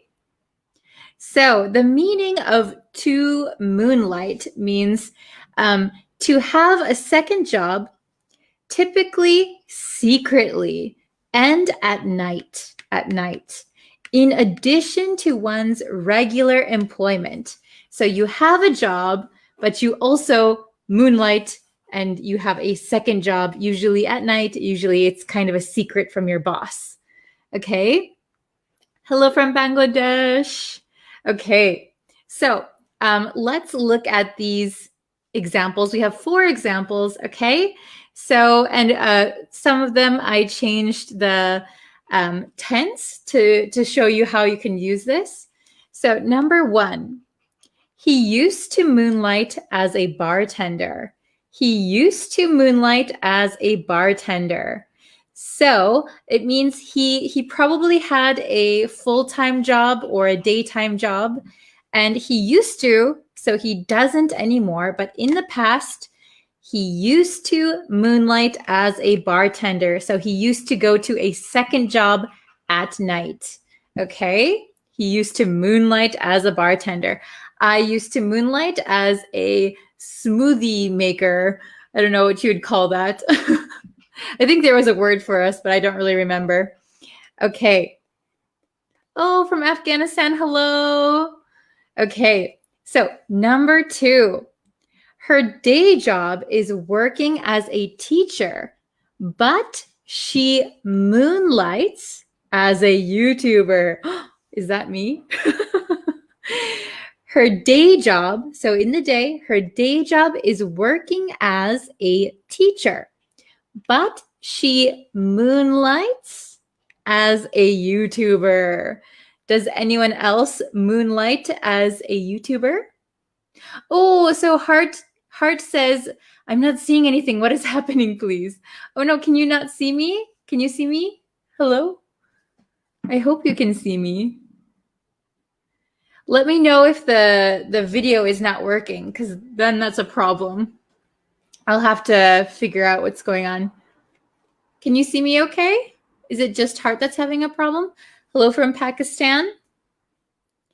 Okay, well, I'll keep going, and if you guys have a problem. Okay, Ali says, I see. Okay, I'm not sure. Okay, so I think the camera's fine. Okay, thank you for answering. Okay, so I'm your silent listener. Oh, thank you for watching. Okay, I'm so relieved you can see me. Okay, so number 3, we're on number 3. Tom had been moonlighting. Okay, so we can also use it like this. Tom had been moonlighting for a rival newspaper for only a week before his boss found out. Oh no. Okay, so Tom had been moonlighting for a rival newspaper for only a week before his boss found out. So maybe he's working as a newspaper reporter at one company, but at night after he leaves his regular job, he moonlights and goes to the rival newspaper, and his boss found out. That is not good. Yes. Okay, so yeah, if your company or if your boss does not allow you to have a second job, you probably shouldn't be moonlighting at another job, right? You could get in trouble or you could get fired. So you got to make sure that moonlighting is okay with your company, or make sure you don't get caught, right? Okay, so we have the last one, number 4. She hated her 9-to-5 job, but loved moonlighting as an actress. She hated her 9-to-5 job. So 9-to-5 is, I don't know if it's the same in your countries, but in America, a full-time job is considered from 9 a.m. to 5 p.m., 9 a.m. to 5 p.m. So that is a full-time job. So we can just say a 9-to-5. I work a 9-to-5. That means you have a regular full-time job. So she hated her 9-to-5 job, but loved moonlighting as an actress. She hated her 9-to-5 job, but loved moonlighting as an actress. Okay, does everybody understand moonlighting? Oh, I was moonlighting as a telecaller. Oh, is that a true story, Sandy? Because that's one I think a lot of people do. I think a lot of people moonlight as like a telemarketer or moonlighting at a call center. Okay, does anybody moonlight as anything? I used to moonlight as grammar English. So do you mean like a grammar teacher? I used to moonlight as a grammar teacher, because that would be correct. So moonlighting as a job, right? It should be a second job that you have. Oh, Sandy, it's true. Wow. Did you enjoy it? Very good. Okay, so I'm going to read them one more time. Please listen to the pronunciation and let me know if any of the vocabulary or like 9-to-5, if any of these things are a little bit difficult to understand, you can just ask me and I'll explain again. Okay, so remember that moonlighting means having a second job, typically secretly and at night. That's why it's called moonlighting, and in addition to your regular job. Okay, so I'm going to quickly read these, so please listen and you can repeat at home. Number 1, he used to moonlight as a bartender. He used to moonlight as a bartender. He used to moonlight as a bartender. Okay. Number 2, her day job is working as a teacher, but she moonlights as a YouTuber. Her day job is working as a teacher, but she moonlights as a YouTuber. Number 3, Tom had been moonlighting for a rival newspaper for only a week before his boss found out. So pay attention to this for. We don't usually say for. We say for. Notice how closed my mouth is. So Tom had been moonlighting for a rival newspaper, for only a week, before his boss found out. Okay. And the last one, number 4, she hated her 9-to-5 job, but loved moonlighting as an actress. She hated. Notice the T becomes a flap T, hated. She hated her 9-to-5 job, but loved moonlighting as an actress. Okay, I'll put that up there one more time for you guys. Okay, very good.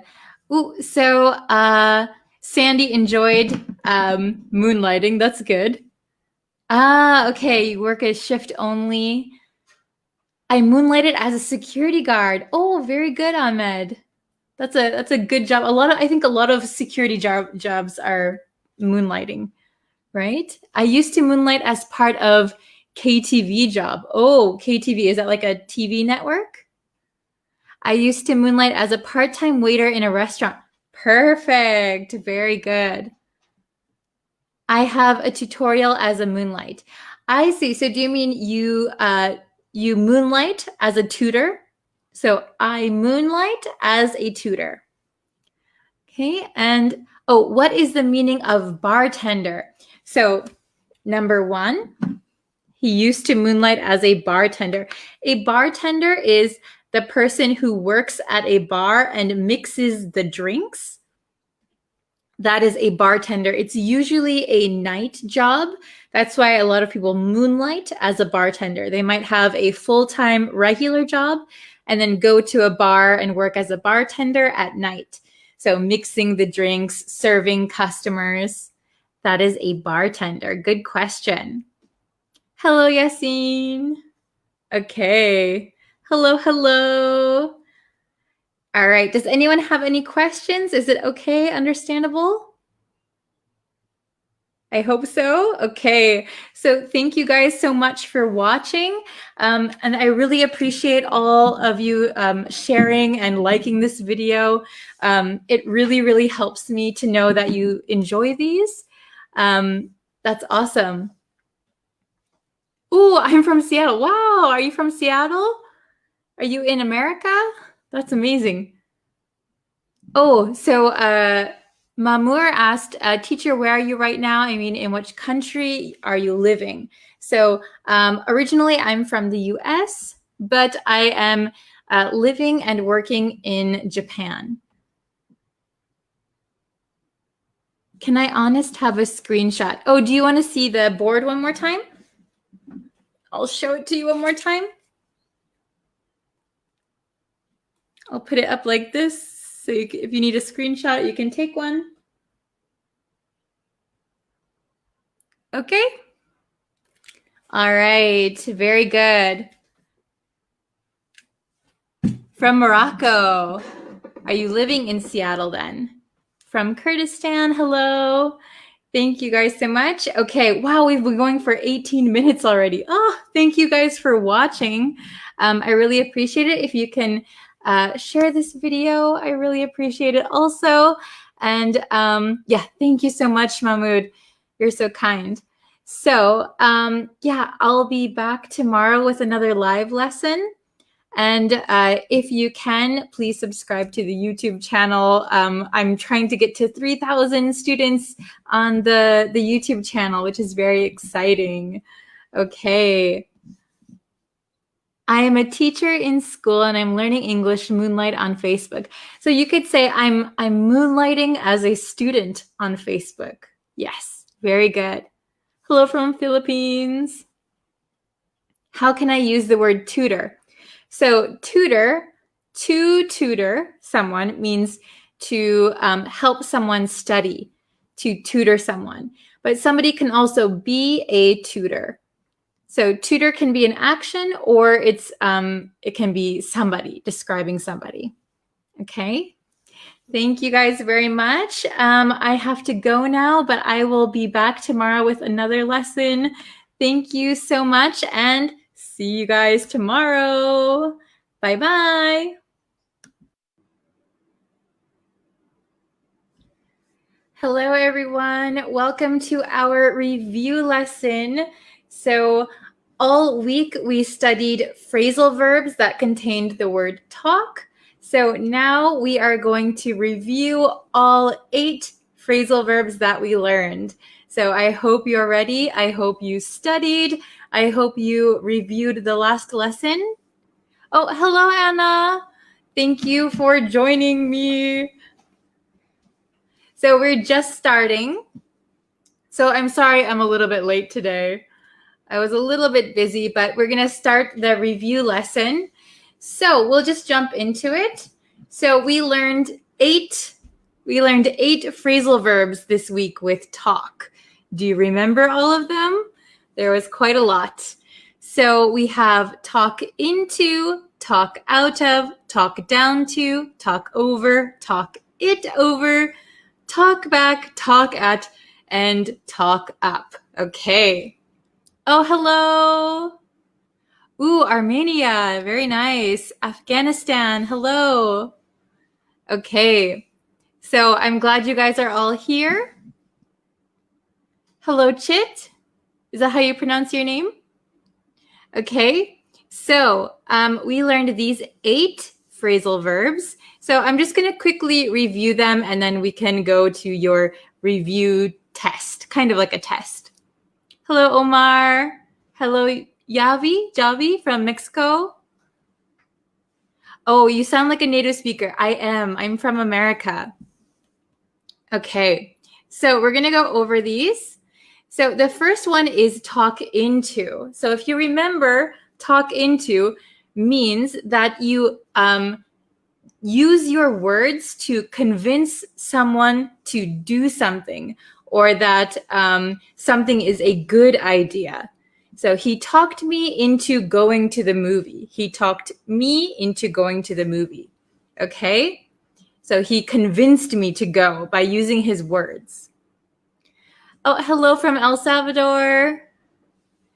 Okay. Talk out of is the opposite of talk into.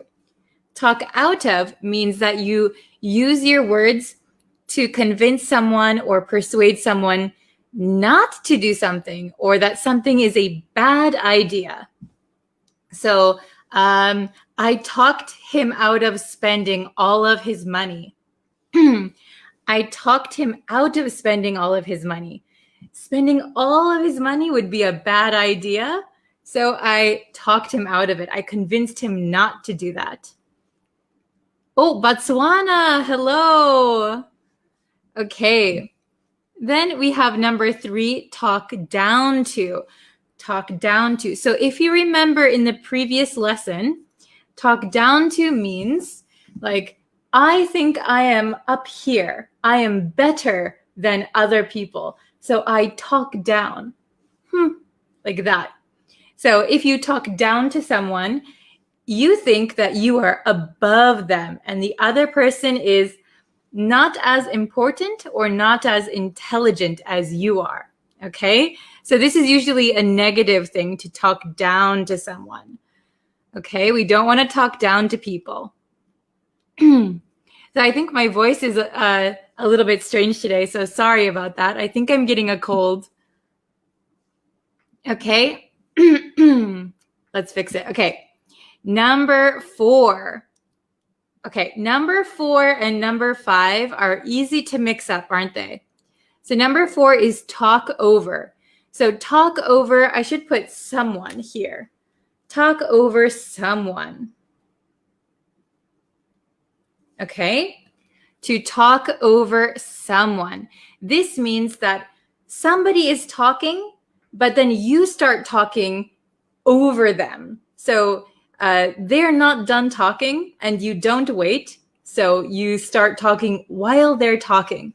This is pretty rude, but sometimes, so like if you do it to a teacher or your parents, it would be pretty rude, I think, to talk over your teacher. Yeah, I don't know. My voice is a little bit strange. I think I have a cold. Thank you. Okay, so to talk over someone, like a teacher, would be pretty rude, but sometimes when friends are talking and they get really excited, maybe they start talking over each other. They're talking at the same time. Okay, so it's kind of hard to hear when people are talking over each other, right? It's kind of hard to understand what people are saying. Then number 5 is very different. So let's see. Can you see that? Okay. So number 4 is talk over someone. Number 5 is to talk it over. So you need this it somewhere. Talk it over. So that means to discuss something before making a decision, before deciding on something. You want to talk it over first. Okay? Oh, hello. Yeah, I think I shouldn't drink. I had some cold tea this morning. I should have had hot tea, I think. I need hot tea with lemon, maybe. Okay. Are you understanding so far? Is it understandable? To talk it over, to talk over something means to discuss it one more time. Okay? Number 6, this is also something that we shouldn't do. Talk back. So talk back means to reply rudely to someone. So, if your teacher says, please do your homework. And if you reply, hey, you do your own homework to your teacher, you talked back to your teacher. So usually when a teacher or a parent is giving some kind of instruction, sometimes a child might be really angry and reply rudely, and then they would talk back to their teacher or their parent. That is not a good thing. Yes, ginger tea, lemon and honey. I will have it right after this lesson. Thank you. Okay, so number 7. So this is also a pretty rude one, to talk at someone. To talk at someone. Usually we talk to someone. That means having a conversation. But talk at someone means you are not listening to what they're saying. You don't let them talk. You just keep talking.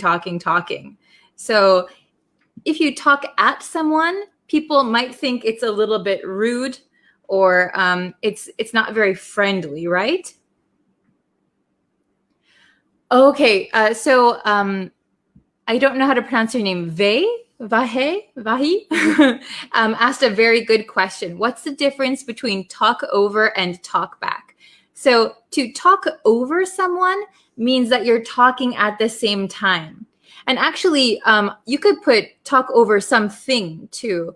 So like if I have the TV on and it's very noisy, I might try to yell over the TV so that you can hear me over the TV. That would be talking over the TV. But to talk over someone means that you are talking at the same time. Then to talk back to someone means to reply rudely. So if someone says, if your parent says, hey, clean your room, and then you tell your parent, no way, I don't want to clean my room. Why don't you clean it? That would be talking back. So replying rudely. Oh, I'm glad you could catch the live lesson. Thank you for joining us. Okay. And then if we go to the last one, number 8, talk up. Talk up. To talk someone up or to talk up something means that you are saying positive things in order to convince someone to do something. Okay? Okay. So to talk up, so for example, let's see. If I said, oh, my friend is really pretty and she's really smart, you should date her. That means I'm saying positive things about my friend because I want you to date her. So I'm trying to convince you by saying positive things, okay?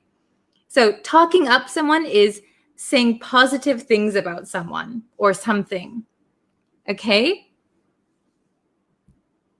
So let's see. Talk over and talk it over. Okay, I'll clarify one more time.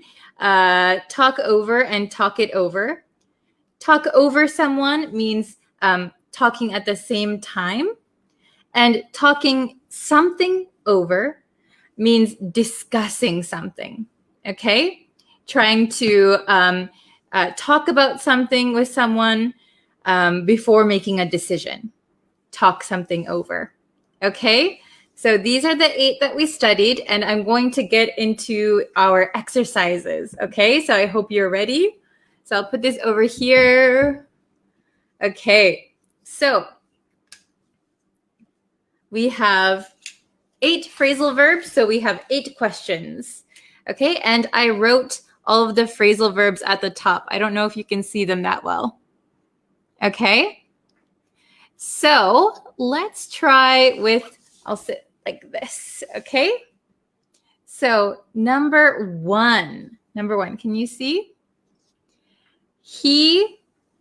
The proposal so that his clients would agree, okay?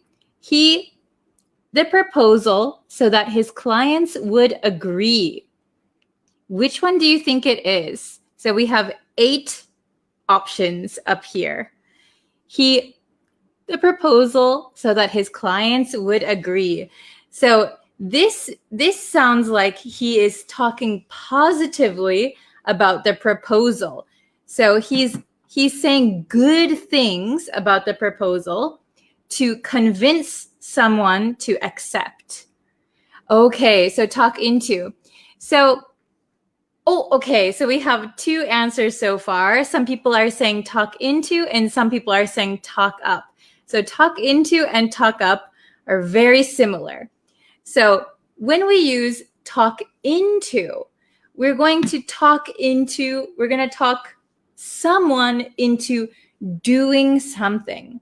So if I had over here, he said good things about the proposal to talk his clients into agreeing.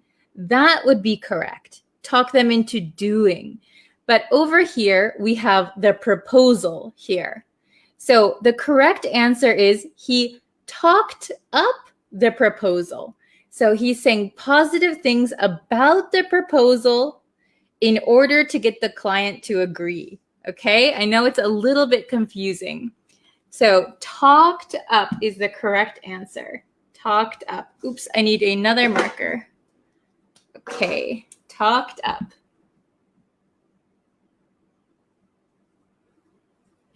Okay, so he talked up the proposal. We wouldn't say he talked into the proposal. So it's a little bit of a grammar problem there.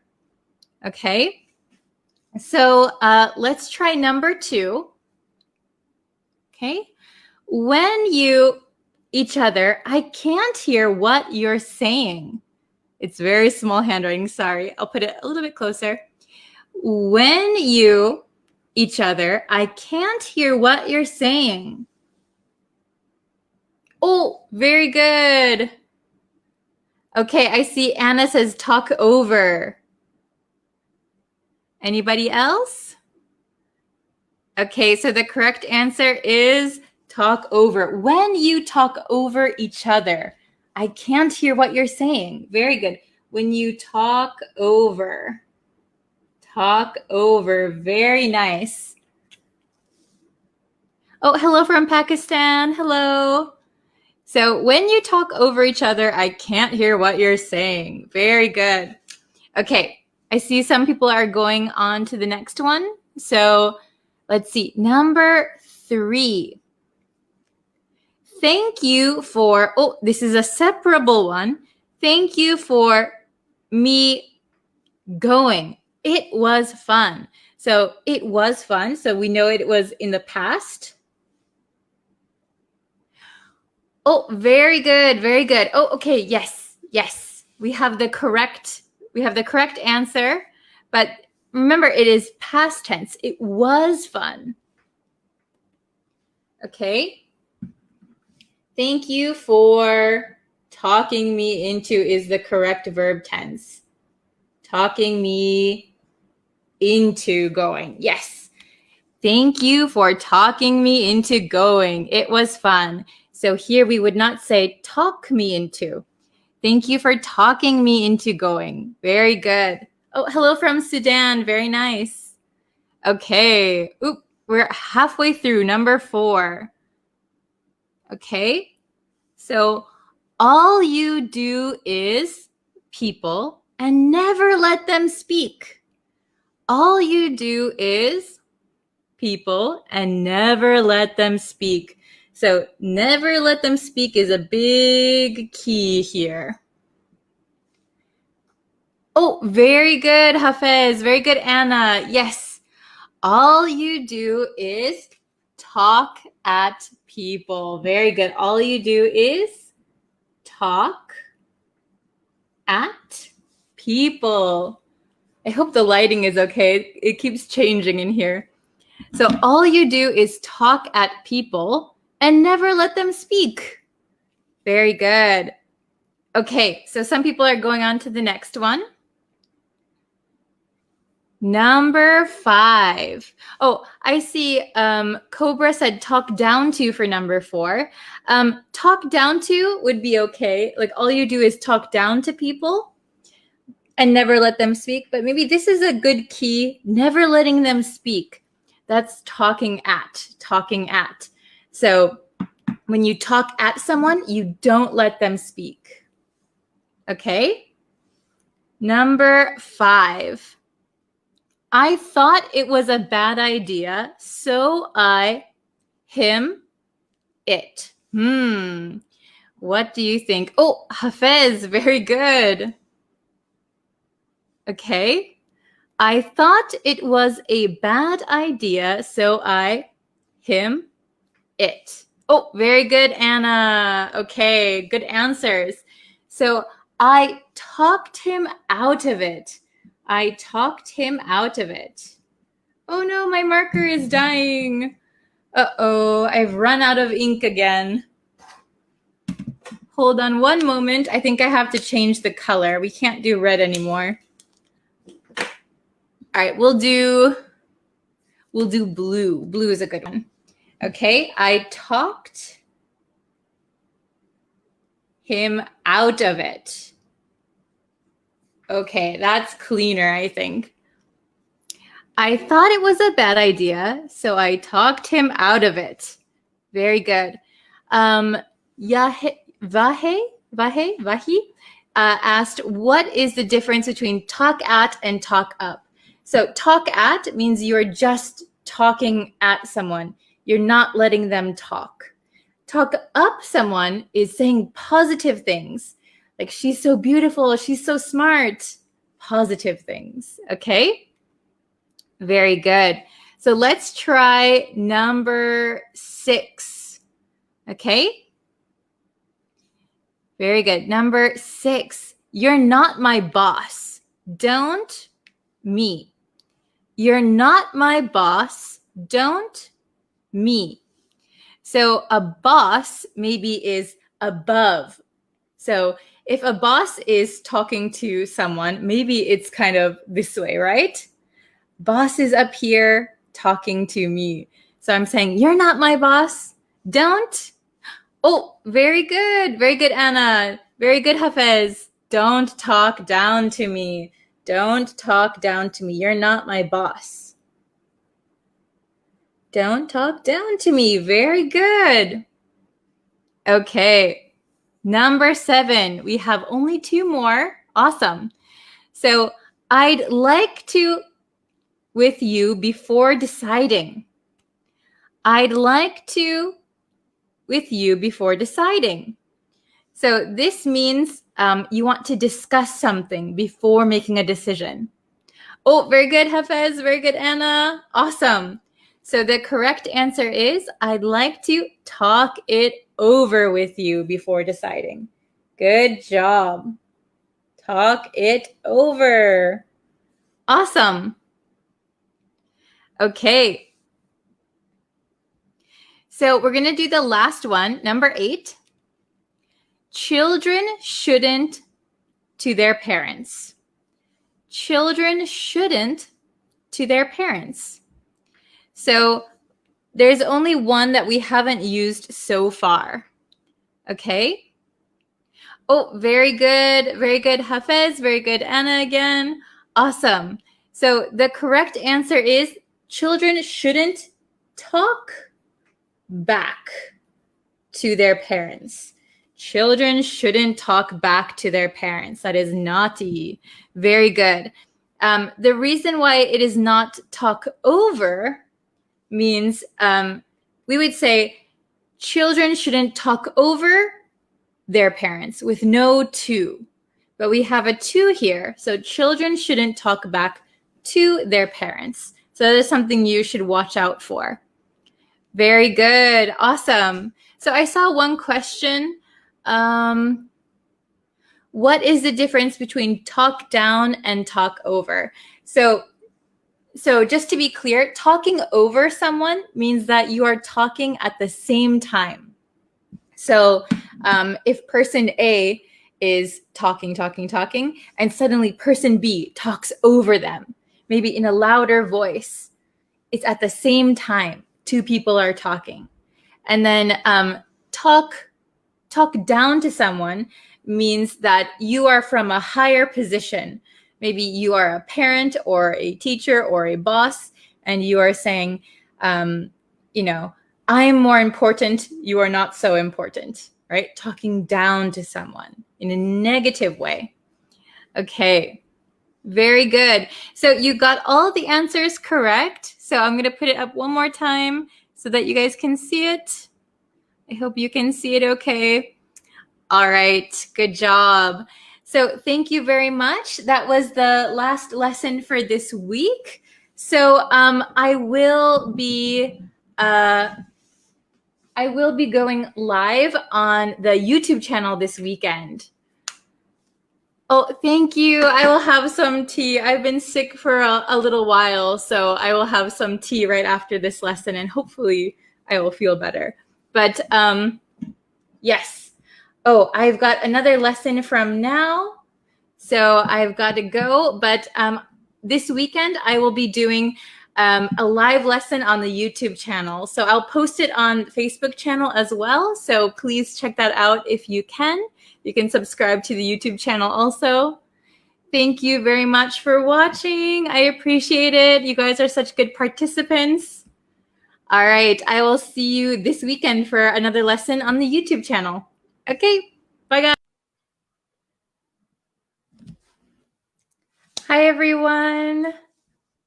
How is everybody doing today? How are all of my students today? Is everybody having a great Monday? It is Monday for me right now. I just slid down my chair. Okay. So by the way, if you are watching this live, you can, I think there's like a bell notification. And if you hit that notification, you will be notified when I go live. Hello, Hisumyat, hello, Muhammad, hello, Ali, hello, Keen, hello, Bimal, hello, Asa, hello, Jalil, is that how you pronounce it? I'm so sorry. Hello, Yash, hello, Kwa, Kiao from Myanmar, hello. Hi from the Philippines. Hello from Madagascar, hello. Hi, I hope everyone is doing well. Hello from Iraq. So I was just saying that if you're watching this video live, you can hit the notification. There should be a notification bell somewhere on your screen. And if you hit that little bell, you will know when I go live every time. You'll get like a notification, okay? So yes. Welcome notifications. Yes. So if you have notifications turned on, you will be able to see it. Hello, Haku. Nice to have you back. Hello. Subject of the lesson. So one of my students asked me about doing a pronunciation lesson, and I did ask for what words everyone thought was difficult to pronounce in our group called Free Online English Lessons. But I'm going to save that video for the YouTube channel. So we're not going to do pronunciation today. I'm going to save that for the YouTube channel. I'm going to create a whole video. So don't worry, we're still doing that.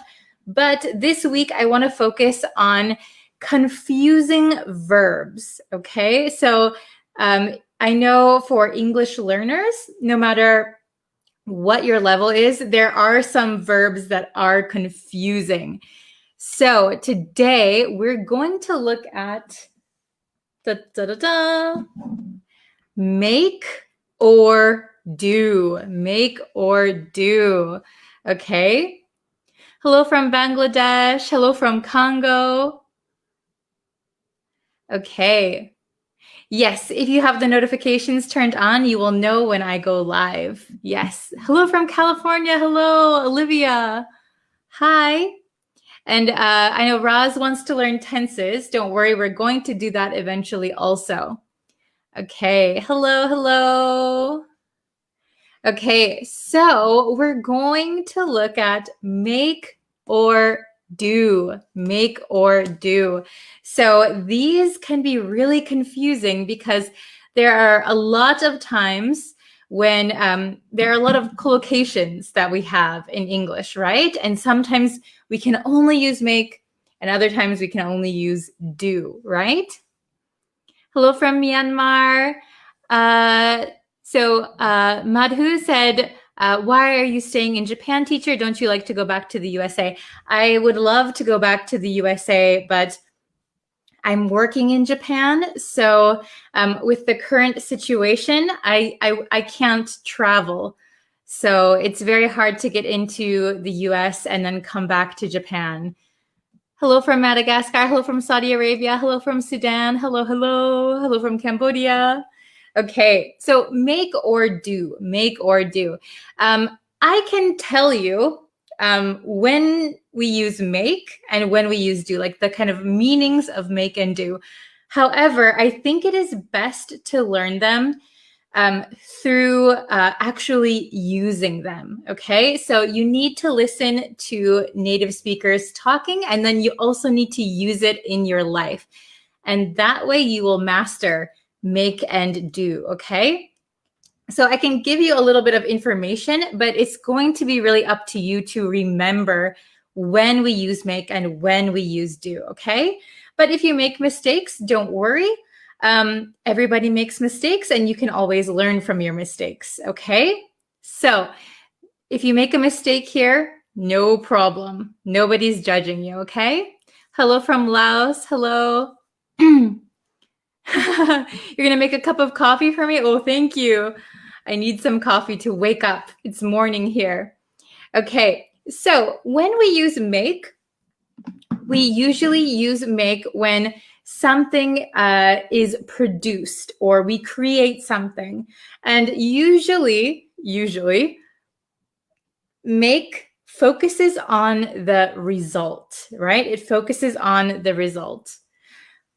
Do, however, we can use it for actions or tasks, like repetitive tasks that we always do, right? So usually it's the action itself. And we can also use do to replace a verb that is already common sense. Okay, so for example, let's see. Oh, I have to do my nails.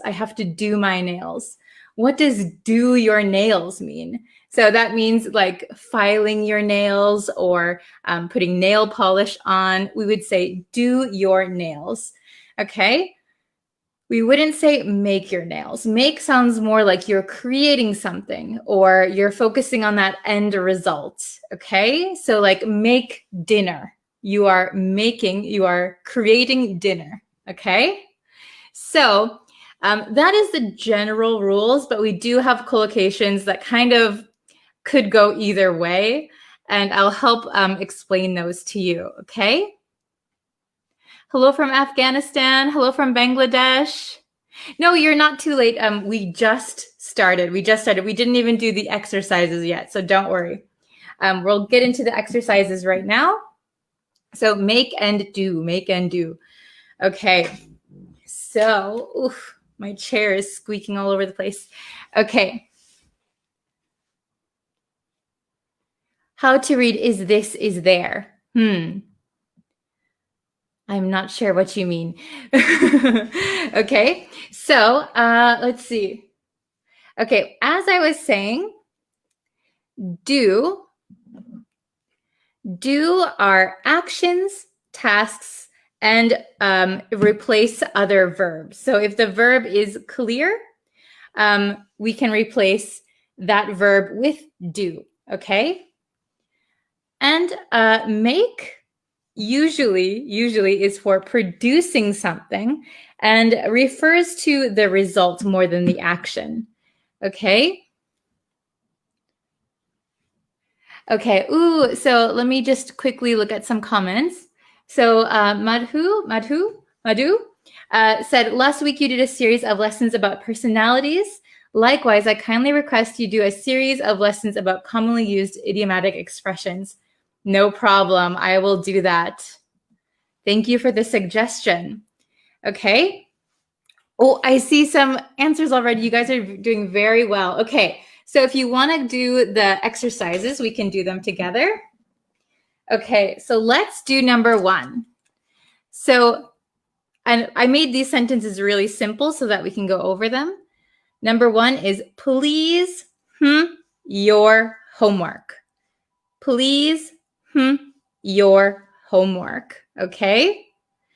So I see a lot of people answering number 1. Hello from Myanmar. Ali, I'll answer your question in just a second. Hello from Kurdistan. Very good. I see everybody's got the correct answer. Please do your homework. Please do your homework. Do. So homework is your task, right? You have to do your homework. So please do your homework. We wouldn't say, please make your homework. If you say, please make your homework, it sounds like you are producing some new homework, okay? Maybe the teacher makes homework. The student does the homework, okay? Very good. So Ali had a question. Which verbs can do replace? And I gave one example of like somebody doing their nails. So it's obvious what we mean by do your nails. It means like filing your nails or putting nail polish on. So filing, instead of filing, you could say do your nails, okay? So that is one hint. I'll go over it again after we do all of these, okay? So number 2, I need to lunch. I need to lunch. Oh, very good. I see a bunch of correct answers. Awesome. Very good. Okay, so maybe the first 2 are a little bit easy, right? I need to make lunch. So when we talk about food or meals, I need to make lunch. I need to make dinner. Oh, I need to make pasta. I just heard something out my window. Okay. So let's try number 3. Can you a promise? Can you a promise? Oh, very good. Hello from Malaysia. Yes. I see a bunch of good answers. Can you? Yes, very good. Can you make a promise? Can you make a promise? So a promise is something that you create, that you make between maybe 2 people or 3 people. Can you make a promise? Very good. Yes. Okay, so we wouldn't say do a promise, not to do a promise. So a promise is kind of like maybe like a contract. So you make it. You make a contract between people. You make a promise between people. Okay? Is it understandable? That one is kind of tricky. Can you make a promise? Okay, number 4, he will the dishes. Oh, hello, Anna. He will the dishes. Oh, very good. So, yes. So when we talk about dishes, these means plates or glasses. Okay, so number 4 is he will do the dishes. He will do the dishes. Very good. So this do is replacing a verb. So we could say he will wash the dishes. He will wash the dishes. However, wash is common knowledge, right? When you're talking about dishes. So instead of saying he will wash the dishes, we can simply say he will do the dishes. He will do the dishes. And doing the dishes is a task and an action. So we would use do. Very good. Okay, number 5, please your bed. This is a tricky one. This is a tricky one. Please your bed. Oh, yes, very good. Make, do, okay. So this one is tricky because make your bed, like putting the covers on, putting the pillows back, making it look nice. Your bed, it sounds like it could be an action, right? Or a task. However, we're going to create a lovely environment. So we would say, please make your bed. Please make your bed. Please make your bed. Okay? Please make your bed. Please remember this one. We would never say, please do your bed, right? Please make your bed. Make your bed beautiful. Make your bed clean. Okay? The very last one, I need to my hair. I need to my hair. Oh, very good. Okay. Oh, very good, very good, very good. Don't worry if you make mistakes, because this is why we're practicing, right? Okay, I need to, the correct answer is do. I need to do my hair. So this do is replacing an obvious verb. So I need to do my hair means I need to brush my hair, I need to comb my hair, I need to put my hair up, I need to do something with my hair, right? I need to do something with my hair. I need to do my hair. So girls could say, I need to do my makeup. It means like put on makeup, right? Yes, yes, yes. Very good, everybody. Okay, so I'll go over them one more time. Please listen. So please do your homework. I need to make lunch. Can you make a promise? He will do the dishes. Please make your bed. I need to do my hair. Okay, very good. So even though I give you this explanation up here, I think these explanations alone are not enough to really understand make and do, because it's very simple, right? And we always have exceptions to the rules. So if you want to memorize or you want to master make versus do, I suggest that you listen to native speakers talking. And when they're talking, try to think, which one are they using? Are they using do? Are they using make? Okay, are they using nothing? So please really try to listen. And I'll go over these again sometime. I'll give you some more examples. But all of this week, we're going to do confusing verbs, okay?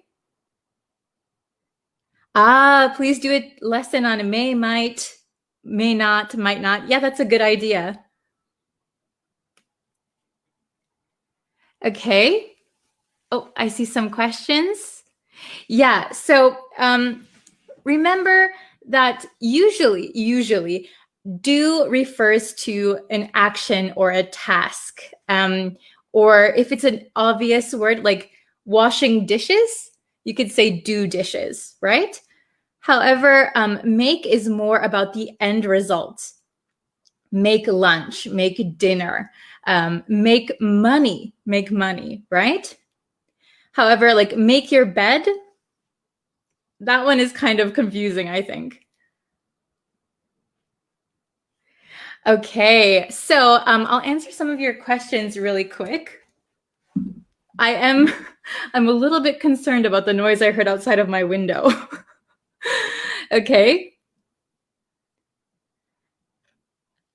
Let's see. Okay. Okay, this is a good, interesting question. So, Sumyat, is that how you say your name? Teacher, please suggest me. I want to be an embassy officer. How can I study? So, if you are using English for your job, I would suggest that you do a lot of self-study. So get a textbook and do your grammar, memorize your grammar, practice. But I think the thing that's going to really help you is speaking out loud. So if you speak, you're going to remember how to say things, and your mouth muscles are going to remember the position, and it's going to be natural for you. It's going to be feeling more natural. So that's the same as children Like when children learn their native language, they're listening to their parents, they're listening to like the people around them, and then they start mimicking them, and it becomes like a natural reflex. So if you want to be a natural sounding speaker and using it for your job, I would suggest a lot of repetition and repeating out loud. That is the best I think you can do. Good question. Okay.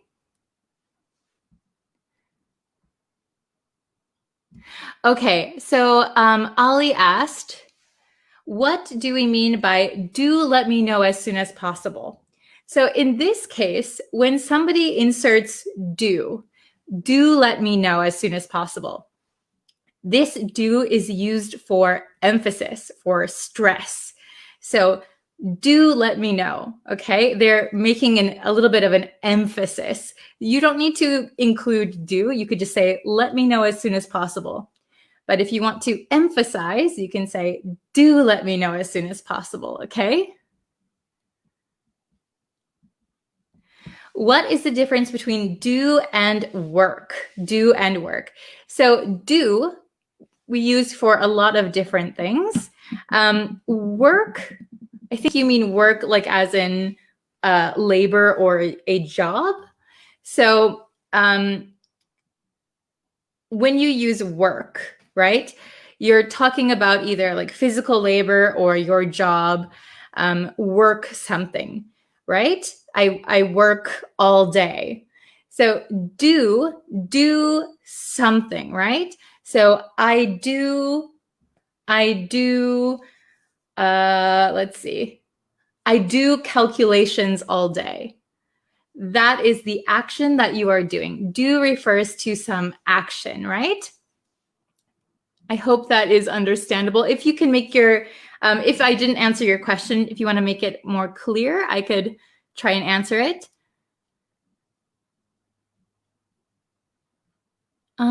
Let's see.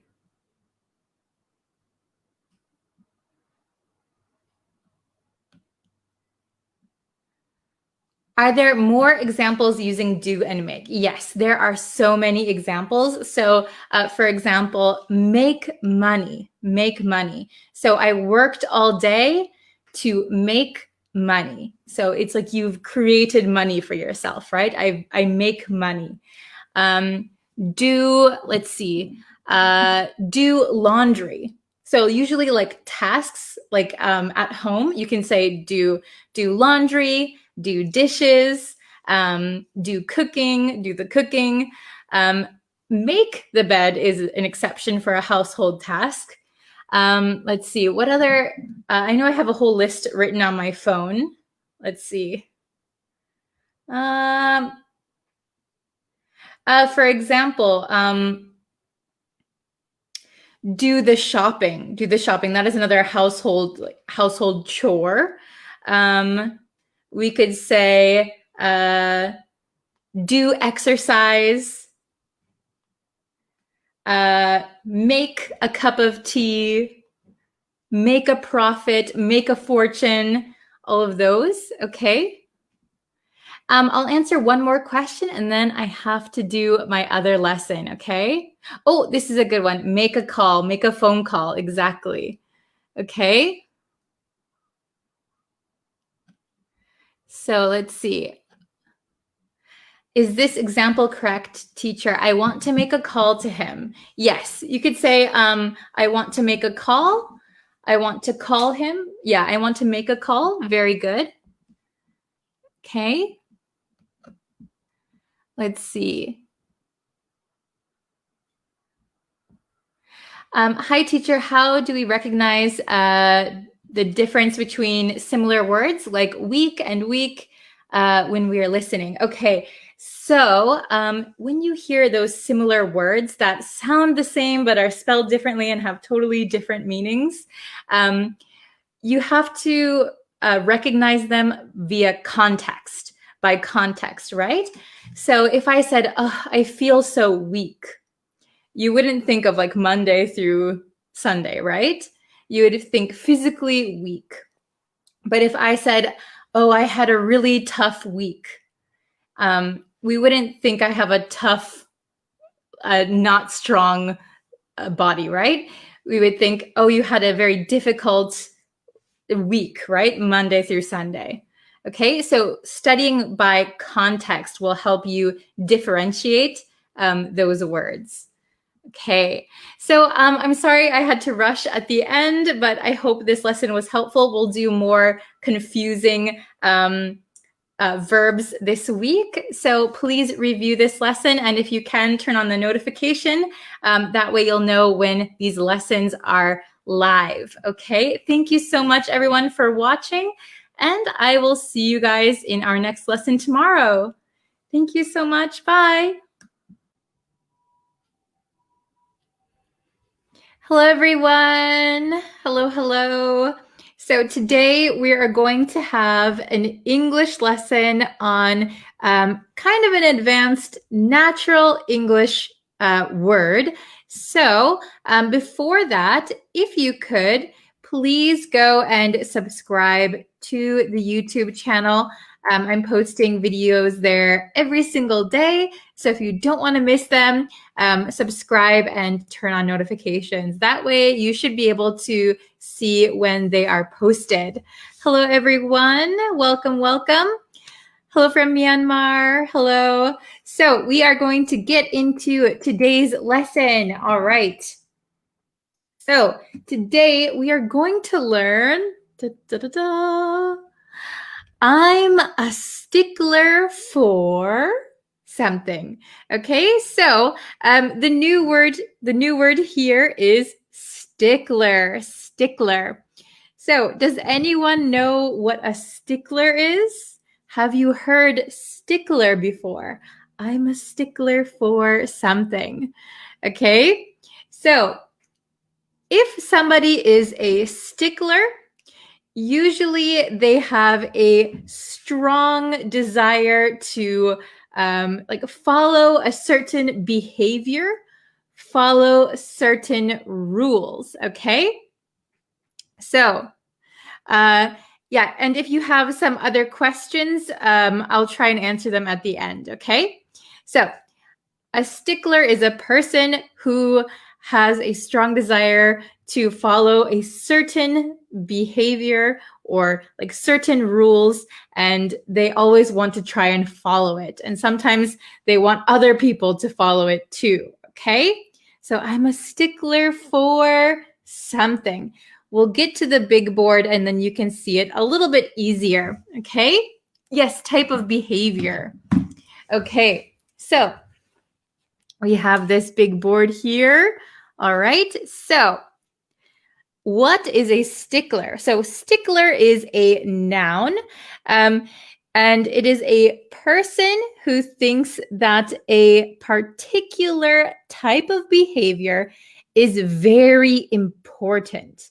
This behavior is very important and always follows it or tries to make other people follow it. So they think a certain behavior is very, very important and I want to follow it. You should follow it too, okay? So, all right. So, somebody's saying, is it a negative meaning? So it's not necessarily a negative meaning. I think this is a very neutral word. So it could be annoying a little bit if somebody is a stickler for the rules or a stickler for protocol. So every time you have to follow it could be a little bit annoying, but it's not necessarily a bad thing. Oh, very good. So Wad said systematic. Yes, kind of systematic. So very good. We'll go over the examples together, okay? So, number one, he's a stickler for rules. He's a stickler for rules. So that means he's always trying to follow the rules, and probably he wants everyone else to follow the rules too. Okay, I don't know if you know anyone who is a stickler for rules. Sometimes it's good, sometimes it can be annoying, right? Like if you are a student in school and your teacher forgot to ask you to turn in your homework, but you're relieved because you didn't do your homework. Oh, good, the teacher forgot. But there's always that one kid in class that said, oh, Miss Teacher, you forgot to collect our homework. Oh, you have to be such a stickler for rules. Okay, very good. So number two, can you see this? She was a stickler when it came to office manners. She was a stickler when it came to office manners. So that means maybe at her job, she used to work at an office. She was very, very particular about the office manners, okay? So you can imagine each office has its own manners, maybe like phone etiquette, those kinds of things, signing emails, okay? Office manners. So she wanted to do it correctly every time. She was a stickler when it came to office manners.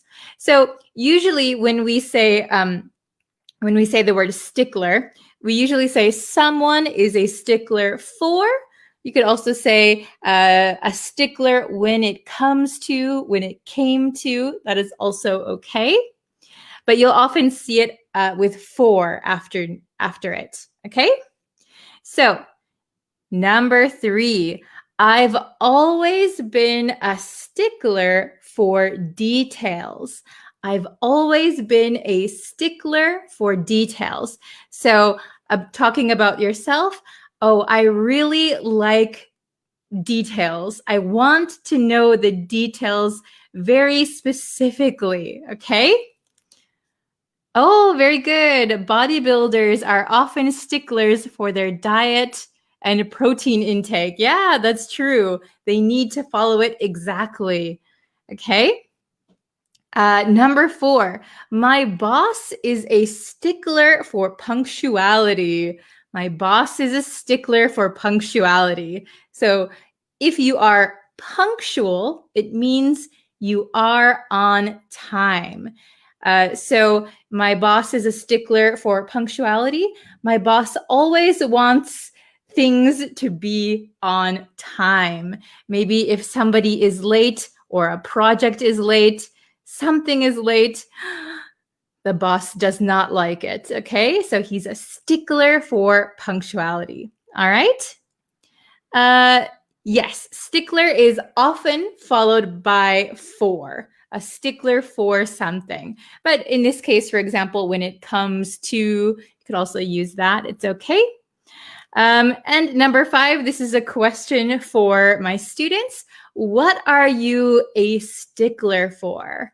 Are you a stickler for rules? Are you a stickler for a certain etiquette? Are you a stickler for punctuality?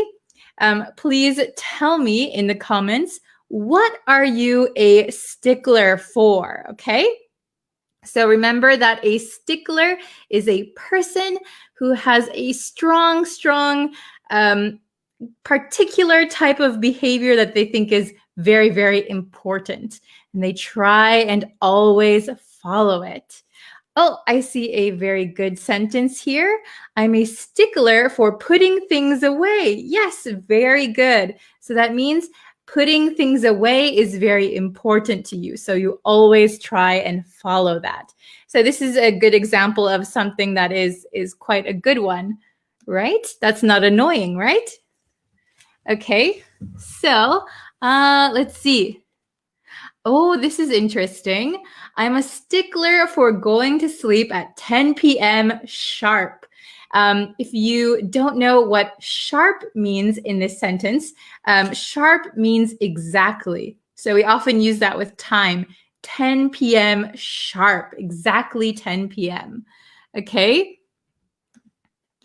Let's see. Oh, this is a good one. I'm a stickler. So remember that stickler is a noun, so we need a stickler. I'm a stickler for maybe keeping promises. I'm a stickler for keeping promises. That's a very good one. I'm a stickler for housework. So maybe you have a particular way you like things to be done. Good job. Yes, I'm a stickler. Don't forget the I'm a stickler when it comes to house cleaning. Okay. I'm a stickler for studying every day. Very good. You have your certain behavior that is kind of very important to you. Okay. If my partner doesn't stickler about household matters, progress is not possible. Very good. So just be careful. We don't say like do stickler. The stickler is a noun. So if my partner isn't a stickler about household matters, progress is not possible. Okay, very good. The chat is going so quickly. Okay. Let's see.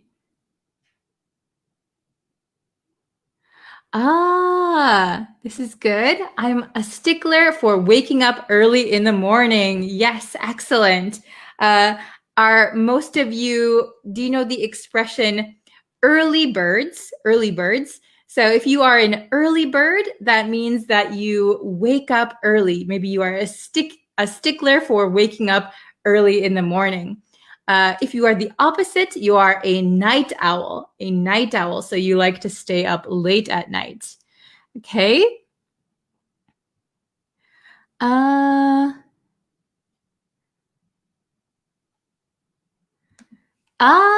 This is not related, but can we use the preposition with after end up? Yes. So for example, I ended up with my girlfriend. Okay. So you can also use with. You can use with end up. Very good. Okay. Let's see. Oh, I was late. Please repeat the meaning of stickler. So a stickler is a person, again, once more, a person who thinks that a particular behavior is very important. They always try to follow that behavior, and maybe they also try to make other people follow that behavior. They have a high standard for that particular behavior. Okay? Where am I? I am in Japan. I am in Japan. I'm in my house in Japan. Okay.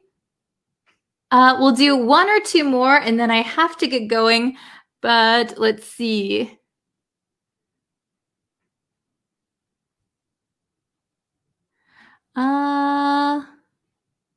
Okay. I'm a stickler. I'm a stickler for being honest. I'm a stickler for being honest. Very good. I'm a stickler for being honest. Okay. We'll do one more, last one. Let's see. Let's try to pick one that I haven't seen yet. Scrolling up.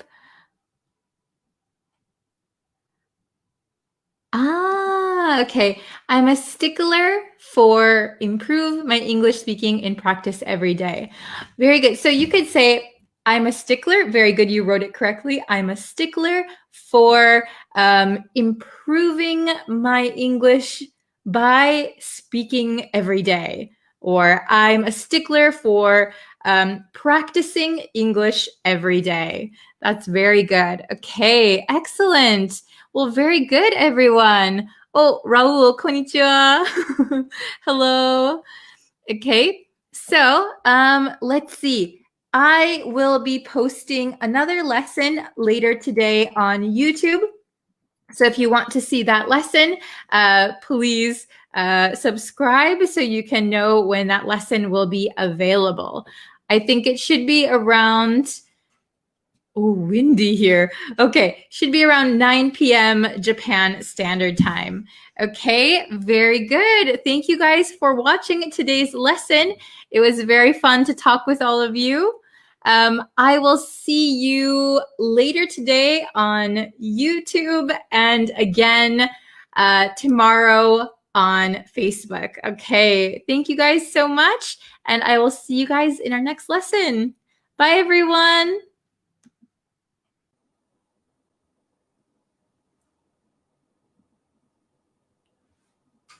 Hello, everyone.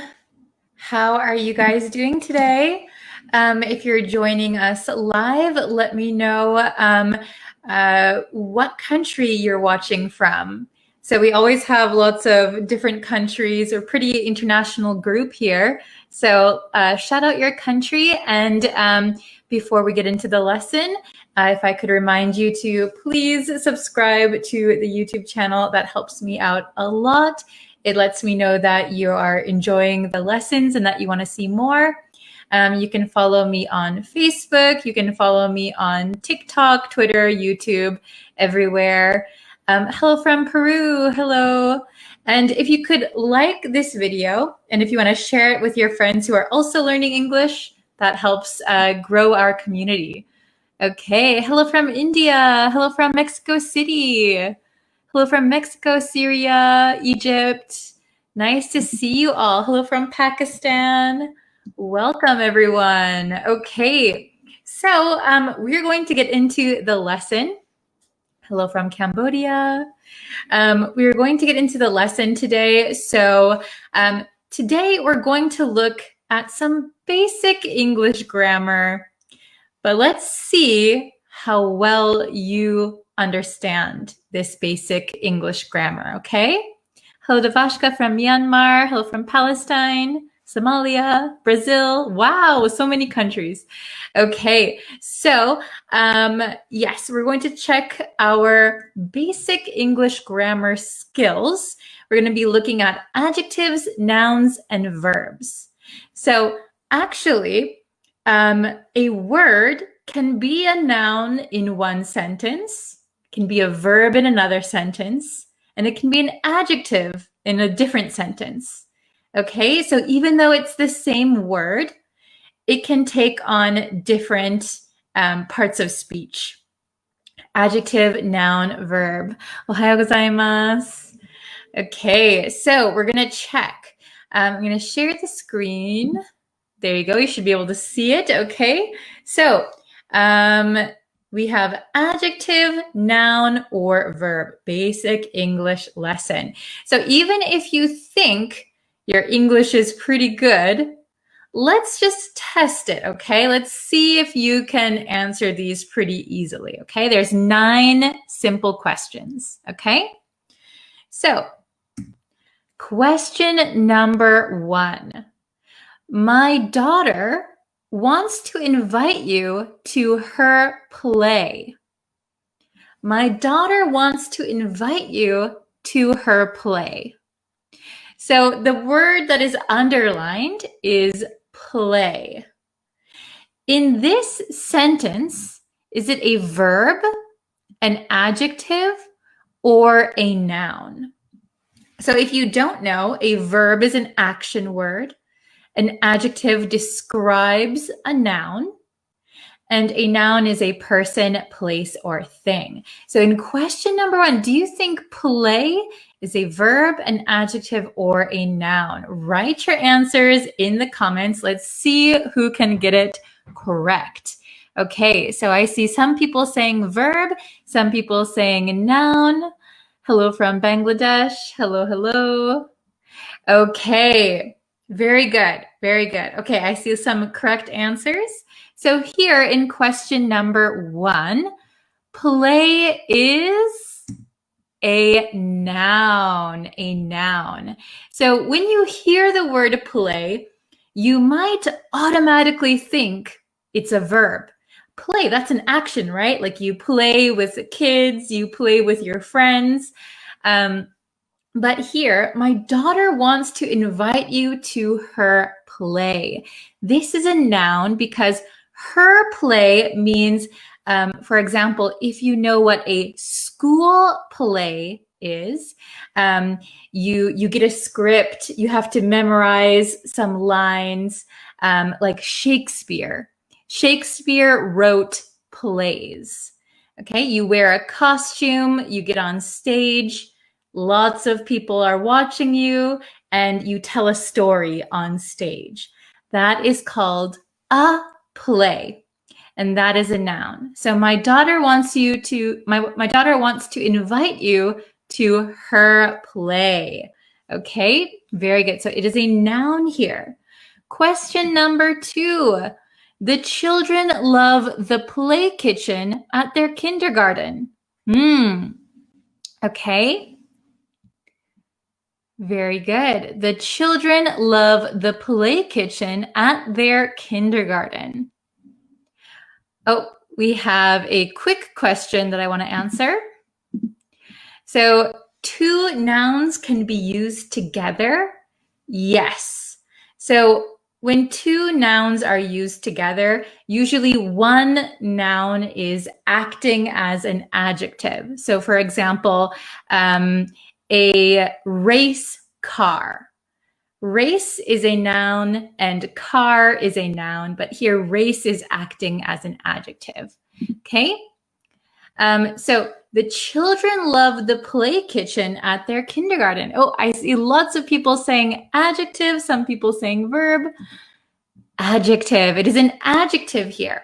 So the children love the play kitchen. So here we have the word the article the. So we know that one of these words is going to be a noun. Here, kitchen is a noun.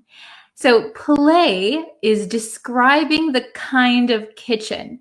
So you will often hear this in English when talking about children's toys. Okay, so it's not a real kitchen. It's a play kitchen. So a very small kitchen, maybe it's made of plastic that kids can pretend they're using a real kitchen. Okay, so the children love the play kitchen, so kind of pretend kitchen, toy kitchen at their kindergarten. Kindergarten is before elementary school. So usually in America, we have preschool for really, really young kids, then kindergarten. Maybe they learn how to write letters. They learn 1, 2, 3, 4, and then elementary school. So kindergarten is for very young children. Okay, question number 3. Let's play outside.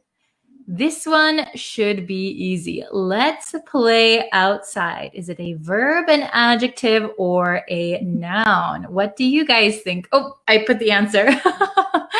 So it is a verb. It is a verb. Sorry, I didn't give you a long time to answer.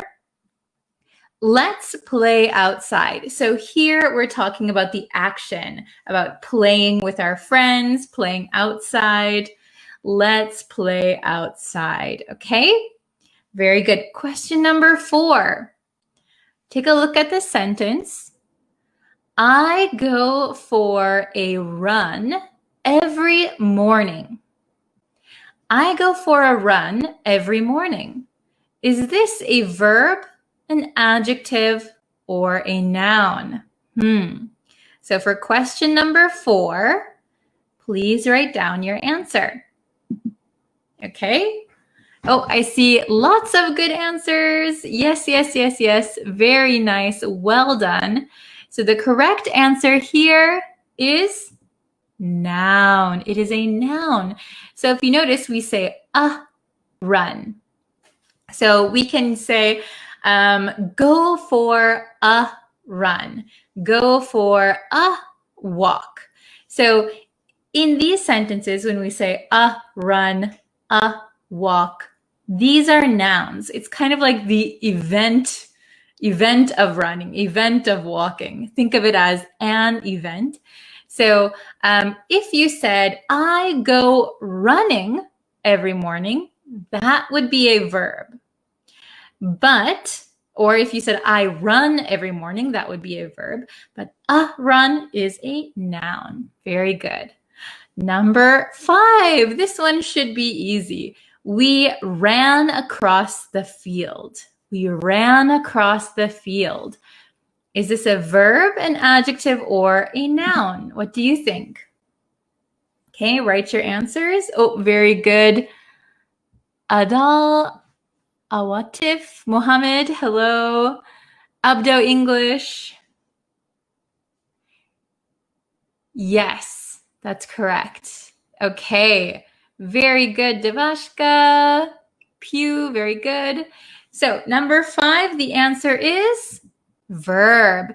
We ran across the field. So here we're talking about the action. We're doing the action, okay? We ran across the field. Very good. Getting easier? Let's try number 6. I have a runny nose. Could you hand me a tissue? I have a runny nose. Could you hand me a tissue? Is this a verb, adjective, or a noun? What do you think? Okay, I have a runny nose. Okay, I'm seeing lots of mixed answers. Oh, Devashka Pew, very good. Okay, awesome. So here it is an adjective. Adjective, very good.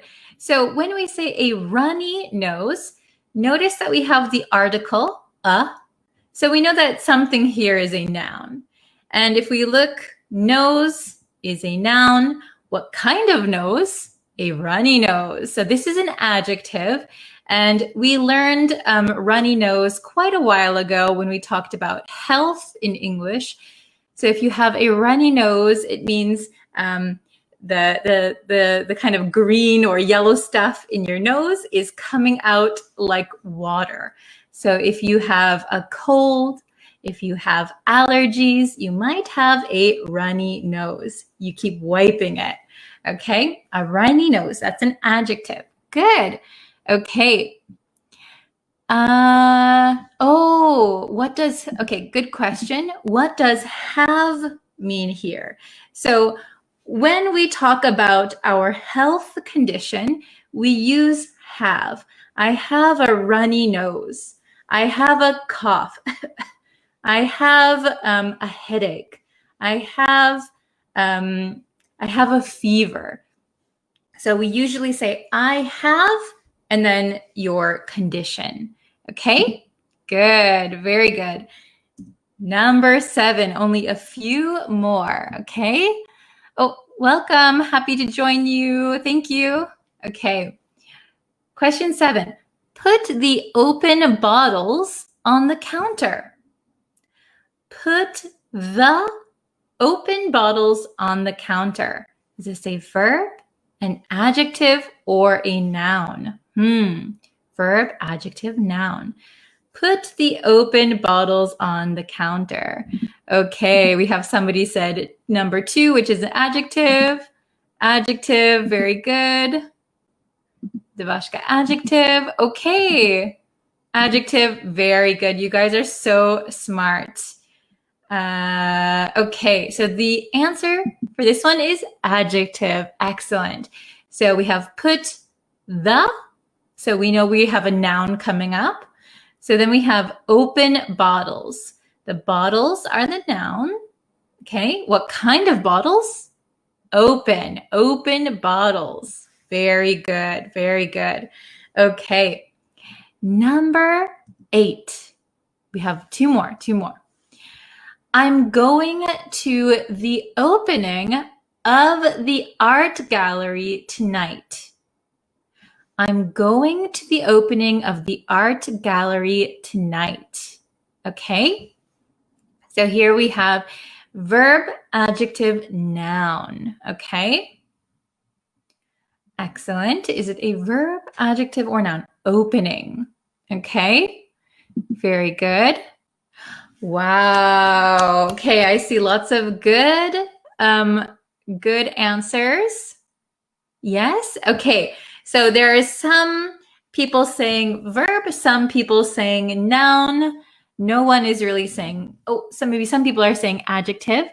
Okay, so the correct answer for number 8 is noun. This is a noun, okay? I'm going to the opening of the art gallery tonight. So when we say an opening, the opening, I'm going to the opening of the restaurant, going to the opening of the art gallery. Opening here means an event. This is an event. So maybe the first day that the art gallery is open. So this is a noun, the opening. There's a kind of dead giveaway. We learned dead giveaway in our previous lesson. The dead giveaway is we have the word the here, the opening, the opening. Okay, so opening here is considered an event. So it is a noun. Good job. Oh, Tet-Tet-Win, hello. It's okay if you're late, you can always watch one more time. Okay, last question. Could you open this jar for me? Could you open this jar for me? So open, is this a verb, adjective, or noun? Hopefully this one is easy. Oh, Grammar Miat is also late. No worries. Welcome everyone. Okay. Oh, okay. We have verb. One is verb. Verb. Okay, you guys got it. Nice job. Okay.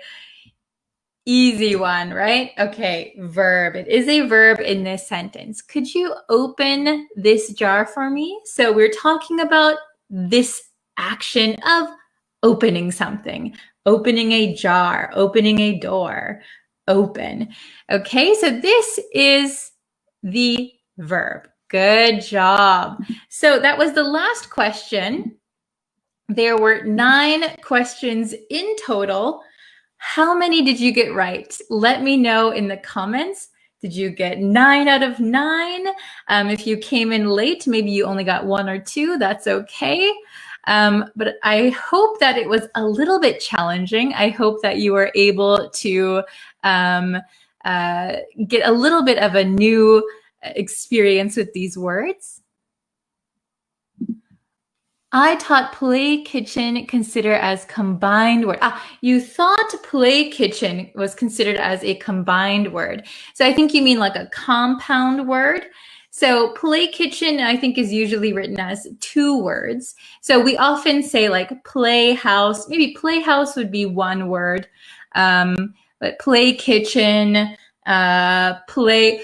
If you have anything that is fake for children, we can put the word play in front of it and it becomes like pretend something. Very good.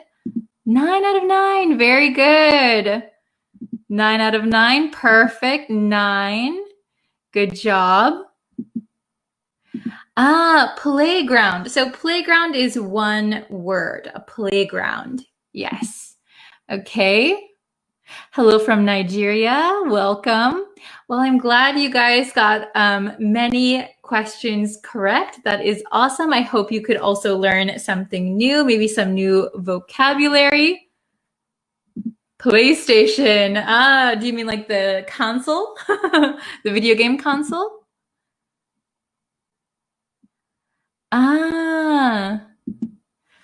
Okay. Tet-Tet-Win has a question. He has been my friend since 10 years ago. He has been my friend since 10 years ago. This means we are not friends now, doesn't it? He is my friend. It means we are always friends, right? If you said he had been my friend 10 years ago, it would mean you're not friends now. But he has been means it started in the past and continuing until now. So for example, I have been studying English for 10 years. then it means you're still studying now. Okay, I hope I understood your question correctly. Hello from Sudan, welcome. Play Store, yes. So if you're, if you have some like little tiny pretend store for children, you could call it a play store. Or if they made it out of cardboard or something, you could call it a play store. You could call it anything, could be play something for children. Okay. Oh, welcome from the Philippines. No worries if you're late. Okay, hello from Iraq. Okay, so I hope you enjoyed the lesson. I think I will end it here. Let's call it a day. There will be another lesson later on YouTube. So if you could subscribe to the YouTube channel, I would appreciate it. There will be another live lesson on Facebook tomorrow. So you can follow me on Facebook. And I try to update TikTok every day as much as I can. Okay. Thank you guys so much. Okay, so thank you, and I will see you very, very soon. Enjoy the rest of your day. Thank you, everyone.